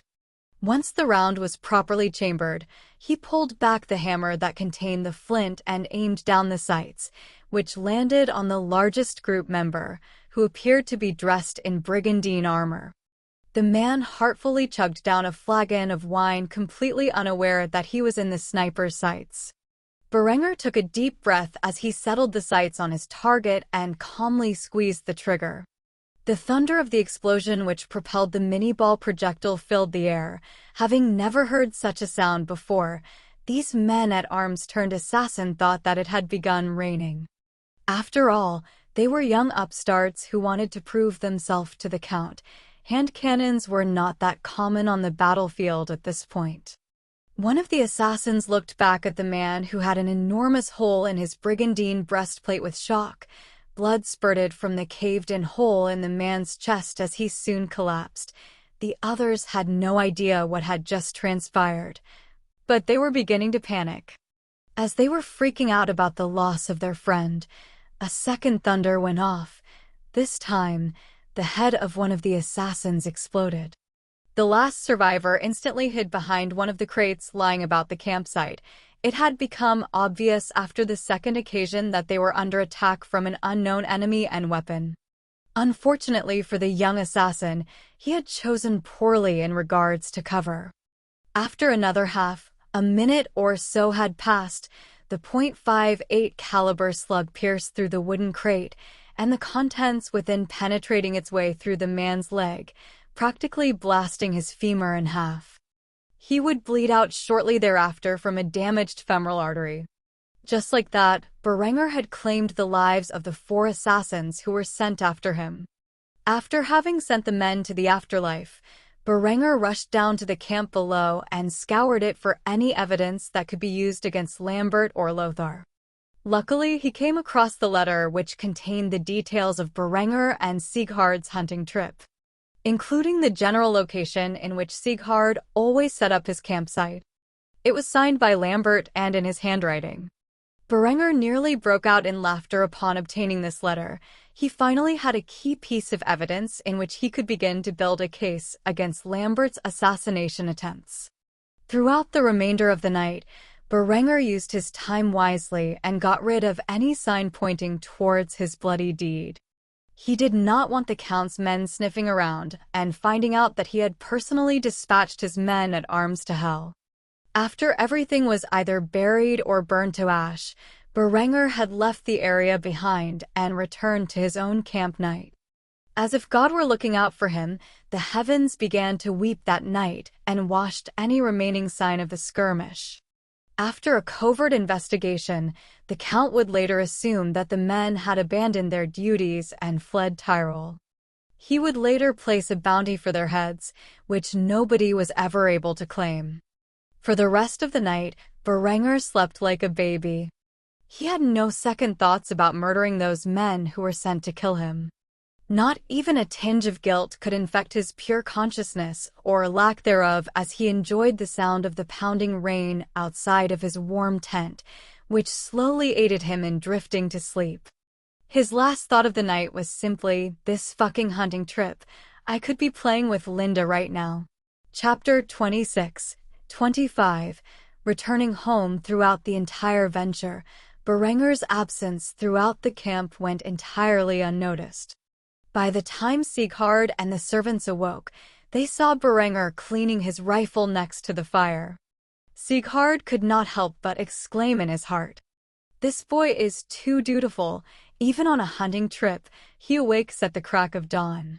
It had become a habit for Berenger to awake at dawn, in both his previous life and his current one. By now, he was used to running on a few hours of sleep a couple of times a week. In his hands was a glass of water which he had boiled over the campfire to rid it of impurities, at least to the best of his ability. He refused to drink polluted water and had spent the morning purifying a large supply of it. Since coffee had yet to be transported to Europe, he was forced to drink water this early in the morning. He was beginning to consider expanding his territory when he came to power. It would not be easy to establish a trade route from the mountains of Austria to the Near East, and if he wanted to retire in luxury one day, he would need coffee. Berenger's plans were simple: work hard for 30 years in establishing an industrial and economic powerhouse in his family's territory, and then retire in luxury, giving the reins to a well-educated heir to continue his legacy. As of now, he had no desire to spend the remainder of his adult life at war, something he had managed to do in his previous life. Of course, life did not always go as planned, and the future was unknown to him. There may be a necessity for him to expand his territory in time. As of now, he was still just the son and heir of a lowly baron, which meant he had no authority to make such decisions even if he desired to do so. Instead, he spent the remainder of the next few days being dragged around by his father hunting stags and collecting the meat. When he finally returned home, he was exhausted and covered in grime. The first thing he wanted to do was take a bath and cleanse himself of the filth he was covered in. Throughout the duration of the hunting trip, he had never revealed the full capabilities of the rifle. Despite successfully hunting a buck of his own, his father was not impressed with the limited range that was displayed, and the exceptional reload time of the rifle. The man had a traditional mind and felt that Berenger's use of what he incorrectly referred to as hand cannons were merely the fascination of youth with the newest technology. If he had known that the previous night Berenger had taken out 3 targets in a matter of minutes at a distance of 100 yards in the dead of night with his rifle, then he would probably have a heart attack from the shock of such a thing. Unlike an arrow, the rifle which fired a mini-ball projectile was fully capable of piercing through a knight's hardened steel breastplate, let alone a common brigandine. Even the muskets fielded by Berenger's militia were capable of such a feat, albeit at a severely reduced distance. There was a reason that during Berenger's previous life, after the invention of muskets, body armor slowly disappeared from common use. Even with the advanced manufacturing processes of the Renaissance and the surpassing era, the breastplates used by heavy cavalry were only useful against melee weapons and musket fire at long distances. At close range, the steel breastplates used by cuirassiers would be punched through by a musket ball like an arrow through a common tunic. If the medieval knights of the current era charged on horseback against a firing line of musketeers, they would be ended up as a bunch of blood-filled sieves, and such a frightening spectacle would be sure to affect the morale of the soldiers behind them. Even Berenger's militiamen who wielded such terrifying power had no way of knowing how capable their weapons were. After all, it is not as if they tested their guns on straw dummies covered in steel plate armor. That would be ludicrously expensive. Only Berenger was aware that his militia was capable of such an incredible achievement. After arriving in the village with his father and the servants who followed them into the mountains, Berenger noticed a familiar sight waving towards him in an alleyway. It was his loyal slave who currently had tears of joy in her eyes that he had safely returned. The entire time he was away, the pitiful young lady was in constant fear that her lord and master, whom she had pledged her life to, had perished in the ambush set up by her dastardly fiancé. When she saw him covered in the dirt and grime of the mountains, she could not help but smile. There was not even a scratch on him. Truly, she had worried too much. Without arousing suspicion, Berenger approached the alleyway where she was currently alone. As he finally fell out of sight, Linda rushed over into his embrace and nuzzled her porcelain cheek against his chest, dirtying it in the process. Berenger accepted her embrace as he petted her sleek strawberry blonde hair in an attempt to calm her down. He had only been gone a few days and felt that she was overreacting. Nevertheless, he did not scold her, as he actually felt happy that she cared enough to worry so much about him during his absence. After all, their relationship was complicated, to say the least. She was his concubine and brother's fiancée whom he had forced himself on and practically brainwashed into being obedient to him. Though he did not feel remorse for such actions, ultimately in Berenger's mind such actions were justified, and the young lady deserved her fate. After stroking her luscious red gold hair for several moments, Berenger responded kindly to the young woman. "See, I told you I would be fine." Though she still continued to sniffle, the buxom beauty wiped the tears from her eyes and began to smile. Everything turned out fine, and she could not be happier. However, Berenger could not abide the muck that had spread across her doll-like face and heavenly body from their brief intimate moment. As such, he whispered into the girl's ear, "Meet me in the bath." The girl nodded her head and smiled as he departed before her. Things would not bode well for the couple if she was caught following him into the bath. As such, they had to be extra cautious about how they moved from here on out. And with that being said, Berenger took off and headed towards the bath. Linda waited a few moments and did as she was commanded. Not long after, the young vixen found herself enjoying the company of her master in the warm water of the bathhouse, which proved to be a worthy investment. By the time the two were finished getting reacquainted with one another, it had already turned into evening. Dinner would soon be approaching, and he knew his father would have his chefs cook their gains during the hunt into a lavish feast. As such, the two left the confines of the bathhouse and separated. It would not look good if they arrived at the dining room together. When Berenger finally entered the dining room, he saw Lambert with a wicked smile on his face. He was the first to arrive, and the teenage youth was certain he would be enjoying the feast without his older brother this night. However, when he saw the handsome features of his older brother walk into the area, the young boy instantly went pale, with the expression that he was witnessing a ghost. How could it be possible that his brother had survived the ambush he had set in place? Nevertheless, Berenger sat down across from Lambert and snickered at the boy, savoring his distraught expression to the fullest. He was beginning to think he might have become a true sadist after his many nights with Linda, as he now enjoyed the suffering of his enemies on a deeply personal level. The expression on Berenger's face told Lambert all he needed to know about the fate of the assassins he sent. However, Berenger would never admit to it. If he bragged about killing 4 assassins, nobody would believe him, and those who did would instantly question how a young man with no combat training whatsoever had managed to defeat 4 brigands by his lonesome. Eventually, the effectiveness of his rifle would be discovered, and his weapon designs would no belong to him alone. Eventually, the rest of the family arrived, and Lambert had heard the tales of his father and brother's exploits from the Baron himself. Yet, there was not a single mention of the men who were supposed to ambush them. Is it possible that the Count's men were unreliable and deserted? Then what was with Berenger's smug grin earlier? Eventually, Lambert concluded that the men could have deserted and decided to write a letter to Count Lothar informing him of the operation's failure.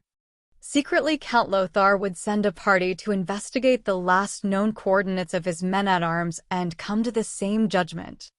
For now, Berenger could relax and enjoy the new dishes, which used the venison of their hunt as the meat of choice. Berenger savored the taste of venison. Truly, it was one of the best meats a man could dine upon. After finishing his meal, he returned to his quarters. He needed to brush up on his history of this world. After all, it had been some time since he read about the many changes in the timeline from the world he once knew, and he would need to become accustomed to his surroundings if he wished to prepare for the upcoming war. Berenger arrived at his chambers and quickly latched the door behind him. He opened up a scroll and spread it across his desk, the oil lamp in the corner providing the proper illumination necessary to view it. Truly, it was different from his own timeline. The year was 1417, yet the Holy Roman Empire was at the height of its power. On the map in the center of Europe lay the Holy Roman Empire, whose borders stretched beyond their peak in 1138 to encompass all of Italy aside from the Papal States, as well as all of the regions that would one day consist of the Netherlands and Belgium. The empire had also annexed the Teutonic State as a vassal territory extending into the Baltic. The Teutonic State was still a force to be reckoned in its own right, as it was victorious in the Battle of Grunwald in this timeline. The victory sparked an extended campaign that lasted 5 years. During this campaign, the Teutonic Order had conquered all of the coastal regions of the Baltic from Pomerania to the borders of Finland. Though the Teutonic State held the authority of its own kingdom, it was essentially a theocratic vassal state of the empire and a puppet of the Pope. As such, its Grand Master was not afforded the ability to vote upon the next emperor, unlike the kings who presided over the other kingdoms. The feudal system of the Holy Roman Empire in this timeline was far more streamlined, splitting into a very linear vassal system instead of the complex and convoluted semi-autonomous regions of Berenger's previous life. The Holy Roman Empire was comprised of several kingdoms including the Kingdom of Germany, the Kingdom of Italy, the Kingdom of Bohemia, the Swiss Confederation, and the Kingdom of Burgundy. The leaders of these territories were kings in their own right and held varying control over the vassals beneath them, which were split into duchies. These dukes ruled over the various counts whose land comprised the territory of the duchy, and the counts presided over the barons, who in turn presided over minor lords and their knights. Berenger currently resided in the barony of Kufstein, a vassal region of the county of Tyrol, which was a vassal of the Duchy of Austria, the southernmost duchy of the Kingdom of Germany. The Duchy of Austria in this timeline was far larger than in Berenger's previous life at this point in history. The size of the Archduchy of Austria included the counties of Tyrol, Vorarlberg, Salzburg, Carinthia, Trient, Lower Steiermark-Kärnten, Upper Austria, and Lower Austria, and finally Steiermark, which was the region ruled by his fiancée's father, Count Otto von Graz. Seeing as how Graz was the seat of power of the county and where his family derived its name from. Aside from the changes with the Holy Roman Empire and its vassal states, Western Europe, Scandinavia, and the British Isles held the same territory in this timeline as they had in Berenger's past life. Even the Reconquista was going exactly as it had in the other timeline. The only other major change to the geography of Europe was the Balkans being held by the Byzantine Empire, which had over the centuries since the Crusades to the Holy Land recovered much of its lost territory. Extending from the Balkans, through Greece and Anatolia, all the way into the Levant. Though it has not yet been able to reclaim its former North African regions, it was currently doing so. Despite it being the late medieval ages, Europe had begun to take its place in the world as a powerhouse. However, they were far from reaching their full potential. Berenger gazed at the changes of the map with a growing sense of ambition. He was beginning to get the suspicion that being a baron was not his destiny. In the back of his mind, the thought of reaching greater heights began to manifest. He did not know what the future held for him, but now was not the time to think about it. He had plenty of work that needed to be done, and much of it could not be accomplished until he held absolute control of his family's lands. For now, he had to be patient and play the long game. Soon enough, the Kingdom of Germany would find itself embroiled in civil war, and he had to convince his father to declare him regent before that happened. The hunting trip had not been a complete and total waste of time. He was capable of stopping his brother's wicked plans and grow closer to his father. Gaining his father's trust would be paramount for his plans to acquire power. With that being said, Berenger heard a knock on the door and decided to end his studies for the day. He initially thought the knock on his door was most likely going to be Linda, and he could spend some time relaxing with his favorite toy. However, when he opened the door, he saw little Henrietta looking up at him with a frightened expression. The young girl held her favorite doll in her hands as she looked up at her big brother with tears in her eyes. "Big brother, I had a nightmare. Will, you read me a story?" It had been a while since Berenger had told his little sister a bedtime story. After all, he had been occupied with other things during the night as of late. As such, he let out a sigh and pet her silky blonde hair as he led the little girl to her room, where he spent the next hour telling her the story of the Battle of Castle Itter during the Second World War in his previous life, where German and American forces came together to free prisoners of war from the Waffen-SS days before the end of the conflict had occurred. His fantastical telling of machine guns, tanks, and cannons, as well as the brotherhood forged between former foes, enthralled the little girl who thought her brother was making up such an incredible story. In the end, Henrietta fell asleep from overexcitement, and Berenger kissed her on the forehead before leaving her room and returned to his own quarters. When he returned, Berenger had found Linda lying naked on his bed, waiting for his arrival with a pouting expression on her lips. Damn this girl. She was just too sinful. The young lord immediately closed the door to his chambers behind him and enjoyed the company of the beautiful young woman for the night. Chapter 27-26. The Count's daughter returns. Days turned to weeks as time flew by. During this time, Berenger had been primarily overseeing the growth of the militia. By now, he had met his minimum infantry goals, 4 companies of 100 men each. The artillery battery was properly taking shape as well, with 80 men and 5 guns. It would not be long until he had reached his minimum goal, but in his mind, that was not good enough. He now desired a full-sized battalion and 2 artillery batteries before the war began.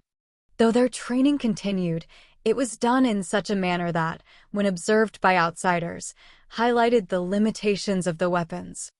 As such, Lambert never once felt the need to report the mass use of hand cannons and field guns to his allies, and Sieghard had no desire to conscript Berenger's forces into his standing army, which all played perfectly into the young lord's hands. Berenger was in a perfect mood today, as today was the day in which Adela returned from her trip to her homeland. Not only did he miss the company of his little fiancé, but he also desired the gold and silver hoard she would bring with her in payment to the 10 tons of steel he had sold to her father. With it, the next phase of expansion could begin to take place. Berenger, alongside his family and Linda, had stood outside in their courtyard to greet the young lady's arrival. After a long while, the banners of House von Graz appeared in the distance. Her family's coat of arms was a divided field of azure and sable in per Ben division. On it, an or swan with argent beak, feet, and eyes was emblazoned. It was a truly magnificent and detailed coat of arms, unlike that of the House von Kufstein. Their coat of arms was rudimentary in comparison. It consisted of a per Ben division in sable and or, with an argent bend across its center. It was remarkably similar to the black, white, and red shield decal seen on German helmets in World War I and II during Berenger's previous life, with the exception of the red being replaced by gold. Despite House von Graz's far more complex design, Berenger felt a certain sense of pride in his own family's banner. It reminded him of his great-grandfather from his previous life, who served in trenches of the Great War as a soldier in the Kaiser's army. After the German Empire's collapse, his family fled the fatherland for greener pastures in America.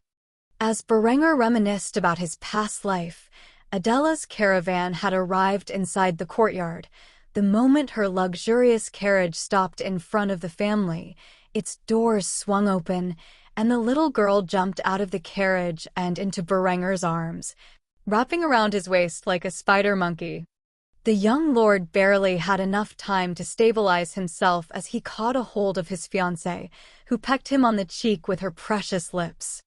"I missed you." "Did you miss me?" was the first thing the girl said as she clung to her fiancé in front of his family. While the family was stunned by the outburst, Linda had a pouting expression on her face. Now Berenger's fiancé had arrived. She would have less time with her lord and master to herself. Luckily, everyone was too stunned by Adela's actions to notice Linda's sulking guise. She would have a hard time explaining the look on her face if her fiancé had caught wind of it. After Berenger had pried himself away from the young girl's grasp, he asked her the question which was on everyone's minds. "So, is it all here?" Adela quickly recovered and realized the degree of affection she had just showed Berenger in public. As such, her cheeks quickly flushed with embarrassment. Nevertheless, like a proper noble lady, she calmed her heart and pointed to the servants carrying large crates filled with silver and gold. It was not until all of them piled up did she boldly declare, "My father is a man of his word. The agreed amount of our transaction is in these crates in the form of gold and silver ingots." Count Otto von Graz wishes to express his thanks for supplying such a large amount of steel and looks forward to future cooperation. Berenger smiled as he ordered a few of his family servants to check the authenticity of the crates. Though he trusted Adela's words, he was still a cautious man and had each ingot inspected. Only after its worth was confirmed was the mass of gold and steel transferred to the treasury. He now had the ability to invest in the textile industry, expand the capacity of the mines, and by extension, his steel surplus, which would come in handy for the many inventions he had planned. Once the irrigation system was fully in place, he would have many unemployed farmers who could begin work in the mines or the factories. Things were truly going according to his plans. After Adela's arrival, the family threw a feast to celebrate her return. She thoroughly enjoyed the lavish cuisine she had so desperately missed during her absence. Berenger found the young girl's appearance as she devoured the food with a satisfied expression on her doll-like face to be incredibly cute. However, Linda could not help but glare at her rival. Even if she would never be the wife, Linda still did not like to see Berenger show his young fiancé such a different side of himself that he showed to her. Her menacing gaze did not go unnoticed by Adela. She could not understand why Linda disliked her so much. It must be the fact that the two brothers were feuding. After all, it's not as if they were currently fighting for the affection of the same man. After the meal was over, Berenger immediately got to work. Though he wanted to spend the day with Adela, pockets needed to be filled with coins to ensure his engagement ceremony was well supplied. his forces well-equipped, and his factories manned. His father would normally handle the investiture into the mines, but the Baron had been delegating more and more responsibility to his son and heir recently. As such, Berenger quickly found himself managing the mines, which worked perfectly for his plans. It also meant that his father was testing him. If he could handle such a monumental task efficiently, he might be able to earn the title regent. Maybe his father was also aware of the upcoming war and was beginning to make his preparations. For now, Berenger could not know the truth of the matter. Thus he handled his business as best as he could. Supplies were brought in to improve the mines, and blueprints were drafted by mining safety standards and improvements from the industrial era. The last thing Berenger wanted on his hands was a collapsed mine. As such, he practically overhauled the system in place overnight, in which the mines had used for centuries. One of these critical inventions was the safety lamp, which would provide adequate lighting in volatile areas where other lamps and candles could be hazardous. Mining was dangerous and backbreaking work. The least Berenger could do was apply safety standards and equipment and an adequate paycheck to compensate the workers for the work hazards that may appear. What would really speed up the process of mining was dynamite. Though he knew the chemical equation to create such a thing, he lacked a knowledgeable chemist and a production facility to manufacture it. He seriously needed to get his hands on an alchemist which he could personally tutor in chemistry, but unfortunately, there was none within a small region like his family's. However, he decided it was better to have a chemical laboratory he could utilize within his spare time than to have no ability to produce chemicals whatsoever. As such, he put aside a small portion of the mining funds to construct a chemical laboratory and the equipment necessary to outfit it. As long as he requested the funding under the guise of miscellaneous mining innovations, his father would approve it. Thus the young lord quickly drafted the plans necessary for such production. Though he had limited spare time nowadays, he needed to produce supplies that required basic chemistry.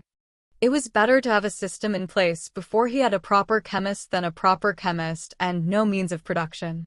While he was in the middle of his work, he heard a knock on his door, which he quickly responded to. After opening the door, he saw his darling little fiancée dressed in a pastel pink velvet gown and a tray of snacks in her hands. She knew her fiancé was busy with work, but she still desired to spend some time with him, even if it was just watching him a snack while he was hard at work. A large German cheesecake sat on the tray which the young girl had begun to divide up into pieces for the couple to consume. After taking a bite from the delicious cheesecake, Berenger could feel a tear forming in his eyes. It was exactly as his mother used to make. After all, it was her recipe that he remembered. Nevertheless, he could not help but feel a sense of longing for his old home. He started to wonder how his family reacted to his death. He had been too busy with work and school in his adult life to visit home often. Eventually, he drifted apart from his family.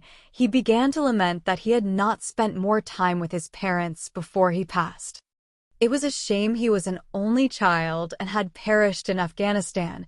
His parents were sure to regret that he had never produced grandchildren for them. As he began to think about his grieving parents with no grandchildren to comfort them, the tears in his eyes began to produce more rapidly, which did not go unnoticed by his loving fiancée, who sat next to him. Adela noticed the tears streaming from Berenger's eyes and tried to comfort him. She had no idea what would cause such a strange reaction. "What's wrong? Are you okay?" Berenger wiped the tears from his eyes and smiled. He felt ashamed of himself for crying in front of a little girl like Adela. "Yeah, I'm fine." The taste brings back memories. Adela did not know what memories he could be referring to. As far as she was aware, these recipes were his inventions. They had never been seen before. At this moment, Berenger finally realized he had not answered the girl's question from when she first returned and looked softly into her eyes as he spoke truthfully with her. "I did miss you, Adela. I'm sorry I wasn't able to say so earlier." The young lady immediately began to blush as she heard his words. She was not expecting him to say such a thing. For the next half hour, she shared the snacks with Berenger, and by the time they were finished, she was satisfied with the small time she spent with her fiancé. She was finally able to figure out if he felt anything during her weeks of absence. The young girl thought that she was lucky to have such a loving fiancé. If she knew he was cheating on her with his brother's fiancé behind her back, she probably would not have such thoughts. However, she did not know, and Berenger intended to keep it that way. It was best not to have your wife find out about your concubine if you could avoid it. Who knows what reprisal he might face if she were to become aware of his complicated relationship with Linda. So he continued to lie to his little fiancée, and she continued to believe him. After some time, Adela had left Berenger's chambers, and Berenger focused on his work. All of his plans for the mines and the industry he had drafted were either delivered to Ludwig for implementation or sent to his father's desk for approval. The engagement ceremony's plans had been put into action by competent people beneath his father's command, and the family's coffers were filled to the brim. With it, another day's work had come to an end. He sighed heavily as he sat back in his comfy leather chair and watched the moon in the sky above. Any minute now, Linda would knock on his door and beg for attention, and he would spend the rest of his waking hours disciplining her for being so obviously jealous at Adela's arrival. It was good to be a noble scion, even if he was merely a baron's son. Chapter 28-27. Visiting the mines. As the rise of dawn awoke Berenger from his slumber, he quickly got dressed and left Linda by her lonesome in his quarters as she still slept. Today would be a hectic day for Berenger as he personally visited the mines to oversee their expansion. He did not even have time to work out this morning. For the next couple of weeks, Berenger would be at the mines near the village of Wildskana.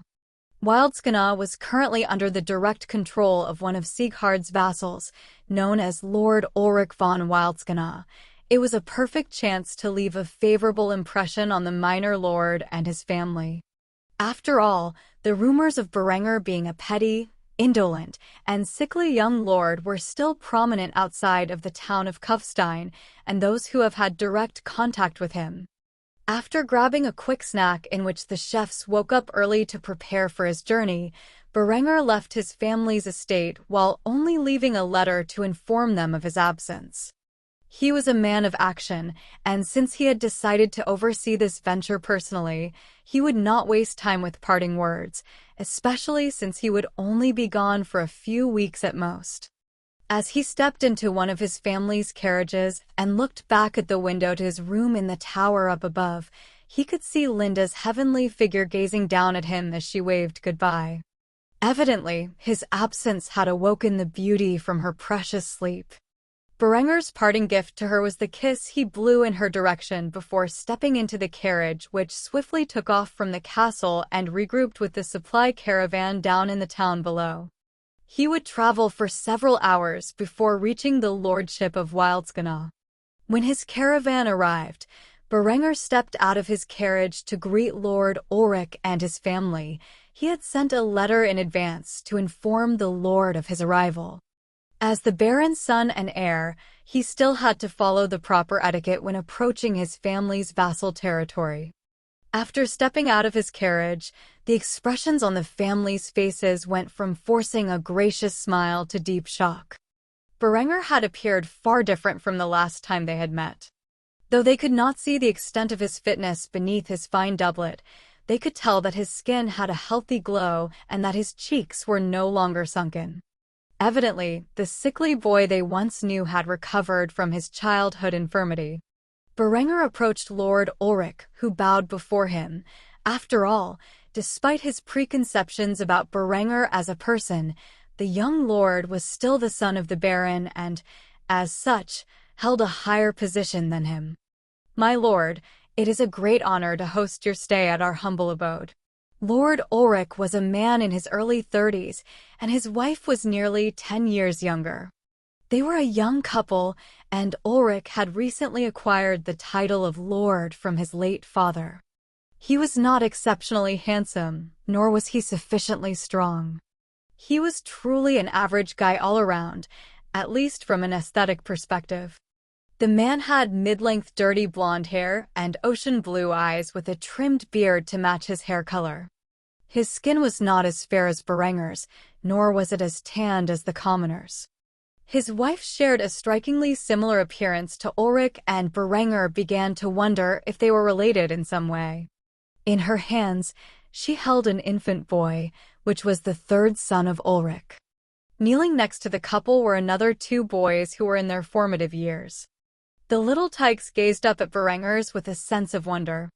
This was the first time they had met a family member of the Baron, and they were well aware of the position he held in the household. Berenger motioned for the family to rise as he put on a charming smile. "You honor me with your kind words, Lord Ulrich. I'm merely here on business and will be spending most of my time at the mines. However, I will not turn down the hospitality you have shown me. Be aware that I may otherwise be preoccupied to become acquainted with your fine household fully." Berenger's words were chosen wisely. He did not wish to offend Lord Ulrich or his house, but he also needed to make it clear that he would be swamped overseeing the expansion of the mines. Thus he would not be able to entertain his hosts properly. On the other hand, Lord Ulrich nearly sighed in relief as he heard those words. The last time he had met Berenger, the young lord had acted like a spoiled brat of lower intellect. He wanted to avoid wasting time with such a wastrel if at all given a chance. However, Ulrich was quite shocked by how Berenger was behaving. It was quite different from his old self. Ulrich quickly dismissed his family when Berenger made it clear he wanted to head to the mines as quickly as possible. He personally elected to guide the youth to the mines. If this petty young lord was overseeing the expansion of the mines in which Sieghard had ordered, it was best for him to stay close by and prevent any mishaps. As the two noblemen got into the carriage and departed for the mines, Ulrich could not help but ask about the project. "So, what are the plans for expanding the mines?" A smile appeared on Berenger's face as he began a long discussion about the new safety standards, which included a more robust support system to prevent mine collapses and the safety lamp. He also demanded proper work hours and sufficient payment, which the Baron would personally take care of. There was also the ban on child labor in the mines, in which Berenger had gotten approval from his father. Eventually, Berenger informed Ulrich that he would be using gunpowder to blast certain areas of the mine open, revealing new veins to extract the ore from. Because he did not have dynamite, Berenger had to use gunpowder and lots of it to expand the mining shafts rapidly.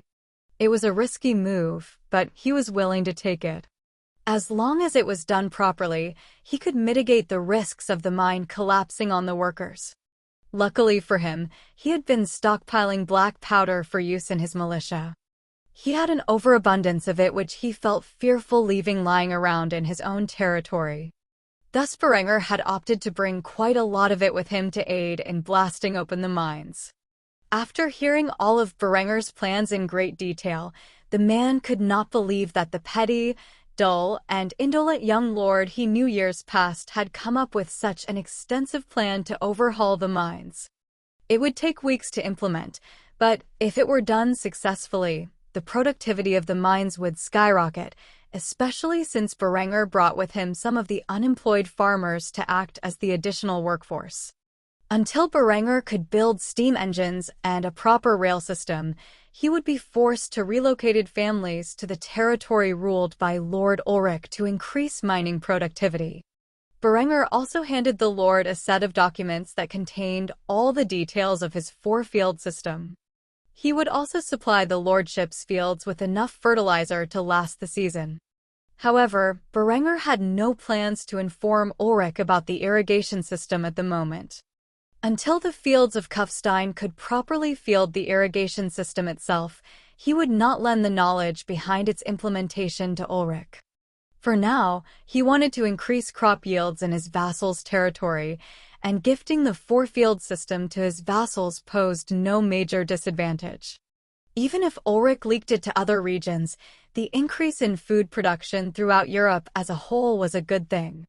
His plans to be the breadbasket of Austria would still come true even if everyone else found out about the four-field system, as that was not his only agricultural innovation that would result in massive growth. When Ulrich looked over the designs of the four-field system, he could not believe his eyes. He had to ask the question on his mind at that moment. You came up with this? Berenger smiled gracefully when he responded to Ulrich. I came up with the theory, but I had some help from a good friend testing it. We won't know how effective the results are until this year's harvest. However, I myself and many others are fairly certain there are at the very least no disadvantages to this system. The man could not believe what he was hearing. Berenger had gifted him this information without asking for anything in return. This knowledge would greatly affect his crop yields, and in turn, the income his land would garner. Why would Berenger give this tremendous knowledge away for free? What do you want in return for this information? Berenger continued to smile as he assured the Lord that there was nothing he wanted from exchanging information. There is nothing I want in return for these designs. The more food we produce in our lands, the better it is for everyone and the fewer farmers we need. The unemployed farmers can then be put to work in the mines. I have great plans for the resources those mines contain, and I will need every hand I can get in producing it. Ulrich struggled to believe Berenger was so benevolent. He was truly gifting him this knowledge free of charge, merely so that his commoners were more productive. The Lord had a hard time grasping such a concept, of course. He had no way of knowing how grand Berenger's plans were for the industrialization of the barony and its vassal territories. As such, he could hardly think of the need for a massive workforce. Ultimately, after some time to think for himself, Ulrich accepted the plans and promised to have the four-field system and the use of the phosphate fertilizer he had been gifted implemented as soon as possible. I humbly accept the designs and will do my very best to implement them as quickly as I can. Berenger smiled graciously at the man's humble demeanor. Lord Ulrich truly knew his place in this world, a quality he could not say everyone had. After a long conversation about the ongoing changes in Kufstein, the supply caravan finally arrived at the mines where they saw a camp set up outside of its entrance. Many of the miners had a difficult time returning to their families with all the work they were required to do, and as such, had built a shanty town outside of the mine's entrance, which the miners referred to as Miner Village. Berenger found himself disgusted by the conditions these poor peasants were forced to live in and vowed that he would at least make some improvements to their temporary housing. After all, with the 40-hour workweek being introduced as one of Berenger's many safety and wellness innovations, they would no longer be forced to work until they dropped from exhaustion. After getting out of the carriage in which the two noblemen had ridden, the miners stood at attention as they noticed the arrival of their lord, who ruled over the territory they found themselves dwelling in. It was sporadic for him to visit the mines, and many men did not react. Berenger, however, was the first to speak. As you were, he had many things to handle in the upcoming weeks, and did not have the time to mingle with the locals. Eventually, dozens of men started getting out of the caravan and bringing supplies over to improve the mines. Seeing the handsome and well-dressed men standing next to their lord and giving commands, the miners with more common sense took it to mean that Berenger was their boss's boss and swiftly obeyed his orders and got back to work, only asking each other and the newcomers about who the man was with the slicked-back golden hair. After several hours, the miners became used to Berenger giving commands as he stared at a map of the mines and their current excavation process. It would be a long and arduous journey to get these mines up to code. However, Berenger would be damned if he failed to return in time for his engagement ceremony. As such, he once more burnt the midnight oil. It was not until the whistle blew and the miners returned to their shacks did Berenger finally get some rest. He would work as long as the miners did and lead by example. That was always how he had handled things when in a leadership position and would not change now just because he faced the dangers of the mines. Berenger lied down upon in a makeshift cot under a lean-to shelter as he gazed up the moon and stars above, thinking about his past and present life. Eventually, he fell to sleep thinking about the two lovely girls waiting for his return. Chapter 29, 28, Cave-in. By the time dawn arrived, Berenger was already awake and hard at work overseeing the mine's construction. He acted like a true overseer as he issued orders left and right.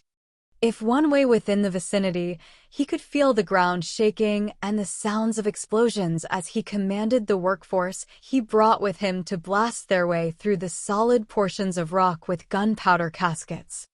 The debris was rapidly cleared, and support beams were put in place to prevent a collapse. This was how Berenger spent the entirety of his time during the initial week after his arrival. He would personally go into the mining shafts to inspect the progress several times a day at regular intervals. Berenger had personally led these men through the current overhaul of the mines and had championed their cause for better working conditions. As such, he felt as if he was safe among these hardworking men, for in their eyes was a level of genuine respect rarely afforded to someone of Berenger's status by the common people. It was the same gaze the people of Kufstein gave Berenger every time they laid eyes upon him. Berenger felt happy knowing that he had made a positive impact in the people's lives under his family's dominion. He did not think for one second that the people whose lives he had improved would turn on him. After all, who would harm their benefactor? Ulrich had visited the mines several times throughout the week and was amazed by Berenger's progress. If things continued as planned, Berenger would be able to complete the project in a total of 3 weeks, which was slightly over his initial projection. Nevertheless, it gave Berenger ample time to prepare for his upcoming engagement ceremony, in which he had personally handed Ulrich his invitation. Everything seemed to be going as planned, that is, until 3 days after the second week of the project had begun. One afternoon, while Berenger was going through one of his regular inspections, he was led rather deeply into the mine by the foreman he had placed in charge. Despite this, he initially did not feel any sense of danger. After all, this man was one of many who had directly benefited from Berenger's labor reformations. By the time Berenger had reached the end of the mine shaft, he had begun to feel a bit suspicious. He had not encountered any miners for the last 300 yards aside from the foreman he traveled with. After coming to a volatile section of the mine shaft, the supervisor turned around while holding onto his safety lamp. The bright flame illuminated the eerie smile that spread across the man's lips as he mouthed the words, "Your brother Lambert sends his regards." As soon as the man said those words, Berenger instantly realized he had been led into a trap. He had been surrounded by allies for far too long and had forgotten a valuable life lesson from his previous life. Greed and avarice will always prevail over good and virtue. As long as the price was right, even the most honorable of men would do the most despicable things. He had no way of knowing it at the time, but this man who under Berenger's guidance had seen his life, and that of his family's vastly improved, had been paid an extensive sum by Lambert to lead Berenger to his death. Before Berenger could react, the man sprinted behind him towards the exit. A second after passing him by, a blast went off, collapsing the tunnel upon the young lord. Then everything went dark. Hours passed before Berenger regained consciousness. He was pinned under a giant stone and had difficulty breathing. His body was aching, and he could feel blood dripping from his forehead. There was no light nor sound, only the feeling of pain reverberating throughout his body. Debris filled the air, causing the young lord to choke as he cursed himself for being foolish enough to follow the man alone into the mine shaft. God fucking damn it. This is what I get for trusting people so easily. After venting out his frustration, Berenger attempted to lift the stone that was lying across his chest. The large stone must have weighed 150 pounds, and under the circumstances, he had a hard time lifting it off of his chest. Luckily for him, he had been using his bench press extensively over the past few months and had made significant gains in that time.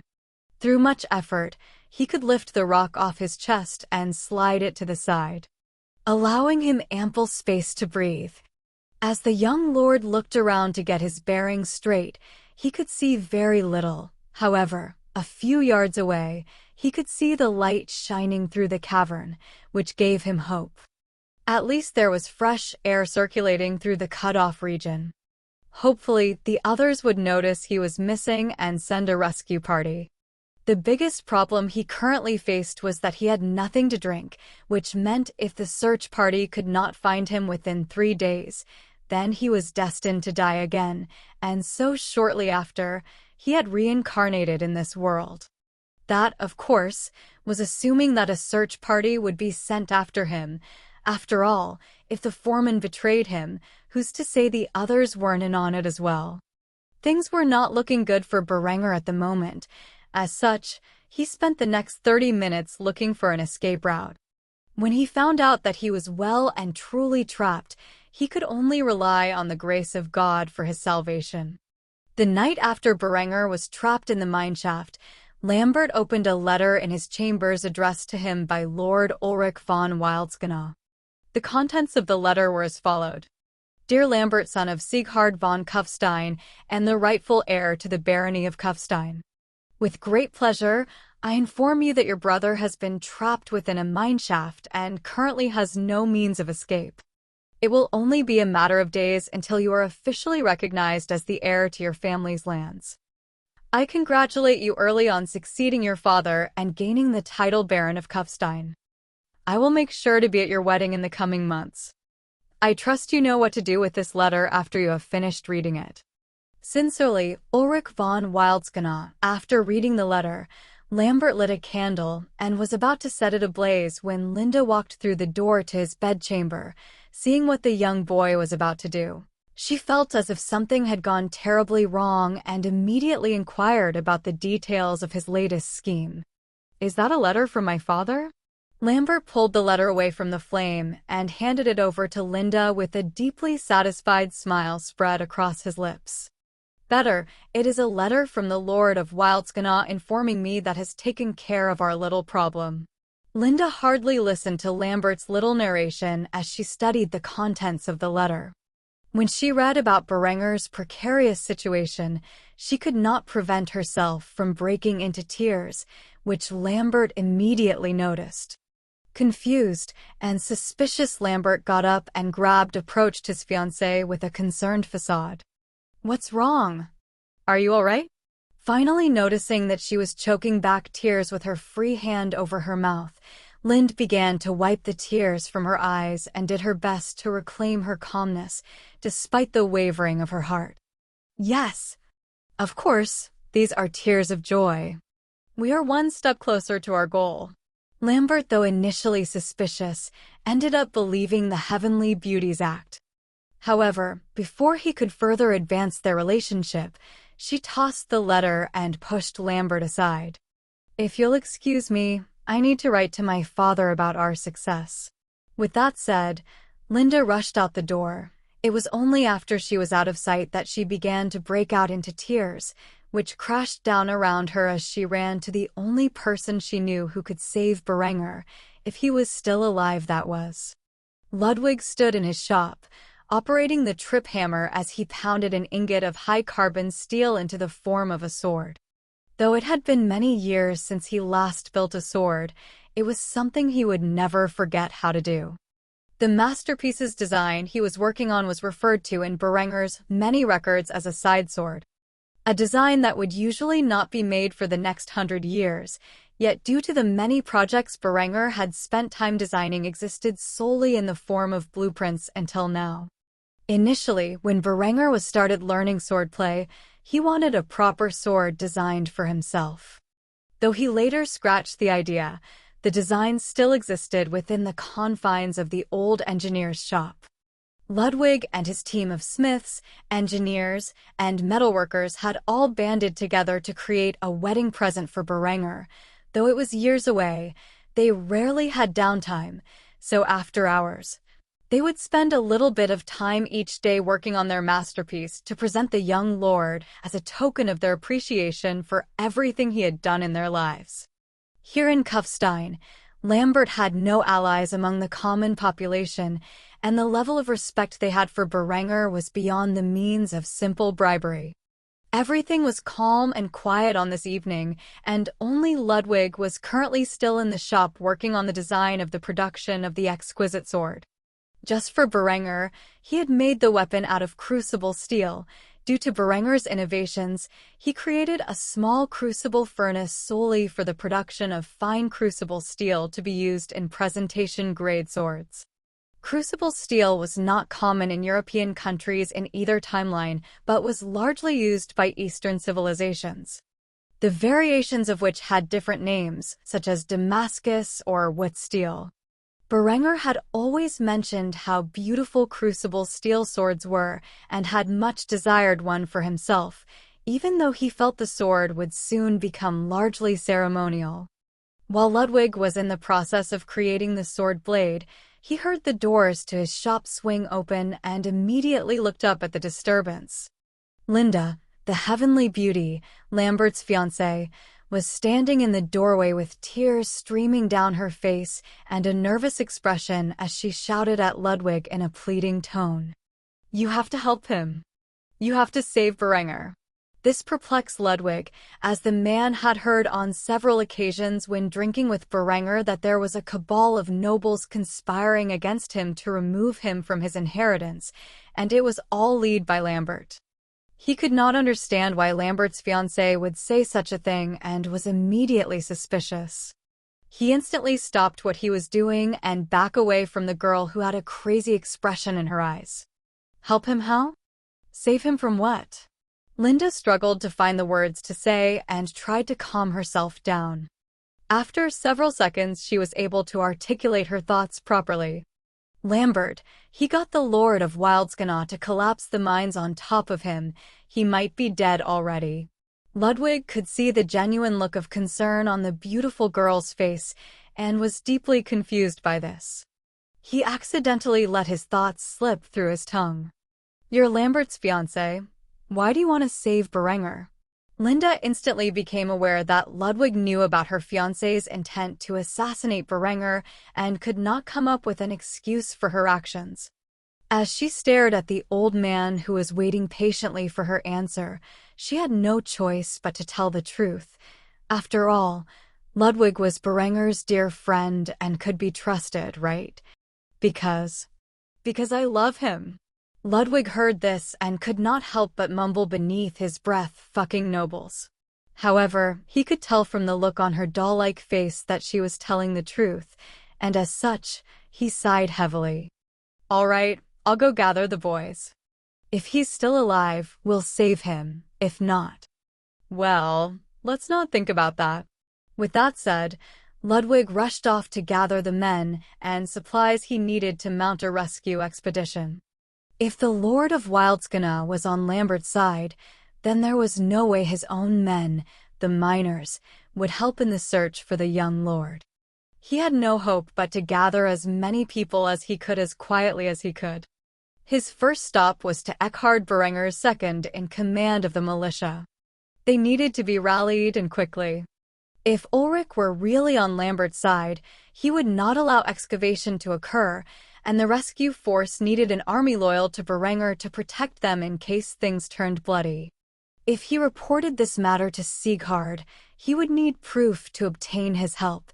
Even if he could convince the Baron, it would become a political battle between a Baron and his vassal. By the time help arrived, the young lord would be dead. When Eckhard heard the news from Ludwig, he did not hesitate to muster the militia.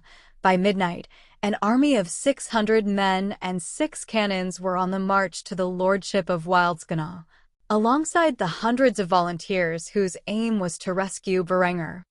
Just as the young lord was about to lose faith in the bonds he had sewn with the commoners, they would reward him in a greater capacity than he could ever ask of them.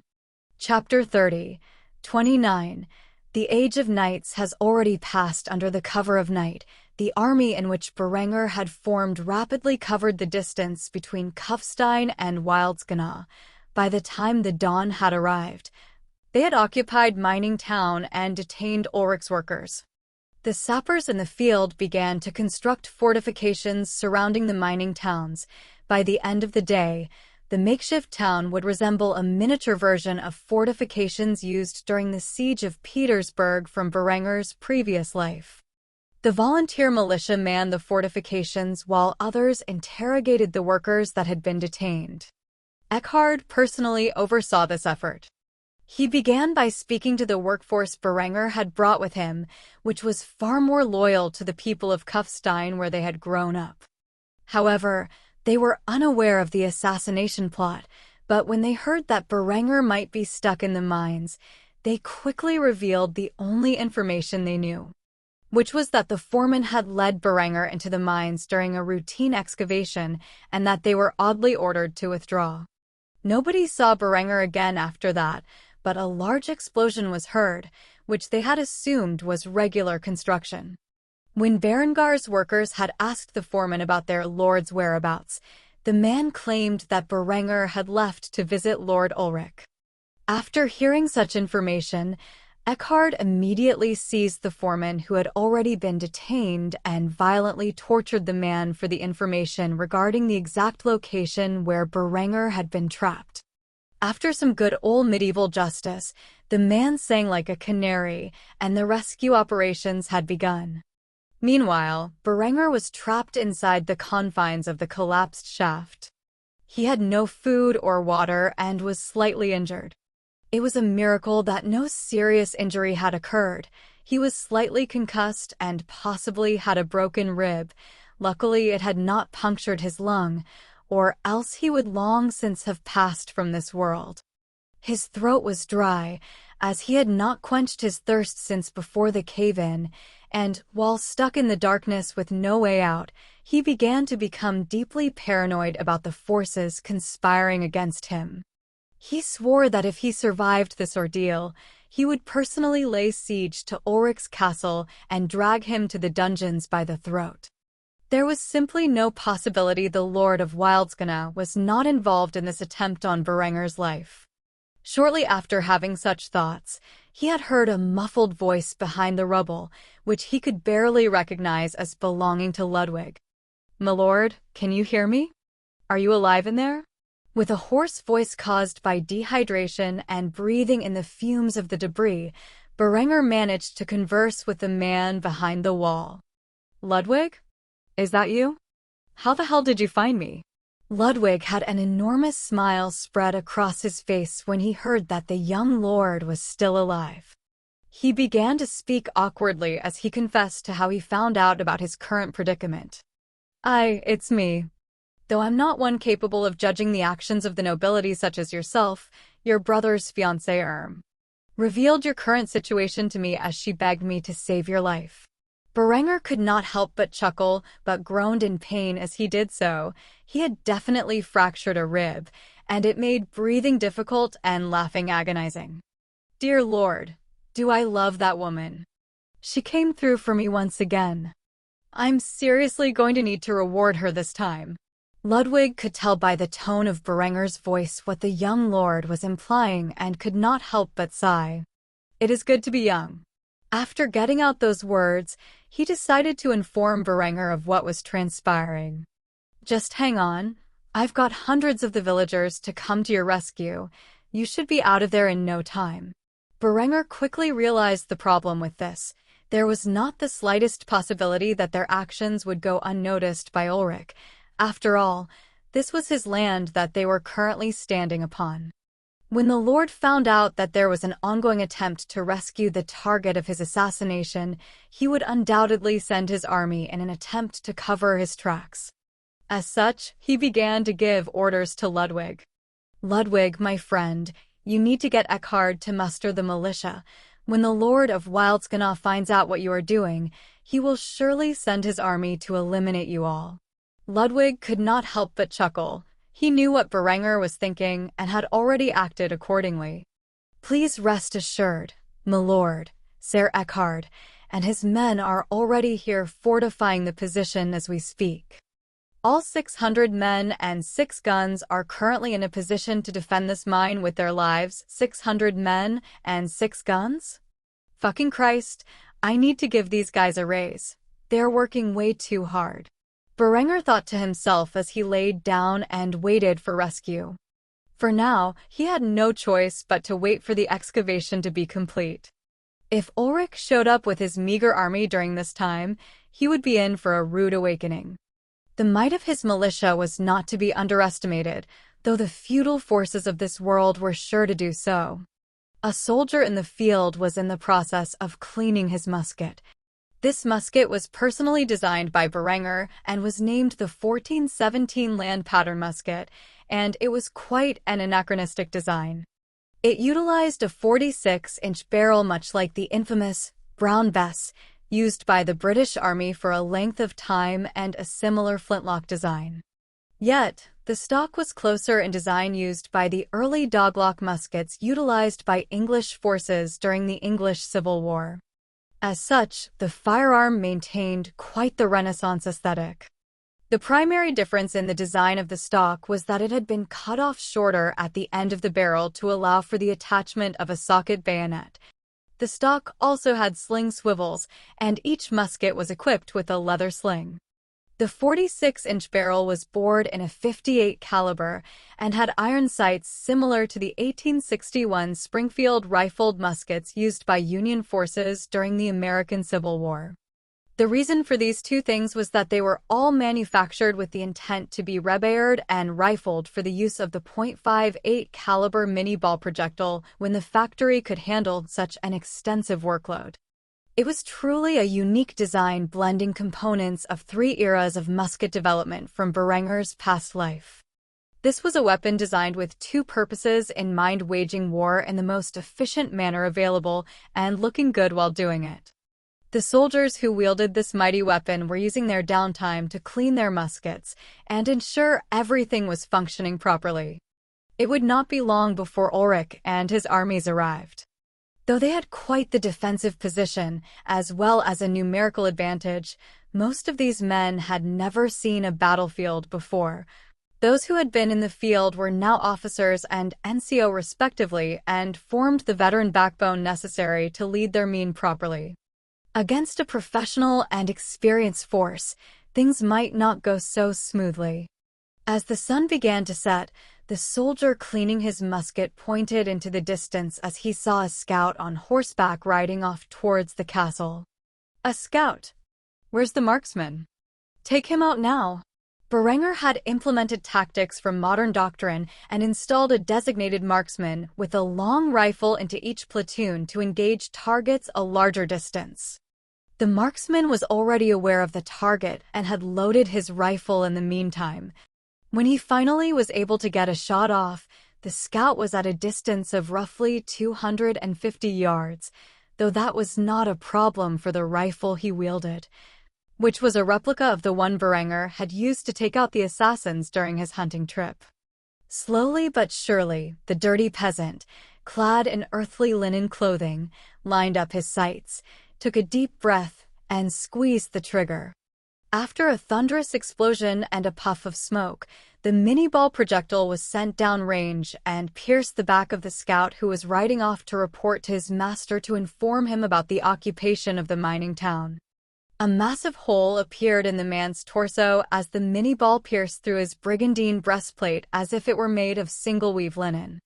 Ultimately, the horse was frightened by the blast, and with no concern for the rider which had fallen of its back bleeding out into the dirt below, rode off towards the castle from which it had come. When the horse returned without a rider, it immediately invoked suspicion. As such, Ulrich knew something had happened to the scout he sent to oversee the rumors of an occupying force at Mining Town.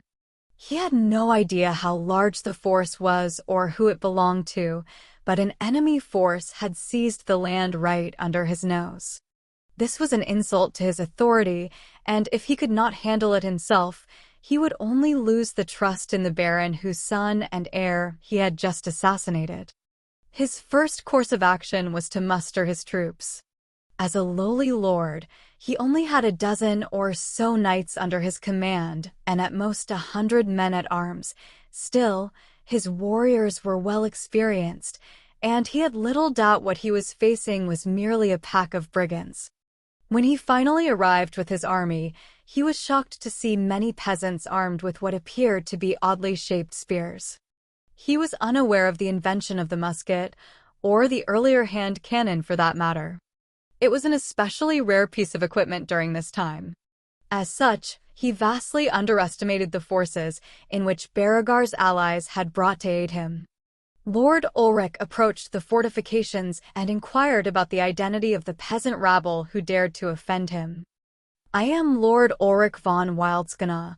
Under whose authority do you trespass on my territory and occupy my mines?"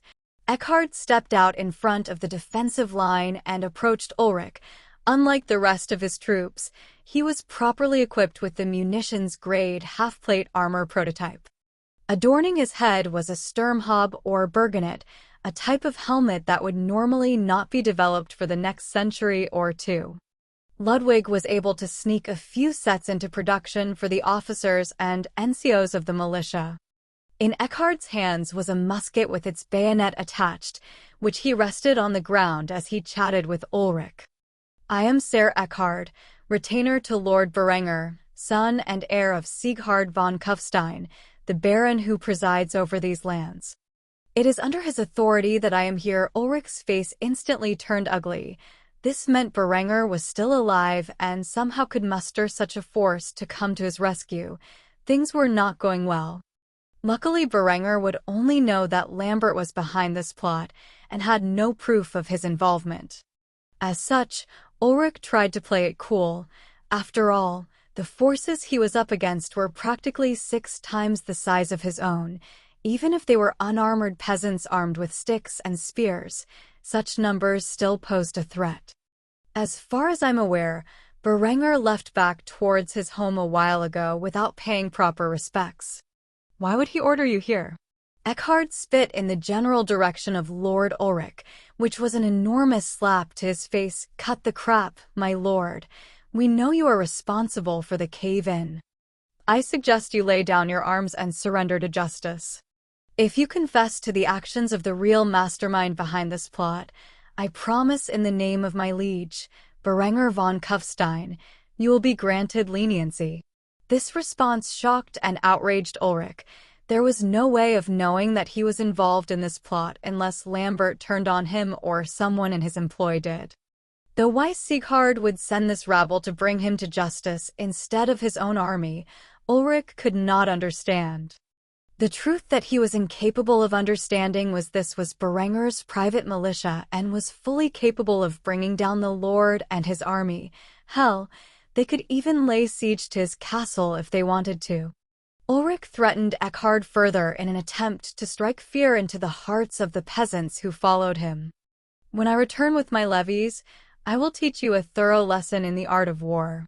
Eckhard chuckled at Ulrich's comments, which thoroughly provoked the lord. "What's so funny?" Eckhard stared at Ulrich with a look of contempt as he spoke the blatant truth. "My lord, you could attack this position with tenfold the numbers you currently possess, and the result would still be the same. If you march on this position, only death awaits yourself and those who are foolish enough to follow. If you run and hide in your castle, I promise that we will follow you, and when we tear down those mighty walls in which you cower behind, I will personally see to it that Berenger is the one who rips you from your seat of power by the throat." Eckhard was clearly the victory in this war of threats that was currently ongoing between a fallen knight and the Lord of Wildskana. The more Eckhard spoke, the more Ulrich was enraged by his words and made foolish comments. "Really? How do you expect to accomplish this without any knights or men-at-arms?" Ulrich felt with this statement, he would make the militiamen under Eckhard's command back down. Still, when he looked in their eyes, he was shocked to find the same look of determination and disdain Eckhard had so boldly displayed in his presence. Were these peasants mocking him?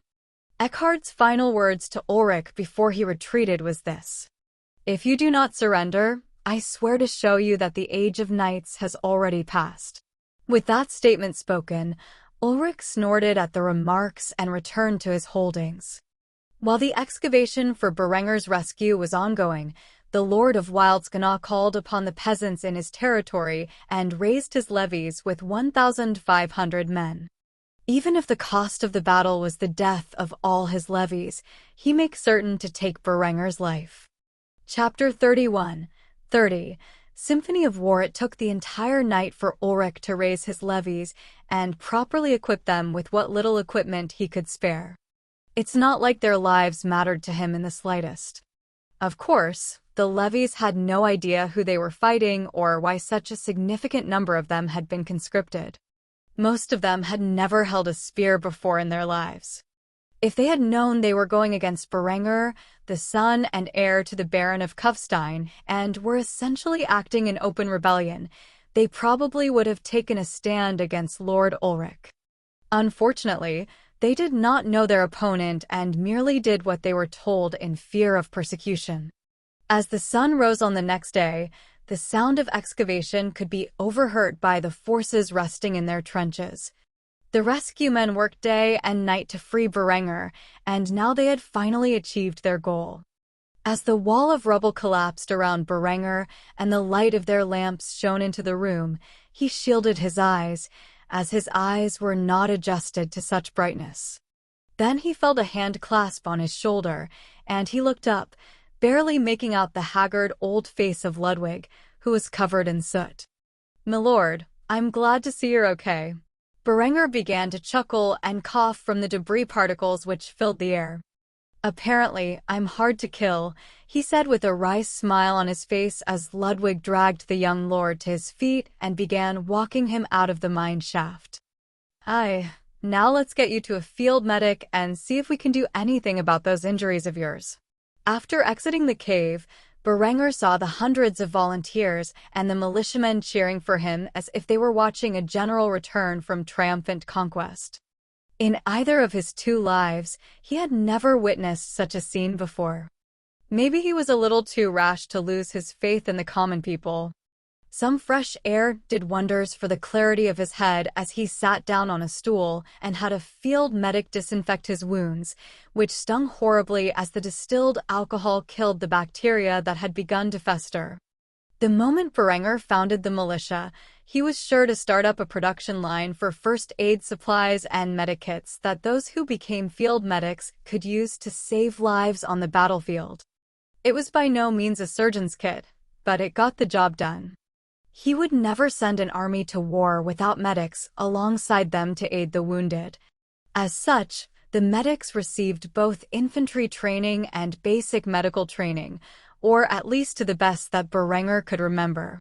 He never was trained as a proper medic, he just knew some basic first aid from his time fixing himself up after some scraps in his old life. After all, in his old life, the American health system was atrocious, and he'd sooner suture himself than go to the emergency room and shell out hundreds if not thousands of dollars for it.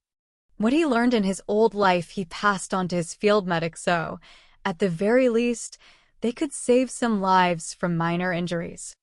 After being treated by the medic, Eckhard approached him, who patted him on the shoulder and informed him of the situation. "Lord Ulrich has conspired against you with your brother to bring your demise in these mines. The foreman we captured spilled everything he knew about their plot. Last evening Ulrich approached us and demanded we leave. Of course, we refused, and he vowed to return with levies. How should we proceed?"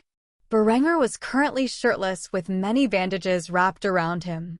His body was covered in soot, grime, and dust, which blackened his otherwise flawless milky white skin. The pomade in his hair had collected the filth of the cavern, like moths to the flame. If one was not familiar with the young lord, they might have mistaken him for someone else. Berenger took a sip of water from the canteen he was provided and exhaled deeply.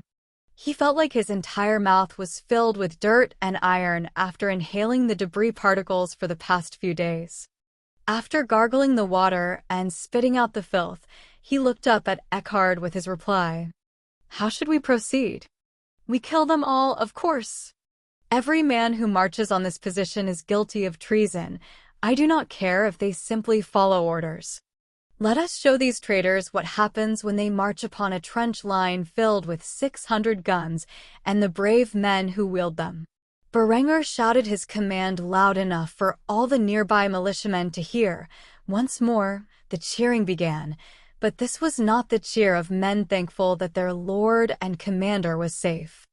This was the cheer of men who were about to lay waste to their enemies and who reveled in it. Though when Berenger stood up and raised his hand, silence quickly followed as he began his speech.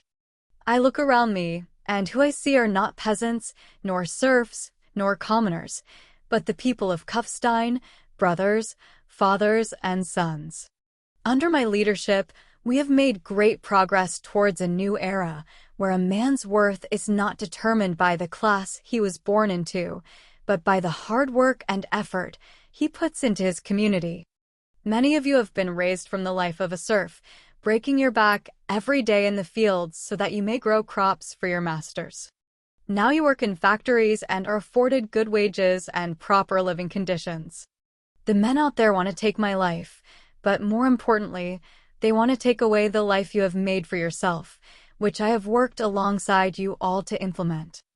I ask you not to put your lives on the line for some petty grievance in which I, your lord and commander, have suffered, but to preserve the way of life that we have all built and continue to work towards. Today is the day we stand up to those who would oppose the dawn of a new era, the dawn of the industrial era. Though it was not some epic speech of a lifetime, it was more than enough to rally the men who had begun to question their position in the line of defense and bolster their courage. As soon as Berenger had finished his speech, the enemy's horn roared in the distance, and with it, an army of 1,600 men came marching towards the fortifications. However, by now, the defenders were fully enthralled by the rallying cry of Berenger and would defend this position with their lives if need be. The militiamen rushed to their positions and began to load their muskets, rifles, and cannons. Berenger could not stand idly by and walked over to Eckhard, who was busy commanding the forces to their positions. Major Eckhard, I require a musket, Berenger said in an authoritative tone to his second-in-command, which baffled the old knight. Berenger had not eaten in days. He barely had enough time to hydrate before the enemy showed up. He was covered in cuts and bruises. He was slightly concussed and had a fractured rib. Yet the filth-covered young lord stood there, demanded a musket so he too could join the action. Eckhard, of course, could not help but voice his complaints. My lord, do you really think that's a good idea? Berenger glared at Eckhard with a tyrannical stare as he boldly declared in front of his forces lined against the trenches with their muskets raised.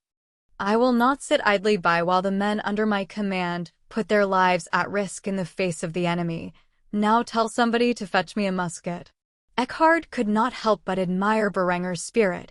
Even in his condition, he chose to fight and die alongside his troops.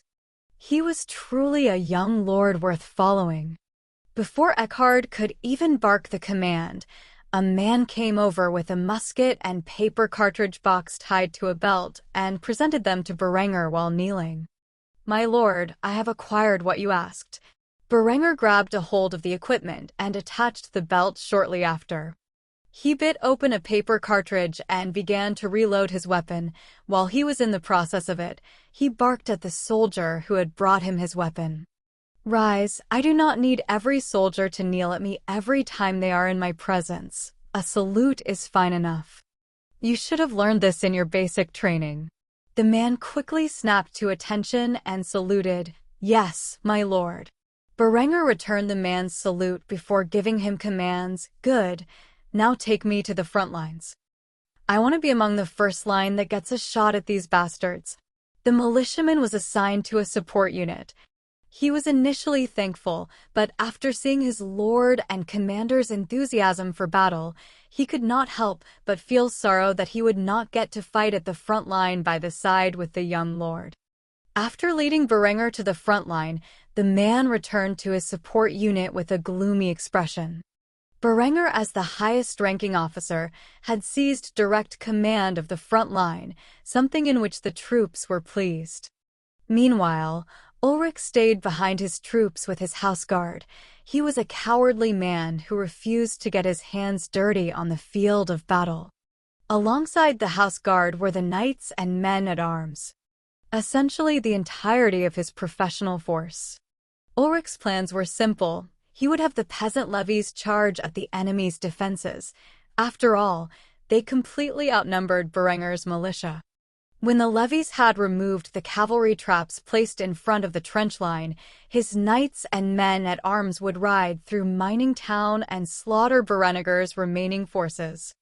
While Berenger was covered in dirt, grime, and filth from the mines and had no proper armor, nor even a doublet to wear, Ulrich was covered head to toe in steel plate armor in the style which was common during this time, which would later be referred to as the Cherbourg style. Currently, the visor to his great bassinet was open as he watched his peasant levies march towards the fortifications. He had very few archers. However, once they were within range, they would rain a volley down upon the unarmored defenders, allowing his levies to rush towards the trenches. His plan was all supposed to go smoothly. It would allow him to defeat Berenger and his militia and cover his tracks successfully. So when his archers advanced into the 400-yard range, which was still far beyond their capabilities, he did not in the least expect the cannons that were hidden under cover would begin to rain fire upon them. When the 6 cannons echoed with thunder as the canister shot flew out of their bores and rained upon the archers, piercing their gambeson and mail armor as if it were made of tissue paper, and scattering their limbs across the field, Ulrich nearly fainted from fright. He had never before witnessed cannons, let alone muskets. Instantly, what little archers he had were decimated into piles of mincemeat, their bodies no longer recognizable. The first part of his plan was completely and utterly destroyed. However, the cannons did not stop there. They quickly reloaded and fired a second bombardment of canister into the peasant levies, reaping the lives of dozens, if not hundreds, in the process. Their blood flowed onto the fields like a river and fertilized it in the process. At this point, the morale had already been broken among the levies, and they began to panic. Even the war horses of the knights and men-at-arms began to become frightened. As Lord Ulrich saw his ranks breaking, he swiftly commanded the knights and men-at-arms to hold the line at any cost. If those peasant bastards start breaking ranks, ride them down. They will move forward or they will face the consequences. The knights and professional soldiers heeded their lord's command and rode down their own routing levies. Very quickly, the peasant levies began to understand where they stood and were pushed forward out of fear into the line of fire. Though the cannons continued to sound off, taking the lives of dozens if not hundreds with every step, the levies rushed through it, knowing their only way out was forward and into death. Even Ulrich figured once they got close enough, those frightening thunderous weapons would have no effect. Berenger, on the other hand, was making sure his men did not fire in panic. Instead, with each bombardment of the cannons, their morale grew rapidly. Many even stared dumbfounded at how effective their weapons were. "Hold your fire. Hold your fire. Do not fire until you see the whites in their eyes." This was a phrase Berenger continued to repeat to his musketeers as they held the line with their fingers firmly on the trigger. Despite the cannons blasting the ranks of the levies and the hundreds of losses, there were still close to 1,000 troops who rushed towards their position. The number was staggering and frightening. Nevertheless, they knew Berenger would not steer them wrong as they waited until they were given the command to fire. Finally, when the first line of Ulrich's levies were within 25 yards of the trench line, Berenger shouted at the top of his voice, Fire. With that, the echo of close to 500 muskets went off in unison, each musket ball finding its way into the body of an enemy. Limbs were torn apart, holes the size of a fist were punched through chests, and the blood-curdling screams of those unfortunate enough to survive filled the air as the militiamen rapidly reloaded their muskets. By now, the average militiaman could reload their musket within 20 seconds after all were reloaded, including Berengur's. He would give the commands of ready, aim, and fire as the symphony of war continued to rage upon the battlefield. Despite losing hundreds of men with each volley, the peasant levies pushed on as their escape route was cut off by Ulrich and his professional soldiers, who by now would not dare move forward. Ulrich finally understood the absurd comment Eckhard had made to him the day prior. The age of knights is already past, as he gazed upon the horrendous destruction wrought upon his army by Berengur's volunteer militia. Luckily, he was out of range of these crazy weapons. He began to feel as if the wrath of God was raining upon him as his army collapsed and began to rout. No longer fearing the men at arms behind them that were essentially acting as Soviet commissars and reaping the lives of those who fled. Right as Ulrich was about to give the command to retreat, he once more heard the thunder of the cannons and the whistle of the shot in the air. However, this time, it was not a canister that was fired, but a solid ball. The 12-pound cannonball flew in his direction and punched through his chest, blowing his body apart. The lord who supported Lambert in his attempt to assassinate Berengur's life was completely and utterly dead. Berengur laughed as he saw the man's body torn apart by the massive cannonball, as he thought to himself, "Getting shredded by artillery fucking hurts, doesn't it?" Instantly conjuring up the scene of his death in his previous life. Nevertheless, Ulrich was now dead, and his forces were routing. The knights and men at arms knew better than to stay in the confines of Kufstein, where they had just acted in rebellion. As such, they took off on their horses, fleeing the barony and Tyrol altogether. Nobody would ever believe what they claimed to have witnessed on that battlefield, and it would be a long time before such a scene resurfaced. Meanwhile, Berengur could not get rid of the orchestra of war that had filled his ears throughout the battle, despite the loud cheers of his men celebrating a battle that was won without a single casualty. Berengur had an epiphany and would one day in the distant future be quoted saying as follows: "It was on that day when 600 men defended their position with their guns thundering in the dawn that the Grim Reaper was conjured. When I saw his ugly face, I recognized that I was not a dealer of steel and textiles, but thunder and death. At that moment, I came to a sudden realization about my fate. One day I would be emperor." Chapter 32-31. The aftermath. After the battle had occurred, there was much cause for celebrating the overwhelming victory gained by the militia forces. Having gotten their first battle out of the way with the new weapons, the men comprised of Berengur's forces were entirely confident of defending their territory from any invading force, and more importantly, in Berengur's command. The fact that the young lord stood at the front lines facing down wave after wave of enemies alongside his troops would be spoken throughout the villagers of Kufstein for months to come. Berengur, on the other hand, promised a great celebration after they cleaned up the battlefield. They could not very well allow hundreds of corpses to lie on the fields to rot. As such, after much effort, the militia had dug a series of mass graves where they buried Ulrich and his forces. Berengur would have difficulty explaining his overwhelming victory to his father if he told the whole truth. Despite the desire to brag about his feats, he decided to lie about the battle and completely downsize the results. Because the men at arms and knights had by now fled the confines of the barony of Kufstein, and the peasants who fought against them were round up, lined against the wall, and executed. There were no witnesses to the events that transpired aside from the forces loyal to Berengur, and as long as he gave the order to keep the telling of their war stories to what he had instructed, there should be no problems with the leaking of how effective his firearms were. The story Berengur told to his father about the attempt on his life by Ulrich, the mustering of his forces, how they built the defenses and defended the position from a few hundred peasant levies. The Lord's professional forces were very different from reality. Berenger spun the events, making it seem like Ulrich was unaware of hand cannons and foolishly attacked the hill with a few men.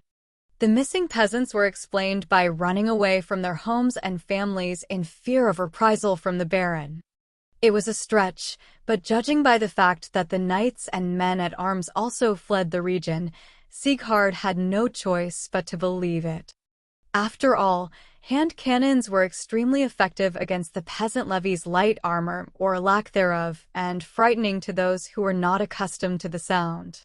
As for the death of Ulrich, Berenger made it seem like a stray shot had pierced his skull when the visor to his helmet was open. With the Lord's death, his forces collapsed and routed. Sieghard sent a team to investigate the fields to confirm this information was true, but found no traces of the mass graves, and only the small ones Berenger had used to mislead the Baron and his brother Lambert. As far as anyone was aware, the battle was quite small and was set between 200 of Berenger's militia dug in at the mining town and armed with hand cannons against 300 of Ulrich's men who fled with the accidental death their lord.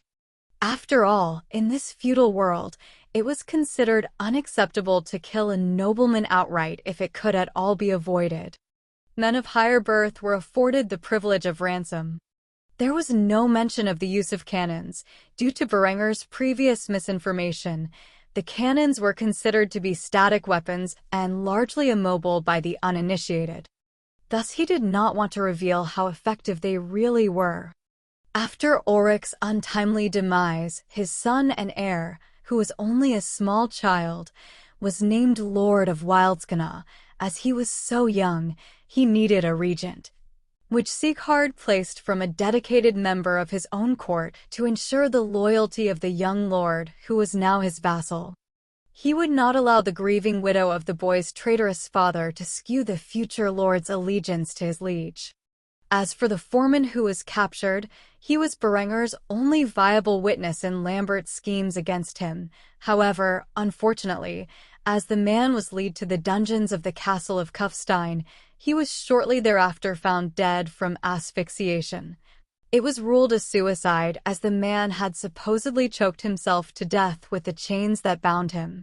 Berenger, however, knew that this was clearly the work of Lambert and his allies cleaning up their mess. The only witness he had to his brother's ploy was Linda, and Berenger refused to play that card. She was a valuable spy not only against Lambert, but her father as well. He would not expose such a precious asset against his enemies in a rash attempt to expose Lambert's machinations. It became apparent that his father's army and the guard had been compromised. Clearly, there was a faction loyal to Lambert among them, and such a force would need to be purged when Berenger finally came to power. It took a long time for Berenger to explain the volatile situation that had occurred to his father. By the time he was finally able to wash the dirt and grime off of his filthy body, it was late into the night. His paranoia that he had developed from being trapped in the darkness of the mine shaft for days began to take hold as he sat alone in the bath during the twilight hours. As he heard the door creak open and the light taps of footsteps approach his location, he felt like another assassin was nearing by. When the footsteps finally reached his vicinity, Berenger launched a surprise attack on the would-be assassin, dragging them into the pool of water and pressing their head beneath its surface. For whatever reason, it never occurred to him that Linda was entering his bath to be with the man she loved. After all, she had been beside herself the past few days as she waited for news of Berenger's situation. Every day that Berenger was trapped, she was overcome with anxiety and despair, to the point where she could barely maintain the facade of Lambert's ally. It took a few moments for Berenger to realize he was in the process of drowning his own lover. When he finally came to his senses, he quickly released his hands and allowed the divine beauty to resurface from the filthy bathwater, where she struggled to breathe. Berenger looked upon her with shock and terror, as he had acted upon instinct, and did not recognize what he was doing until after he had harmed Linda. The girl's sky-blue eyes were filled with tears as she stared at Berenger in fear. She could not help but ask why she was so severely punished. "What the hell? Why would you do that?" Berenger, who was in the middle of a panic attack because of his actions, struggled to breathe, which was incredibly painful due to his fractured rib. As such, he grabbed a hold of his side and winced in pain as he struggled to give the girl an explanation. I'm sorry, I thought you were an assassin." Linda gazed upon the deep sense of dread that was spread across Berenger's immaculate visage and instantly forgave him. She could not imagine the sense of distress and agony that Berenger had suffered while being trapped in the darkness of the mines by his lonesome for days on end, wondering when he would finally enter death's embrace. As such, she approached him cautiously and wrapped her warm body around his, placing her head on his shoulder. "I'm here for you if you want to talk about it." It was only after he felt the warmth and love of Linda's heavenly body that he began to calm himself down and realized that he was not still in the cavern waiting for death. He was finally home, and though there were enemies in his midst, those who loved and cared for him far outnumbered them. Quickly, the sense of paranoia and dread was changed to one of intense wrath as he gained control of his emotions and began to plot his brother's downfall. At the moment, he still did not have enough evidence to bring charges against the treasonous little brat. He had been on the defensive for too long against Lambert, and now he would conspire against his own little brother and bring the little bastard to justice. Yes, justice, not vengeance. He could not very well kill his own brother and be labeled a kinslayer for the rest of his days. If Berenger so desired, he could easily have his little brother assassinated by Linda, though that would not be good for his conscience. Berenger would not stoop so low as to engage in fratricide, at least at the moment. If Lambert truly crossed the line, there was nothing Berenger would not attempt if it meant achieving his goals. Instead, he would target his brother's allies and cut off Lambert's support one by one. Aside from the Count of Tyrol, Lambert's allies were largely among his father's vassals and the armies that supported them. If he could identify them, he would have a much easier time dispatching them to the afterlife. As such, he began to share his scheme with Linda, who was Berenger's most valuable asset in the shadow war with his brother. "My dear Linda, I have a task for you." Linda had sparkles in her eyes, though she had yet to be rewarded for her previous actions. She knew it was only a matter of time, and with a new task meant an even greater reward. As such, she instantly replied obediently.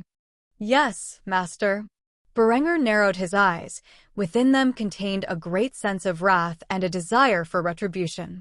He was a man who would show no mercy to his enemies, and this recent attempt on his life had made him particularly vengeful, even if he told himself it was a desire for justice. "I want a list of names of every single person who has ever aided my brother in his attempts to gain the inheritance. Who they are, where they live, their weaknesses, and the extent to which they aided him. If someone so much as entertained the idea of taking my life, I want to know about it in exact detail." "I trust this is something you can handle." Linda nodded with a deep smile on her face as she cuddled up against Berenger. "Anything you require, master." Berenger gazed down at the peerless figure of the gorgeous young woman next to him and smiled deviously. "By the way, I need to reward you for saving my life. Do you have any particular desires that I may fulfill?" Linda blushed at the words with embarrassment, though deep down she had been waiting for this moment. As such, sat atop his lap and began to make out with him. The remainder of the bath session was filled with sounds that, if overheard by others, would cause a great scandal. Nevertheless, those who dwelled in the castle noticed not a single noise as the couple enjoyed the time they spent together with great passion.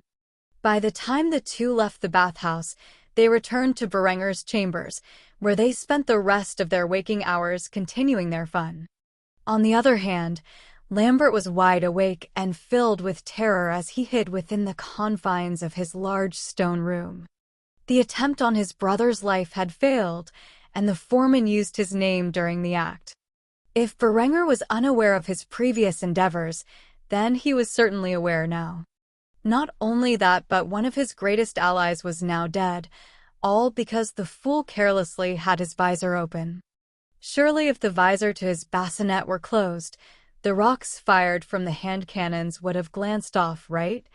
Of course, Lambert had no way of knowing the real way in which Ulrich had perished, nor was he aware that the lead balls fired from the musket would have penetrated the bassinet either way if fired from an appropriate distance.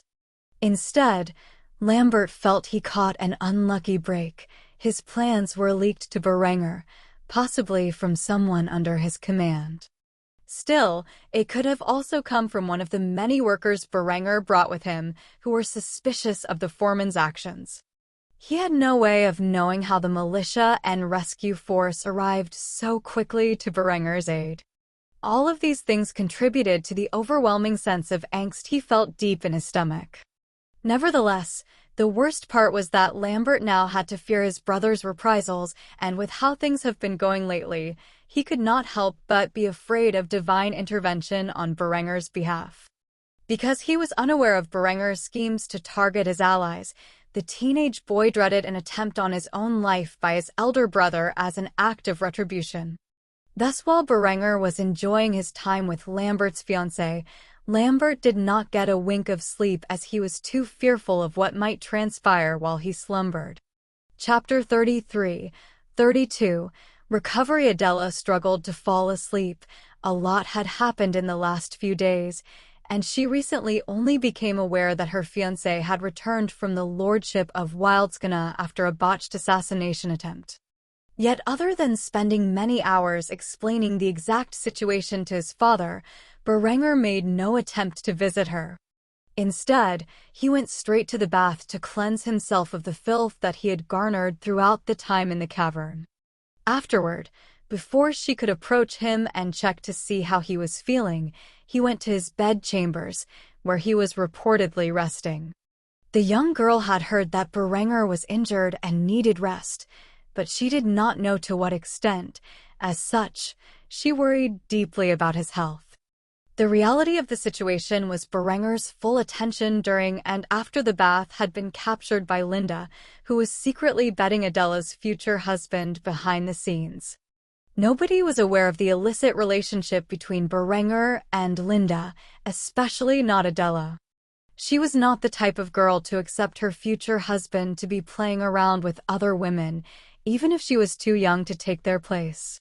Eventually, Adela could no longer take the heartache of being incapable of seeing her dearly beloved, who, as far as she was aware, was hospitalized in his room at the moment.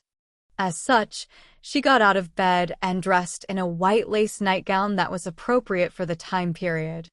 It was only after she had tidied her appearance did the young lady depart from her bedchambers and silently make her way to Berenger's room. Her actions, if spotted, would surely cause a misunderstanding, and rumors were bound to flare. Luckily for everyone involved, nobody had witnessed her depart from her quarters. She quickly found herself in front of Berenger's door, where her heart began to beat rapidly. She had never visited his room after hours before. She wondered if he was asleep or not. After taking a few moments to calm herself, she lightly knocked on the door. Berenger was in the middle of playing with his favorite toy when he heard a knock on the door. He was in no position to answer it at the moment, as there was a divine beauty sitting atop his lap. He could not fathom who would possibly be at his doorstep at this hour aside from Linda. However, he made sure to motion with his hand to Linda to cease her activity and stay silent. After making sure the girl's lips were sealed, he just about called out to whoever was at the door when he heard a soft feminine voice with which he was all too familiar from behind the door. "Berenger, are you awake? Are you okay? I didn't get to see you when you returned. Can I come in?" Berenger quickly unsheathed himself from Linda and whispered in her ear with a voice so low Adela could not hear it from the other side of the door. "Get under the bed, and take your nightgown with you." Linda did not disobey his commands, albeit she was a bit frustrated she didn't get to finish. She quickly hopped off the bed and grabbed a hold of her nightgown, which was scattered across the stone tile floor. She then crawled under the bed where she barely managed to fit in the crawl space with her plump behind and buxom chest. Afterward, Berenger quickly put on a pair of trousers and answered the door. Adela was just about to leave when the door swung open. In her hand was an oil lamp that illuminated Berenger's bruised body, which caused Adela to become deeply concerned about his health. The young lady gasped when she saw the condition he was in and instinctively touched his abdomen to check to see if Berenger was okay. Berenger, who was desperately trying to hide his lower region behind the door, could not help but feel awkward as the little girl touched his bruised abs. Eventually, he could no longer contain it and broke the silence between the couple. "Ahem. You know you shouldn't be here at this hour." Upon hearing Berenger's voice, Adela quickly realized what she was doing and retracted her hand away, where she tried to hide her sheepish expression. "I could not sleep knowing that you were injured. I wanted to check on your condition." Berenger looked at Adela as if she were a little angel. Unlike the vixen who currently lay under his bed, which ran him ragged despite his injuries, this young lady was too stressed to fall asleep knowing that her fiancé may be seriously injured. Luckily for her, he was fine, aside from a cracked rib and a few bruises. Personally, he has had worse and barely noticed the pain except for when he laughed or breathed heavily, but he would never admit that to a pretty girl who was concerned about him. Berenger smiled, and he explained his situation to the young girl who was kind enough to check up on his condition, even if it ruined her reputation. "I'm hanging in there. At the very least, it is nothing life-threatening. So you don't have to worry too much." Adela immediately felt relieved that her future husband was not in any danger and smiled endearingly at him. "Well, that is good. Is there anything I can do to help?" Berenger did not want to let the opportunity go to waste. It was a way to gain points with the little girl and tease Linda. As such, he invited the girl inside to his room to talk. "Do you mind coming in?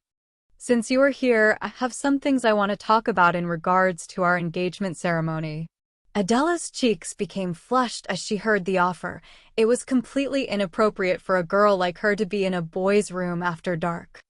Well, it was inappropriate for her to be alone with a boy in his room, period, but she had already done that several times. On the other hand, Linda heard the words engagement ceremony and instantly began to scowl as she thought to herself, "Ceremony? What ceremony? Is he throwing a party to celebrate his engagement? Why was I not invited?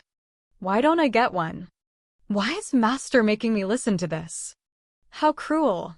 Her scowl instantly turned into a pout as she felt left out.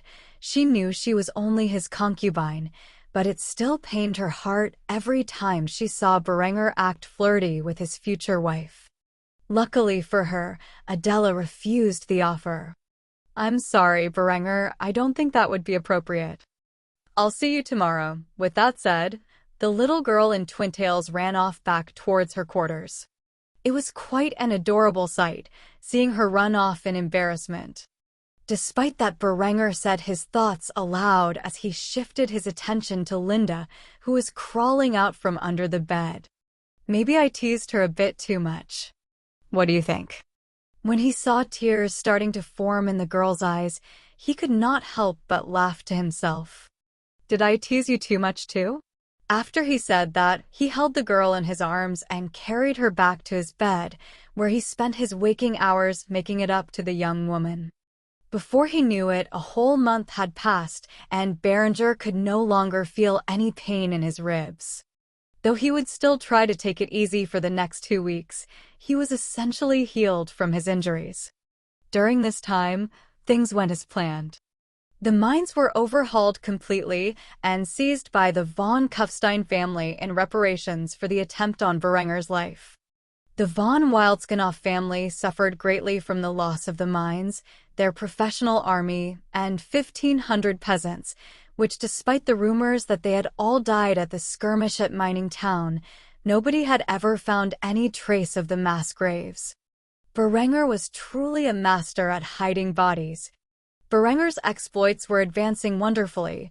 By now, the fields within the vicinity of the town of Kufstein were fully irrigated, his chemical laboratory was up and running, and he began to produce various things within it. Though he still lacked a dedicated team of chemists to work full-time on chemistry, he managed to work on some small projects when he found the time. His flax farms and textile factory were either fully operational or close to completion. The labor force of Kufstein had grown quite rapidly after the implementation of irrigation, which allowed Berenger to open up a separate production line for agricultural equipment like the steel plow, the combine harvester, seeder, etc. On the other hand, after the skirmish at the mining town, the volunteer militia was on a recruiting spree. They barely had enough time to equip their soldiers properly. By now, Berenger's artillery battery was full, and he had a total of 800 infantry. He was getting very close to his goals. His spy network had produced great results, as Linda was able to uncover a long list of names of those who were in bed with Lambert, and Berenger was currently in the process of figuring out who to conspire against first. Linda had even managed to spread the web that was his informants to the other regions of the barony of Kufstein. Rumors began to spread of the heroism Berenger showed in the face of death, how he was no longer a sickly lord, and how he was a benevolent lord to his people. This was all due to the network Linda had set up. She wanted to get rid of those filthy rumors regarding her lover as quickly as possible. Though they still prevailed among the nobility, many of whom had met Berenger in the past and had poor first impressions.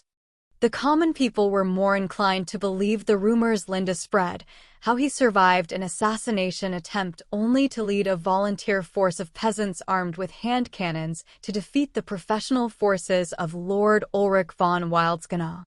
Of course, the rumors she spread were greatly under-exaggerated at first.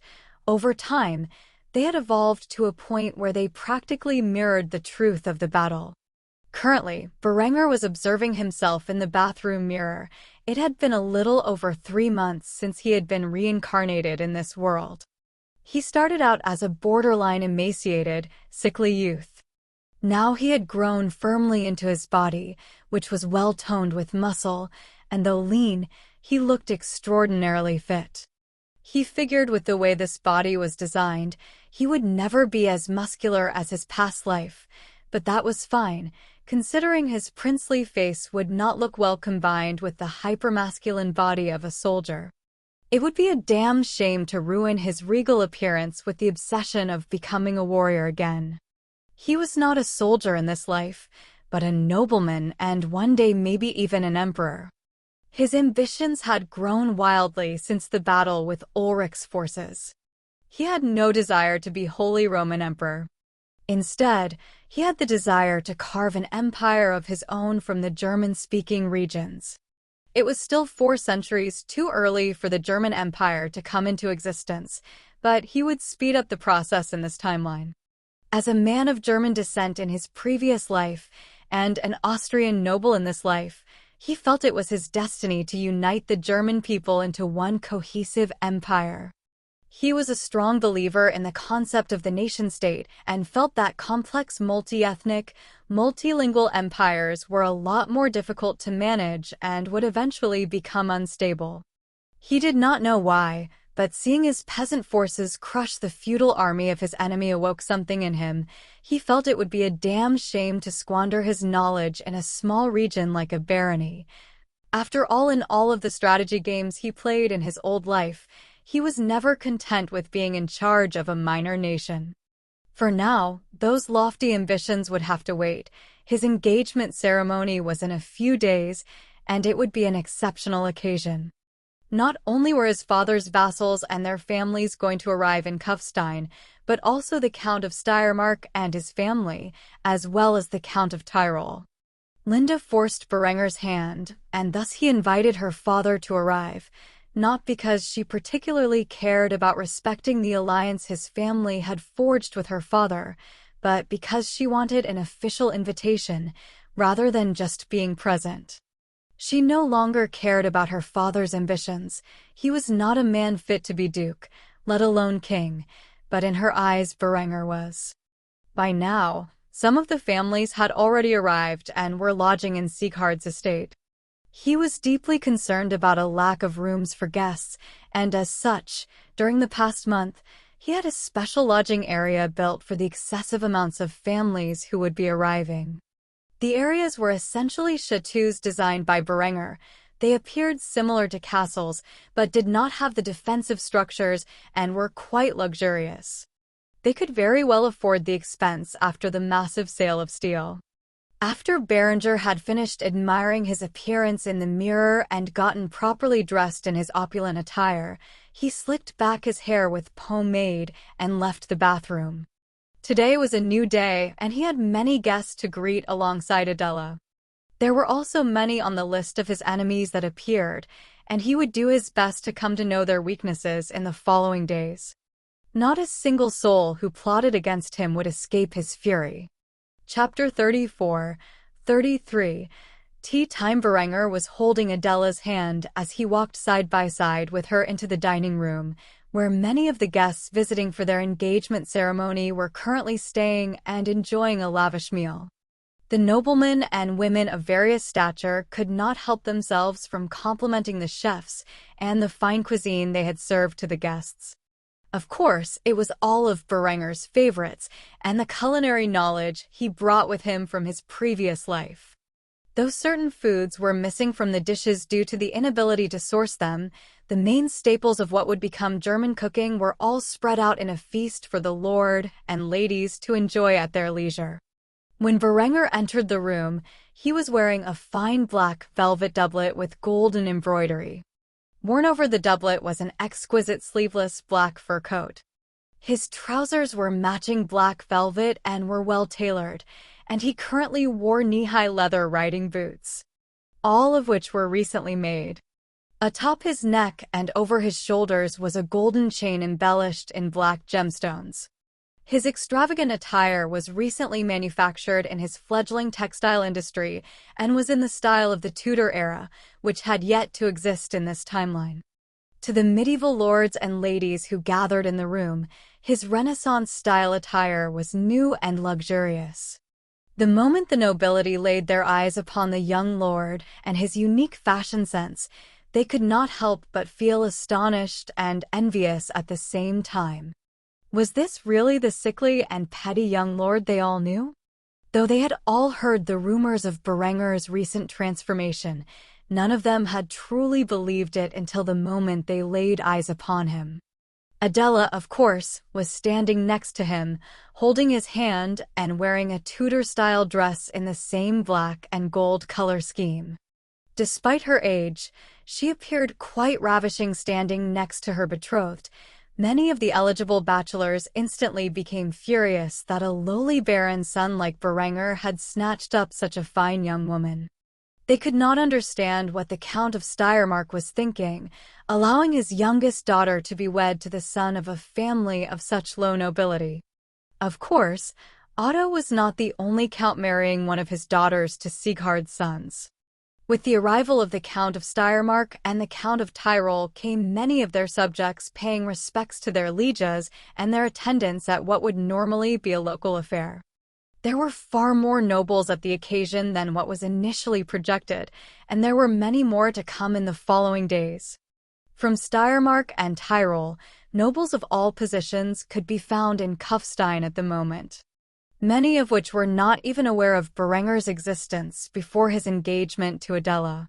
Still, they did their best to appease him, as they could tell by the presence of two counts at a celebration that he personally called for, that perhaps one day Berenger would become an important figure in the Duchy of Austria. Linda was standing in the crowd next to Lambert as she watched Berenger and Adela arrive in the newly designed fashion with a great deal of envy in her heart. Why had Berenger not presented her with such a fine dress? Obviously, she knew it would not be appropriate for him to do so, and if she waltzed around wearing such a fine dress, her father and fiancé would immediately become suspicious of where she had acquired it. Yet the young woman could not prevent such feelings as she gazed upon Berenger and his future bride standing in the middle of the dining hall basking in the glory. Just as Berenger had planned, the noble saw the luxurious new outfits Adela and himself were sporting and could not help but approach the two and inquire about where they purchased such fine clothing. Of course, Berenger revealed that it was designed and manufactured in his family's territory within the new textile factories he personally owned. If the nobility wanted to purchase the new fashion designs for themselves, they would have to negotiate with him personally. Thus a new and lucrative trade was born on the spot. Through much effort and expense, Berenger had begun to grow flax and had imported a great deal of the material alongside silk to produce these designs. Though at the moment the flax was still growing and had yet to be harvested. The factory was fully constructed. However, it was currently operating at minimum capacity, as only a single unit of each of the new inventions was set in the large building. Those inventions include the spinning jenny, the spinning mule, the flying shuttle, and the water frame. Considering his industrial district was built near the river and he had ample water power to use in both the steel and textile industries. As of now, he could only produce a small quantity of clothing, but it was more than enough to appease the nobles in front of him and their desires to buy the new style of fashion in which Berenger had personally introduced. Though now was not the time to talk business, instead, it was the time to build alliances and conspire against his enemies. Berenger and Adela spent much of the day socializing with the other nobles. In this feudal era, building alliances were important. Berenger sat at the head of the table as he associated with the other young nobles, drinking fine chamomile tea as he snacked on apple strudel and Lebkuchen cookies. The other nobles of his age were delighted by the delicacies in front of them, which Berenger boasted of being the invention of the local chefs. He would not take credit for too many things, else nobody would believe him. A young lady who was quite attractive could not help but exclaim in joy as she tasted pfeffernuss for the first time. Adela, you are so lucky.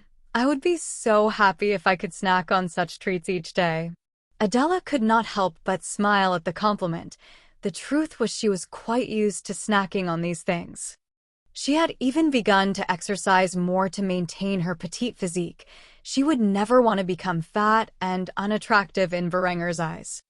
Berenger, on the other hand, goaded the girl on and handed her a slice of cheesecake.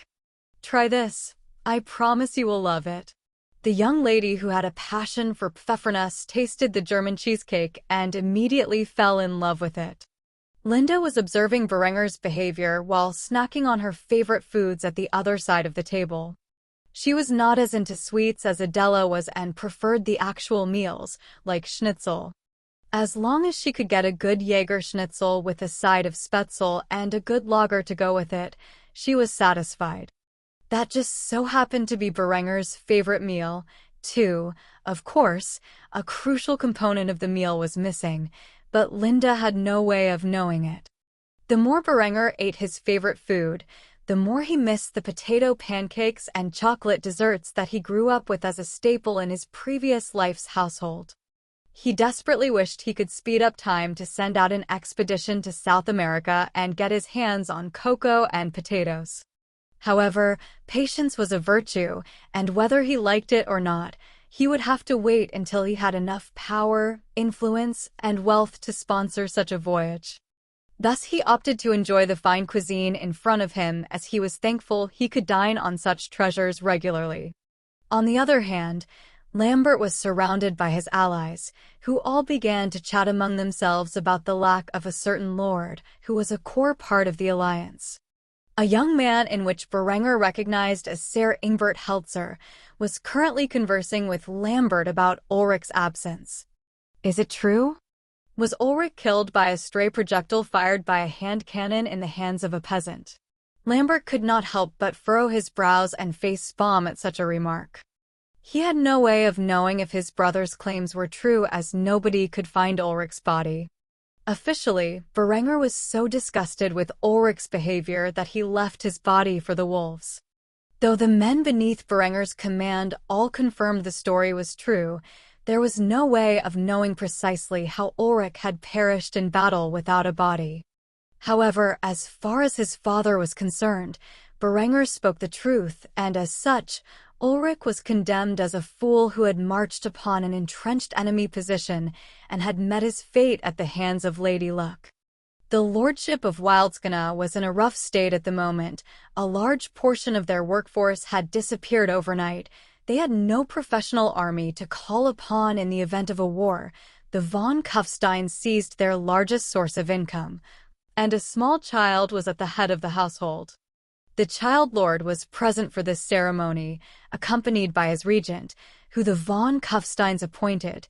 This said a lot about how the feudal overlords currently viewed the von Wildskana family. Truthfully, they got off easy compared to others who have attempted something similar in the past. The fact that Ulrich's family was still in possession of most of their lands and their lives was a testament to the benevolent nature of Sieghard.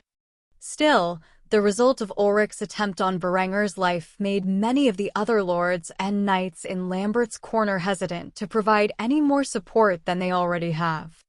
If it weren't for the Count of Tyrol backing Lambert, most of his support would have vanished after Ulrich's death. Despite supporting Lambert, the Count of Tyrol was absolutely livid at the boy's repeated failures to get the job done.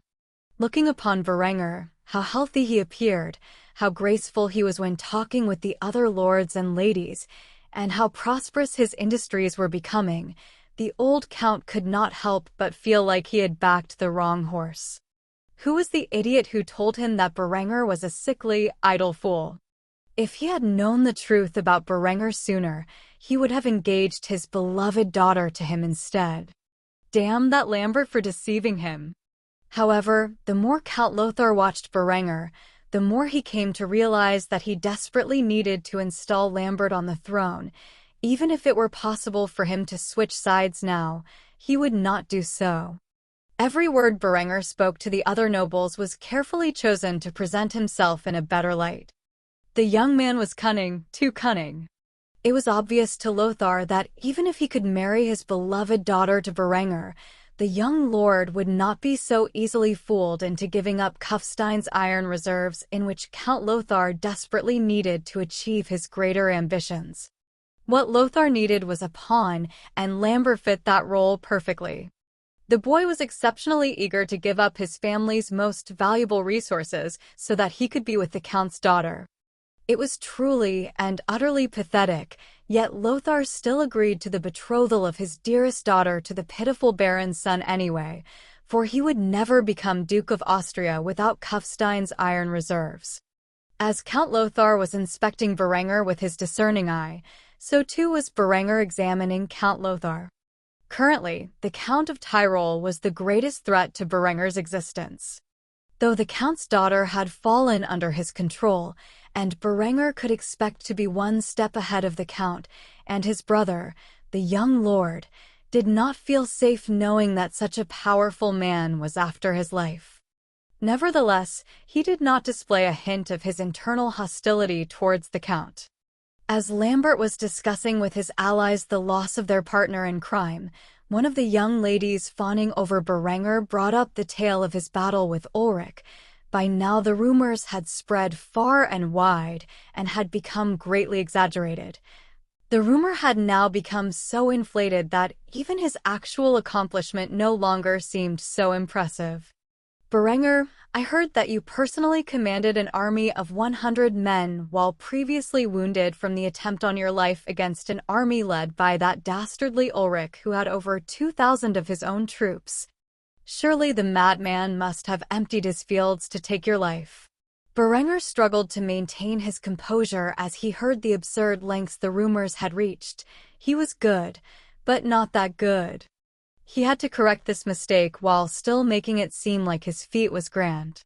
Thus he decided to tell the whole truth, of course, to the many observers who were aware of the official numbers. What Berenger was about to say would seem like he was conceding ground, to appear humble while still greatly exaggerating the battle. "I'm afraid I'll have to disappoint you. The reality of the situation was that I was facing 1,600 men, with 600 of my own. Still, with our hand cannons, we gunned down hundreds of their men before they finally broke ranks and fled like the cowards they were." The girl did not seem disappointed in the slightest. Instead, she had sparkles in her eyes as she heard the exact details of the battle from the man himself. Granted, he did not deny the part of him being grievously injured, despite only having minor injuries and dehydration. On the other hand, Lambert nearly spat out his drink when he heard his brother's wild claim. The way Berenger espoused such a hyperbolic tale was without a hint of dishonesty on his face. Either Berenger was the greatest bullshitter Lambert had ever seen, or he was actually telling the truth. The youth struggled to wrap his head around what was real and what was dishonesty.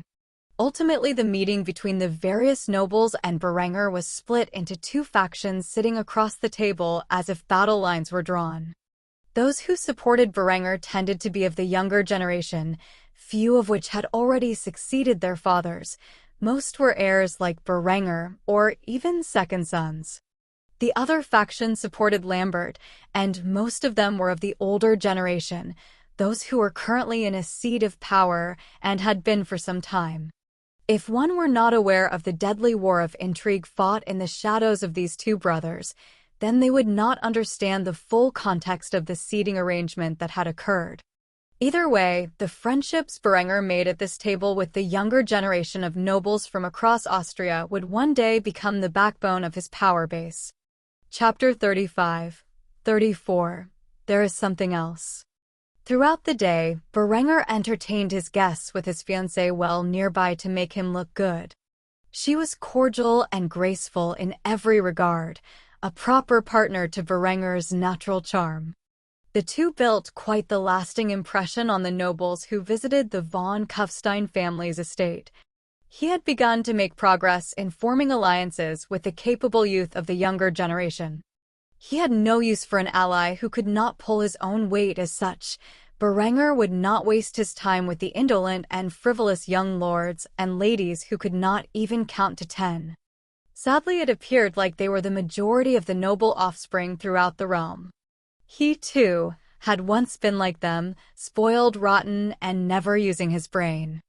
Most of the people Berenger entertained were either the offspring of barons or viscounts from throughout the counties of Steiermark and Tyrol. They were roughly in the same position as he himself and could provide sufficient support to his plans if he were to build an alliance with them. Sadly, there were not too many exceptional members of the lower nobility in this generation, and they mostly clung to the corner, forming a small social clique among themselves. Most barons who were not their direct liege would not give them the time of day due to their low status, let alone viscounts or counts and their families. Currently, Berenger did not have time to oversee his projects personally. As such, he left them in the capable commands of administrators he placed in charge of them. Ludwig, as per usual, was in charge of his burgeoning industrial sector. Gunther was tasked with implementing his many agricultural innovations, and Eckhard took personal command of the matters that pertained to the militia. As for the militia, their activities were suspended during the duration of the visitor's stay.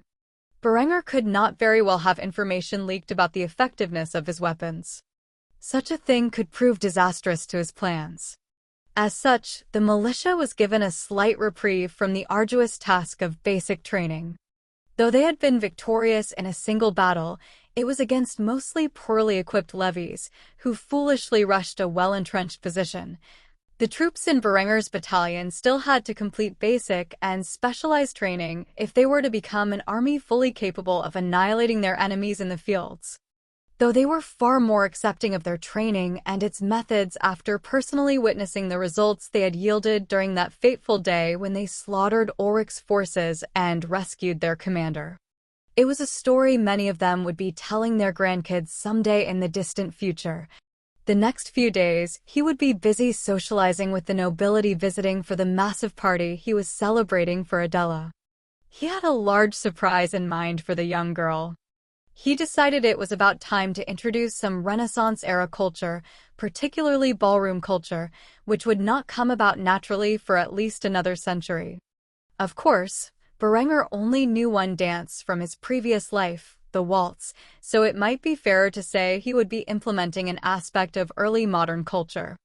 Berenger did not have time or permission to extend the castle to contain a ballroom. As such, he built a public platform in the town square for the occasion.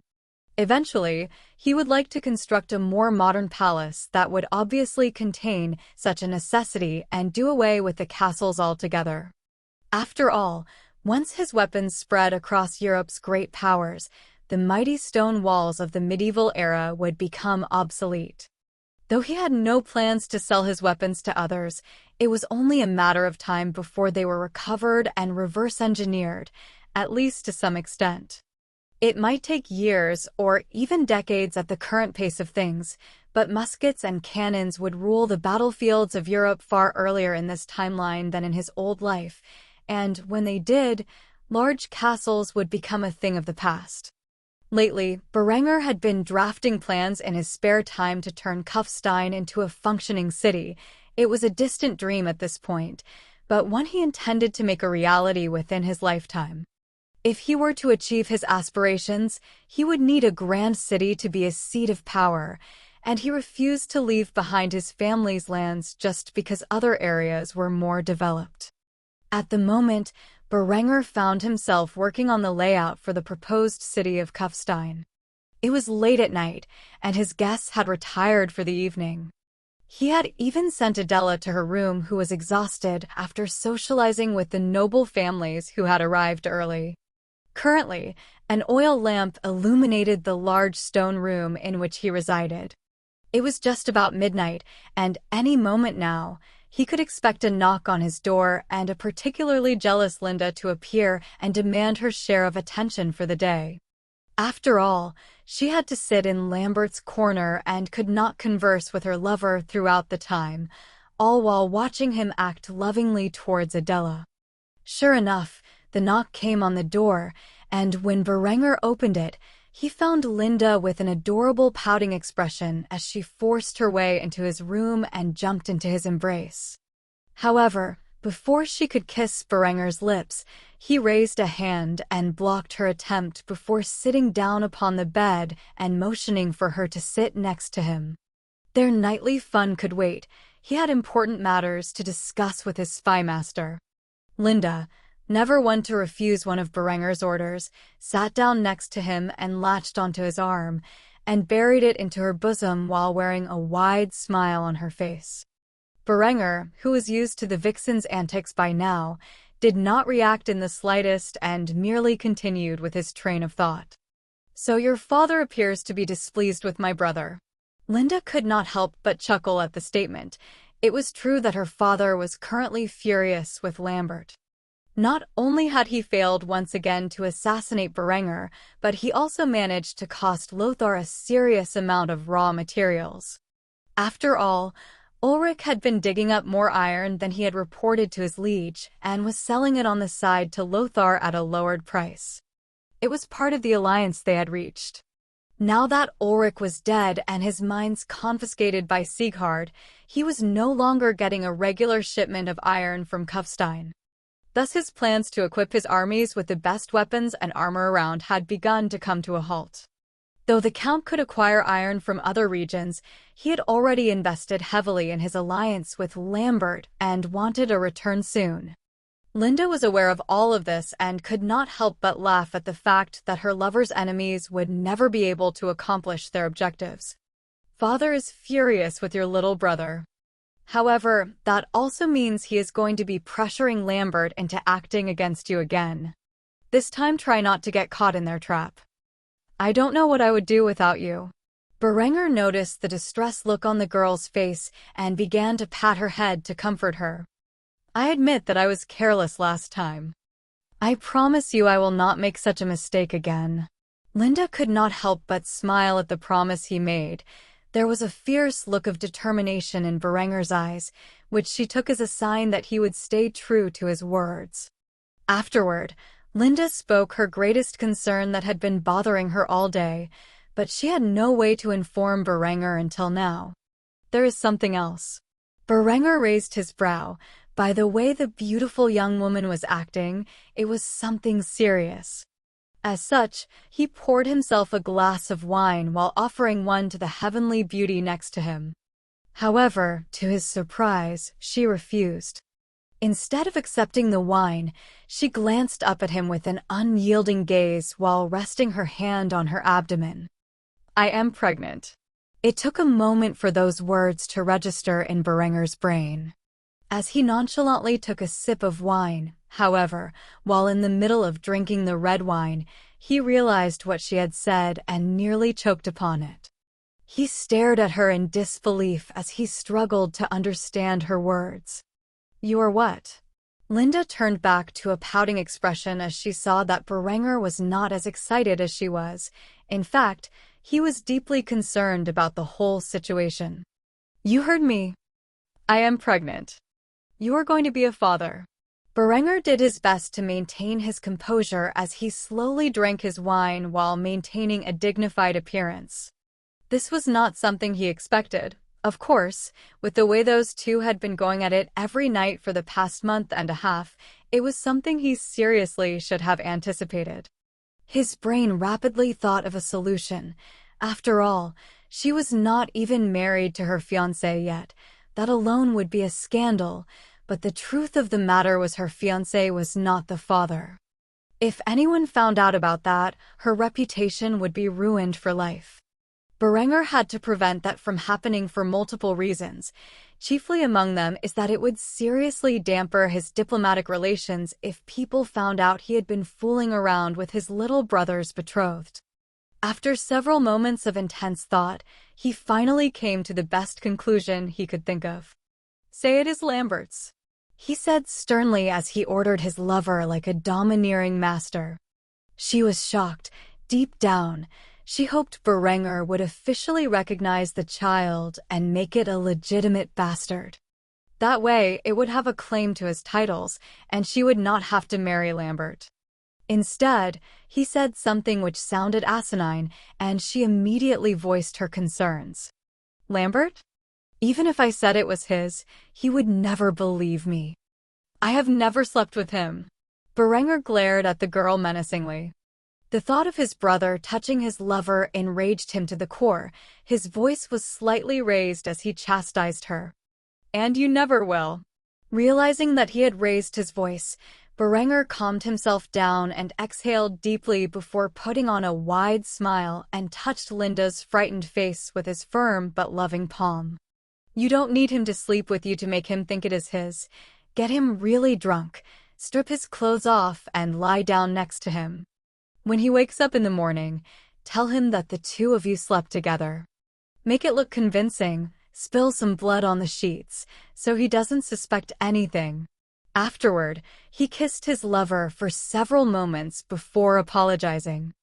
I'm sorry, I know your desires for the future of our child, but I'm in a precarious situation right now.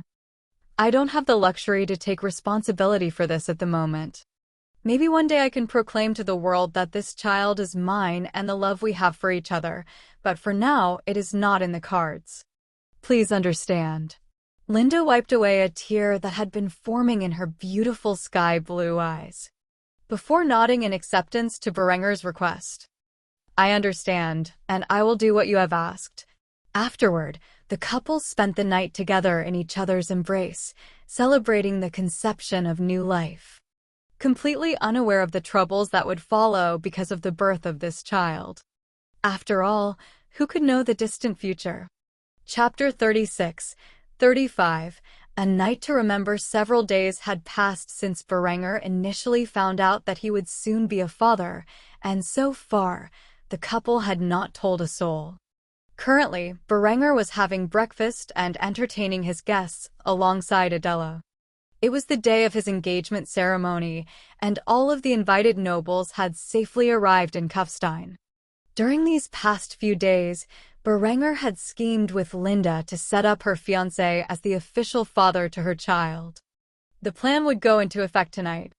Lambert's 16th birthday was nearly a month away, and she would push for a wedding as quickly as possible to conceal the fact that the pregnancy was out of wedlock. Something in which her father would go through great lengths to hide. If successful, the only people who would be aware of the child's true lineage were the parents themselves. Berenger had become quite the expert in maintaining his social grace among the elites of Austria who were gathered at his family's estate. By now, all of the undesirable rumors about him had begun to fade in the minds of those at the party. They had become well accustomed to the new and improved Berenger.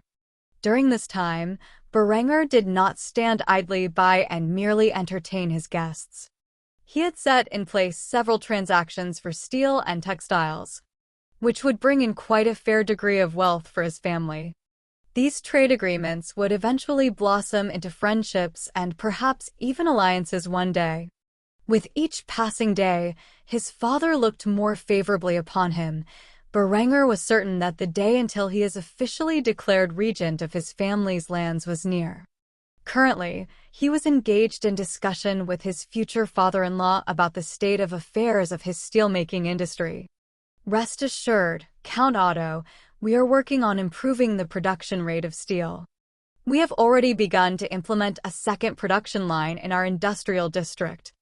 Before long, we will be able to produce twice the amount of steel that we are currently able to manage.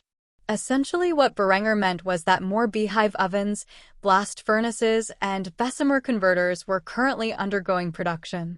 With the decrease in needed farm hands, many unemployed farmers were actively transitioning to factory work or skilled trades. With each passing day, the town of Kufstein was transforming from a small agricultural town to an actual city, filled with a wide degree of diversity in professions. The Count smiled as he heard the news. He would continue to purchase steel from Berenger.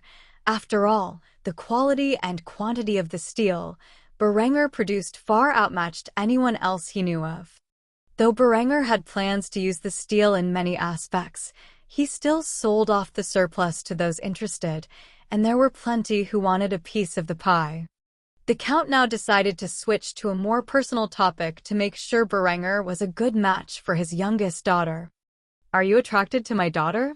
Berenger did not expect such a question. Nevertheless, he could not honestly say that she was too young for him to get excited over. Otherwise, Adela might take it the wrong way, and she was carefully observing his reaction. For some time now, she had been suspecting that Berenger thought of her as a little kid, or, even worse, a little sister.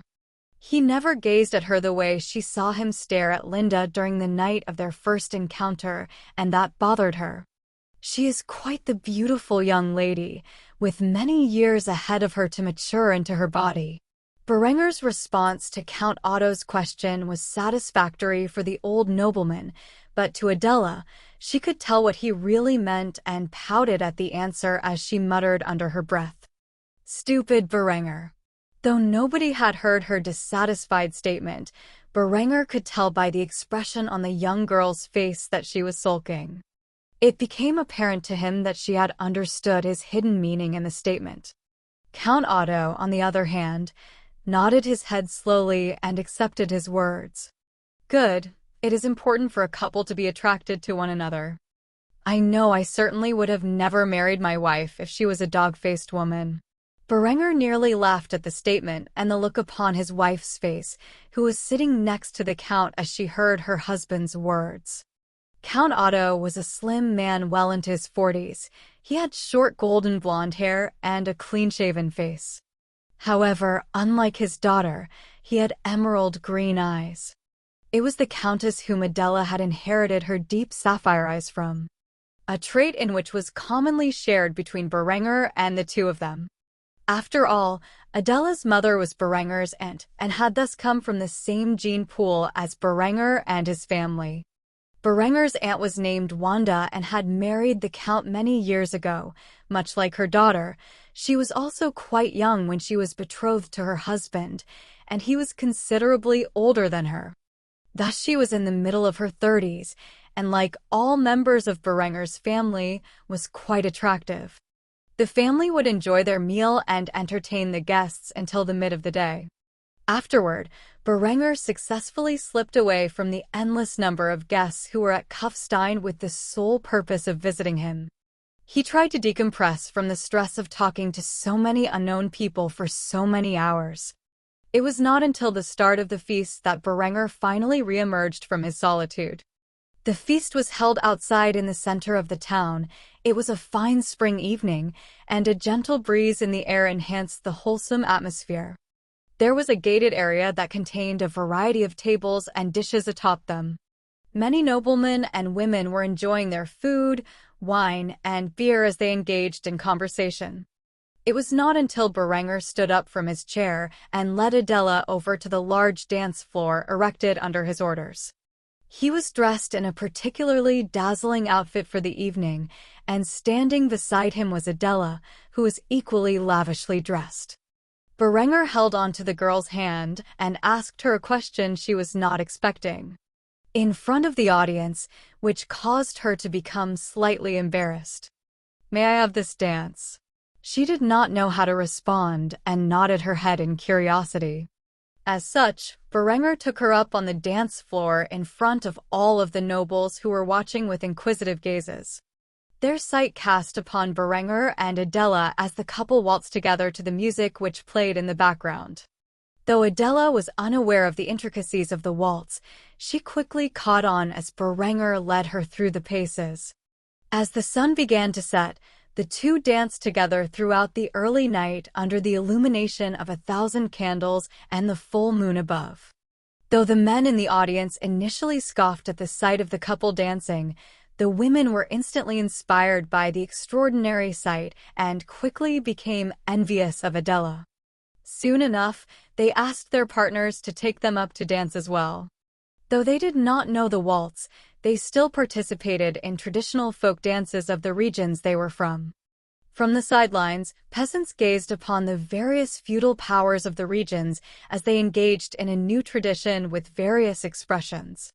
Some were envious, others were confused, and a few were just downright disinterested. Though one thing was certain to the townsfolk of Kufstein, Berenger was at it again with his crazy ideas. Adela quickly became entranced by Berenger's wide smile as she danced the night away with him. It was only after a couple of hours of dancing and socializing when the two finally sat down. Many of the couples present continued to dance as the young lord and his fiancée sat back down at the head table. Lambert had offered to dance with Linda, but she outright refused.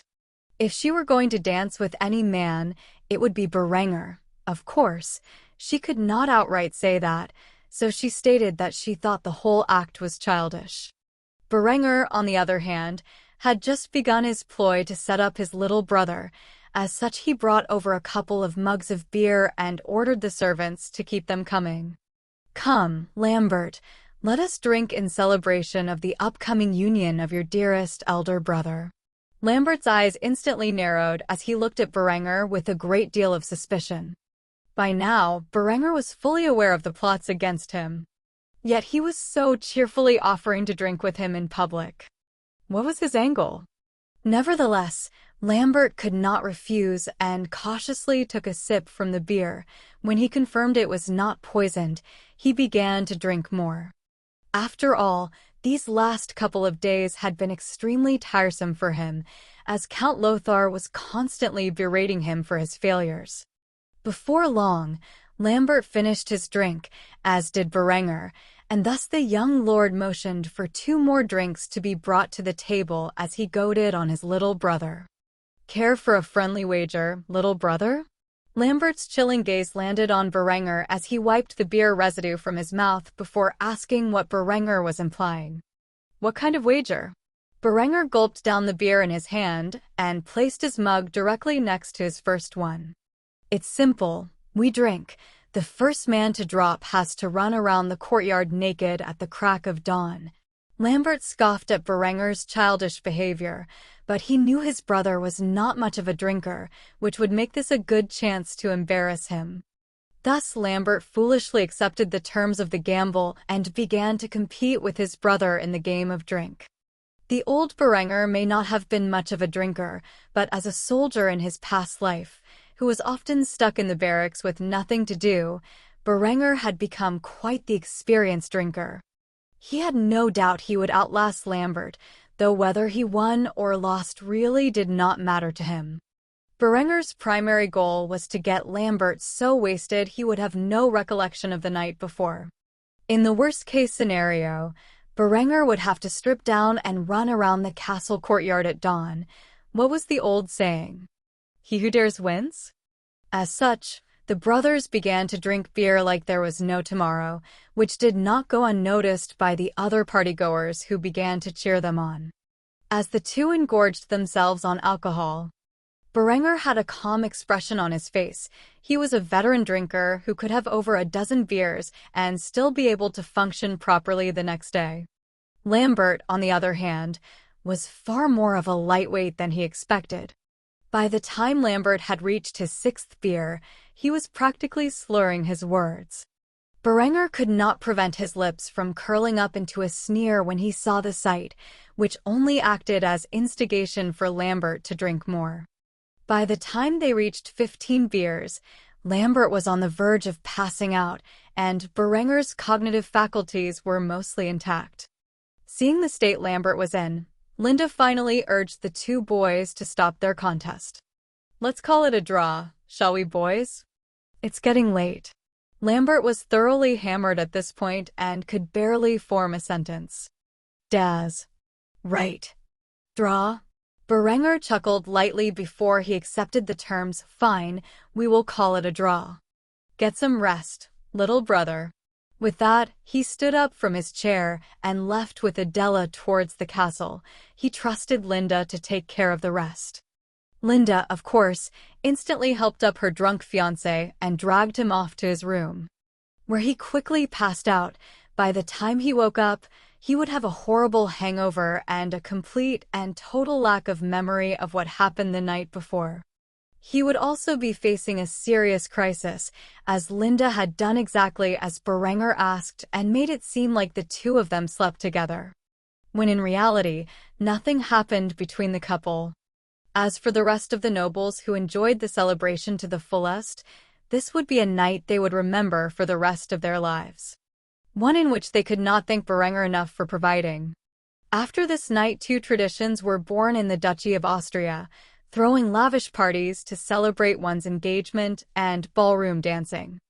Chapter 37-36. A difficult negotiation days had passed, and all of the guests who were present for Berenger's ceremony had departed.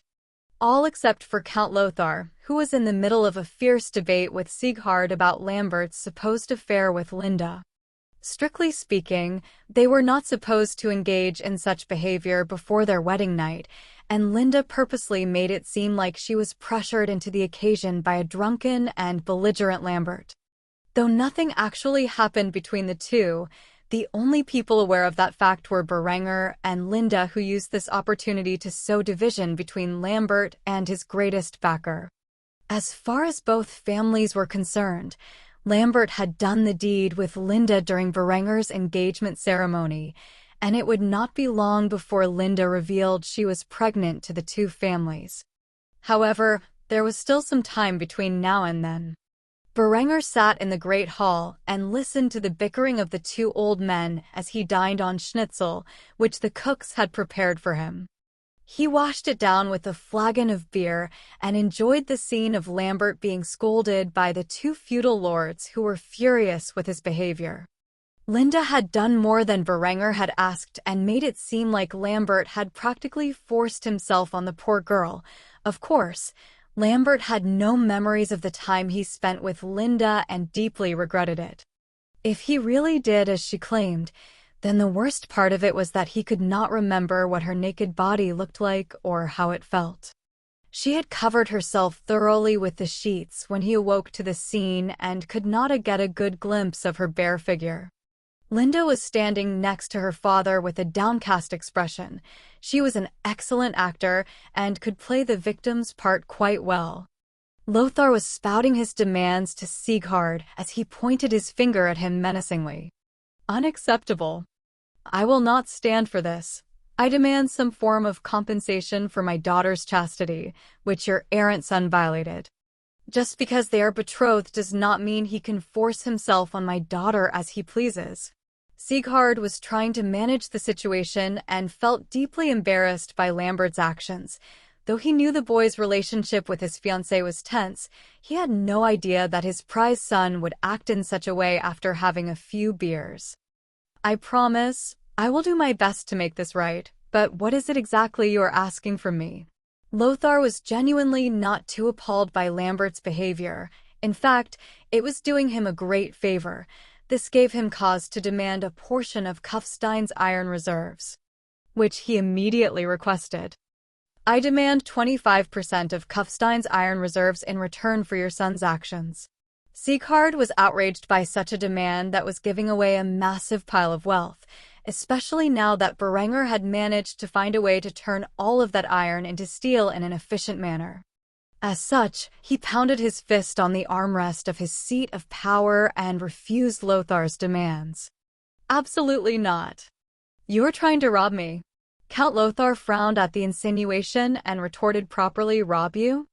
A lowly baron like you may not be aware of this, but Linda's chastity has an extreme degree of political significance attached to it as a count's daughter. If your barony were not so rich in minerals, I would have married her off to a duke. At this point, Berenger had put down his fork and got off his chair while tidying his mouth with his napkin. Afterward, he walked over to the center of the great hall, where the two noblemen were bickering. As the man tasked by his father with leading the industrial sector, he had a great deal of say on how its resources were managed. There was not a single possibility that Berenger would allow Lothar to have his way.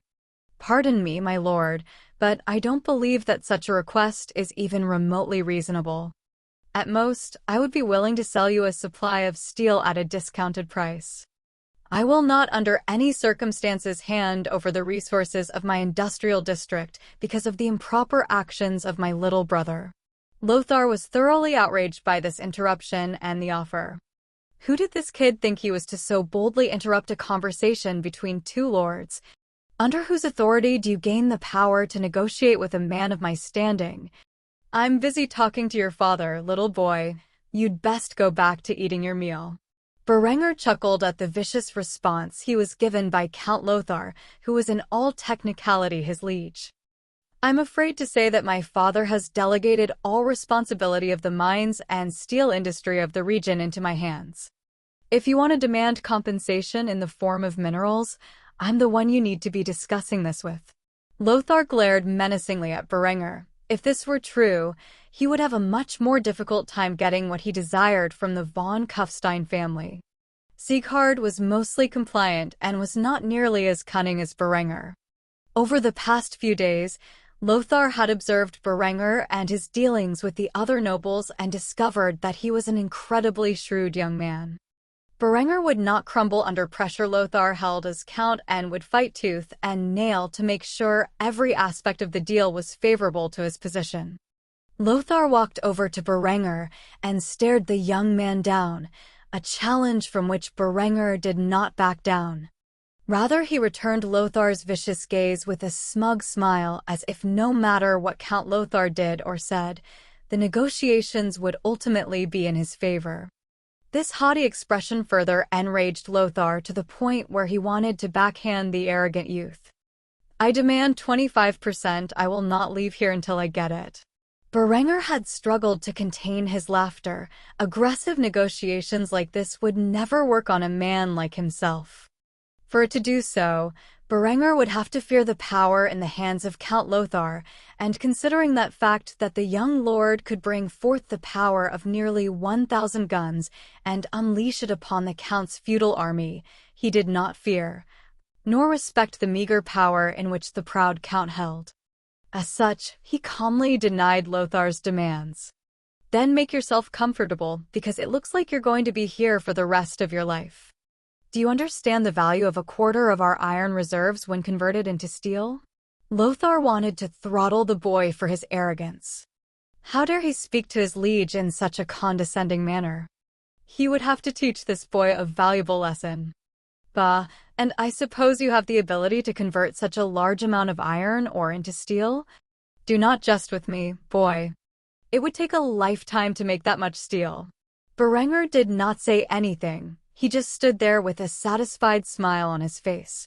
If the Count knew how much steel he was currently in possession of and how much he could produce in one batch, then the man would surely never have suggested such an absurdly high number. Eventually, Berenger broke the awkward silence between the two as he countered the Count's proposal. Here's what I can do. As an official apology from the von Kufstein family for my foolish little brother's unsightly behavior, I will cut the cost of steel sold to your family for the next 10 years by 15%.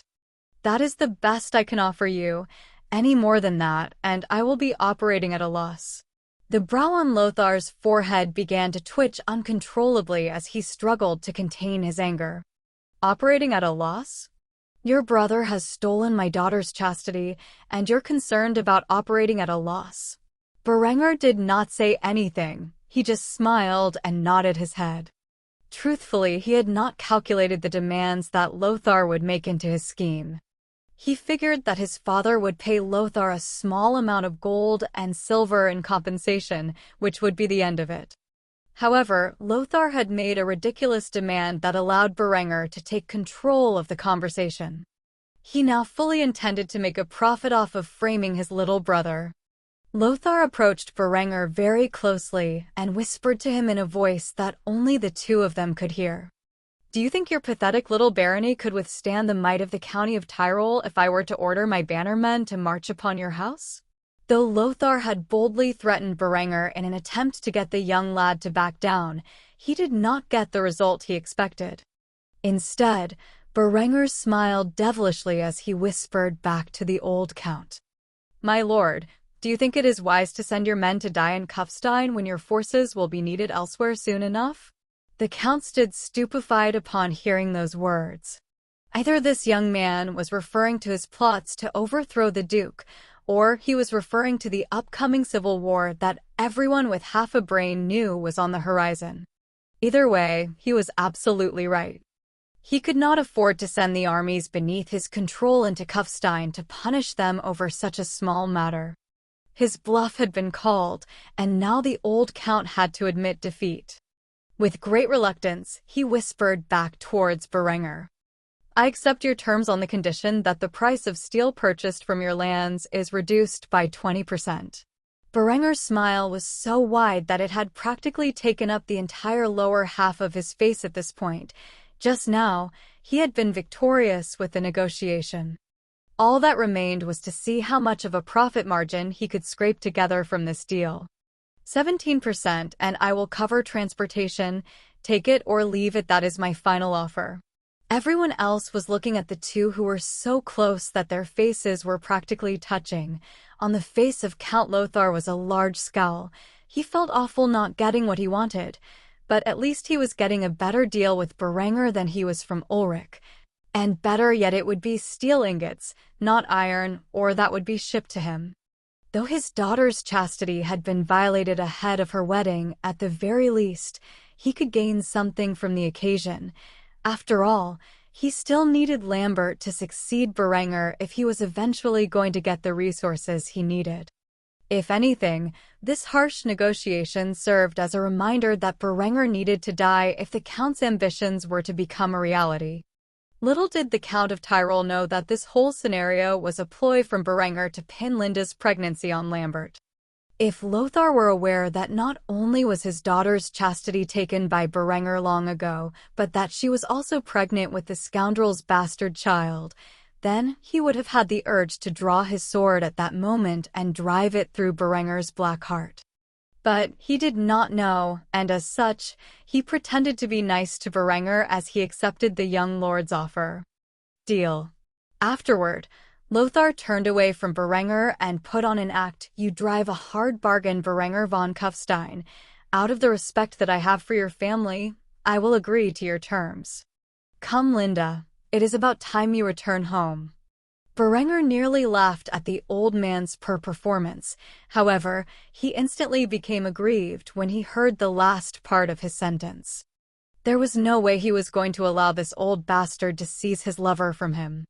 However, before he could protest, Linda stood up to her father. "I'm not going." Lothar stopped in his tracks as he turned around and glared at his errant daughter. "What did you just say?" Linda was no longer afraid of her father's fury. Now that she had Berenger protecting her, she knew there was nothing her father could do. However, she was also quick-witted and came up with a proper excuse to stay behind and spend her days with the father of her child. "You need to have proper representation in whatever deal you just came to an agreement to with Berenger. I will stay behind and protect your interests." Count Lothar was initially furious that his daughter wanted to stay behind after everything that had transpired, and also downright confused. However, it turned out that she was looking out for the family's interests like she always had. Her explanation made perfect sense, and the more he thought about it, the more he did not trust Berenger. Somehow, that blackguard would screw him over. He could feel it in his bones. With Linda keeping a close eye on the boy, he had nothing to worry about. After all, she was clever enough to keep up with Berenger. "Under those circumstances, I will allow you to stay. I will see you at your wedding." Linda smiled and bowed to her father like a proper young lady. "Of course, father. I will see you then." Afterward, the Count departed from Kufstein, and thus the last guest on Berenger's list of invitations had left his family's regions. From now on, Berenger no longer had to entertain the nobility and could get back to his normal schedule. He had many things to take care of in the coming days, and he was just happy to have a bit of reprieve. Chapter 38, 37. We will see about that. After Lothar had departed from Kufstein, Berenger explained to his family the deal he had reached with the old count. They were very pleased with the results, especially Sieghard, who was convinced that Berenger was fit to be his regent after such a performance. A storm was brewing in the capital of the Kingdom of Germany, and Sieghard feared it would not be long before the war had ravaged the lands. Soon enough, he would be called off to battle once more, and when that happened, he would need a capable leader to rule in his stead. Initially, he was planning on placing one of his counselors as regent. However, these past few months, Berenger had transformed into a formidable young lord, one in which he knew would one day make a superior baron to himself. It was such a pity that he could only allow his son to inherit this humble barony. Berenger's potential as a ruler was so much greater than anyone he had ever met. As such, Baron Sieghard von Kufstein had finalized the plans to declare his son the regent of Kufstein. If for whatever reason he was forced to leave the dominion of his ancestors, it would be his son and heir who would have control while he was away. Tomorrow, he would fully declare to the family and his counselors that Berenger was to be regent. For now, the Baron had to chastise his second son for making such a terrible mistake that, if not for Berenger's intervention, would have cost the family dearly. Lately, Lambert had been failing Sieghard's high expectations. If you were to ask him half a year ago which was his favorite son, it would be Lambert. Yet now Berenger was the shining star of the family, and Lambert was an utter disappointment. The roles of his two sons had reversed completely. While Sieghard had a long and difficult conversation with Lambert, Berenger was currently overseeing the drills of his militia, alongside his second-in-command, Eckhard. Currently, his troops were equipped in entirely new garb. Berenger had used his textile factories and the imported materials to construct the uniforms of his militia.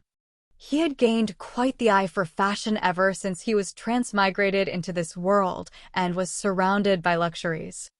As such, the attire of his peasant militia was that of the Landsknecht, which were elite mercenaries of the 16th century battlefields from Berenger's previous life. Their clothing was honestly quite flamboyant, but it looked fantastic from Berenger's perspective. The Landsknecht uniforms were all dyed in the colors of his house, which were black and white and gold. The NCOs and officers were currently garbed in blackened steel munitions grade half-plate armor, with matching burgonets and gorgets. Each piece had an intricate brass pattern engraved across the armor. Berenger was also properly equipped in the attire, though his outfit was even more garish than the other soldiers.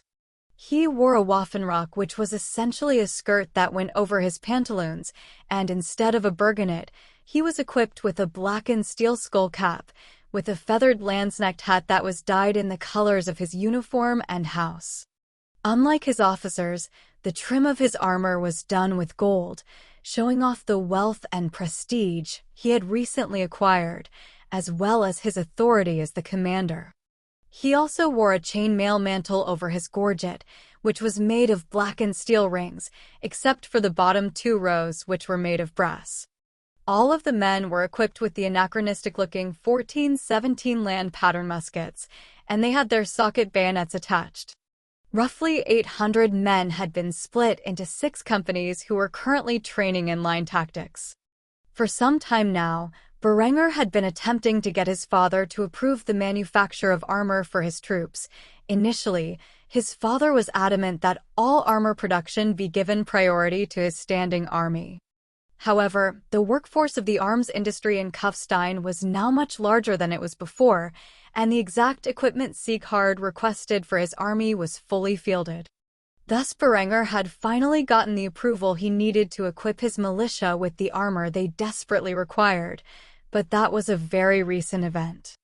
Aside from the NCOs and officers, very few men were currently equipped with proper armor. Still, it would not be long before his army was the most well-equipped force in the world. Truth be told, Sieghard was not exactly keen on adapting Berenger's military innovations, primarily because Berenger deliberately downplayed how revolutionary they were, but also because he was quite the traditionalist and believed the use of brigandine, mail, and gambeson for his standing army was a far superior quality than the munitions-grade half-plate and outlandish clothing that Berenger's forces were currently equipped with. He would be absolutely incorrect, as the armor Berenger's troops were fielded with was more than enough to sufficiently protect them against any lethal threat on the current battlefields while still being lightweight and maneuverable enough to conduct warfare properly. In fact, due to the quality of the steel Berenger was currently producing, he could manufacture slightly thinner and lighter weight armor than was historically used in the Renaissance while still being just as effective in protection. As Berenger mustered his forces and walked them through everything from marching drills, firing drills, and anti-cavalry drills, Linda watched from afar with a passionate gaze in her eyes. She was either smart enough or infatuated enough to believe that Berenger's tactics were revolutionary. After all, she had directly heard from Berenger's mouth during pillow talk how effective his weapons and tactics were at the Battle of Mining Town. She was too enamored by the spectacular sight of Berenger commanding his troops to notice that Adela had been walking by and noticed her impassioned ogling of Berenger. Adela instantly felt something was amiss about Linda's glances and began to wonder if Linda had feelings for Berenger. After all, the girl treated her own fiancé like crap, especially after the recent incident, and had always been giving weird looks to Berenger and herself throughout the past couple of months. Initially, she thought that Linda was on Lambert's side in whatever conflict the brothers were engaged in, but now she did not know what to think. These were not the glances of a woman studying her enemy, but that of a schoolgirl intensely focused on her crush. As such, Adela decided to approach and question the girl who was slightly older, but much more developed than herself while she was currently entranced. Magnificent, isn't he? So much better than his scoundrel of a little brother. Linda was caught up in the scene in the field below and did not even register the fact that Adela had approached her. She merely heard the words and responded on instinct. "He sure is." Only after Linda had said those words did she recognize that Adela asked the question and that the little girl was testing her. A look of horror spread across the beauty's face as she realized that she practically just admitted that she preferred Berenger over her own fiancé to Berenger's fiancé. On the other hand, Adela was not pleased. She got the answer she was most afraid of. A frown spread across the cute little girl's face as she quickly became strict with the teenage temptress standing next to her. "I do not care if you admire him from afar. I suppose most girls do, but do not approach him. Berenger is my future husband, and I have no intention of letting a harlot like yourself steal him away from me." However, the little girl's attempt to get Linda to withdraw backfired completely. The corners of Linda's lips curved into a devilish smile. She slowly approached Adela with a smug expression on her face and whispered in the girl's ear, "We will see about that." Afterward, Linda strutted away confidently as she left little Adela pouting in anger like a small child. Though Linda respected Berenger's wishes to not inform others of their relationship, she knew that someday Berenger would recognize their child as his own, and when that day came, if the heavens blessed her with a son, it would be her child and not Adela's who inherited the empire that Berenger would one day carve out of this land. As such, she was feeling pretty confident in the brief but heated exchange between herself and her lover's fiancé. Of course, the moment Berenger found out about this lover's quarrel, she would be punished severely, which also gave her a sense of excitement and anticipation. It had been a while since Berenger had been rough with her. Maybe she could finally invoke his ire with this incident. Adela, on the other hand, was in an extremely foul mood. Linda's response could only mean one thing: that seductress was going to try to steal her man. Adela would not let Berenger fall into the vixen's trap. After all, though he was a benevolent man, he was still a man and could easily fall for a woman's wiles, especially one as gorgeous as Linda. She vowed in her heart never to allow that to happen. Of course, if she were aware that Berenger had long since been involved in an intimate relationship with Linda, she would probably tear her own heart out. As the thunderous sounds of shots were fired into the straw targets by Berenger and his forces, war was declared in his own backyard without him even being aware. This was not a war that would exist between men and their armies, but two young beautiful women and their claims on a particularly excellent young man. It was only after the militia was done with its daily training that Berenger returned to the village. He was standing alongside his troops in the town square. He had his family's cooks work all day to prepare a feast for his soldiers and himself. While the army was mustering in the fields, the chefs were preparing a banquet for the hard-working troops. When Berenger told his chefs that he wanted to prepare a surprise party for his troops who had fought side by side with him at Mining Town, they were more than eager to help pay respects to the many men who had saved their lord's life. As such, the best dishes they could make were piled into the town square, where the soldiers engorged themselves with food and drank from the endless amount of beer that was poured for them by many young women. After a while of drinking and feasting, Berenger tapped on his mug with a spoon, gaining the attention of his soldiers, who all looked upon him with respect. While still in his armor and just with the helm and cap removed, Berenger stood up from his table and began to give a toast to his men. "I told you all I would celebrate our magnificent victory over the traitors at Mining Town. Unfortunately, my damned noble obligations came up, and I was unable to celebrate with you men properly. Though it has been over a month since we stood side by side on the front lines, I wanted to dedicate this night to you all, the brave men of Kufstein who answered their commander's call in a time of need and brought down an army of traitors." Cheers! The town square echoed in cheers as the men celebrated their victory on this fine night. All of which were still in uniform when the standing army and town guard gazed upon the hundreds of men in the town square in uniform.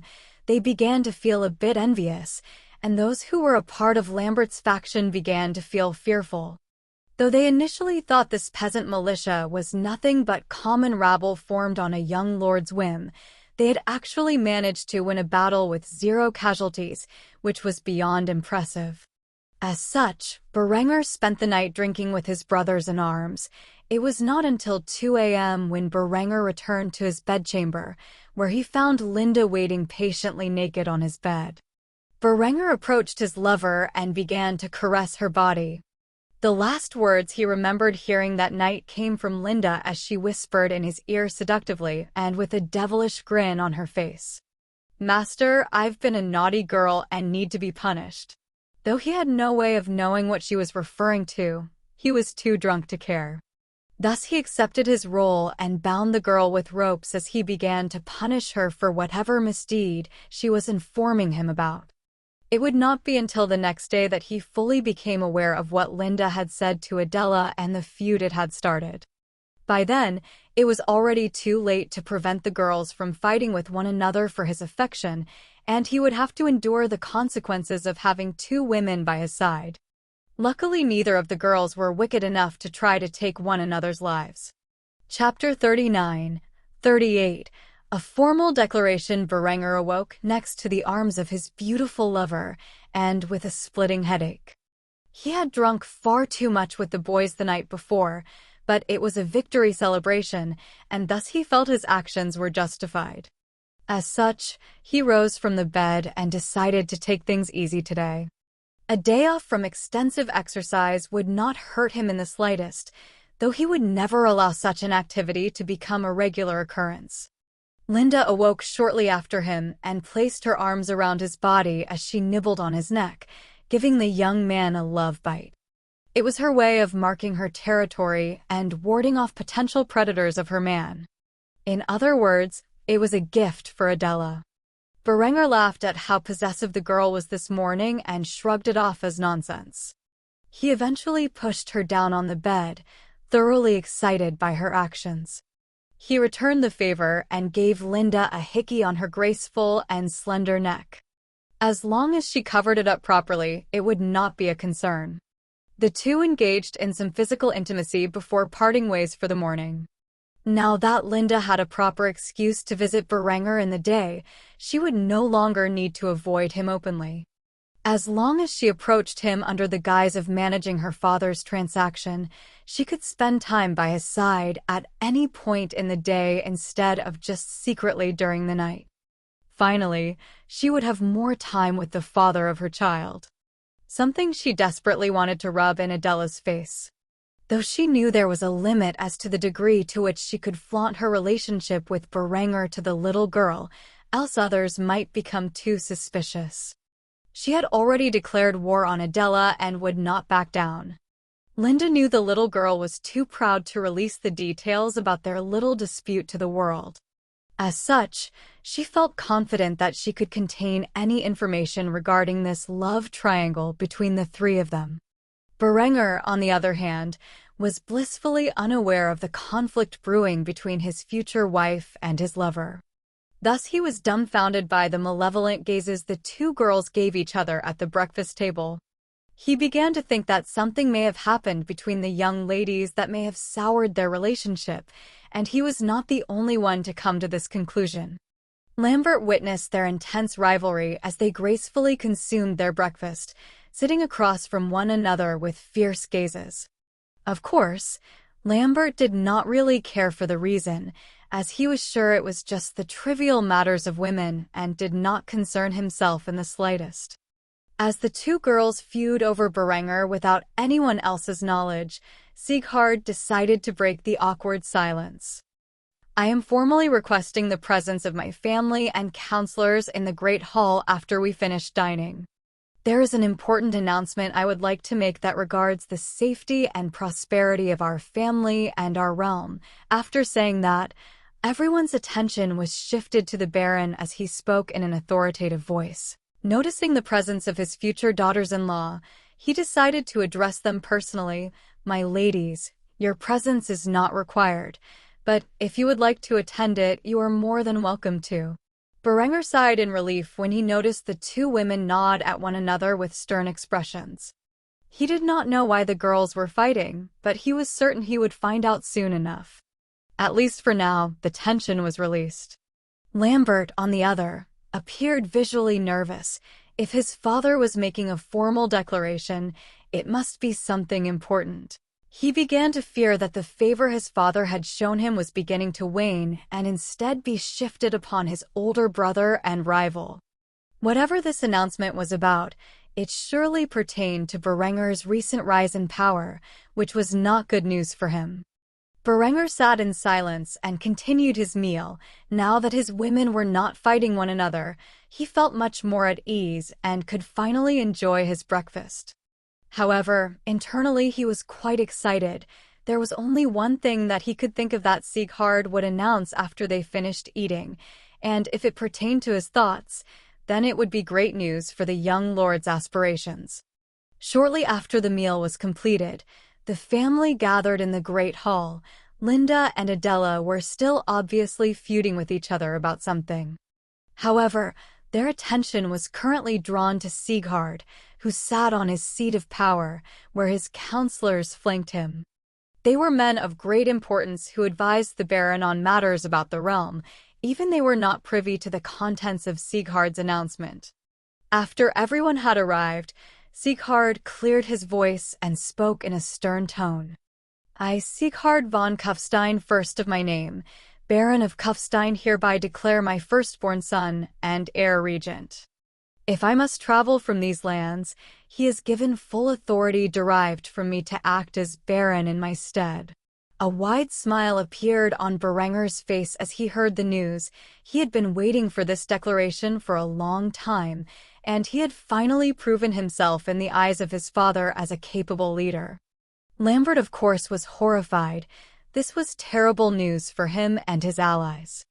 When war finally broke out and Berenger took up his position as regent, he would have the full judicial authority to launch an investigation into Lambert's attempts on his life and gather the evidence he needed to execute him. This meant only one thing. Lambert had at most a year to end his brother's life before the old king croaked, and he was placed into an exceptionally vulnerable position.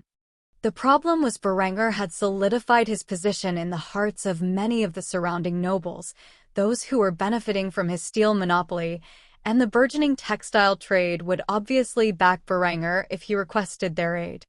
It was now more difficult than ever to plot against Berenger. On the other hand, the girls both reacted to the news with satisfied smiles on their faces. This was good news not only for the man they loved, but also for themselves, whose positions would become more favorable when Berenger became regent. Although when they realized that they both had the same satisfied expression on their faces, they immediately shifted back to a feuding state. The reactions of the counselors to this monumental announcement were varied. They were all aware of Berenger's recent transformation and his formidable capability of presiding over the realm. Thus, many of the counselors were excited by the news, as they could not think of a better man to take up the position. However, a quarter of the counselors were backers of Lambert's attempt to gain power, and thus they were quite miserable at the announcement. If they allowed Berenger to come to power, it would only mean their removal from office at best and their deaths at the worst. Henrietta and Gisela were both delighted by the news, and Sieghard had a satisfied smile on his face. Though they did not know it, battle lines were immediately drawn when this news was announced, and his two sons would increase the brutality of their war of intrigue. Berenger made sure to keep note of the expressions of the counselors who were either indifferent to the news or outright dismayed. It became immediately apparent that they were either on the fence about the issue or outright supporters of his brother. Thus Berenger figured he would get rid of his brother's most immediate backers before taking out any of the other local nobility who supported him. After all, these noblemen who advised his father held significantly more power than those who would answer his call to arms once every blue moon. Later that night, Berenger would get his spy network to acquire the materials he would need to manufacture a particular poison that was virtually undetectable in this medieval world. The target of his new ploy would be the marshal of his father's forces. The man was clearly the most disturbed by the news, and even eyed Lambert for his reaction. Berenger did not doubt within his mind that the marshal was in bed with Lambert. As the commander of his father's forces, he presented the biggest threat to the security of his regency and needed to be removed before Berenger seized power. However, that was a task for later. After the declaration was made, Berenger was congratulated by many people, including his future wife and lover. Even Lambert was shocked when Linda approached Berenger immediately after the announcement and fought with Adela over who would pay their respects first. At this moment, Berenger instantly realized what was going on between his two women, and he knew that Linda had said something to Adela to antagonize her. Now her words from the previous night began to make sense, and internally he was furious. When the two were in the middle of bickering, Berenger raised his hand, and the two immediately became silent. Adela, you are my fiancée. You may tell me what you wish to say first. Linda immediately became flustered as she was denied the right to speak with her lover first. Still, she understood his reasoning and let it slide. Congratulations, Berenger. I know you will do your family proud. The little girl then eyed Linda with displeasure and whispered in Berenger's ear, I need to talk to you about something later. Judging by the look on her cute little face, Berenger was certain that she was unaware of the extent of his relationship with Linda, which was a good thing, but he definitely needed to figure out what had been said between the two. He nodded and smiled at his future wife as he held on to her hands. Thank you. That means a lot coming from my fiancé. While saying that phrase, he eyed Linda with an expression that said, I know what you did, and I'm not happy.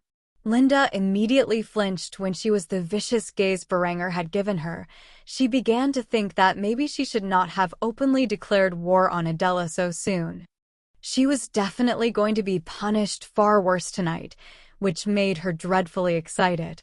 Of course, she was skilled enough at acting to mask her desire with a look of indifference. After Berenger had accepted Adela's respects, he moved on to Linda, who bowed respectfully and said formally, Lord Berenger, I would like to congratulate you on your latest title. I trust you will be a benevolent and efficient regent in the future. Lambert was extremely agitated by the sight of his fiancée paying respects to her older brother, but judging by the lack of informality in her tone, it was merely her fulfilling her social obligations. As such, he never suspected she was romantically involved with Berenger. Instead, he felt even more sure of his previous thoughts that she was bickering with Adela over something frivolous and thus did not pay any more attention to her actions. It went on for some time, but he had to entertain many people paying respects to him. When he was finally done with his noble obligations, he thanked his father for the trust he had placed with him and left the great hall. Adela was in tail following her fiancé.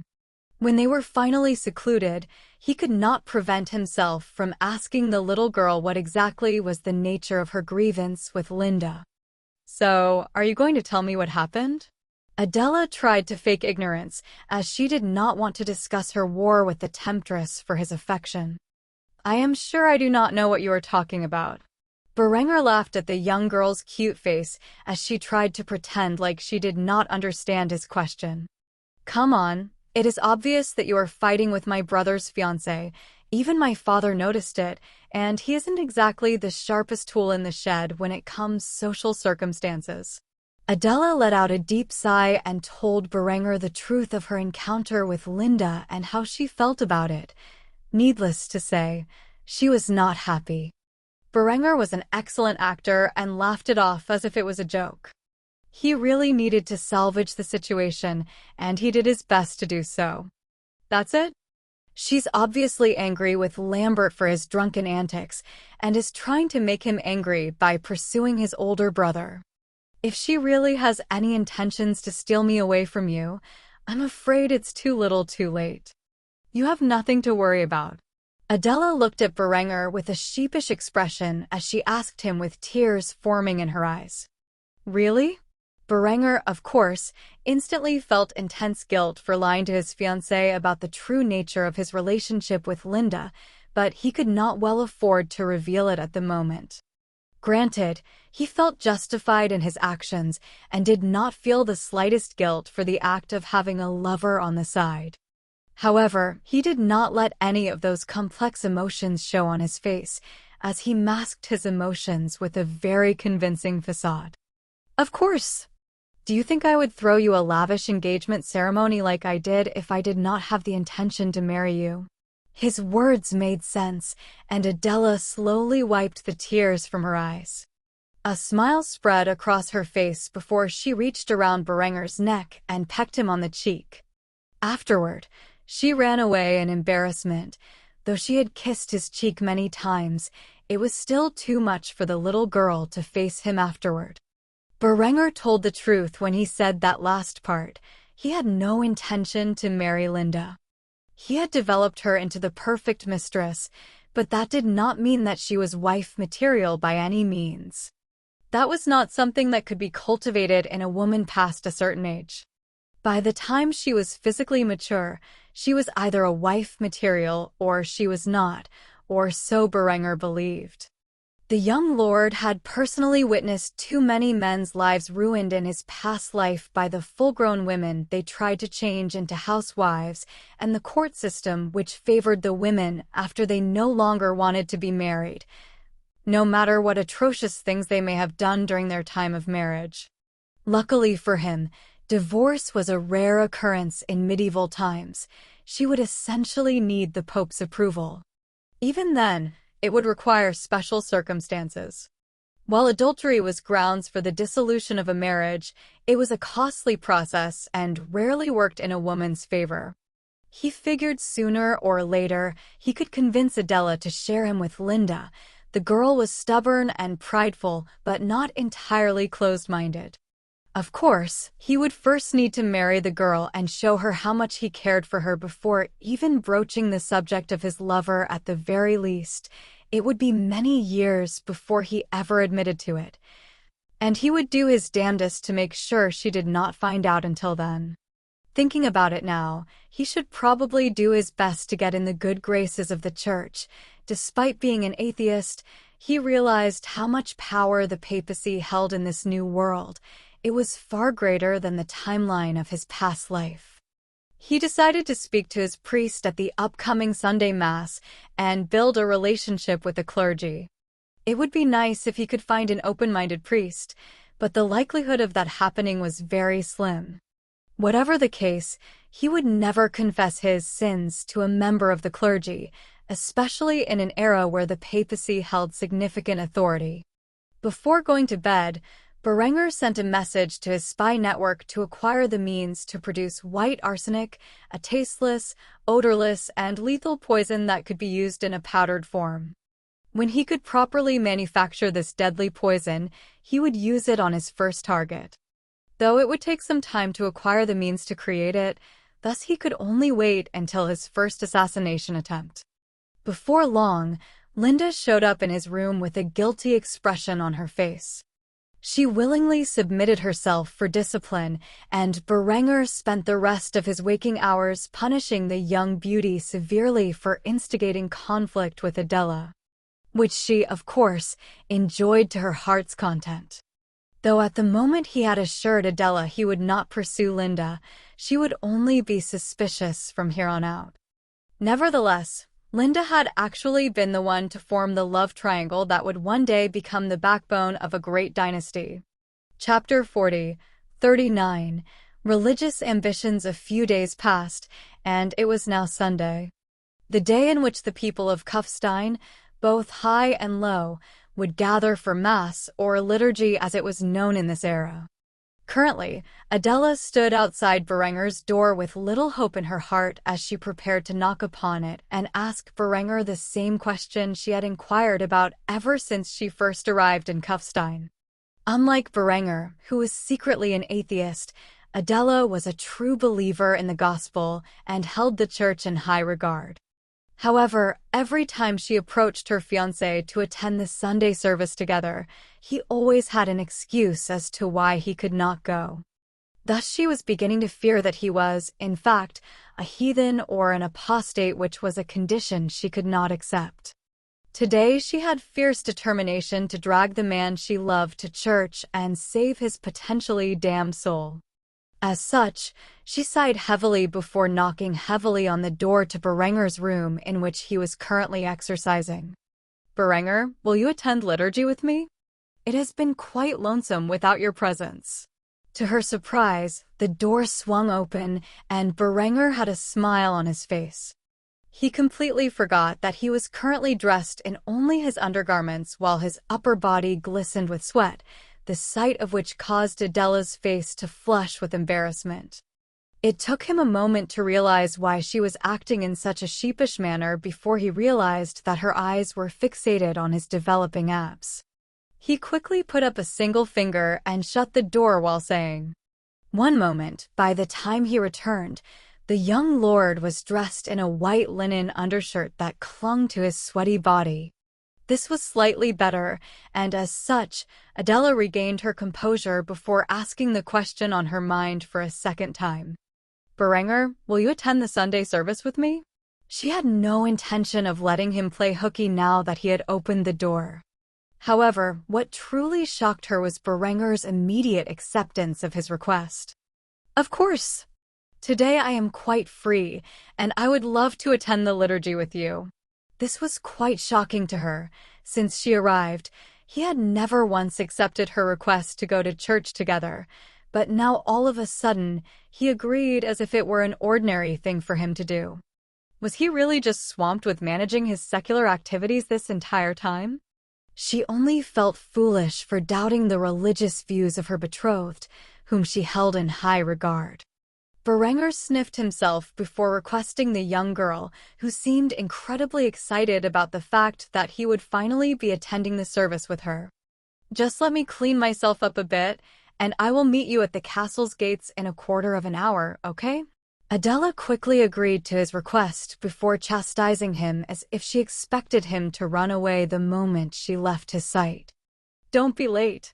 Berenger nodded and smiled. Shortly thereafter, Adela departed, and Berengers dropped his facade. Before muttering under his breath, "I suppose she's lucky I have plans for the church." Afterward, he grabbed a hold of his attire and headed to the bath as promised. He would arrive at the castle's gates fully clothed in fashionable attire within a 15-minute time frame. All the while, Adela had been waiting for him at the entrance with a bright smile on her face. Berenger quickly grabbed a hold of the little girl's hand and led her to the church within the village where the rest of his family was already gathered. By the time he arrived, he had noticed that Lambert was there alongside Linda, and Henrietta was grouped up with their parents. Linda had a shocked expression as she saw Berenger attend church for the first time since she had arrived. She was not particularly religious, but she at least pretended like she was. Berenger was usually silent about the topic and avoided the church as if it had been the epicenter of a plague. Still, the heavenly beauty felt quite perturbed as she saw her lover attending church alongside his fiancée. After greeting his family and lover, Berenger walked into the chapel with Adela before standing at attention while the priest went over his sermon. There were not many pews in medieval times, and as such, unless one was old or feeble, they usually stood in the center throughout the entire service. As Berenger gazed upon the luxurious trappings of the chapel he found himself in, he could not help but scoff at the sight.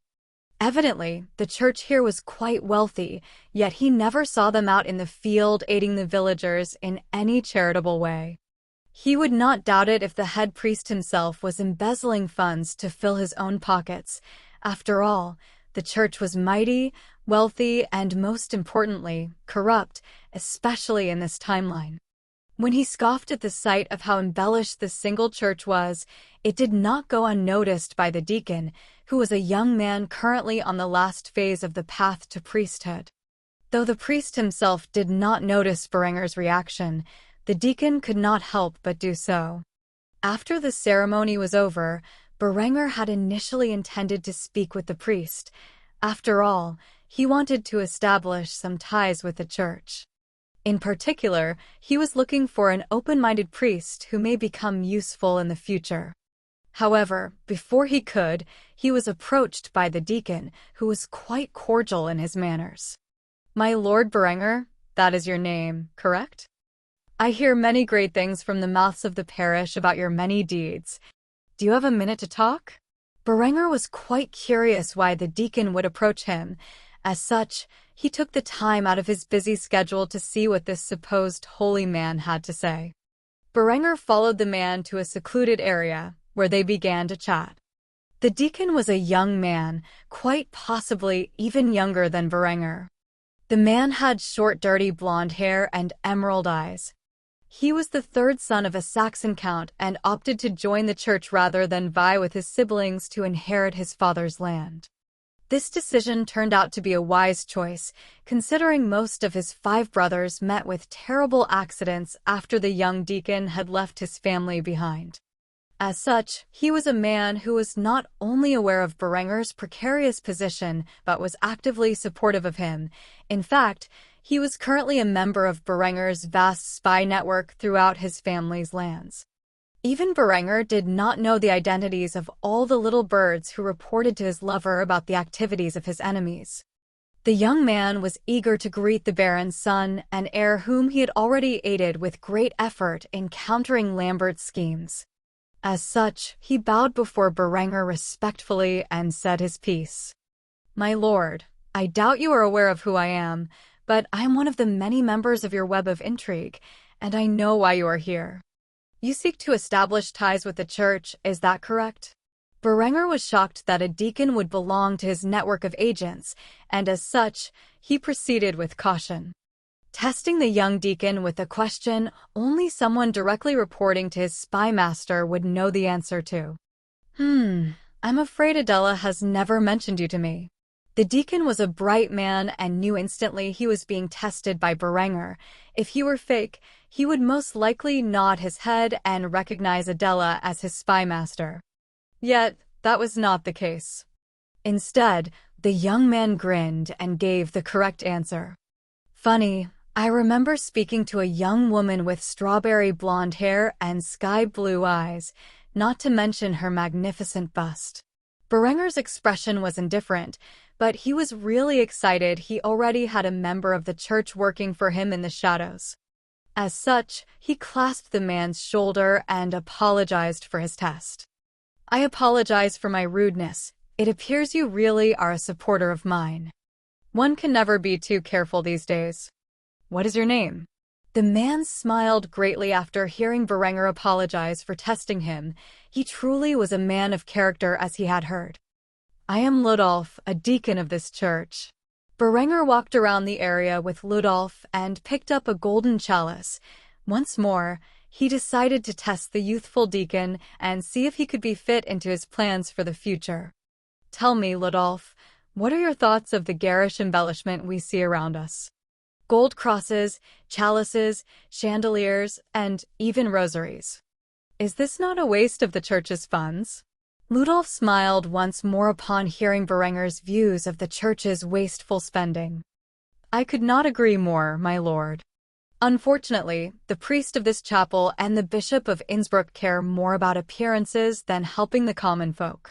Something I have heard that you accomplished quite well in our stead. I'm afraid no matter where I go, that seems to be the current status quo of the church. Sucking money away from the people like leeches with promises of salvation in return for their hard-earned coinage.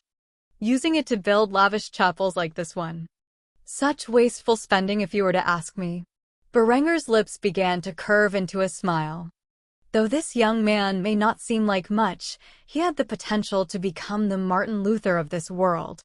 With the right guidance and support, he may very well break the papacy's stranglehold over the kingdoms of Europe.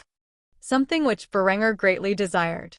If his aspirations were to become a reality, then he could not have the church wield unrestricted power throughout Europe as it currently did. He would need to start a revolution from within, and it just so happened this young deacon named Ludolf already had some revolutionary ideas. If pushed in the right direction, he could prove to be a powerful ally against the authority of the church. Thus Berenger decided to act like the devil on the young man's shoulder and guide him in causing a major schism within Christianity. Ludolf, I share many of the same sympathies. It is the reason I have not been attending service lately. Would you like to go for a walk? I would very much like to discuss my concerns about the direction the church is heading in. Ludolf, a wide-eyed and faithful young man concerned with the church's misconduct, took this seemingly benevolent young man for his word and followed him on a walk. The two would have an exceptionally long discussion about the difference between secular and spiritual authority and the separation of church and state. By the time the two had finished talking, several hours had passed, and Ludolf felt as if he had been enlightened by Berenger, who acted as if he were a pious man concerned about ecclesiastical corruption and its effects on the people of Europe. Thus Berenger not only further gained support from Ludolf in his war of intrigue against his brother, but also in his future struggle against the church and their overreaching power. One thing was certain: this man held great importance for Berenger's plans to bring an end to the era of the church's influence over the secular authority of the German people. After sending Ludolf back to the chapel with much to think about, Berenger returned home, where he dined with his family. Adela was pleased that he went to church with her. Though Linda looked at him strangely, she had many questions about why he went to church and who he spent his afternoon with. Nevertheless, now was not the time for the topic. After sharing a meal with his family, Berenger took a bath and then returned to his quarters, where he further developed the plans for the future city of Kufstein. Shortly thereafter, he heard a knock on his door and opened it to find Linda, who sprung into his arms. Berenger accepted her embrace while kicking the door close. After passionately kissing one another for several moments, Linda broke away and finally asked the father of her child the question on her mind. "You don't seem like the type of man to take the gospel seriously. Why did you go to church?" Berenger could not help but chuckle as he sat on his bed and poured himself and his lover some wine. After taking a swig from the chalice, he answered the question honestly. "I have plans for the church. I'm not going to lie. I seek to destroy its dominion over these lands and its people by any means necessary. Truly, I find the hypocrisy, corruption, and power of the church in this world to be appalling." Linda was quite shocked by his ambitions. The church had held significant authority over Europe for centuries, yet the man she loved claimed he wanted to bring that era to a sudden end and implied using force to achieve his goals. Though she was not religious, she understood the church's significant power. It would not be an easy task. "You know, if word got out about your plans, the church would declare you a heretic." Berenger nearly choked on his wine as he laughed at Linda's remark. "Let them come. I do not rely on the protection of God. Instead, I trust in the thunder of guns and the men who wield them. Soldiers win wars, not faith, and before long, my army will rival the legendary power of the kingdom of heaven." Though he was exaggerating, it was no lie to say that his armies were becoming quite well equipped and trained, better than any other force in the current world. Even if they only acted as a militia at the moment, they would become the core of his power when he inherited this land. Their numbers swelled by the day, and now that he was producing proper armor alongside their arms, Berenger felt as if his army could easily contend with a force 5 times their numbers on the field of battle. After all, his weapons were beyond effective against the greatest units of the era, and with the right tactics, he could overcome any foe. With time, his weapons would be even more efficient, and by then, nobody could stop him. Truthfully, religion had its purpose of serving in Berenger's many plans, but a church that refused to bend to his will did not. Berenger would make use of scripture and the concept of divinity in his future efforts of propaganda. Though he personally did not believe in such things, he realized that religion played an important role in functioning society. As such, he had plans for a reformation of the church, the extent of which would rely on Ludolf and those who would support his future efforts. As for Catholicism and the Pope's authority over secular affairs, he would never recognize such a thing. This adamant refusal to bend to the will of the Church would lead to many conflicts with the papacy in the near future. Linda did not know what to say after hearing such a speech. Either Berenger was a madman, or he truly had the capability to change the world. Personally, she did not care if the Church's power over these lands collapsed and supported the rising ambitions of the man beside her. After finishing their wine, the two stripped off their lavish attire and embraced each other in the dark of night. For the rest of their waking hours, they intimately enjoyed each other's company. Chapter 41. 40. Caught in the act, Berenger gazed upon the musketeer who stood upon the testing field. In his hands was a small spherical steel device with a fuse sticking out from its top. In his other hand was a slow match in which the soldier used to ignite the fuse. After the successful ignition, the man lobed the spherical device towards a safe distance and quickly sought refuge behind the provided cover.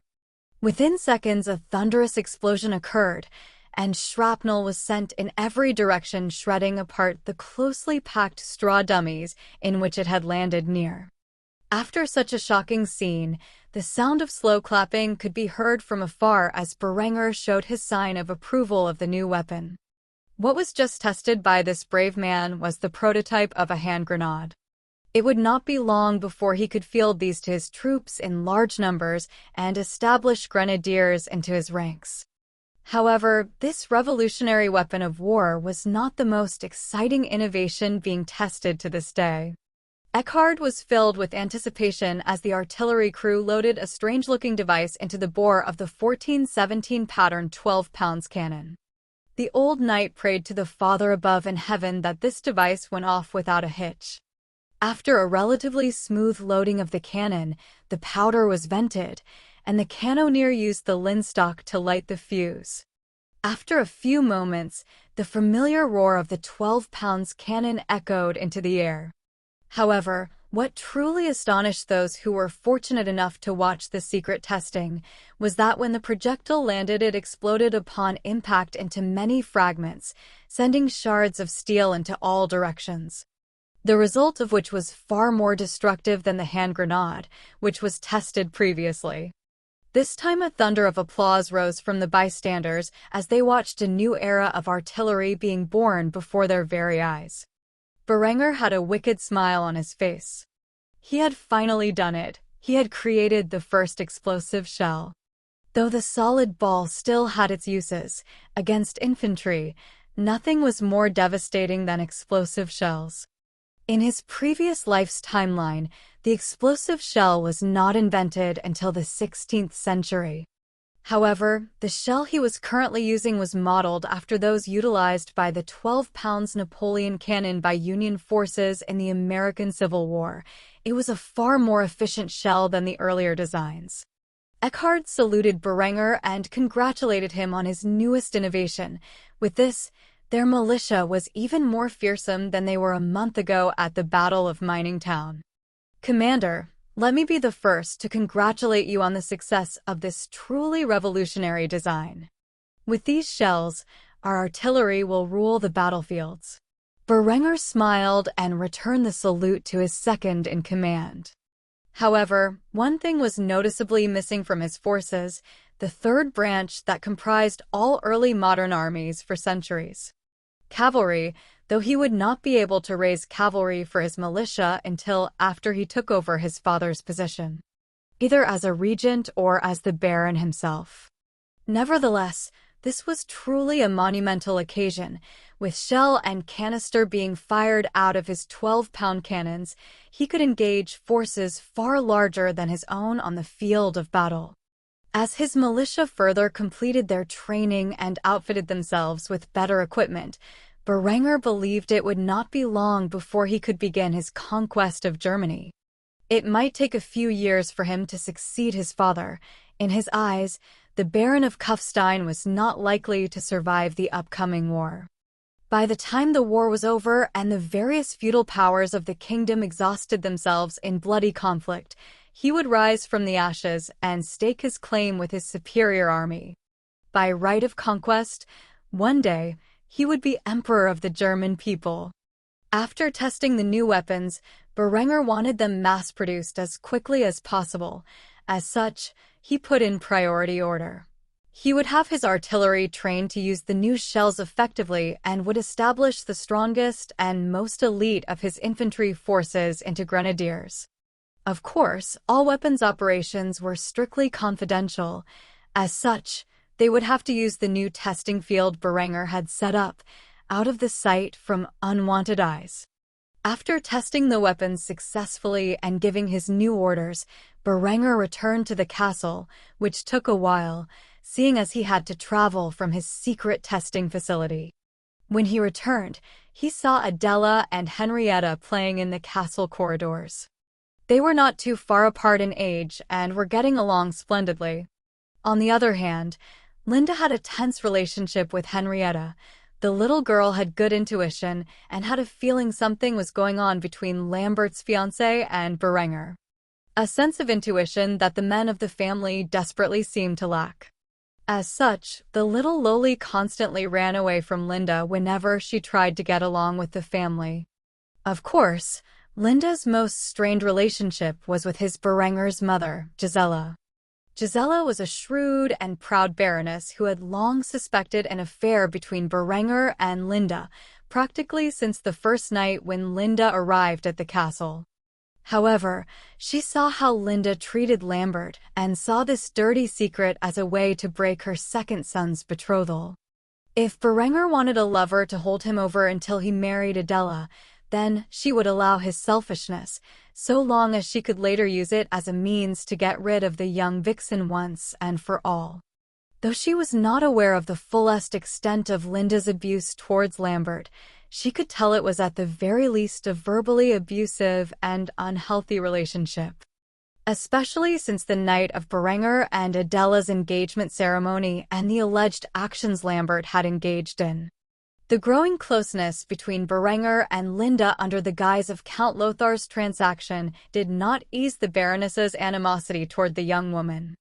Berenger was aware of how his mother eyed the two of them and had long since known about her suspicions. However, as long as his mother did not intervene, he would not say anything to her about his relationship with his lover. Of course, if Gisela were aware that Linda was currently pregnant with Berenger's child, she would do everything in her power to separate the two of them. When Adela saw that Berenger had returned home, she ran over and hugged him.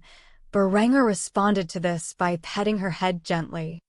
It was nice having two women with completely different personalities to care for him. He vowed that he would never give up this lifestyle and never complicate it further by adding more women to the mix. He cared for both of his women equally, as they both served their own unique roles in his life. After a while, Adela let go of Berenger and asked him the question on her mind. "Are you done with work for the day?" Berenger smiled and nodded at his little fiancé before noticing Henrietta come over to him with a sheepish expression. "Big brother, will you play with us?" Berenger chuckled lightly as the little loli grabbed a hold of his torso and hugged the other side of him. He thought to himself for a moment and then decided to entertain the two girls who were currently in the middle of playing an imaginary game. One where Adela was the crown princess who was captured by an evil witch. Berenger played the role of the valiant knight as he strode through the castle walls and rescued the princess from the wicked grasp of Henrietta, who acted the part of a wicked witch. Berenger felt quite embarrassed playing such childish games at his age and was thankful that video cameras did not exist at this time. He could not imagine what the internet would label him if this scene were posted on some video sharing site from his previous life. However, after rescuing the princess and slaying the evil witch, Berenger picked up Adela in a princess carry and walked around the castle with her. To his surprise, he got a reward that he was not expecting. When Adela gently pecked him on the lips, her face began to become red with embarrassment and she looked away while in his arms and awkwardly muttered, My hero. At this point, even Berenger felt embarrassed as he was not mentally prepared for such a thing. He did not know what to say, so he chose some cheesy one-liner and smiled at Adela and said in a serious tone, "I will always protect you, my little princess." The scene was sickening to Linda as she watched in the corner. It was only when Adela's eyes met her own with a furious stare did the young beauty realize that her little rival had been aware of her presence and that Adela had deliberately done this to mark her territory. Linda thought it was cute that the little girl considered that slight peck on the lips to be considered a kiss. Obviously, Linda would have to leave her own mark on Berenger later that night to make up for it. After seeing Linda had watched the entirety of his performance, Berenger's heart immediately imploded. He sincerely hoped nobody was watching what would be considered a potentially illegal activity in his previous life. Yet he was caught in the act by his own lover. He was never going to live this moment down, and he could tell by the smirk on Linda's face that she was going to hold this moment over his head forever. Berenger attempted to defuse the situation and asked Linda an important question, which immediately received the two little girls' glares. "Would you like to join us, Linda?" The heavenly beauty immediately scoffed at the idea and glared at Adela. "No thanks, Berenger. I've long since matured beyond the need to play such childish games. A word of advice, if you keep playing games like this with little girls, people might believe you to be a pervert." And with that said, Linda turned around and walked away with a smug expression on her face. Before Adela or Berenger could even form a response, she had already turned the corner and was out of sight. The couple then stared at each other awkwardly as Adela was still in Berenger's arms. Henrietta, of course, was lying on the floor pretending to have been slain, but she still managed to overhear the conversation, and her disdain for Linda grew even greater as a result. After Linda's departure, there was an awkward silence for a while before Berenger finally let Adela down from his arms. Feeling embarrassed about the whole situation, the young man scratched the back of his head before calling it quits for the evening. "I suppose we should end it here. We can play again some other time." Adela nodded. She was also quite embarrassed after Linda's harsh words. On the other hand, Henrietta was pouting.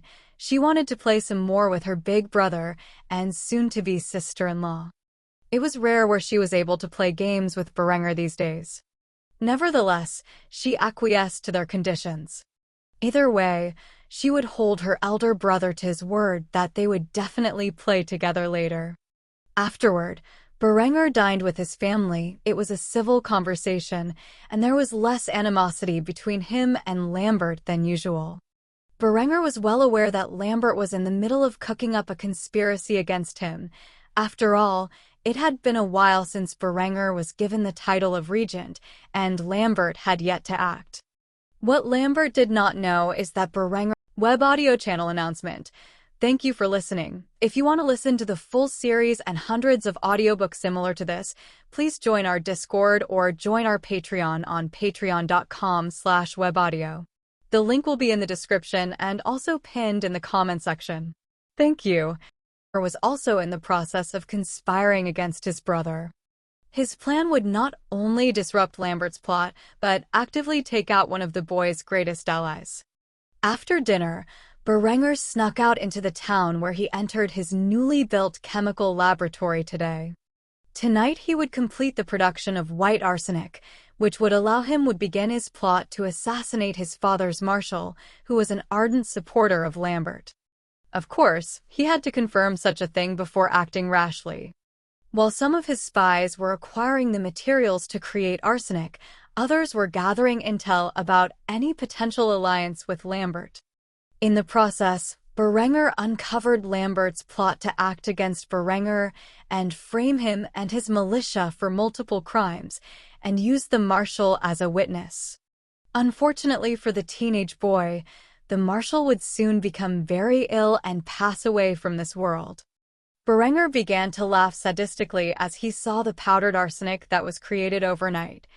He would give his many spies strict instructions to lace the marshal's wine with the poison in small doses for the next week. Once the man became dreadfully ill, Berenger would increase the dose, effectively ending the man's life. As far as anyone was concerned, the marshal would have fallen ill and passed away from said illness shortly after. Even if someone expected an assassination, nobody would be able to prove it. Just like that, Berenger had taken this war of intrigue to the next level. Lambert would soon enough be left alone, cut off from any support, and when Berenger finally had his scoundrel of a little brother by his lonesome and the authority to pursue justice, then, and only then, would he put an end to this war of intrigue once and for all. After distributing the poison to his assassins, Berenger quietly returned to the castle. He made sure that his absence went unnoticed.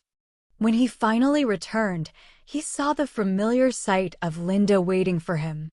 She immediately ran into his arms and kissed him passionately, as if she was trying to remove the mark upon him that Adela had left previously. Just like that, Berenger and Linda spent the remainder of the night enjoying each other's passionate embrace. Chapter 42-41. Linda's revelation. A month had passed, and Berenger awoke once more at the crack of dawn. Lying next to him was Linda, who was sprawled about under the sheets. Her silky strawberry blonde hair glistened under the light of the sun. She was still asleep and lately had slept through his morning exercise. She was now roughly 2 months pregnant at this point, and as such, Berenger allowed her some much-needed rest, as he knew that nobody else in the castle would be up at this hour.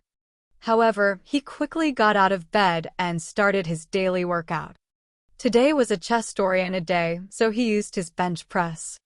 Though he recognized that he would never be as physically strong as he was in his past life in this life, Berenger still tended to exercise 4 to 5 days a week. After spending half an hour lifting various weights, Berenger quietly exited his room and went for his daily run. He liked to run at least 10 miles a day during the days of the week he exercised. As such, he ran around the village in loose-fitting clothes early in the morning when the farmers began to get to work. Due to the recent industrialization of the region, many of the commoners had proper working hours and were still resting at this time. Thus, the number of people up at this ungodly hour was constantly dwindling. Berenger would wave and say hello to the common folk, but his primary focus was on his run.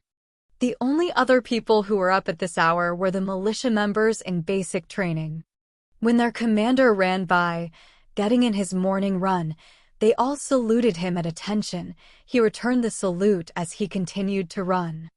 The fact that the men could see their lord and commander up at the same hour, engaging in an exercise routine like themselves, boosted their morale, as well as their trust in Berenger. He was a man who led by example and refused to get any more sleep than his men did. Berenger also never truly had a day off from his work. He was so busy maintaining his region's industrial, agricultural, and military sectors that he felt like he did more work than his father did. In fact, his father, the Baron, had deliberately pushed an excess of his workload onto Berenger, expecting him to break from the stress. Still, Berenger took it in stride and exceeded his expectations in every way. This was one of the reasons Sieghard gave him the prestigious title of regent. Berenger thrived when he was busy. He was not a man who could handle idle time well. When Berenger had downtime, he was bored, and he always found something to do when he was bored.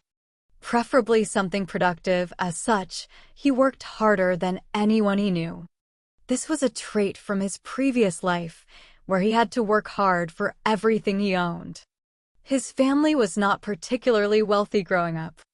Both of his parents worked full-time jobs with excessive overtime. From a young age, he found himself helping around the house to alleviate the stress on his parents' shoulders. That was one of the reasons he knew all of his family's cooking recipes by heart. As the son of German immigrants, his youth was filled with German cuisine, and when he reached a certain age, he handled the cooking and cleaning of the house when his parents were at work. By the time he was an adult, he had entered West Point, and after graduation, was an officer in the military. As such, he spent much of his downtime looking busy. In his mindset, if you are looking busy, you might as well be productive. After finishing his run in roughly an hour and a half, Berenger returned to the castle, where he washed the sweat away from his body in the private bathhouse the family had constructed within their castle. After getting out of his bath, over 2.5 hours had gone by since the time he woke up, and he planned to get some work done in his chambers. He returned to his room to find that Linda was still asleep. By now, the servants were wide awake and active throughout the castle. Even his family members were out and about. The fact that the young woman was still in his room meant there was a great risk involved with returning to her quarters at this point. Berenger walked over to the bed and got inside with Linda. He decided to tease the girl and caress her bare body until she woke up. She immediately felt him grabbing onto her heavenly bust, and a smile spread across her face as she pretended to sleep. However, when Berenger whispered in her ear, "It's already past 7:30. If you continue to sleep in, my family will find you here." Linda immediately got up and out of bed, while shaking his hands away from her breasts. "Master, why didn't you tell me it was so late already?" Berenger chuckled as he watched her get dressed in her nightgown from the night before, with a big grin on his face. "You need your sleep, so I decided to let you rest." After getting dressed in her nightgown, the girl kissed him on the lips before absconding from his room in secrecy, cautiously returning to her own quarters while making sure nobody was aware she had spent the night with Berenger.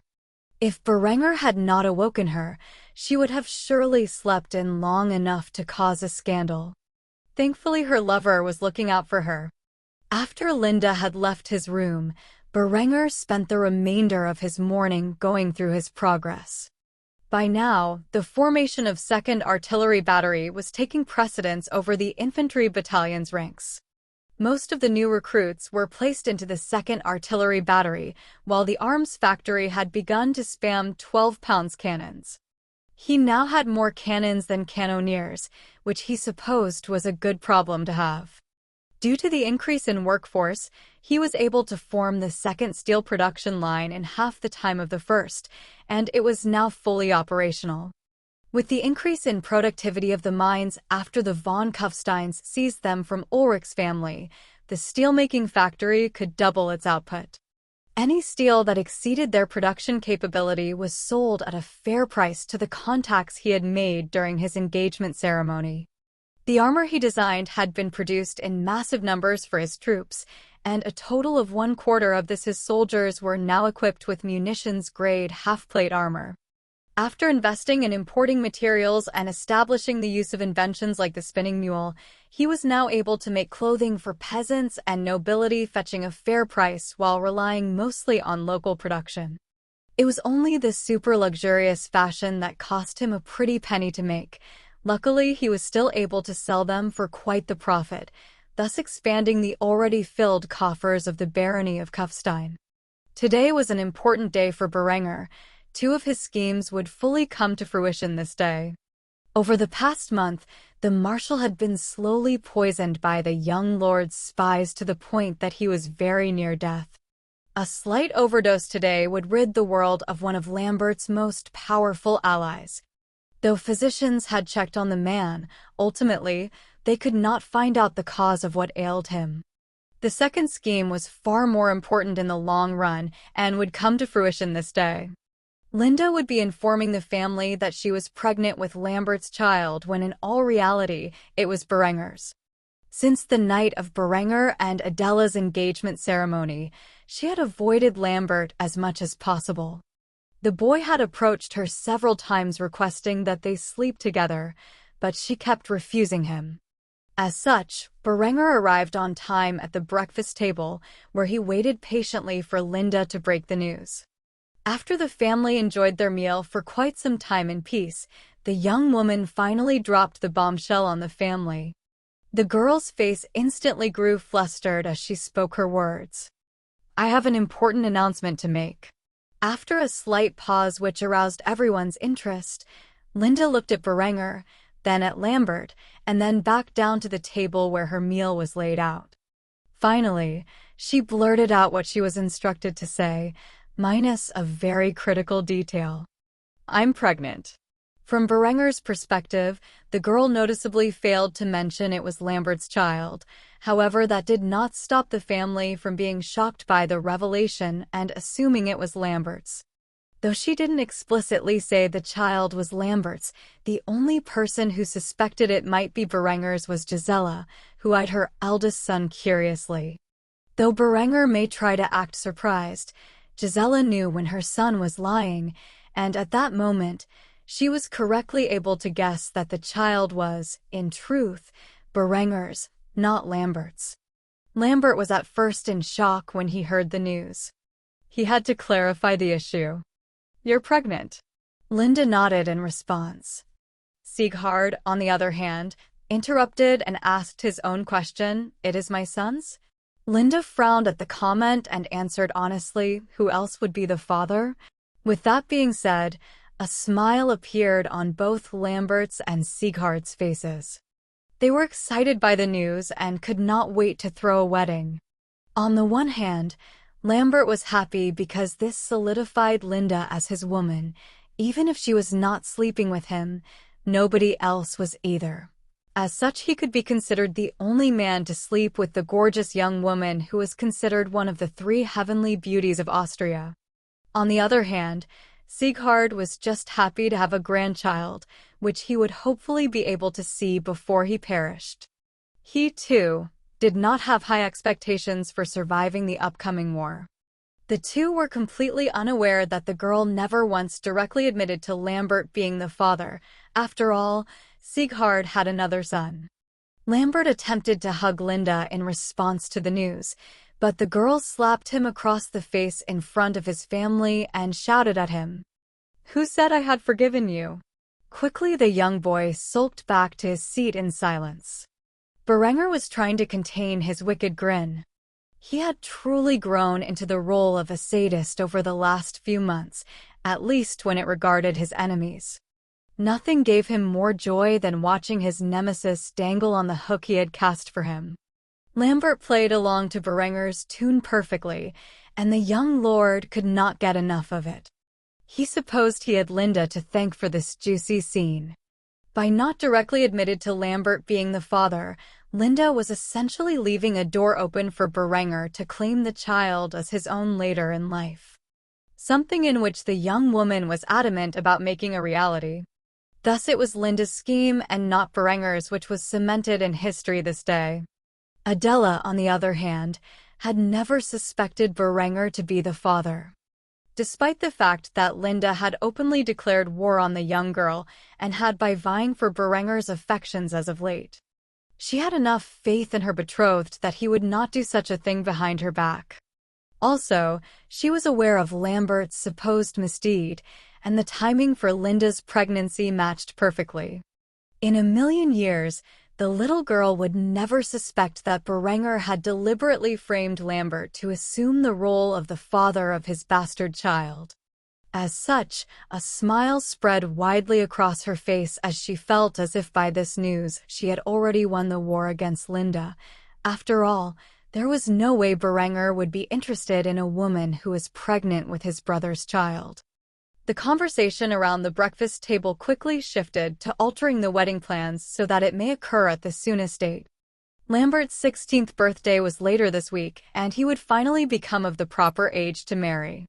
Though Linda acted as if she was acceptable to those terms, she could not wait for the day until her lover eliminated her fiancé. She prayed to God above that Berenger may strike down Lambert before her child was born. That way, the child would never have to worry about who its real father was. The only person at the table who was not satisfied with this result was Gisela. With this news, the Baroness realized that she would never be rid of her future daughter-in-law. A young woman she greatly despised. Worse yet, Berenger's fling with the harlot had resulted in her having great confusion about the actual parentage of her future grandchild. Much like Adela, Gisela would never have guessed that this was all a ruse by her eldest son to pin the parentage onto Lambert. After all, she was unaware of the war which her two sons waged in the shadows. With this breaking news, the family at the very least pretended to have a pleasant breakfast. Later that day, Berenger would finalize another of his schemes to screw over his little brother, who had already thrice made an attempt on his life. Berenger was a man who did not easily forgive his enemies, and soon Lambert would come to feel his older brother's wrath. Chapter 42. Death of a Marshal. Lord Friedhelm von Thiersee had served as the Marshal of Kufstein for close to 30 years now. He was a man who was growing older in his years and now had long white hair, a matching beard, and many wrinkles. Despite his old age, the elderly man could still wield a sword in combat and command his liege's armies in battle. That is until a week ago, when his health took a sudden turn for the worse. His physicians did not know the cause of his illness and attributed it to the frailty of old age. However, today, the same day that Linda announced she was pregnant, the elderly man was lying on his deathbed in his family's domain, in which they had ruled under the fealty of the von Kufsteins for centuries. His children were surrounding him and awaiting his last gasp. Truthfully, the man had lived long enough to know when someone was poisoned, and he already had a suspect in mind. However, by the time he realized this fact, it was too late, as he was now too frail to communicate his suspicions effectively. Currently, his servants attended to his need. However, he was now certain that they were secretly agents of Berenger and had been the ones to administer the poison to him in the first place. At the moment, a servant who had been in his service for the past 15 years approached him and force-fed the old lord a glass of water, which was laced with poison. Since the Marshal was no longer able to drink without assistance, he had no choice but to accept the final dose of the lethal poison. It took a while for the dose of poison to take effect. As such, the elderly lord struggled desperately to make his last words an accusation against the eldest son and heir of the Baron. Ultimately, the sounds that came out of the elderly lord's mouth could not manage to contain a coherent thought. The only understandable word in his deathly babble was the word Lambert, which immediately caused a hint of concern on his family's faces. Why would the old man's last word be the name of the second son of the Baron?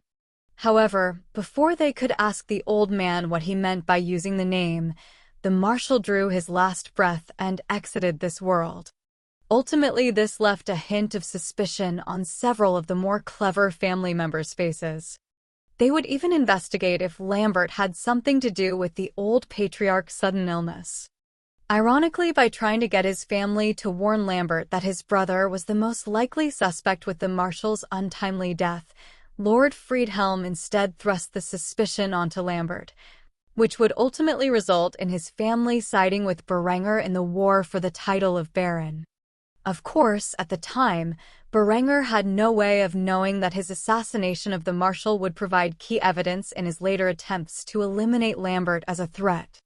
Thus, on that night, the lordship of Thiersee mourned the loss of the mighty and efficient lord who had presided over them for decades. By the time Berenger and his family heard the news of Lord Friedhelm's passing, it was already late into the next day. This was shocking news for Sieghard, who suspected his Marshal to be having a brief bout of illness. He had never expected the elderly lord to die from what ailed him. As such, Sieghard immediately called for a grand funeral to honor the memory of his loyal Marshal, who had served his family for so many years. On the other hand, Lambert was horrified by the news. He had only recently become aware of his ally's illness and chalked it up to the troubles of the elderly. However, with his passing and Berenger's smug expression, he knew instantly that his brother had conspired against a key ally in his fight for the inheritance. Without the Marshal on his side, he would have difficulty rallying the town guard against Berenger when his father eventually departed for war. Even if Lambert did not truly understand how efficient Berenger's militia was, if Lambert acted quickly enough upon their father's departure, He could seize power and imprison his brother before Berenger's militia could enter the castle's gates and secure the young lord's regency, which he had been a critical point in Lambert's plans for the future. Without the forces already stationed in the castle backing him, Lambert now had little chance of achieving such aims. Nor could he form his own militia, as Berenger clearly had won the hearts of the common folk, and rumors had spread around of Lambert's character being more wicked than he displayed in public. In fact, despite the period of mourning, Sieghard needed to declare a new marshal. The only problem was there were not many men as experienced as Friedhelm in the ways of war. The position of marshal was critical for a lord, as they essentially commanded all forces of the realm in the stead of the feudal lord. However, Sieghard personally enjoyed commanding his forces. Under his reign, the marshal had always been more of an advisor on strategy and tactics, as well as the chief of his law enforcement. As Sieghard was not expecting to survive the upcoming war, he had to consider someone capable of advising his son and heir on the matters of law enforcement and warfare in the future.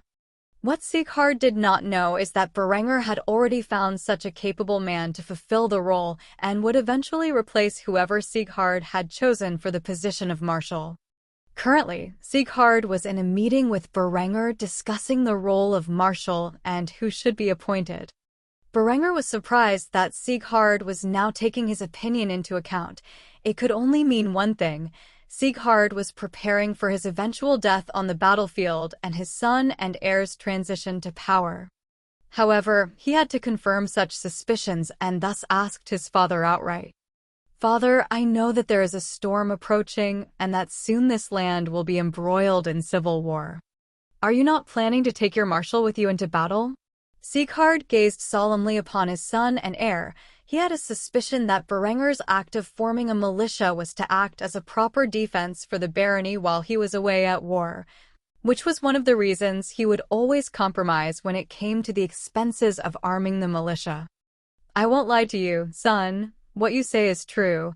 Shortly, I will be called to war by the Count of Tyrol.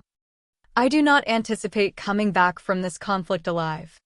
It may take years, but sooner or later, I will perish on the battlefield fulfilling my duties to our liege. What I want is to put someone capable in charge of barony's defenses and law enforcement. Someone who can guide you best on how to defend our land in my stead." Berenger tried not to smile as his suspicions were confirmed. His father knew he was no longer fit to be baron with how efficient Berenger had proven himself as a ruler. Now that his children were old enough to survive without him, he was looking for a way out. This meant that in a handful of years, Berenger would be baron and could fully enact his plans to conquer the German-speaking regions, rather than waiting for his father to die peacefully in his sleep in a few decades.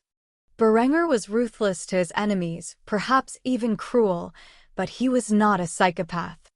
His father had shown him nothing but benevolence and patience as he grew up, and Berenger had no desire to harm his father to accomplish his goals. At most, he would have mustered his forces and forced his father to abdicate if his reign went on for too long. With his father's goal to assign a marshal who can aid Berenger, he had no choice to voice the candidate he already had in mind. "Father, I know of a man who is perhaps greater material for a marshal than the late Friedhelm." Sieghard looked up from his list of candidates and stared into Berenger's eyes. He was personally not aware of such a man in his realm. "You do?" Berenger nodded as he proceeded to make his suggestion. "Eckhard, he is an anointed knight and a veteran of many battles. He has quite the mind for strategy and tactics, and I'm certain he can quickly adapt to the role of law enforcement. He's the second command of my militia and was instrumental in the defeat of Ulrich's forces at Mining Town." A wide smile spread across Sieghard's face. It turned out his son had already found a capable marshal who was loyal to him. This was good news for the realm's future. As he thought about it, he began to smile more. This essentially meant that Berenger's militia could be incorporated into the town guard and act as a military force, with police duties among the civilians. In Berenger's previous world, Such a force would be referred to as gendarmerie. It would be quite the efficient force in defending his family's territory when he was off at war. As such, he immediately accepted Berenger's suggestion. Very well, I will name Eckhard Marshal of the realm after Friedhelm's funeral. We will incorporate your militia into the town guard, and it will act as the defensive force of the barony and as its law enforcement. Berenger was extremely delighted by this news. By eliminating Friedhelm, he had guaranteed that a unit of his forces would be stationed in the castle and loyal to him. If Lambert attempted to cause trouble upon the start of his regency, it would not end well for his little brother. With a single assassination, Berenger had greatly weakened Lambert and his allies' ability to harm him. Slowly but surely, the tides were turning in his favor. Soon he would be able to finish this war of intrigue and secure his reign. With Eckhard's appointment as marshal, he could root out any supporters of Lambert within the ranks of the town guard and have them expelled from its forces under false charges, thus ensuring the only armed force within the barony of Kufstein after Sighard's departure was loyal only to Berenger. This also would mean that Berenger would now have the authority to raise cavalry forces and add them to his ranks, albeit in small numbers. He believed he would start with a unit of demi-lancers, a type of cavalry that would one day replace the heavily armored knights of this era.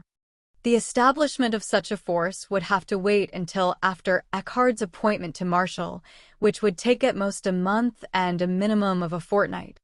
Nevertheless, things were looking bright for Berenger's future as his path to power was slowly beginning to come together. After conversing with his father about the details of the appointment for some time, Berenger returned to his room, where he began drafting the plans for the establishment of a demi-lancer company, which would be outfitted with 3/4 munitions grade plate armor and lances. After a while, he heard a knock on his door, and when he opened it, he saw Adela standing before him in a beautiful dress in the colors of black, white, and gold, which were the colors of his house. She looked ravishing in such attire. In her hands was a tray full of cookies and milk.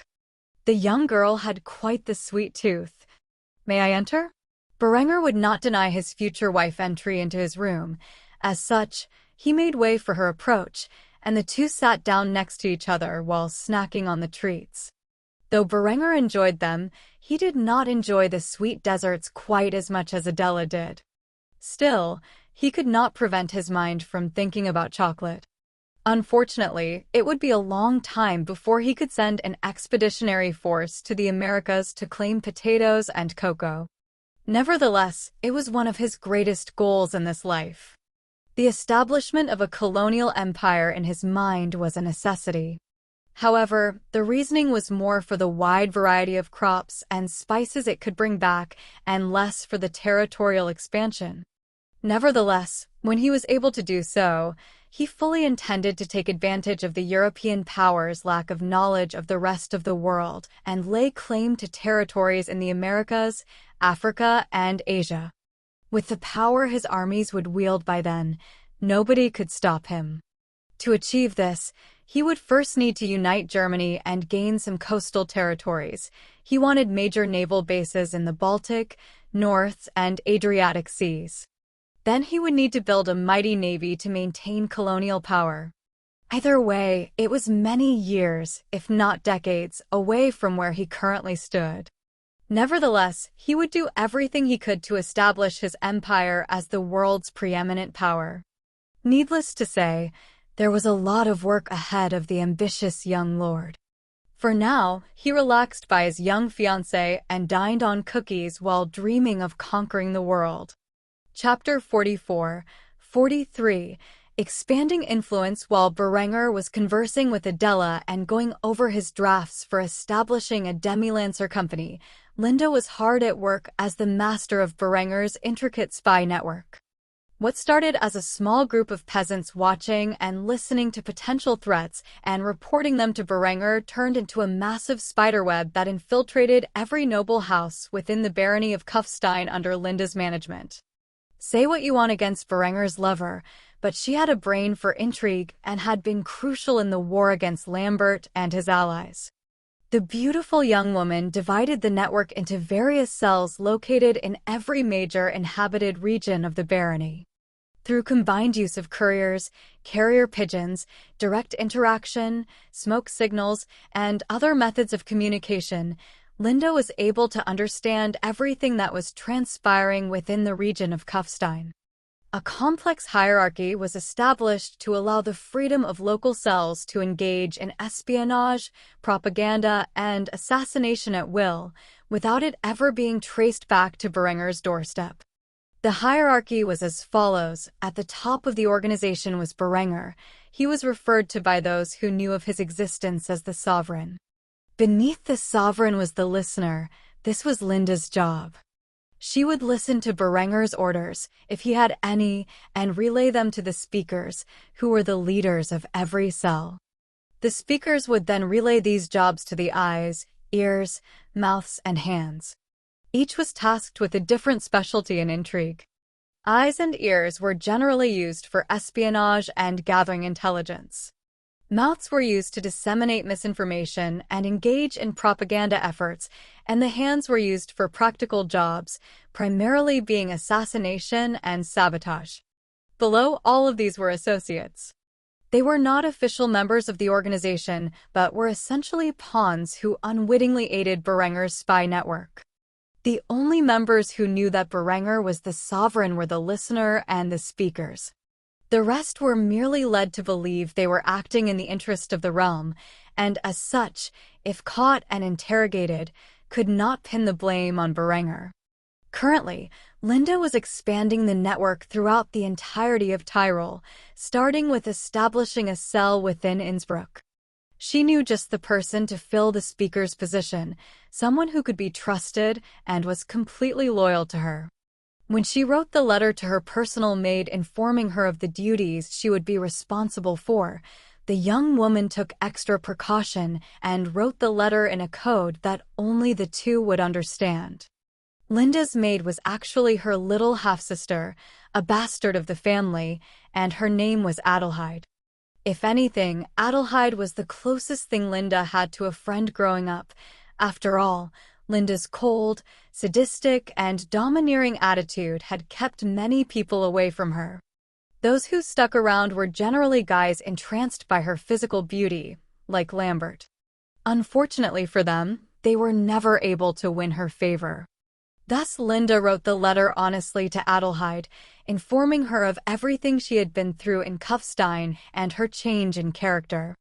The only reason she risked doing so is that she knew Adelheid would support her no matter what she did or who she became. The letter contained some deeply personal information, including that she was currently pregnant with Berenger's child and had framed Lambert into being perceived as the father. After writing about past events, she concluded the letter asking for Adelheid's help forming a spy network throughout Innsbruck. There was sufficient pay offered, which was obviously kept off the ledgers, but more importantly, it was a personal request from Adelheid's big sister and best friend. After sending the letter with a confidant to her home in Innsbruck, Linda sat back and sighed as she drank from a glass of purified water in which Berenger had made sure to make plenty of for her consumption. After all, she could not drink alcohol during her pregnancy, and Berenger would never allow her to drink unfiltered water. Linda rubbed her belly as she thought about the child growing inside of her.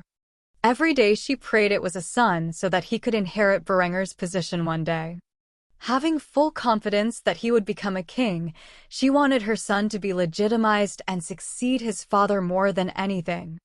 Of course, if she knew that Berenger had already planned a wide degree of political reforms for the future, one of which was critical to succession laws, then she would not care so much about whether or not her first child is a boy.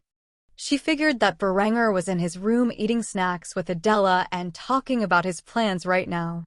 She scoffed at the little girl's sweet tooth and figured that one day it would come back to bite her. Nevertheless, she wished it was her with Berenger right now.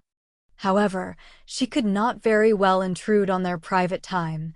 After all, She would have plenty of it for herself later, and though she was competing with Adela for Berenger's affection, she had no plans to monopolize him for herself. She had become quite accepting of her role as his lover. In the meantime, she was trying on dresses that Berenger had made for her. They were all in the colors of his house, which she took as a sign that he truly thought of her as family. If anyone asked where she acquired them from, she would say she purchased them from Berenger. Nobody needed to know that the Baron's son and heir showered her with gifts, everything from fine jewelry to exquisite dresses and shoes. Berenger made sure that both his girls were basking the most luxurious of clothing and accessories available. She looked in the mirror, gauging her appearance, and knew that Berenger would be delighted by her stunning beauty. She could not wait to show him how she appeared in the attire he had made for her. However, that would have to wait. For now, she passed the time mixing and matching her outfits and accessories until she found the perfect looks for each of them. Berenger was sitting in his room eating snacks with Adela. For whatever reason, the young girl decided to feed him the treats herself. He found the idea to be a bit ridiculous, but thankfully nobody was nearby to see the embarrassing scene. As such, he closed his sapphire eyes and accepted the treats his young fiancée fed him. For some reason, he could not help but feel like he had reached the pinnacle of life at this moment. Of course, a moment later, he quickly realized such a thought was absurd, and his fiery ambitions took hold of his mind once more. Nevertheless, he enjoyed the time spent with Adela. Eventually, he had to stop the girl's actions. Unlike her, he could not eat so many sweets without feeling sick to his stomach. Adela pouted after seeing him resist the treats she was trying to force-feed him, but eventually, she accepted that he was too old to eat nothing but dessert. Berenger, on the other hand, finally had to express his concerns about the young girl's eating habits. "You know it is terrible for your health if you continue eating such a large amount of sweets as you do. You should really eat more meat and grains." Once more, the adolescent girl began to pout as she heard his words. The expression on her face was too cute. Berenger could not help but tease her. "What if I fed it to you? Would you eat some then?" Adela could not help but become flustered by his statement as her cheeks became as red as apples. Eventually, she nodded, and Berenger could not stop himself from chuckling. "Wait, right here. I will go get some of my favorite foods, and we will share them, okay?" It was not as if Adela did not like the myriad of recipes Berenger had introduced to the world. She preferred the desserts, which as a responsible adult, Berenger could no longer allow her to snack upon them constantly throughout the day. As such, he walked to the kitchen, where he found the chefs hard at work. Upon seeing the young lord approach, they all greeted him. "My lord, what brings you to the kitchen?" Berenger smiled at the cooks as he saw their eager expressions. He came here with a purpose in mind and soon expressed it. "Do you guys have any pork-related lying around that I can snack on?" A particularly young chef walked over with a plate filled with the fabled dish and brought it to him. "I had just finished cooking this. It would be an honor for you to taste it." Berenger smiled, took a juicy piece from the plate, and stuffed it in his mouth, a wide grin spreading across his face. "Excellent. It has turned out great. Do you mind if I take the whole plate from you?" The cook shook his head with an eager smile on his face. "Not at all, my lord. All of this belongs to you and your family." Berenger quickly accepted the plate. The only other thing he stopped by for was a flagon of beer to wash it down with. Afterward, he walked off toward his personal room after leaving behind a message.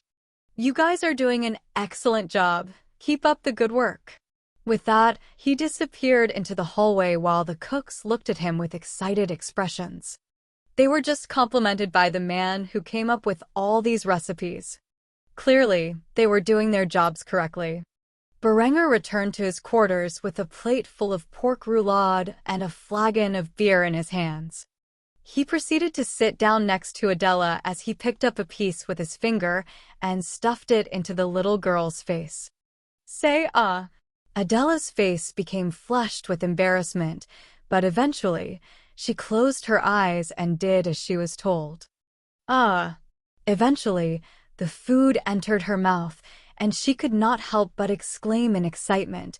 It was so much tastier when being fed to her by the man she loved.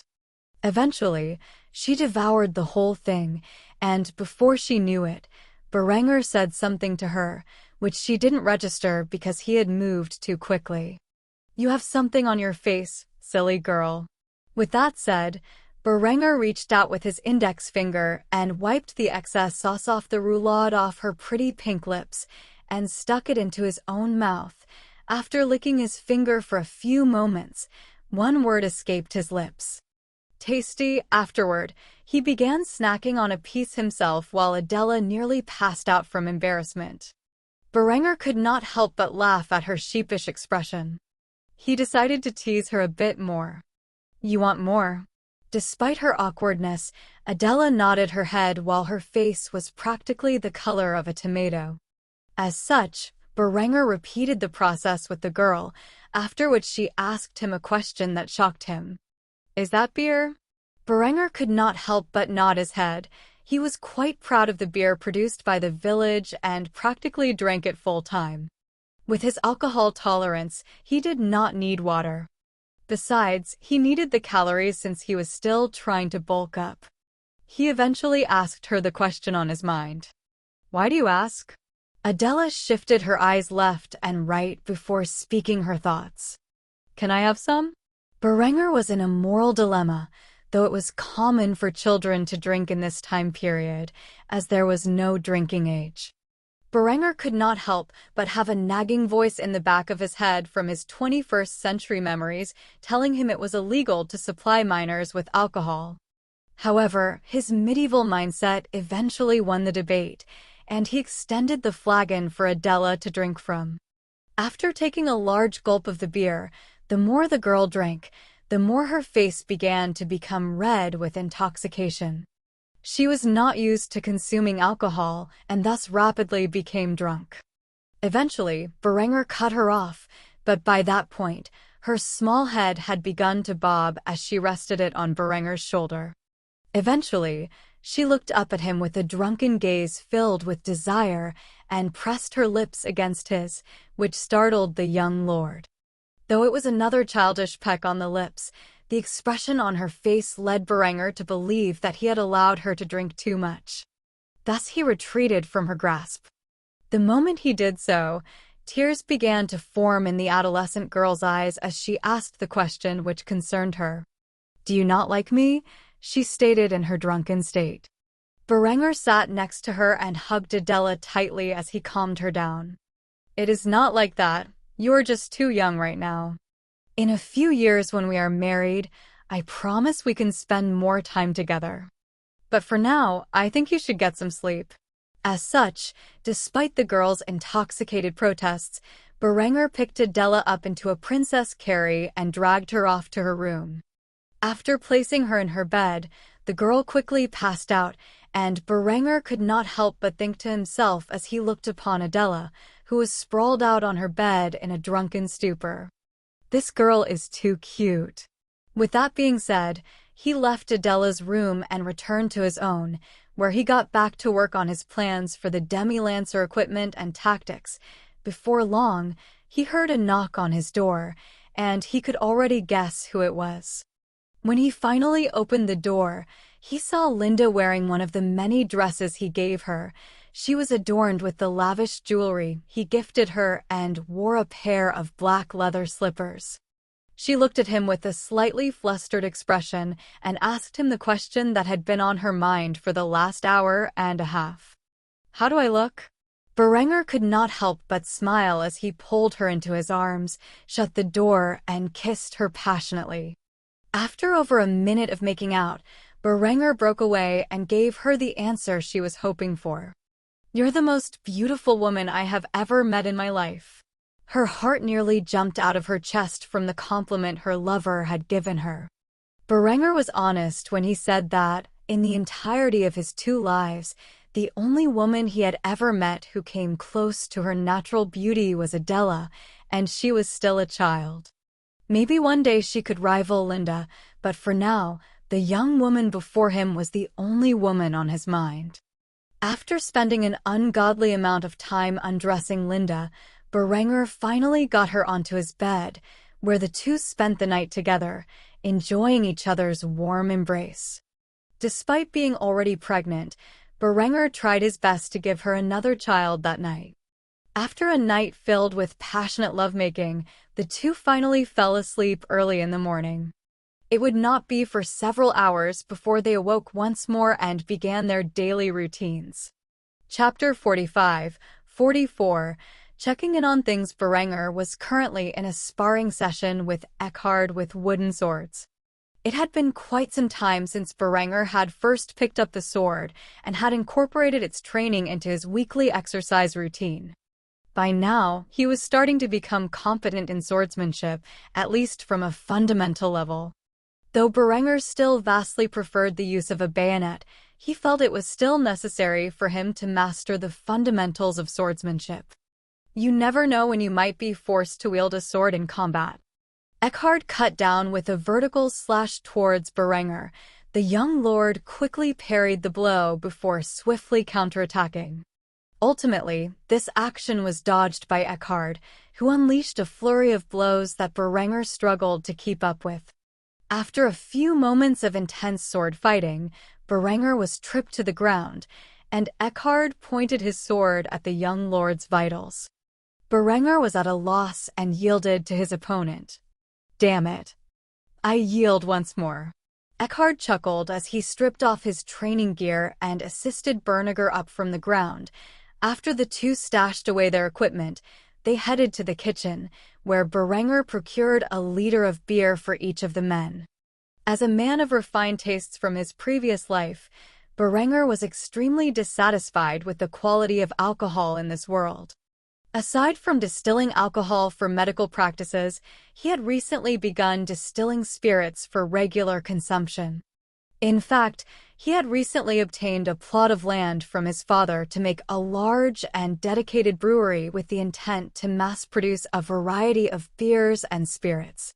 The fact that his favorite beers, being Doppelbock and Oktoberfest, did not exist yet in this world was a damn shame. Unfortunately, it would take him at least a year to brew the first batch of Doppelbock and close to it for Oktoberfest. Thus, for now, he regularly consumed light beer, which was common in this world.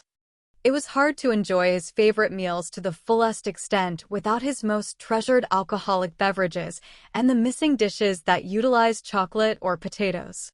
Still, it was acceptable for now. He just feared that he would have to wait many years before he could once more taste some of his most favored cuisine that was sadly absent from his meals.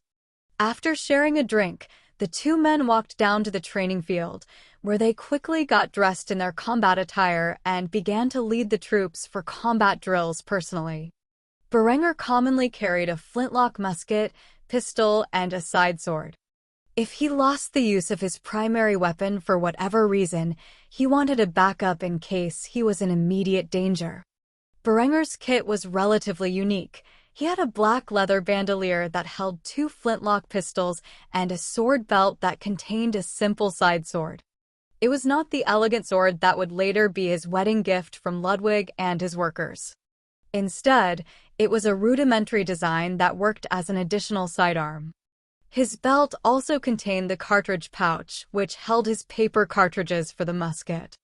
When you took into account his extra garish attire, he easily stood out from the other soldiers in his army, which was both good and bad. It made it easier for his troops to understand where their commander was, but it also made him a more noticeable target to his enemies. Nevertheless, the young lord stood by his troops and conducted firing practice with them. By now, the earliest troops had graduated basic training and were going through specialized training. The training field was constructed with makeshift buildings and barriers acting as a simulated village for when they were in urban combat. The grenadiers would clear buildings by lobbing their grenades inside and waiting for the blast before storming in with their muskets loaded and ready with bayonets affixed. Berenger did not care about civilian casualties in a war zone. He only cared about how efficiently his army could handle the task with minimal casualties on his own side. As such, the tactics he used would be deemed excessive and possibly even war crimes in his past life. However, there were no such things in this feudal era, and he was free to conduct warfare as he saw fit. Line tactics, anti-cavalry tactics, urban warfare tactics, siege tactics, these were all things he wanted his men well accustomed to. The peaceful days he had lived in were quickly coming to an end, though Berenger had not received any recent updates on the king's status. It would not be long before the German-speaking regions found themselves embroiled in a bloody conflict for the succession of the title. It was even quite possible that the war could spread to the other regions of the Holy Roman Empire. Nevertheless, to an ambitious young man like Berenger, this war was an opportunity to seize power. When all was said and done and the war was over, the feudal powers of the German regions would be weakened, and he would have the opportunity to rise like an eagle. As such, the young lord had a cruel smile on his face as he watched his men perform the tasks he required of them with ease. Soon a new era would rise, an era of steel and shot, an era of industry. After a long day of arduous training, Berenger returned to the village where he visited Gunther, who was overseeing his agricultural implementations. When he visited the man's farm, he saw that all of his advancements had been implemented and that Gunther's farm, in particular, was extraordinarily prosperous. With the introduction of animal-powered mechanization, the nearby farmlands were incorporated under his supervision as their previous workers began to shift to the industrial workforce. So many families working one plot of land was no longer necessary. Though these tools had not yet been mass-produced nor had they been outfitted to all of the farms across the village of Kufstein, the fact that Gunther and his large family alone were able to take care of such a large farm was a good sign of the future. When Gunther noticed Berenger's approach, he immediately stood at attention and smiled as he addressed the young lord. "Milord, the harvest this year is sure to be bountiful. The livestock is also growing in numbers now that they can be bred year-round." Berenger clasped the man on the shoulder as he greeted him. It had been some time since he checked up on his progress in person. "It is good to see you, old friend." "That is excellent news." Gunther smiled and accepted Berenger's greeting. "So what can I help you with, milord?" Berenger smiled and began to walk around the farm, inspecting its progress in person while Gunther followed behind him. "Tell me, how is the implementation of the four-field system, phosphate fertilizer, and irrigation going across the barony's many farmlands?" Gunther kept track of the progress throughout the town, and word eventually spread from contact with the other townships and villages within the barony to Gunther. "As far as I know, your innovations are fully implemented here in the town of Kufstein. In the other regions, we have seen the four-field system and fertilizer being used. Though irrigation is on the rise, it will still be a few months before it is used across the board. Many of the unemployed farmers of the other regions are flocking to the town of Kufstein looking for work. As far as I'm aware, they fit in well with locals. Soon enough, this town may become a real city." Berenger smiled upon hearing such news. Clearly, construction was undergoing, and the city development plan he had petitioned his father to use was currently going underway. Before long, a new city would appear here in the heart of Kufstein. Berenger had many plans underway to reduce squalor and homelessness. Keeping the city organized was a top priority. "That is exactly what I wanted to hear. Now tell me, Gunther, when will we see the new machines implemented into agriculture across the town?" Gunther smiled and shared the good news with Berenger. "Roughly 3 months, milord, and the town's agriculture will be mechanized as you put it. Maybe a year later, the rest of the barony will follow suit."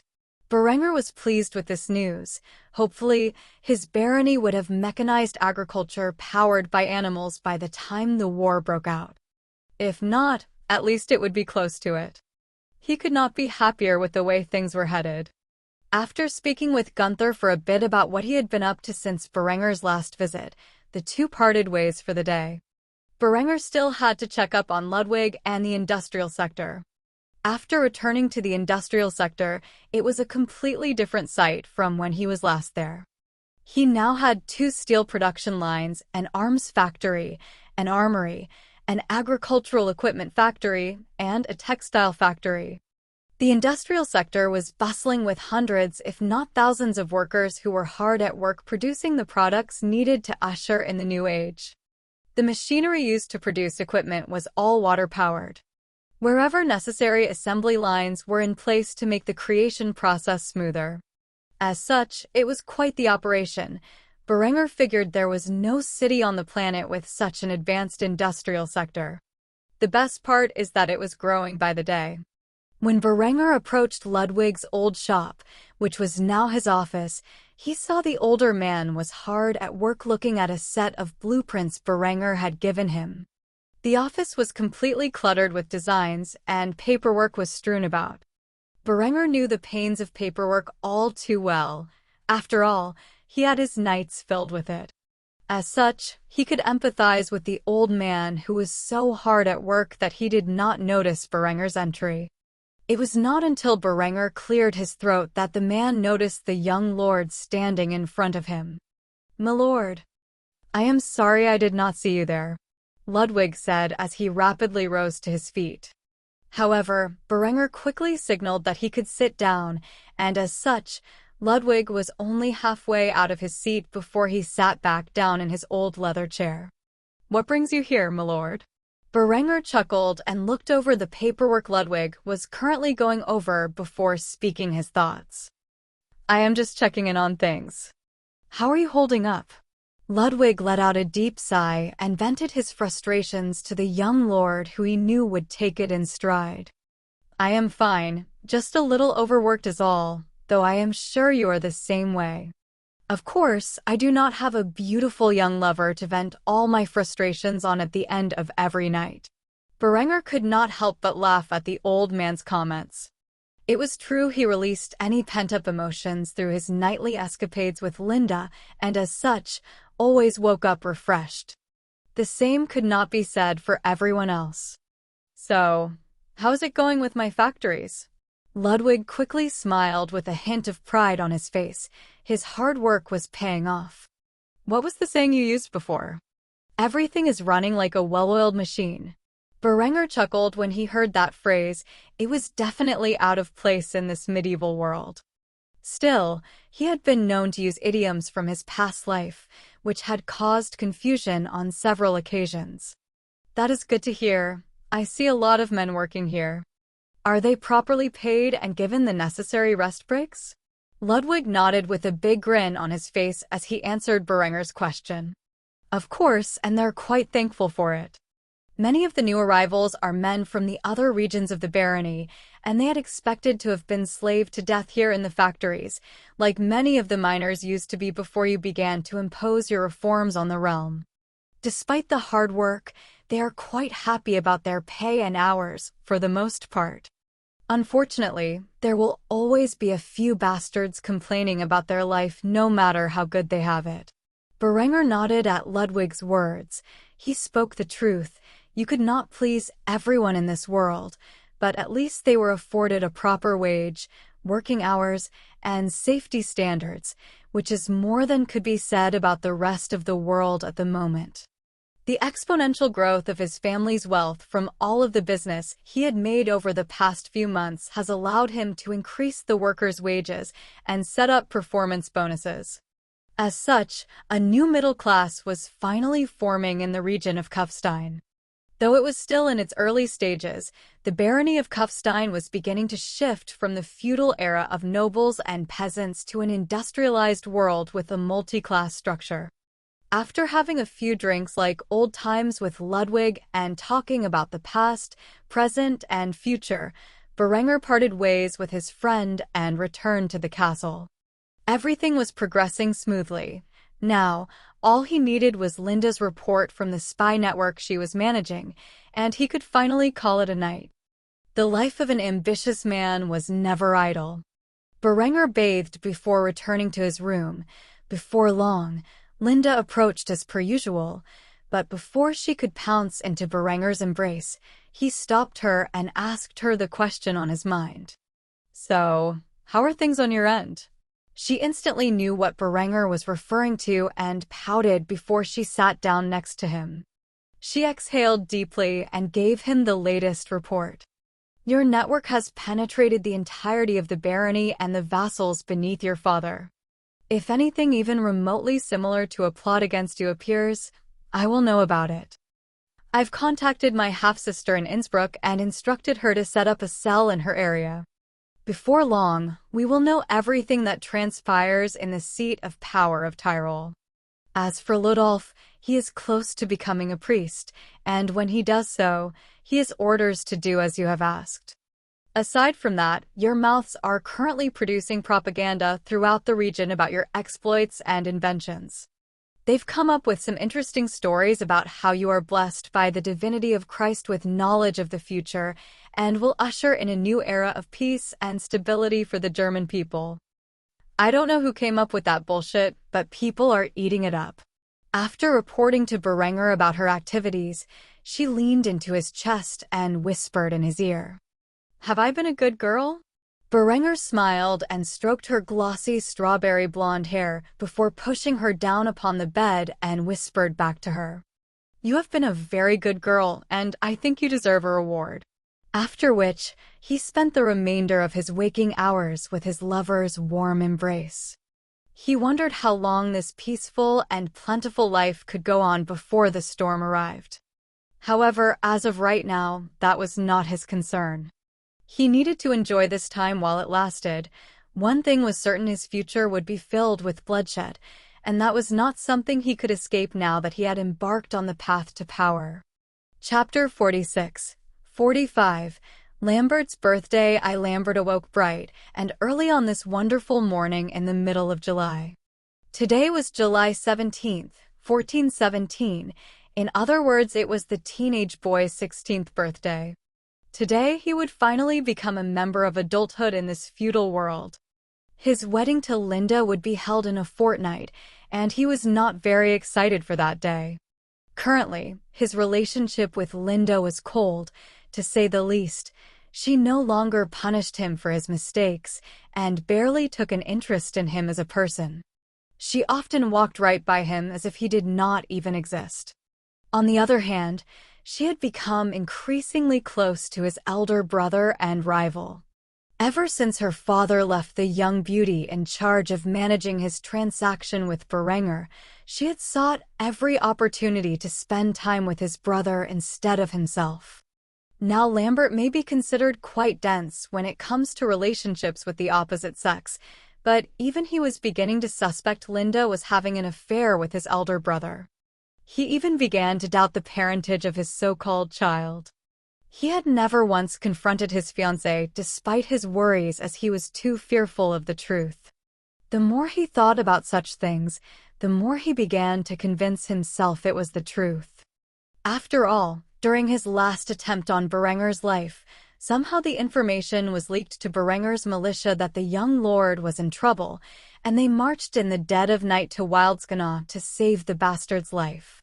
To this day, he still had not caught the scoundrel who was responsible for leaking such information. Nevertheless, he could not bring himself to accuse Linda of such actions openly. After all, that would essentially be treason against the Count of Tyrol, who was her father. Lambert could not imagine Linda would betray her family for his brother, and thus his suspicions were kept in check. Still, he did not keep such thoughts in his head for long. He quickly got dressed as he rose out of his bed and decided to give his fiancée an early surprise. As such, he visited her quarters at the crack of dawn. However, when he knocked on her door, there was no response, which was quite worrisome. Thus he knocked louder and louder, but no matter how hard and loud he pounded on the woman's door, she did not respond. Lambert found that to be very strange. Where could she have gone at such an hour? Truth be told, she enjoyed a very early morning bath with her lover, but Lambert had no way of knowing this. As such, he waited at her door until she responded. Eventually, he saw Linda appear wearing her nightgown from the previous night, while her hair was damp as if she had just been in the bath. Her porcelain skin glistened under the light of dawn as it shone through the windows. The heavenly beauty looked at Lambert with shock as he stood outside her door, waiting for her arrival. Just how long had he been there waiting? Lambert was furious. Where had she been at such an ungodly hour, and why was she wearing her nightgown? Where the hell have you been? I've been standing here pounding on your door for 30 minutes. Linda frowned as she noticed the tone Lambert was taking with her, and she coldly snubbed her nose at him before trying to enter her door. However, Lambert grabbed a hold of his fiancée and shoved her against the wall, his eyes filled with rage as he pressed her head firmly against the cold stone doorway. I asked you a question. Linda returned his furious gaze with one of her own.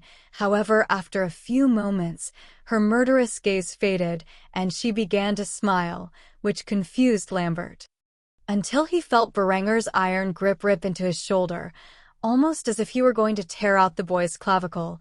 Lambert turned his head around with a horrified expression as he saw Berenger staring at him with a freezing glare. When the teenage boy looked into the eyes of his older brother, he could feel the cold gaze of death staring back at him. Thus he quickly released his grasp over Linda in fear.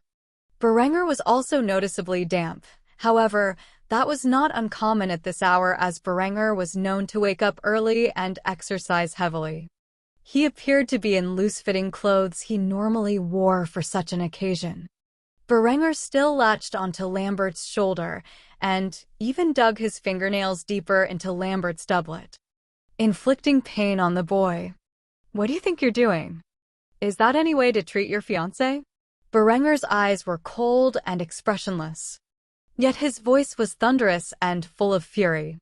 This noticeably enraged tone held a hint of natural authority behind it and reminded Lambert of a tyrant sentencing a subject to death for an unforgivable crime. Berenger's eyes showed the indifference he felt towards Lambert's meaningless life, but his voice carried the weight of 1,000 stars. At that moment, Lambert felt like kneeling and begging for forgiveness, but he quickly grabbed a hold of his resolve and talked back to Berenger. After all, one day soon, he would be barren and Berenger would be a corpse. She's my fiancée. I can do what I wish with her. However, the moment he spoke those words, Berenger struck the boy with the back of his hand. It was such a violent blow that Lambert felt that he nearly lost a tooth from the impact. Berenger's icy gaze penetrated Lambert's soul, and the tone he now used was enough to awaken everyone who dwelled within this corridor. She is your fiancée, and you will treat her with respect. Before Lambert could make a proper retort, he was struck again by Berenger's hand. Lambert was outraged that he was treated in such a manner, yet he did not dare say another word at this point. Instead, Berenger looked over to Linda, his tyrannical expression softening as he did so. Linda, are you okay? Lambert noticed that Berenger was incredibly informal with his fiancée, which further ignited the fire within his heart. Yet, he stood there and did nothing. Linda, on the other hand, was flushed with excitement. She had never seen Berenger so angry over the way someone had treated her before. She wanted to jump into his arms at that moment, but knew she could not do so, for it would be inappropriate. As such, she merely nodded her head and bowed gracefully. I am fine. Thank you for your assistance in this matter. Berenger nodded and smiled at Linda before turning his attention back to Lambert, where he grabbed a hold of the boy's hair and shoved his face into the cold stone floor. He decided to give the boy a stern warning. After all, he would not tolerate any violence towards his women. If you so much as lay a hand on her again, I swear to our Father in heaven that I will grind you up into sausage and feed you to the pigs. Do I make myself clear? Lambert tried to escape from his grasp, but could not do so. Berenger had grown quite strong since he had been reincarnated into this world. Noticing Lambert's defiance, he slammed the boy's face into the stone floor once more and yelled at him. "Do I make myself clear?" Lambert nodded his head and hissed through his teeth in an absolute fit of rage. "I understand." The ruckus in which this incident caused had awoken Henrietta, who, after exiting her room, witnessed her two brothers engaged in a bloody struggle and Linda standing in the corner sneering at Lambert's fate. If the little girl did not like Linda before, she despised her now. Thus she approached the scene and tried to coax her two brothers into settling their dispute peacefully. "Big brothers, what's going on?" Berenger did not notice Henrietta approaching until now, and after seeing the worried expression on the little Lolly's face, he let go of Lambert, dragged him to his feet, and patted him off. "Nothing much, just some friendly wrestling, right, Lambert?" Lambert immediately noticed the deathly glare Berenger was giving him and agreed to the ludicrous excuse Berenger had come up with on the spot. "Absolutely." Though Henrietta was still worried about the overall situation, she noticed that they had decided to act civil in her presence. Thus she approached them further, immediately switching the subject from whatever had caused such a scuffle. "Lambert, I want pancakes for breakfast." "Can we have pancakes?" Though Lambert was a devious prick, he still had a soft spot for his little sister, much like Berenger, and had thus elected to put this feud to rest for now. As such, he smiled and patted Henrietta on the head before agreeing to her request. "Sure, Henrietta, whatever you want." Henrietta ran into Lambert's arms and hugged him while staring down Linda with a look that said, "I'm watching you." Linda was unfazed by the little girl's provocation as she had seen it many times since her arrival. Despite her best efforts, she had proven incapable of building a bond with either of the women of Berenger's family. Which was unfortunate, but she would not lose any sleep over it. Truly, aside from Berenger, it was the women of the von Kufstein family who had the best intuition. Eventually, Adela also left her quarters and saw what was transpiring. Though she did not know what had occurred, she instinctively felt it was something serious. She would make sure to ask Berenger about it later.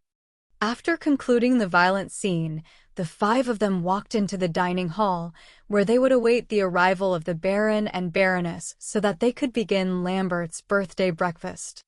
Lately, Berenger had been ordering a beer with his breakfast. However, today he suspiciously ordered a 2-liter flagon of milk to be brought to him. Despite his unusual behavior, nobody minded it. While drinking from his morning milk, Berenger could tell Lambert was glaring at him with a desire for revenge. Still, there was nothing the boy could do about it at this moment. Instead, he made a civil talk with the others. The group pretended as if the awkward scene in the corridor had never transpired. Lambert, on the other, was almost entirely certain that Linda was cheating on him with Berenger, but there was nothing he could do about it. Count Lothar would never believe his daughter would conspire against him and would probably have Lambert severely punished for suggesting such a thing. As such, all he could do was be cautious around her in the future. The group chatted for quite some time before the Baron and Baroness arrived. They were quite shocked to see that Berenger was here before them. Usually, he was either exercising or hard at work this early in the morning. Instead, he was sitting here peacefully conversing with the others. The Baron and Baroness sat down at the head of the table and ordered the food to be prepared and brought for them. While they waited for the food, they congratulated Lambert on his 16th birthday. Later that night, they would hold a coming-of-age ceremony for their second son. It was sure to be a festive occasion, one in which Berenger would take advantage of to cuck his brother to the fullest degree. He had plans to bed Linda in every part of the castle today without anyone knowing, including Lambert's bed. It was Berenger's way of saying happy birthday to his diabolical little brother who had already made multiple attempts on his life. Eventually, breakfast was served, and as Henrietta had suggested, German pancakes were one of the many delicacies served. Berenger, of course, dined entirely on wurst and sauerkraut. He would need a lot of protein if he were going to enjoy Linda to the extent he desired today. Thus he piled his plate with nothing but wurst and sauerkraut while drinking yet another giant 2L flagon of milk. Though the rest of the family was puzzled by his actions, Linda had an eerie suspicion about what he was planning for the upcoming hours and, for the first time, was slightly excited about Lambert's birthday. Adela looked at Berenger curiously, wondering why his breakfast was so weird. "Berenger, are you not going to have anything else?" Berenger shook his head and patted the girl's silky golden blonde hair. "Sometimes a man has got to eat his wurst and sauerkraut." She did not know what to say, so she merely accepted his answer and moved on. As such, Berenger spent over an hour with his family discussing the schedule for the day while they feasted on their fabulous breakfast. Of course, he planned to be absent for most of it and only show up at the end drunk out of his mind. Still, he had prepared a gift for Lambert. The present he had planned for Lambert was the mini balls he had used to kill the boy's assassins during his hunting trip. While cleaning up the corpses, he made sure to recover the mini balls used to kill his opponents. He also added a fourth one which he had used to hunt a buck. The reason for this was simple: it was a symbolic gesture for used bullets for the 4 men-at-arms killed during the hunting trip. As long as Lambert thought the fourth bullet came from his assassins, it would intimidate the boy. Essentially, Berenger was using violence and intimidation to pursue his political aims. In other words, this was a symbolic act of terror against his enemies. This was only the beginning of the day in which Lambert entered adulthood. There were many things to come as Berenger played mind games with his brother on a day that was supposed to be filled with celebration. Instead, Lambert would only feel dread and terror as his older brother would torment him in more ways than had already occurred. Chapter 47, 46. Lambert's birthday too. After finishing the extravagant breakfast, Berenger departed from the family. They had many plans to set into place and a luxurious feast to prepare for the coming night. As such, Berenger used this time to enact his plan with Linda. He had already enjoyed her company in the bath, so he met up with Linda in secret on several occasions that day in various parts of the castle, where the couple released their carnal desires together. While that was going on, Lambert took out his pent-up fury on a training dummy with his longsword. The 16-year-old boy could not believe that today of all days, he had been humiliated in such a manner by his brother. Though he had wanted to keep a close eye on Linda, the sly girl had absconded the moment breakfast was over, and despite his attempts, Lambert ultimately failed to track her down. The image of her perfect porcelain skin dripping wet with the bathwater as her nightgown clung tightly to her heavenly curves could not escape his mind.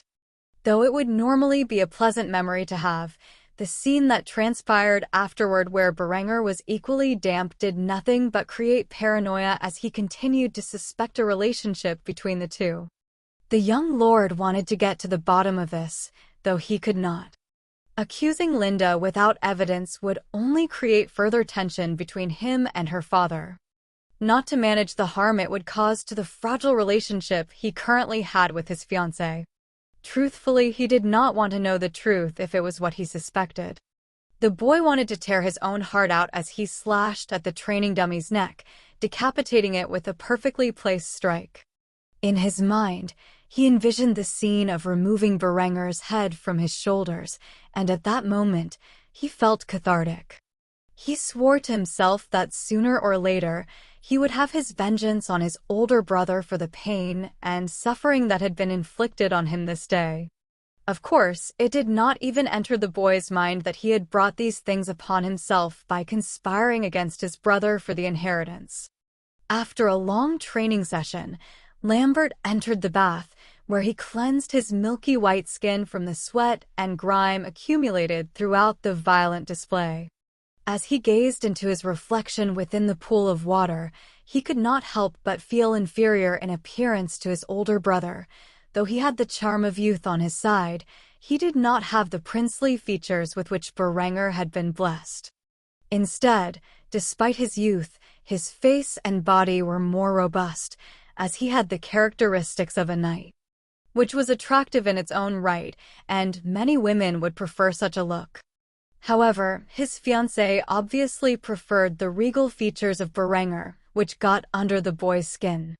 He dashed the bathwater with his hand, causing a ripple to obscure the reflection before getting out of the pool of water and dressing in his attire. After getting out of the bath, he visited the kitchen where the chefs were busy baking a massive German cheesecake for the celebration that would occur later in the evening. He had no idea that Berenger and Linda were enjoying each other's embrace in his bed at this moment. Thus he continued to walk around the castle. Lately, he had noticed that the guards inside the castle had shifted from the usual troops adorned with brigandine and halberds to men garbed in the flamboyant attire of Berenger's militia while carrying their hand cannons. He was unaware that his father had selected Eckhard to be his next marshal, as it had not been publicly announced yet. However, unlike before when Lambert laughed at the peasants in their dirty clothes and their laughable hand cannons, their current equipment in which they issued began to intimidate Lambert. The men were clearly garbed in partial plate armor with a breastplate, backplate, gorget, and helmet, which were all made of blackened steel. These guards did not pay the slightest bit of attention to Lambert as he passed by. Lambert walked out upon the castle's ramparts and saw more of these men acting as sentries upon the castle's walls. They were currently in the process of aligning Berenger's cannons onto the ramparts. These cannons were not the 12-pound field guns used by the militia, but 24-pound siege cannons developed by Berenger and recently put into production with the intent of being static defensive guns mounted on the castle's walls. With Eckhard being made the marshal, even if it was not common knowledge at the moment, the man had begun to transition the old garrison into Berenger's training and reoutfitting them with the modern equipment. In truth, the men Lambert saw staffing the castle were the same men that always acted as the garrison. They were just equipped with the latest weapons of Berenger's design and were being trained in their use. Of course, some of Berenger's men had replaced those who had been purged from the castle garrison's ranks for being loyal to Lambert, but most of the troops stationed at Castle Kufstein were the same men who had always been there. After traveling across the castle observing the changes occurring, Lambert could not help but feel that Berenger was winning in the war. They were fighting for the succession of their father's title. Lately, his allies were beginning to back out of his plans after the death of Marshal Friedhelm, and hostile forces now surrounded him within his own home. Things were not going well for the youth, who was now in a difficult position. Count Lothar of Tyrol kept pressuring the boy into another assassination attempt on Berenger's life, but it was becoming increasingly difficult to do so. Berenger had won the favor of the people. Thus he could no longer count on them to poison him. The castle guard who was loyal to himself had now been replaced by forces loyal to Berenger, and the man had quite possibly won over his fiancée and was using her to spy on him. As long as Berenger remained in Kufstein, it would be challenging to claim his life.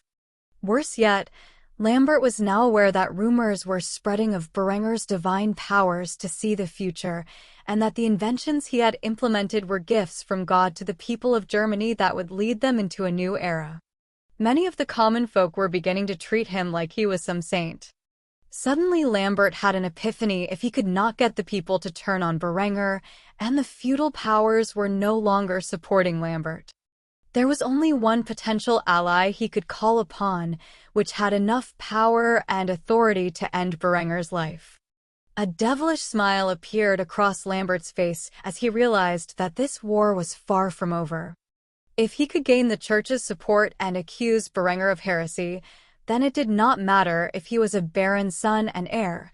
The Inquisition had the power and authority to deal with any potential heretics, no matter their social status. As such, he quickly rushed to his room to draft a letter to the Bishop of Innsbruck to make accusations of heresy against his elder brother. By the time Lambert reached his room, Berenger and Linda had already moved on to another part of the castle to continue their day of debauchery. As such, Lambert was entirely unaware of what had recently transpired in his own bed. He quickly got to his desk and pulled out parchment, a quill, and some ink where he began to draft a letter for a plea of assistance from the bishop. In this letter, Lambert brought up concerns about Berenger being the embodiment of the 7 deadly sins and consorting with witches and demons to gain forbidden knowledge that had allowed him to invent these new devices that were being implemented in Kufstein, and how Berenger was spreading blasphemy about his divinity. The list of concerns in which Lambert brought up was both extensive and almost entirely fictitious. After drafting the letter, he brought it to the local priest of the church within Kufstein. Currently, Deacon Ludolf was working alongside the priest on matters of the ecclesiarchy. Thus Ludolf, a high-ranking member of Berenger's spy network and trusted ally, was present when Lambert rushed in to gain the signature of the local priest for his approval of these concerns. Father, I have some concerns about my brother's erratic behavior lately and have decided to draft a formal inquiry to the bishop so that we may discover the truth about these matters. I would like you to read about my concerns and give your support. The priest smiled when he saw Lambert. The boy was considered a pious and graceful youth worthy of the title of baron. Unfortunately, he was born the second son and thus would not inherit the lands. The priest's opinion of Berenger was not as high as Lambert's. After all, Berenger had only shown his face in the church once in the past few months. He was beginning to believe that the young man had become an apostate. When the priest read the letter Lambert had drafted, it was as if his suspicions were confirmed. Without any evidence for the claims in which Lambert had presented, the priest signed away his endorsement on the spot. It would be good for an unfaithful wretch like Berenger to be removed from his position, especially if these concerns turned out to be legitimate. The old priest smiled at Lambert and patted the boy on the shoulder. Lambert, my child, you have always been a faithful servant to the Lord, and I will gladly endorse your letter to the bishop. If what you say is true, there is a dire need for the Inquisition to get involved. We can only pray that the devil and his worshippers are routed out from the halls of your ancestors, and that the glory of God can be returned to these lands. Lambert smiled gracefully and bowed to the priest. Thank you, Father. I knew I could count on your support in these troubling times. Afterward, the priest saw Lambert off as he raced back to the castle to send the letter to the Bishop of Innsbruck. When he returned, he was given an odd stare by Ludolf, who could not help but voice his concerns. Father, you cannot possibly believe that a single thing written in that letter was the truth. It is obvious the boy is scheming to take over his brother's position as heir to the barony. The priest frowned at Ludolf as he chastised him greatly for his words. Whether it is true or not is of no concern of the church. If Berenger were to inherit his father's position, he would use the power in his hands to be rid of the church's influence. We cannot allow such ideas to take hold over the people's minds, especially the nobility who stand to benefit from them. It is better to have a God-fearing baron like Lambert in charge who will obey the will of the papacy than a godless heathen like Berenger who would challenge the authority of the Holy See. At that moment, Ludolf knew everything Berenger had said about the church was true. They were corrupt beyond measure. They were willing to torture a seemingly righteous man to death over nonsensical claims simply because he posed a minor threat to their power. These words by the priest of Kufstein ultimately convinced Ludolf that the church needed to be reformed. However, he stood there in silence, simply nodding his head at the priest's words. For now, he would have to warn Berenger of the danger that lies ahead. Ludolf would one day come to realize that this one decision by the authorities of the church would cause Berenger to view the papacy as the greatest obstacle in his rise to power and would cause endless bloodshed in the struggle for secular authority. After Lambert returned to the castle, he quickly sent the letter to the Bishop of Innsbruck, though it would take time to approve the Inquisition's interference in Kufstein. Lambert was certain that this action would lead his brother to his demise. For in his mind, how could a lowly baron's heir defy the might of the Inquisition? If Lambert knew what his brother would have in store for the church's forces upon their arrival, he would have soiled himself in fear of the mad lengths to which Berenger was willing to enact to ensure his dominance. Chapter 48, 47. Lambert's birthday 3. After successfully sending the letter to the Bishop of Innsbruck, Lambert had a wide smile on his face. His otherwise foul mood had taken a turn for the better as he could finally see an end in sight for his brother. He also wrote another letter informing Count Lothar of Tyrol of his plans to involve the church in their schemes. By branding Berenger as a heretic, they would essentially get the entirety of the Christian world to unite against him. Or so they believed. At the very least, the Inquisition would not let the young man go so easily. It was not until the evening that Lambert finally left his room, where he returned to the kitchen to see his family gathered around the table with the German cheesecake produced for him. It was a relatively recent tradition that popped up in the German world, but it was not until Berenger arrived that it had spread to Kufstein. After all, the man wanted an excuse to eat cake. Since it was a tradition that was bound to spread across Europe eventually and had already taken root in some areas of the German-speaking regions, Berenger took it upon himself to introduce it to Kufstein for Lambert's birthday. It would seem like he was generous. In reality, he just wanted an excuse to cheat on his diet and feast on the delicious cake. It was just a pity that chocolate did not exist in Europe yet. Otherwise, he would have had his chefs cook up some German chocolate cake, which Berenger was accustomed to having during his childhood birthdays from his previous life. Berenger, of course, took the liberty to add the candles himself and start that tradition a few centuries early. It was a birthday, and Berenger would be damned if he did not do it right. It truly did not matter if it was for his greatest enemy. An excuse to start a tradition is an excuse to start a tradition. The family sat around the table and lit the candles, where Berenger stared at his little brother with a gentle smile. "Make a wish, Lambert, then blow out the candles." As such, Lambert thought to himself, "Make a wish? I don't see the point, but whatever. I wish you would drop dead." Afterward, he did what Berenger had said and exhaled deeply onto the candles, snuffing their flames in the process. Unfortunately for him, his wish did not become a reality. Afterward, everyone lined up to give the presents they had acquired to Lambert. From his mother Gisela, he received a fine doublet manufactured in one of Berenger's factories. From his father, he received a new steel longsword superior to the one he previously had, as it was made from high-quality, high-carbon Bessemer steel. He received a childish drawing of the family from Henrietta, and from Linda, he received nothing. His fiancée had not given him a gift at all. Well, technically, she had. He was just not aware of it. Her gift to Lambert was cheating on him with his older brother in his own bed. Finally, it was Berenger's turn, and everyone expected him to give something outlandish to Lambert. After all, Berenger was in charge of the industrial sector within the realm. Yet before Berenger gave him the box which contained his present, he said something which unnerved Lambert. "My present is a trophy for my hunting trip in which I went on with our father not too long ago. Open it up and see what it is, little brother. I'm sure it will amuse you." When Berenger said those words, he had a devilish grin on his face, which gave Lambert a bad feeling about the present within his grasp. His hands began to tremble as he slowly unwrapped the box and looked inside.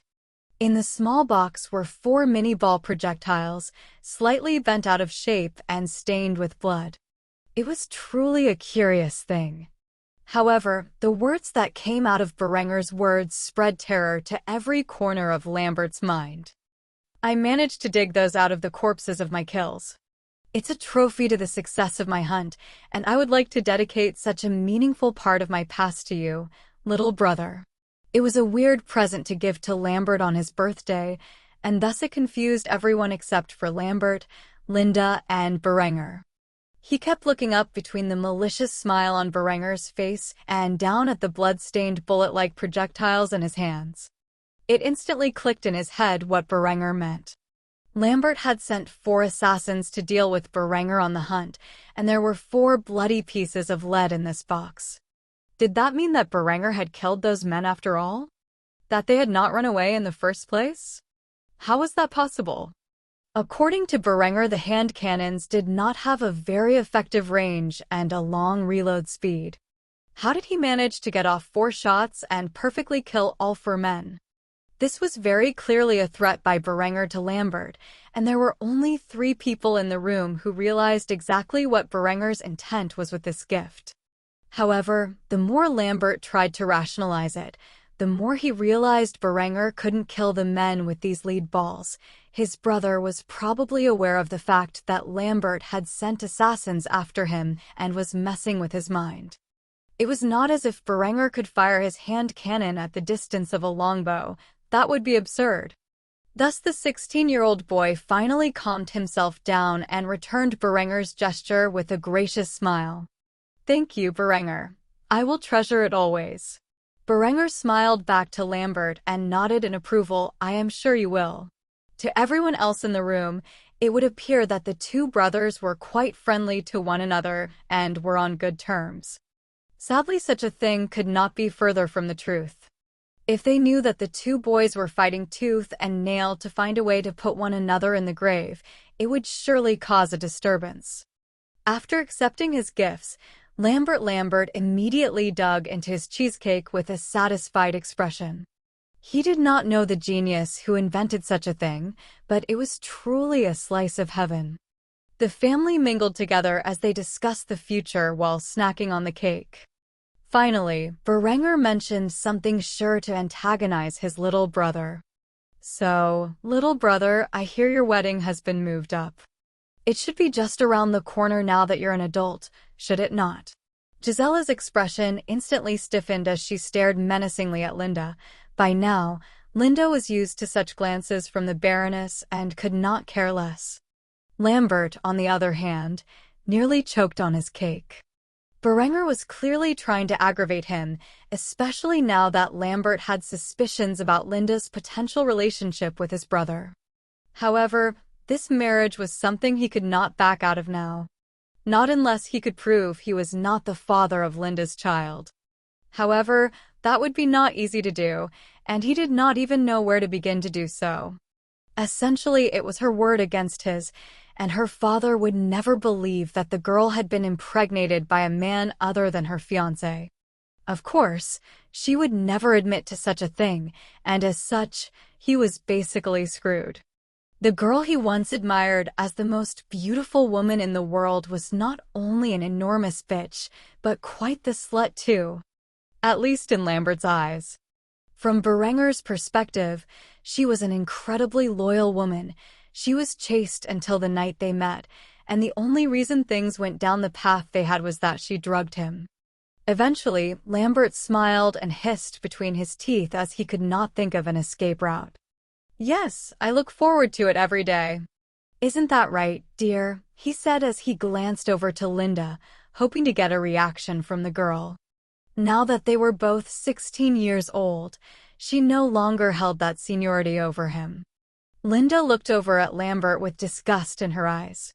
However, despite her true feelings, she pretended to be kind to Lambert since it was his birthday and his family was around. "Of course, I wouldn't want any other man as my husband." The only person in the room who bought that line was Sieghard. Even Adela could tell the young woman's disgust towards her fiancé. It was not that she was a bad actor. It is just that all of the women in the room already had some suspicion about where Linda's affection truly lied, and Berenger obviously knew her true self better than anyone. Gisela truly detested the young woman who her second son was about to marry. If she had the authority, she would have cast the girl out from her home long ago. Hopefully, when Berenger became regent, she could convince him as a mother to use his authority to move Lambert and his detestable wife into one of the estates within the town of Kufstein, which were built for the lodgings of the noblemen who visited for Berenger's engagement ceremony. Though she suspected that Berenger was having an affair with Linda, surely the boy would end things once the girl had been married to his brother. Of course, in reality, Lambert would be excluded from the best parts of marriage, as Linda would use her pregnancy as an excuse not to sleep with Lambert and would continue to maintain her distance from him even after marriage. After this morning's scramble with Berenger, he truly feared his brother would feed him to the pigs if he forced himself upon the girl. The look in Berenger's eye was inhuman and murderous with intent. He had no doubt Berenger would be so cruel to his own flesh and blood, especially since they were already both plotting each other's downfall. After a long day of festivities and celebration, the family finally returned to their rooms. As always, Berenger attempted to get some work done before going to bed. He was currently designing public schools to be built in every populated region of the barony, and the schedule in which not only the children, but the adult peasants would have to go through to learn their basic education. It was an expensive investment that would take away from the massive productivity he was currently experiencing, but it would be worth it in the long run. An educated populace was a productive populace. Not to mention, he would be able to use the public school system to indoctrinate the population of Kufstein into being loyal to him and his reformist cause. Thus, among the list of blueprints he was creating was the printing press, so he could give everyone a copy of the Bible to study in their own time, and, of course, the education materials they would need to cover as a class. The only problem he faced was finding educated individuals to teach the masses. Though he was certain that among the contacts he had made during his engagement ceremony, he could find some educated and pampered nobles to act as teachers for a few hours each day. Thus he spent the remainder of his work hours establishing a proper curriculum, designs for school buildings, the printing press, and, of course, the education manuals for each student. By the time Linda knocked on his door, it was well past midnight. Though they were both worn out from their combined exercise throughout the day, they would still enjoy each other's comfort as they spooned together and fell to sleep in one another's arms. After all, it had been a pretty exciting day for the couple. In the coming days, Linda would begin building a case against Lambert for the man she loved. Time was of the essence, and it was best to acquire these things before Berenger became regent. Thus he would be able to arrest Lambert the very minute he gained the power of a baron. However, for now, the two were exhausted from their previous playtime and simply held on to one another's loving embrace and fell asleep in each other's arms. Whatever threats crossed their path in the future, the couple would face it together. Chapter 49-48. Gathering evidence. Linda sat quietly at a table, enjoying a cup of tea. Currently, she was within the local tea shop that had recently appeared in the town of Kufstein. Sitting in front of her was Ludolf, who was currently dressed in dark robes whose hood concealed his appearance. At the moment, he was informing the spymaster of the information which he had received about Lambert's newest plot against Berenger. To any onlookers, they were merely a young lady and young man enjoying tea together. However, the gravity of the topic in which they discussed in hushed voices was immense. Ludolf took a sip from his tea before expressing his concerns to the woman who handled Berenger's spy network. Lambert has written a letter to the Bishop of Innsbruck, which the head priest of Kufstein has sponsored. It contains many accusations labeled against Berenger. The most important charge is that he lies with witches and consorts with demons. When the bishop reads this letter, he will send for the Inquisition to investigate the matters. As far as the Inquisition is concerned, you probably are aware that they do not care what the truth is and will try to execute Berenger as a heretic in order to solidify the Church's power in the region. Linda was shocked when she heard such news. Lambert was truly getting desperate if he tried to rope the Church into his schemes. Though after thinking it through, such actions did not surprise her. After all, the boy had been cornered by Berenger lately. Many of his allies were beginning to think twice about supporting him any further, and even Linda's father, the Count of Tyrol, was beginning to think about cutting his losses. If she had not become pregnant, Count Lothar would have dropped his support for Lambert. After coming to her senses, Linda smiled and thanked the deacon for the important information he had provided her.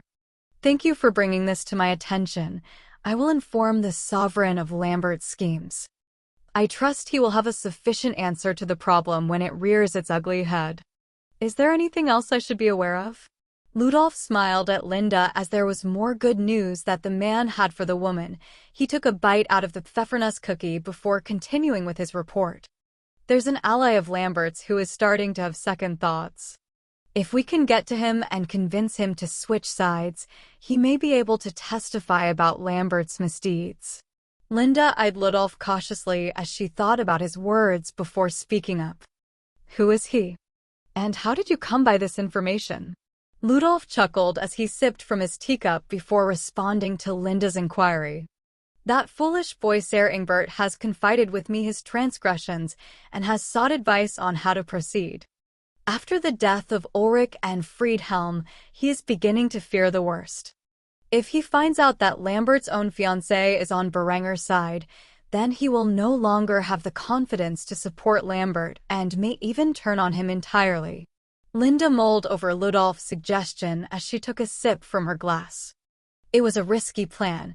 If Ingbert learned where her allegiance truly lied, he could instead report it to Lambert or her father, which would put her in a precarious position.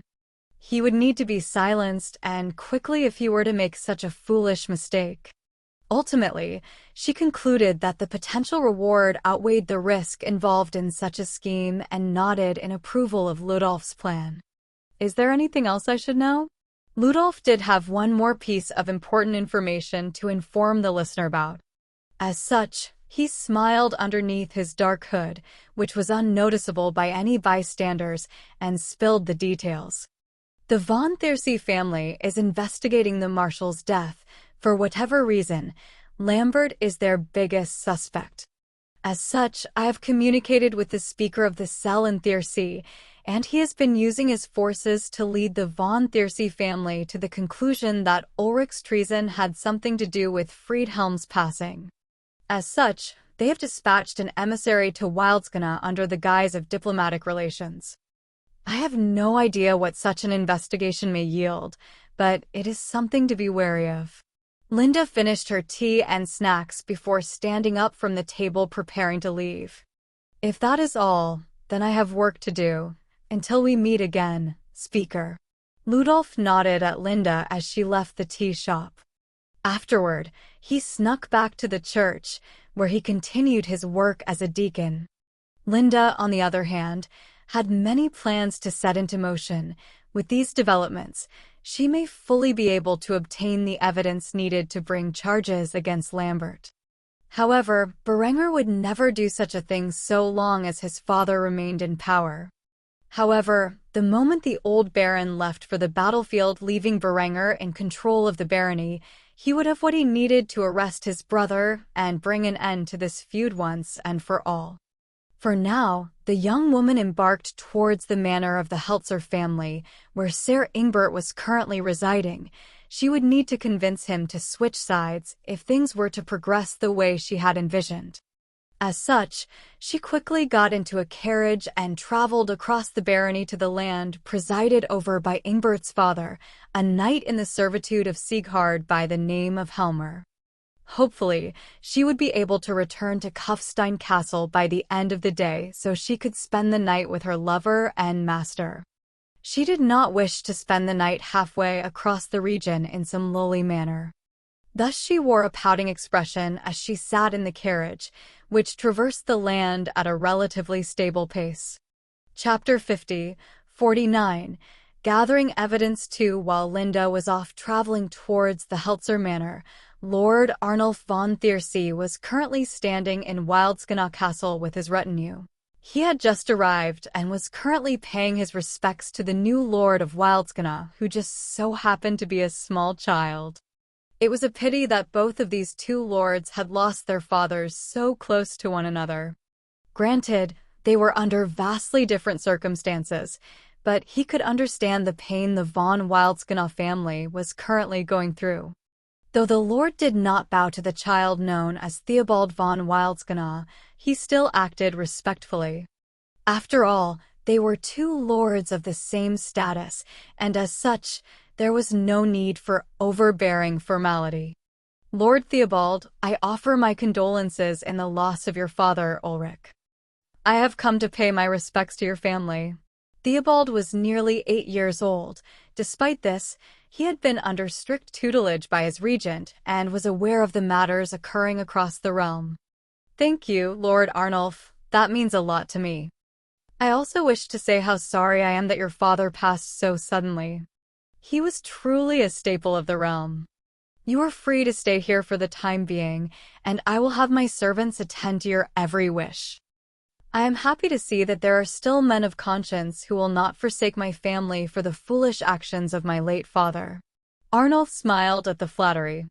Clearly, the regent had prepared such an elaborate statement for such a small child. As such, Arnulf decided to entertain the regent's efforts and returned the young boy's compliments. You are wise for your age, and I am happy to see that you have good counsel. I will take you up on your offer and enjoy my stay to the best of my abilities. I thank you for the hospitality you have shown me. After exchanging pleasantries, Arnulf was led to his quarters, where he spent the remainder of the day acting cordially with the family. During the evening, he dined with them and found that the widow of Ulrich was still grieving heavily for her husband's passing. She had on several occasions made treasonous statements blaming Berenger for the death of Ulrich and cursing his name. She had completely forgotten that she was in the presence of a guest and had let her true feelings about the future Baron come forth. It was not until it was late at night that he decided to sneak out of his quarters and personally investigate the late Lord Ulrich's personal study. As such, he quietly sneaked through the corridors of the castle.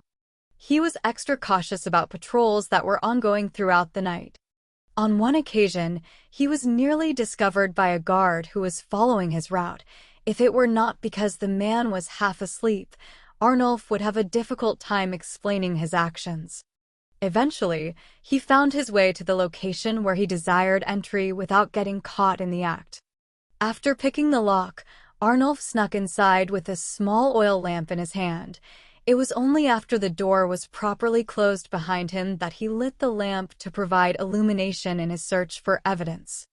After spending several hours searching through every scrap of paper in the office, Arnulf realized that even if Ulrich's treason was somehow connected to his father's death like he was led to believe, all evidence of his treacherous actions would have been seized by Sieghard's forces when they searched for proof of his guilt.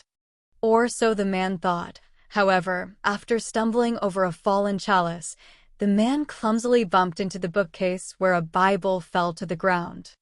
However, when the Bible flopped to the ground, it revealed that its contents had been hollowed out, and hidden inside the holy book was a small black ledger that was unmarked. After flipping through the ledger, Arnulf could not believe his eyes.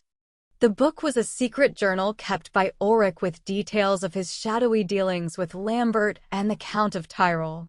Every conversation Ulrich ever had with the two men about their plans to eliminate Berenger was recorded in great detail within this ledger. The reason this book existed must have been as a form of leverage. If Ulrich were ever caught and left to hang by his sinister partners, he would use this as a means to buy his life. Unfortunately, the man had perished on the battlefield, and he was never able to trade such valuable information for his own security. Due to it being hidden in a Bible within the bookcase, Sieghard's men who handled the investigation never even thought to open it. The most important part of this information was that Arnulf's father was never mentioned in the book. As a loyal son who considered his father the marshal, the personification of justice, Arnulf concluded that Lambert had assassinated his father because his father had discovered the boy's plot to commit fratricide and usurp the barony. He had to get this ledger to the Baron as quickly as possible if this information was true. However, the more he thought about it, he figured Berenger must be aware of his brother's attempt on his life. If he handed the ledger over to Berenger to act as evidence against Lambert, Arnulf and his family would most likely be able to reap more rewards. Due to a misconception created out of ignorance of his father's moral failings, The von Thierse family would from this day forward become ardent supporters of Berenger and all of his actions. After tidying up the study to make it appear as if he were never there, Arnulf snuffed his oil lamp and returned to his room, where he carefully read through the entire contents of the ledger he had found. It was truly a damning piece of evidence, one that, when combined with the in which Berenger's network had collected, would allow Berenger to build an ironclad case against Lambert. The Lord had no way of knowing that he would be aiding his father's killer in his plans to ensure dominion over the realm. Chapter 51. 50. Gathering Evidence 3. During the time in which Arnulf von Thierse stayed at the castle in Wildskana, Linda had visited the humble manor of the Heltzer family, a family of landed knights in service to Baron Sieghard and the von Kufstein family. When Lady Linda von Habsburg knocked on the door to the manor, Sir Ingbert was surprised to see her presence. Never in a million years would he imagine that the angel of his heart would knock upon his own door. Yet here she was, appearing before him like a goddess descending from the heavens. The young man quickly got a hold of himself and allowed her access to his home. He immediately prepared some wine for the young woman whom he greatly desired and inquired about her reason for visiting. "I must say I am shocked to see you here. Is there a reason, in particular, you have come to my humble abode?" Linda looked around to see if anyone else was nearby before asking her question. Her flawless porcelain skin glistened under the sunlight that shone through the windows. "Is anyone else here?" Ingbert shook his head as he put down the glass of wine on the table in front of the young enchantress before taking a sip of his own. However, to his dismay, she refused the drink. "I am sorry, I am afraid that I am not able to drink right now." She immediately motioned to her stomach. At first, he did not understand what she meant, but after a moment, he quickly realized the secret she was trying to tell him. His face immediately became flushed as he understood what she meant. He cursed at Lambert inwardly in his mind for being lucky enough to impregnate such a heavenly beauty. Eventually, he forced himself to put on a smile and hissed through his teeth. "Lambert is a lucky man." Linda could not help but smile at the man's appearance. His envy was incredibly obvious, but surely the young man before her had to know that she was in a league far above his own. After shoving the glass of wine away from herself, Linda began to twist the boy to do her bidding. "That's actually why I'm here. I heard that you are thinking of backing out of Lambert's plots. Is this true?" Though Ingbert did not want to admit his cowardice in front of the woman he lusted after, he had no choice. The way she stared at him sent him into a trance where he could not deny her wishes. "It's true. So has Lambert sent you here to ensure my loyalty?" The thought of how she came to acquire such knowledge did not even cross the dull boy's mind in the slightest. Instead, Linda used the boy's affection for her to win him over to Berenger's cause. Actually, it is quite the opposite. Ingbert stared at her with a blank expression. He could not tell in the slightest what she meant by such a thing. Before he knew it, Linda had put her acting skills to work and had begun to form a tear in her eye as she cast a line for Ingbert to bite into. "Lambert is an exceptionally cruel man. He has beaten me on many occasions. In my despair, I ran into the arms of his brother Berenger, the very man my fiancé conspires to kill. I'm in fear for my life as I have begun to suspect that Lambert knows of my relationship with his brother and will stop at nothing to get revenge. I beg of you, please switch sides and help Berenger obtain the evidence he needs to lock that monster away." By now, the waterworks were in full effect, and they had begun to cascade down Linda's divine heart-shaped face, the sight of which instantly enraged Ingbert. He could not accept that Lambert had abused such a kind and caring woman, driving her into the arms of someone like Berenger. Though Ingbert was not particularly fond of Berenger, the fact that Lambert would lay his hands on Linda outraged him, and Linda's acting was more than enough to convince him to switch sides. As such, he tried to placate the crying woman before him. I promise, I will do everything in my power to make it so that bastard will never lay his hands on you again. With what I know, I can act as a witness against Lambert's treachery and ensure that he is in no position to harm you or your child. Linda continued to sniffle, but after some time, the tears ended as she questioned Ingbert's sincerity. Really? Ingbert nodded with a foolish grin on his face as he confirmed his allegiance. Of course. After hearing that her plan was a rousing success, Linda jumped into Ingbert's arms and hugged the young man platonically as she thanked him for his aid. Thank you. Thank you so much. I knew I could count on you. Ingbert had no way of knowing that he was being manipulated by a pretty face and the man behind her. Instead, he enjoyed the brief moment Linda wrapped her arms around him with a satisfied grin on his face. However, the moment was far too short for his liking, and she quickly escaped from his grasp. After doing such a thing, she internally felt like she needed a bath. After recovering his senses, Ingbert voiced his concerns. Do you wish to stay the night? I'm certain I can find some space for you. Linda shook her head and put on a solemn expression. I'm afraid not. If I'm gone for too long, Lambert will begin to suspect I am up to something. I must return to the castle quickly, or else I will have to suffer his wrath. Though Ingbert felt dismayed that her stay was so brief, he was happy just to assist the young lady and would soon meet with Berenger to discuss Lambert's downfall. Just like that, Berenger had gained another key piece of evidence in his future efforts to bring justice upon Lambert and his dastardly schemes.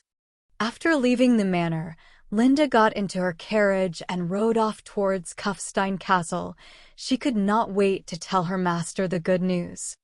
Hopefully, he would reward her for the efforts she had to go to. Of course, he also might punish her for hugging another man, even if it was just a friendly gesture. Berenger was quite possessive with his property. Either way, she would enjoy the treatment she received from the man she loved. Chapter 52. 51. Gathering evidence. For a few days had passed and Berenger was currently sitting at his desk in his room. Surrounding him were three people: Linda, his lover and slave; Ingbert, formerly a close ally of his brother, now a turncoat; and Arnulf von Thiersee, who was an important vassal to his father. All three of these people could provide the evidence in which Berenger needed to justify the cruel actions he had planned for his brother. A tyrant could do as he pleased, but to engage in cruelty and be praised for it by his people would require evidence of wrongdoing and well-placed propaganda. He did not wish to be known as another kinslayer. Instead, he wanted to be known as the man who was willing to go to great lengths to ensure that justice was acted out against wrongdoers, even if one of those wrongdoers was his own flesh and blood. He was currently listening to Arnulf discuss his terms for providing the ledger to Berenger with an indifferent expression on his face.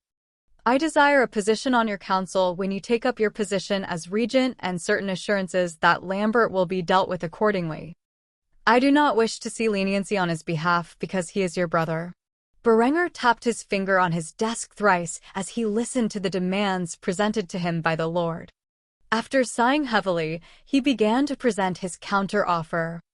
I assure you that there is no love lost between my brother and me. When he is charged and found guilty, he will be given an appropriate punishment for his crimes. As for the position of counselor, I am a man who rewards merit. If you can prove yourself to be the most suitable candidate for the position you desire, I have no problems choosing you to fulfill it. However, if someone better appears in time, know that I have no qualms removing you from that position. Arnulf stared into Berenger's icy sapphire eyes and felt intimidated by the pressure he was receiving. Sure enough, Berenger was not an easy man to negotiate with. However, he honestly could not think of a valid retort to Berenger's counter. As such, he acquiesced to his second demand and returned with a better offer. Fine, but I want compensation. Berenger maintained his indifferent expression as he glared at Arnulf. There was no hesitation in his voice as he inquired about the details of such a thing. In what form? Arnulf gulped at the response. He did not explicitly state he wanted money, he merely desired compensation, and Berenger had caught that immediately. Clearly, the young lord was very shrewd in diplomatic affairs. The man looked over at the suit of armor Berenger had lying in the corner of his room with envy in his eyes. Though it was only half-plate, it was truly magnificent in design, and he deeply desired a set of his own. A good suit of armor was worth a fortune in this time period, and if he were to march to war alongside Sieghard, he wanted superior protection than the set he currently had.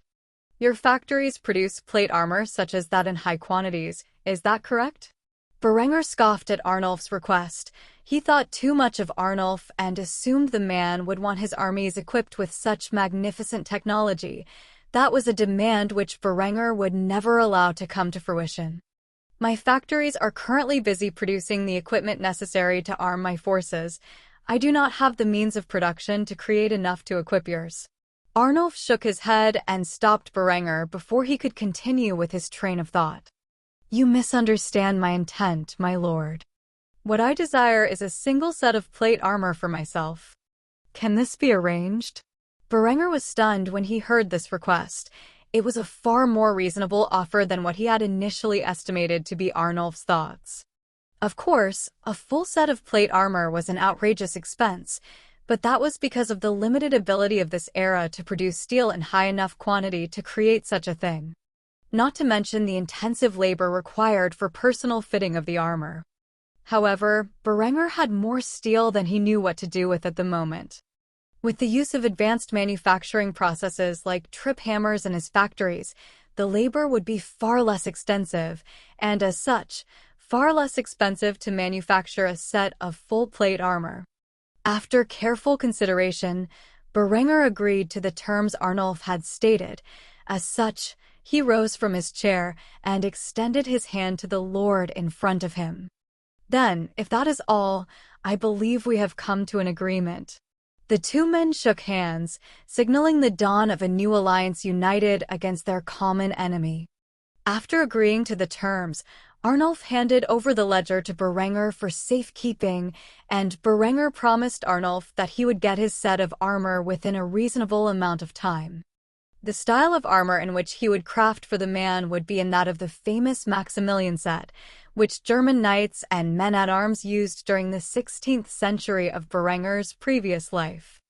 After the two had concluded their negotiations, Berenger turned his focus to Ingbert, who was waiting patiently for his turn to speak. When Berenger motioned for Ingbert to voice his concerns, the man kneeled before him. My lord, I confess to conspiring against you alongside your brother in the past and openly ask for forgiveness. I offer you my written and verbal testimonies of the wicked deeds I have witnessed Lambert engaging in as my sincerest apologies for my actions. The young knight's actions slightly amused Berenger. He never really cared for Ingbert, but somehow Linda had managed to gain his support in the fight against Lambert. After all, he had punished her severely the night before for hugging him. Even if it was an act, he could not allow his slave to touch other men. Though he held no grudge against Ingbert for that scene, as such, he motioned for Ingbert to rise as Berenger gave his decree. Rise, Sir Ingbert. I shall spare you under the condition that you stay true to your words and aid me in bringing down my brother. Ingbert rose from his kneeling position with a wide smile on his face. He was not doing this for Berenger, but for Linda, who desperately needed his help. Or so he thought. The reality is that aside from the one encounter with Lambert in the hallway, he had never laid a hand on her before, nor would he ever again, as the boy was so clearly traumatized by Berenger's threat.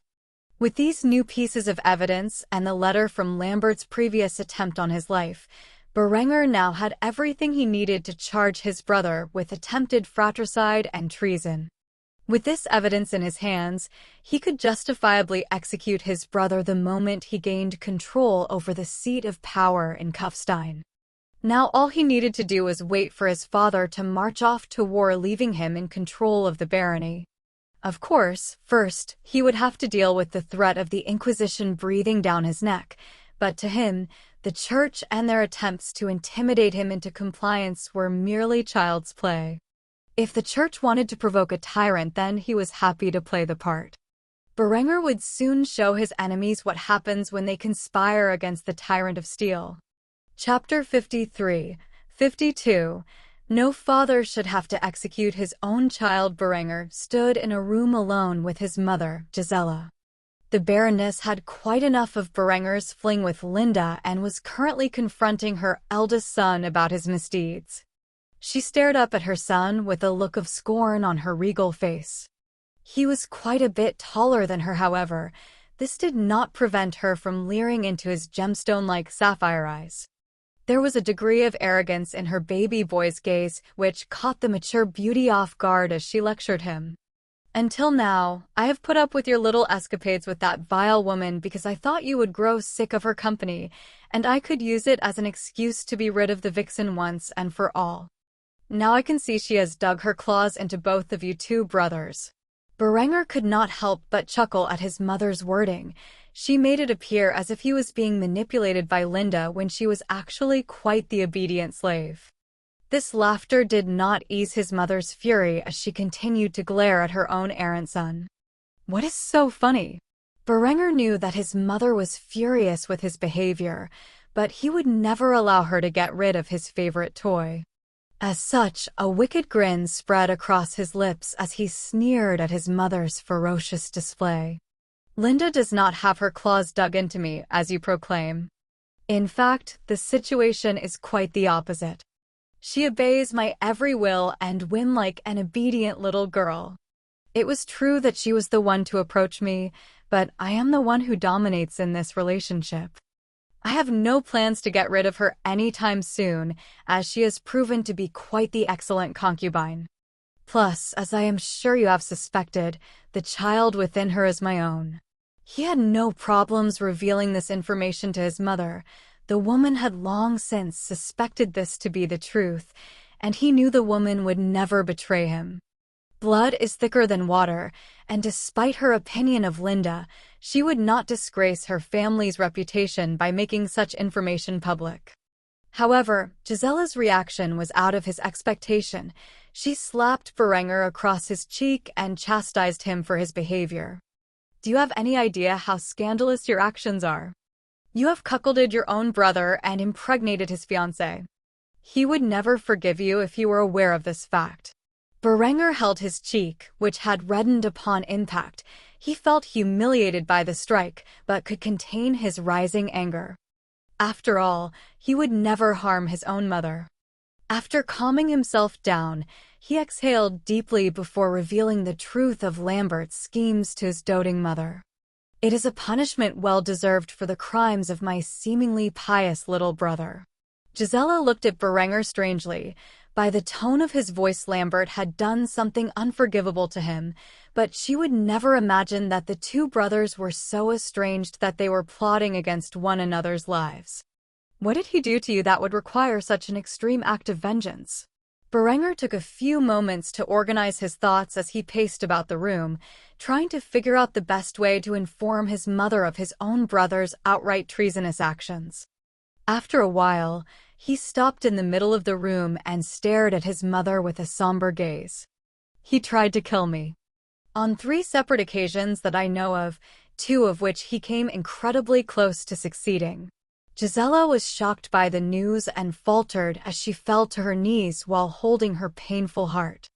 Berenger saw her do so and quickly rushed over to support the woman. There were several minutes of silence between the two as the loving mother thought things through in her head. With this news, many things that were confusing in the past began to make sense.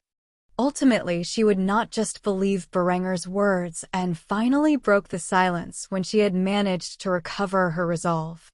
Can you prove this?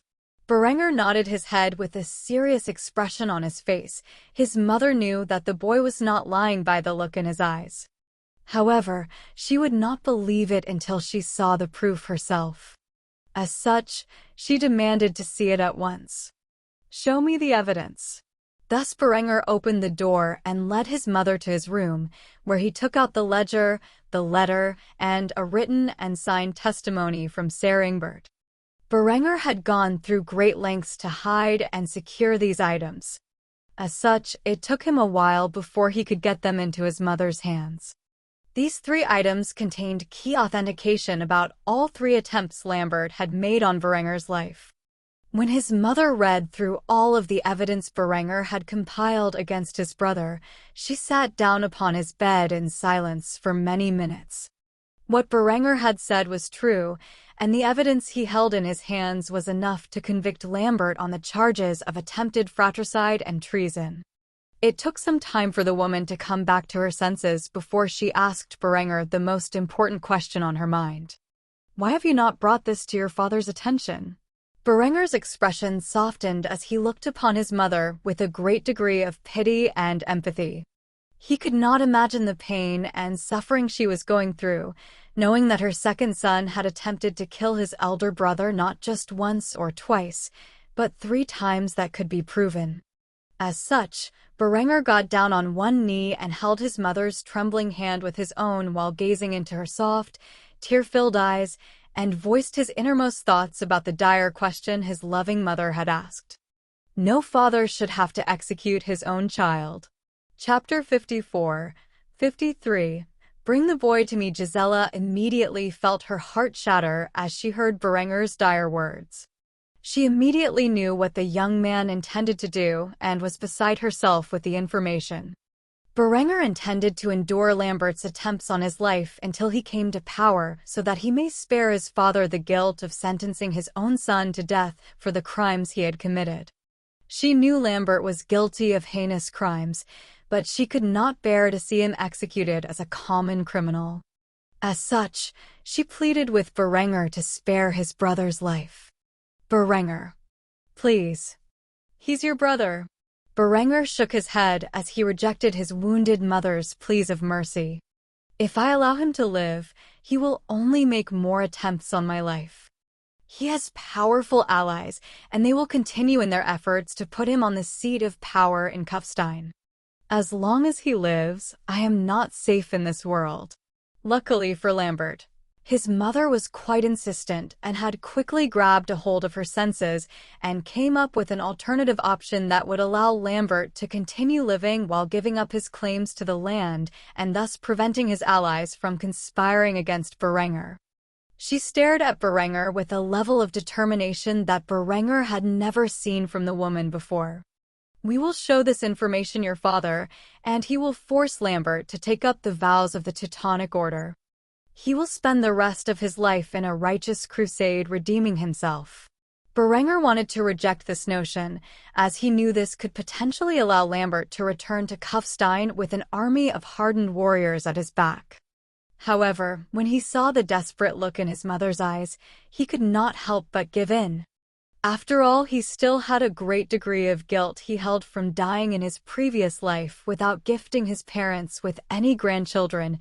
He could not imagine the grief they had suffered from their only child's death.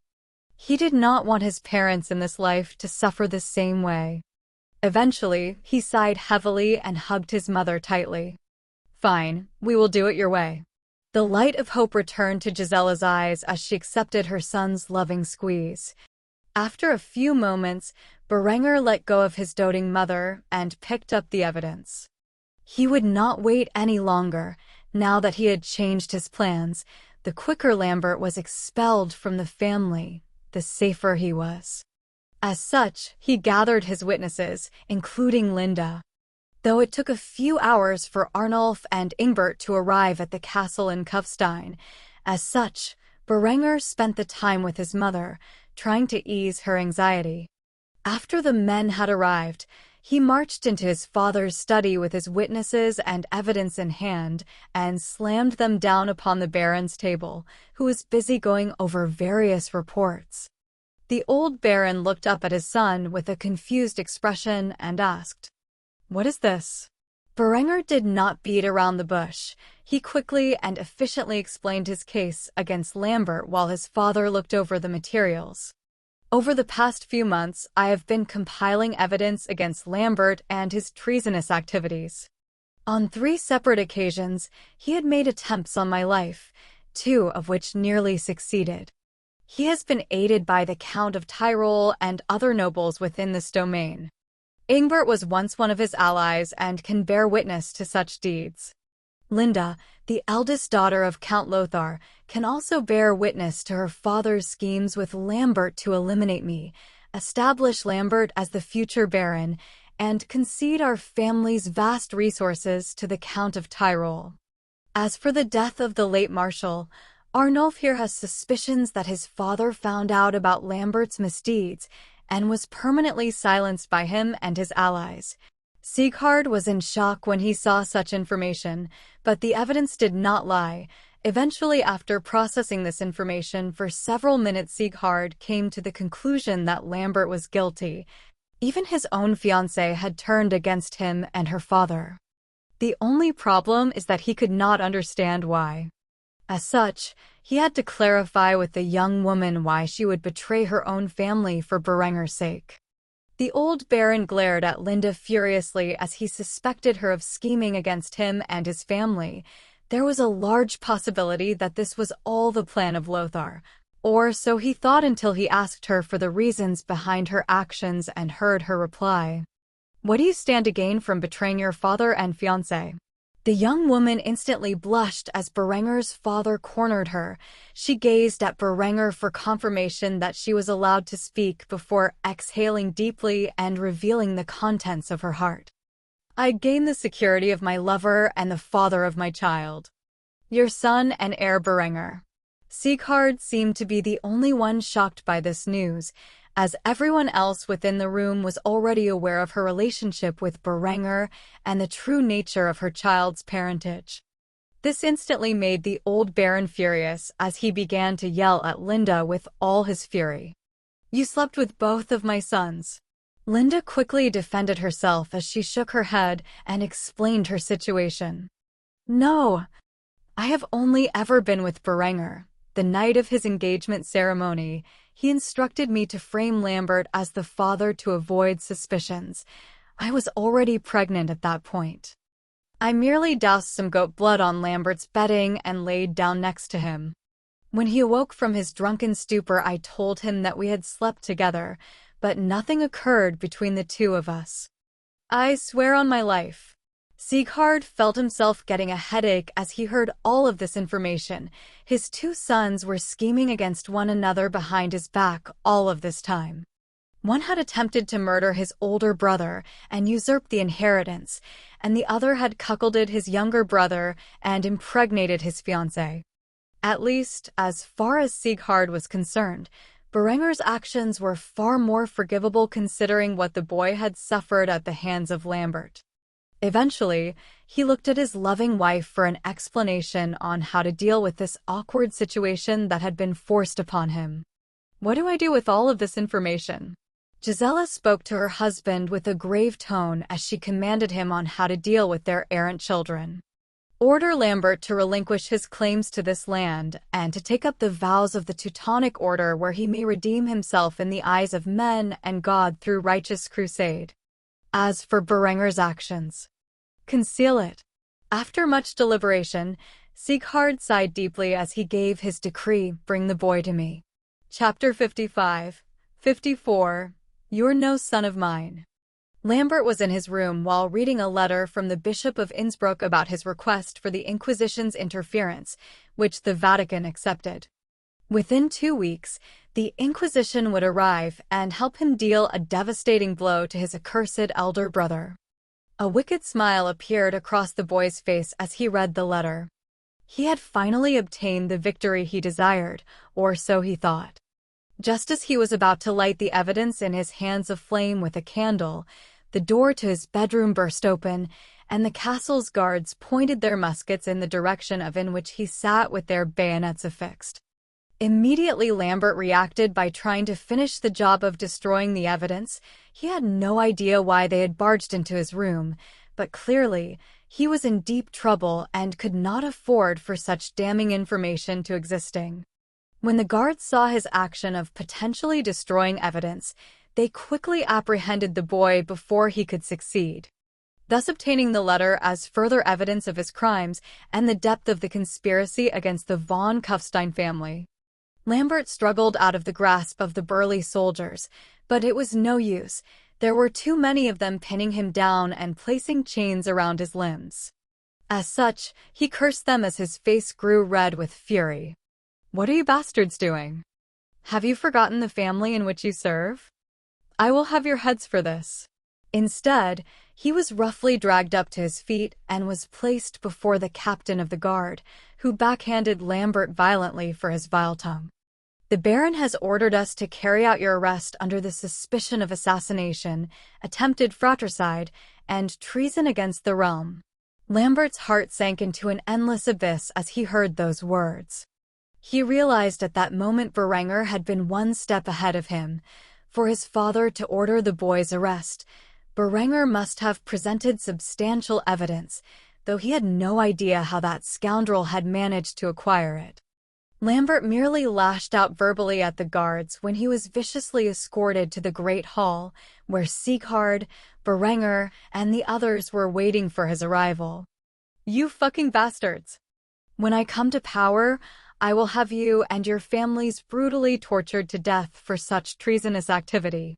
The boy could not accept such an outcome had occurred to him while he was merely 2 weeks away from the arrival of the Inquisition and their investigation into Berenger's heresy. He was so close to winning this war, but instead, he was brought down on the edge of victory. Lambert nearly had a heart attack when he witnessed not only Seringbert, but Arnulf and his fiancée Linda standing by Berenger's side acting as his witnesses. He could not believe that so many of his allies had turned against him, especially that bitch Linda. She truly was having carnal relations with his brother behind his back. However, he put on a facade and acted as if he was ignorant of the charges he was facing. After the guards forced him to kneel in front of his father, the Baron, who stared at him with a look of disgust, the boy desperately attempted to explain his way out of the precarious situation he found himself in. "Father, what is the meaning of this?" Sieghard glared at his second son. The boy was still putting on an act even after all of the evidence that had been accumulated. The captain of the guard approached Sieghard and handed him the letter they had confiscated from Lambert. "My lord, your son Lambert was in the middle of attempting to destroy evidence of his crimes." If you read the letter, it very clearly states yet another attempt on Berenger's life by falsifying crimes of heresy and blasphemy and requesting the Inquisition's interference. Lambert was immediately frightened when he realized that the guards had caught him red-handed and began to swell up in tears as his father screamed at him with a degree of rage the boy had never witnessed before. "You would bring the might of the Inquisition down upon my house? My son? Your brother? For what? Because you desire my position, which is your brother's by birthright. Do you have any remorse for your deeds whatsoever?" By now Lambert was putting on a convincing display of crocodile tears, which he choked back as he tried to plead with his father about his innocence. "I am being framed. It is Berenger who is the wicked one. He stole my fiancée and now plots to have me removed so he can keep her to himself." Sieghard nearly snorted at the boy's response. Could the boy seriously not come up with a better excuse than that? On the other hand, Adela was present to witness the scene and was shocked by the whole development. She had no idea the two brothers' schemes were this ruthless, and the accusation of Berenger stealing Linda was particularly worrisome for her. Linda, who noticed the young girl's presence, denied this accusation. Though she desperately wanted to shove her affair with Berenger in Lambert's face, the family had already decided to conceal the truth, and thus she could not reveal it in public. Either way, Lambert would be removed from this day forth, and she would no longer have to marry the little blackguard. Instead, she denied the accusations with a convincing display as she too conjured tears to make it appear as if she was heartbroken by her fiancé's words. "You bastard! I gave you my chastity, and you accuse me of having an affair with your brother. What kind of woman do you think I am?" When Adela heard those words, she sighed in relief. Surely Berenger would not do such a horrible thing. Lambert, on the other hand, was on the edge of having an aneurysm from the degree of fury in which had built up inside of him. He struggled desperately in his chains to break free of the guard's grasp and attack the woman. However, the moment he lunged at her, he was brought down by the guardsman and pinned to the ground in front of the woman he once thought he loved. Staring at her with a murderous gaze, he spat out a curse upon her. "You fucking whore. You not only have an affair with my brother, but you also turned me into my family, and you still have the gall to deny it? I hope there is a special place in hell for you and your bastard child." Suddenly a loud noise echoed throughout the hall. It was the sound of Sighard furiously pounding his fist on the armrest of his seat of power before declaring his verdict. "Enough. Lambert, after seeing the evidence for myself, I, Baron Sighard von Kufstein, find you guilty of all charges and convict you of assassination, attempted fratricide, and treason. I hereby disown you from my family and order you to take the vows of the Teutonic Order. Perhaps you can redeem yourself in the eyes of God by spending the rest of your life in a righteous crusade. Guards, have this wicked child taken away to the Teutonic state." With that decree, the guards grabbed a hold of Lambert and dragged him away, kicking and screaming. The last words spoken by the boy before he was forced out of the great hall were a plea for mercy. "Father, please don't do this." Unfortunately for the boy, Sighard was too disgusted with his actions and replied mercilessly to this request. "You're no son of mine." Chapter 56, 55. A solemn vow. After the castle guards had dragged away Lambert, he was placed in a prison wagon and shortly thereafter hauled off to the Teutonic Order, where he would spend the rest of his days redeeming himself in the eyes of the Lord and men. The boy had committed heinous deeds and was not only forced to join the Teutonic Order, but was thoroughly disowned. This result was mercy considering the plans Berenger had for the treacherous scoundrel. Yet to Lambert, it was a cruel punishment he felt he was undeserving of. As he sat in the back of the wagon looking through the iron bars which caged him, he made a solemn vow to himself and the Lord. "I swear to God that one day I will rise through the ranks of the Teutonic Order, and one day return to this land with an army at my back. I will not rest until those who have betrayed me have paid the price with their blood." Those were the last words Lambert spoke within the confines of his family's lands. Shortly after, the carriage faded into the distance and continued on its journey to the Teutonic state in the east. As for the family, they dealt with the aftermath in different ways. Henrietta grieved for the loss of her brother and refused to leave her room for weeks on end.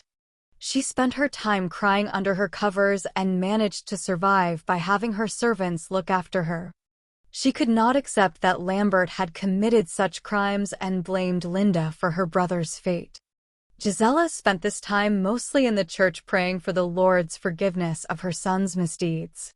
To deal with her grief, she had turned to religion, as so many do in times of desperation. The loving mother had always doted on her two sons and could not understand why things had turned out the way they had. In his suffering, Sighard had turned to the bottle as a way to comfort himself for the mistakes he made as a father. With the rise of distilled spirits coming from Berenger's distillery, it was far easier to spend the day drinking your sorrows away. He truly blamed himself for the way things had turned out. As such, he left the governance of the barony almost entirely in Berenger's hands. After all, the boy was a far more capable leader than he could ever be. Though he had not abdicated his position, at this point, the aging man was baron in name only. On the other hand, Linda wrote about the news to her father, informing him that Berenger had won the war of intrigue and there was no longer a point to conspire against him. She came clean to her father about her illicit relationship with the man he had plotted against and demanded that she stay in Kufstein to act as his mistress. After all, what kind of man would want to marry her now that she was pregnant with someone else's child? The Count was furious, but there was nothing he could do at this point. Ultimately, Linda convinced her father to agree to these terms by playing to his greed. If she maintained her affair with Berenger, then the profitable relationship between the two houses could continue as it always had and potentially increase. Though Berenger would never forgive his enemies for plotting against him, now was not the time for vengeance. As such, he consolidated his forces and the newfound security he found himself in. He spent the following days improving his militia, implementing agricultural technology, and always expanding his businesses, which had begun to become extremely profitable. With Count Lothar and his allies no longer conspiring against Berenger, he was able to open up the trade of excess materials and products to the men who were once his enemies. Regardless of whether or not their troops were equipped with fine steel armor and weapons, it did not matter to Berenger as such equipment was useless against the power of the musket. Besides, they lacked the means of production and the knowledge to mass-produce plate armor. As such, at most, his enemies' forces would be mass-equipped with brigandine and mail. While effective against swords, arrows, bolts, and lances, it would be useless against a musket ball at a proper distance. Berenger's greatest advantage was the technological advancement of his forces, which increased by the day. He estimated that within a year, he would have the ability to rebore all of his troops' muskets so that they were rifled and thus far more effective. By then, he would have the capacity to engage the enemy at roughly 300 yards, potentially more considering the barrels on his muskets were 6 inches longer than the Springfield 1861 rifled musket in which he had derived the estimated effective range from. Adela had become suspicious of Berenger's potential relationship with Linda, but she had not investigated it. Instead, she spent her remaining days peacefully with Berenger, trusting that he was not a womanizer like she thought he might be. Soon she would have to return to her family's lands. After all, she did not have an excuse to stay here for so long after the engagement ceremony, and her father was pressuring for her to return. Unlike Linda, who had her father wrapped around her finger, Adela held no authority in that regard, and once she returned, it would be quite some time before she could see the man she loved again. Currently, Berenger sat next to Adela in his father's study, which he had claimed to be his own during these past few days, and where he spent most of his waking hours. The girl was accompanying him once more while chatting about the future while snacking on cookies and milk. It's hard to believe it will be 4 years before we are married. Will you visit me for my birthday? Berenger, who was neck-deep in paperwork, overlooked her question and merely nodded as he grunted the phrase, which instantly got on the little girl's nerves. She was acting so adorable and discussing their future as a couple, and all he could think of was paperwork. Thus she decided to test him to see if he was really listening. Now that Lambert is gone, Linda has no father for her child. Would you be willing to take that role? Berenger continued writing and merely replied as if he were on autopilot, completely unaware of what he had just been asked. Sure, why not? At this point, Adela began to pout. Clearly, Berenger was not paying attention to what she was saying. Either that, or he was serious about her question, which only provoked her further.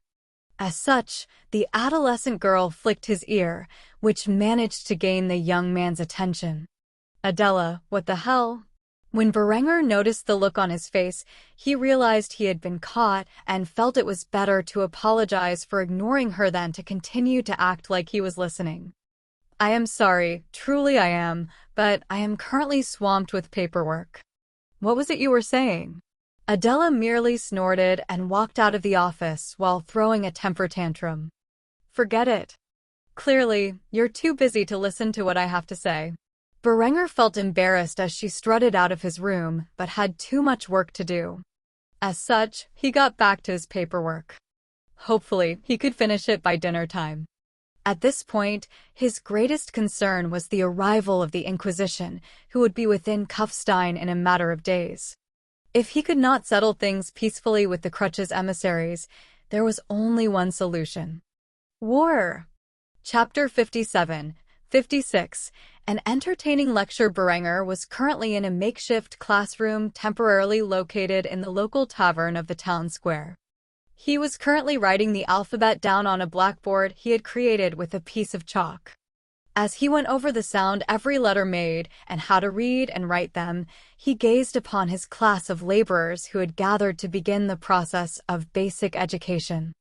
With the 40-hour workweek in session, there was a healthy amount of spare time for many of the laborers of his factories. Because of this, Berenger had offered free drinks and meals to whoever was willing to come and learn from him and his staff for a couple of hours each day after work. It had caught on pretty quickly as people could drink light beer, enjoy a nice meal, and educate themselves with brief breaks for socializing in between. Workers, supervisors, and foremen all gathered in the town square as if it were a festive occasion. Berenger had always found that an entertaining approach to education was far easier to learn from than a boring monotone instructor who sucked all the life out of the information. As such, he made games of learning and gave small prizes like an extra drink or dish to whoever could win his contests. It seemed to be working as the common people were quickly catching on to elementary-level language, mathematics, and science. This was a temporary solution. Of course, he intended to build genuine halls of education and one day even universities. For now, while those things were being constructed and organized, Berenger, Linda, and Adela were teaching the common population rudimentary knowledge in their spare time. No matter how busy they were, Adela would teach the children from 10 a.m. to 12 p.m., Linda would teach the women from 12 p.m. to 3 p.m., and Berenger would teach the men from 5 p.m. to 7 p.m. Berenger was still on the quest to find educated people who had the ability to teach others, but that was a difficult task considering the educated population was primarily from either the nobility or the priesthood, neither of which were exactly fond of the idea of teaching commoners how to read, write, and do basic arithmetic, let alone learn the concept of science in which Berenger had begun teaching, which was basically outright heresy in the eyes of the church. Berenger was currently teaching a basic sentence on the blackboard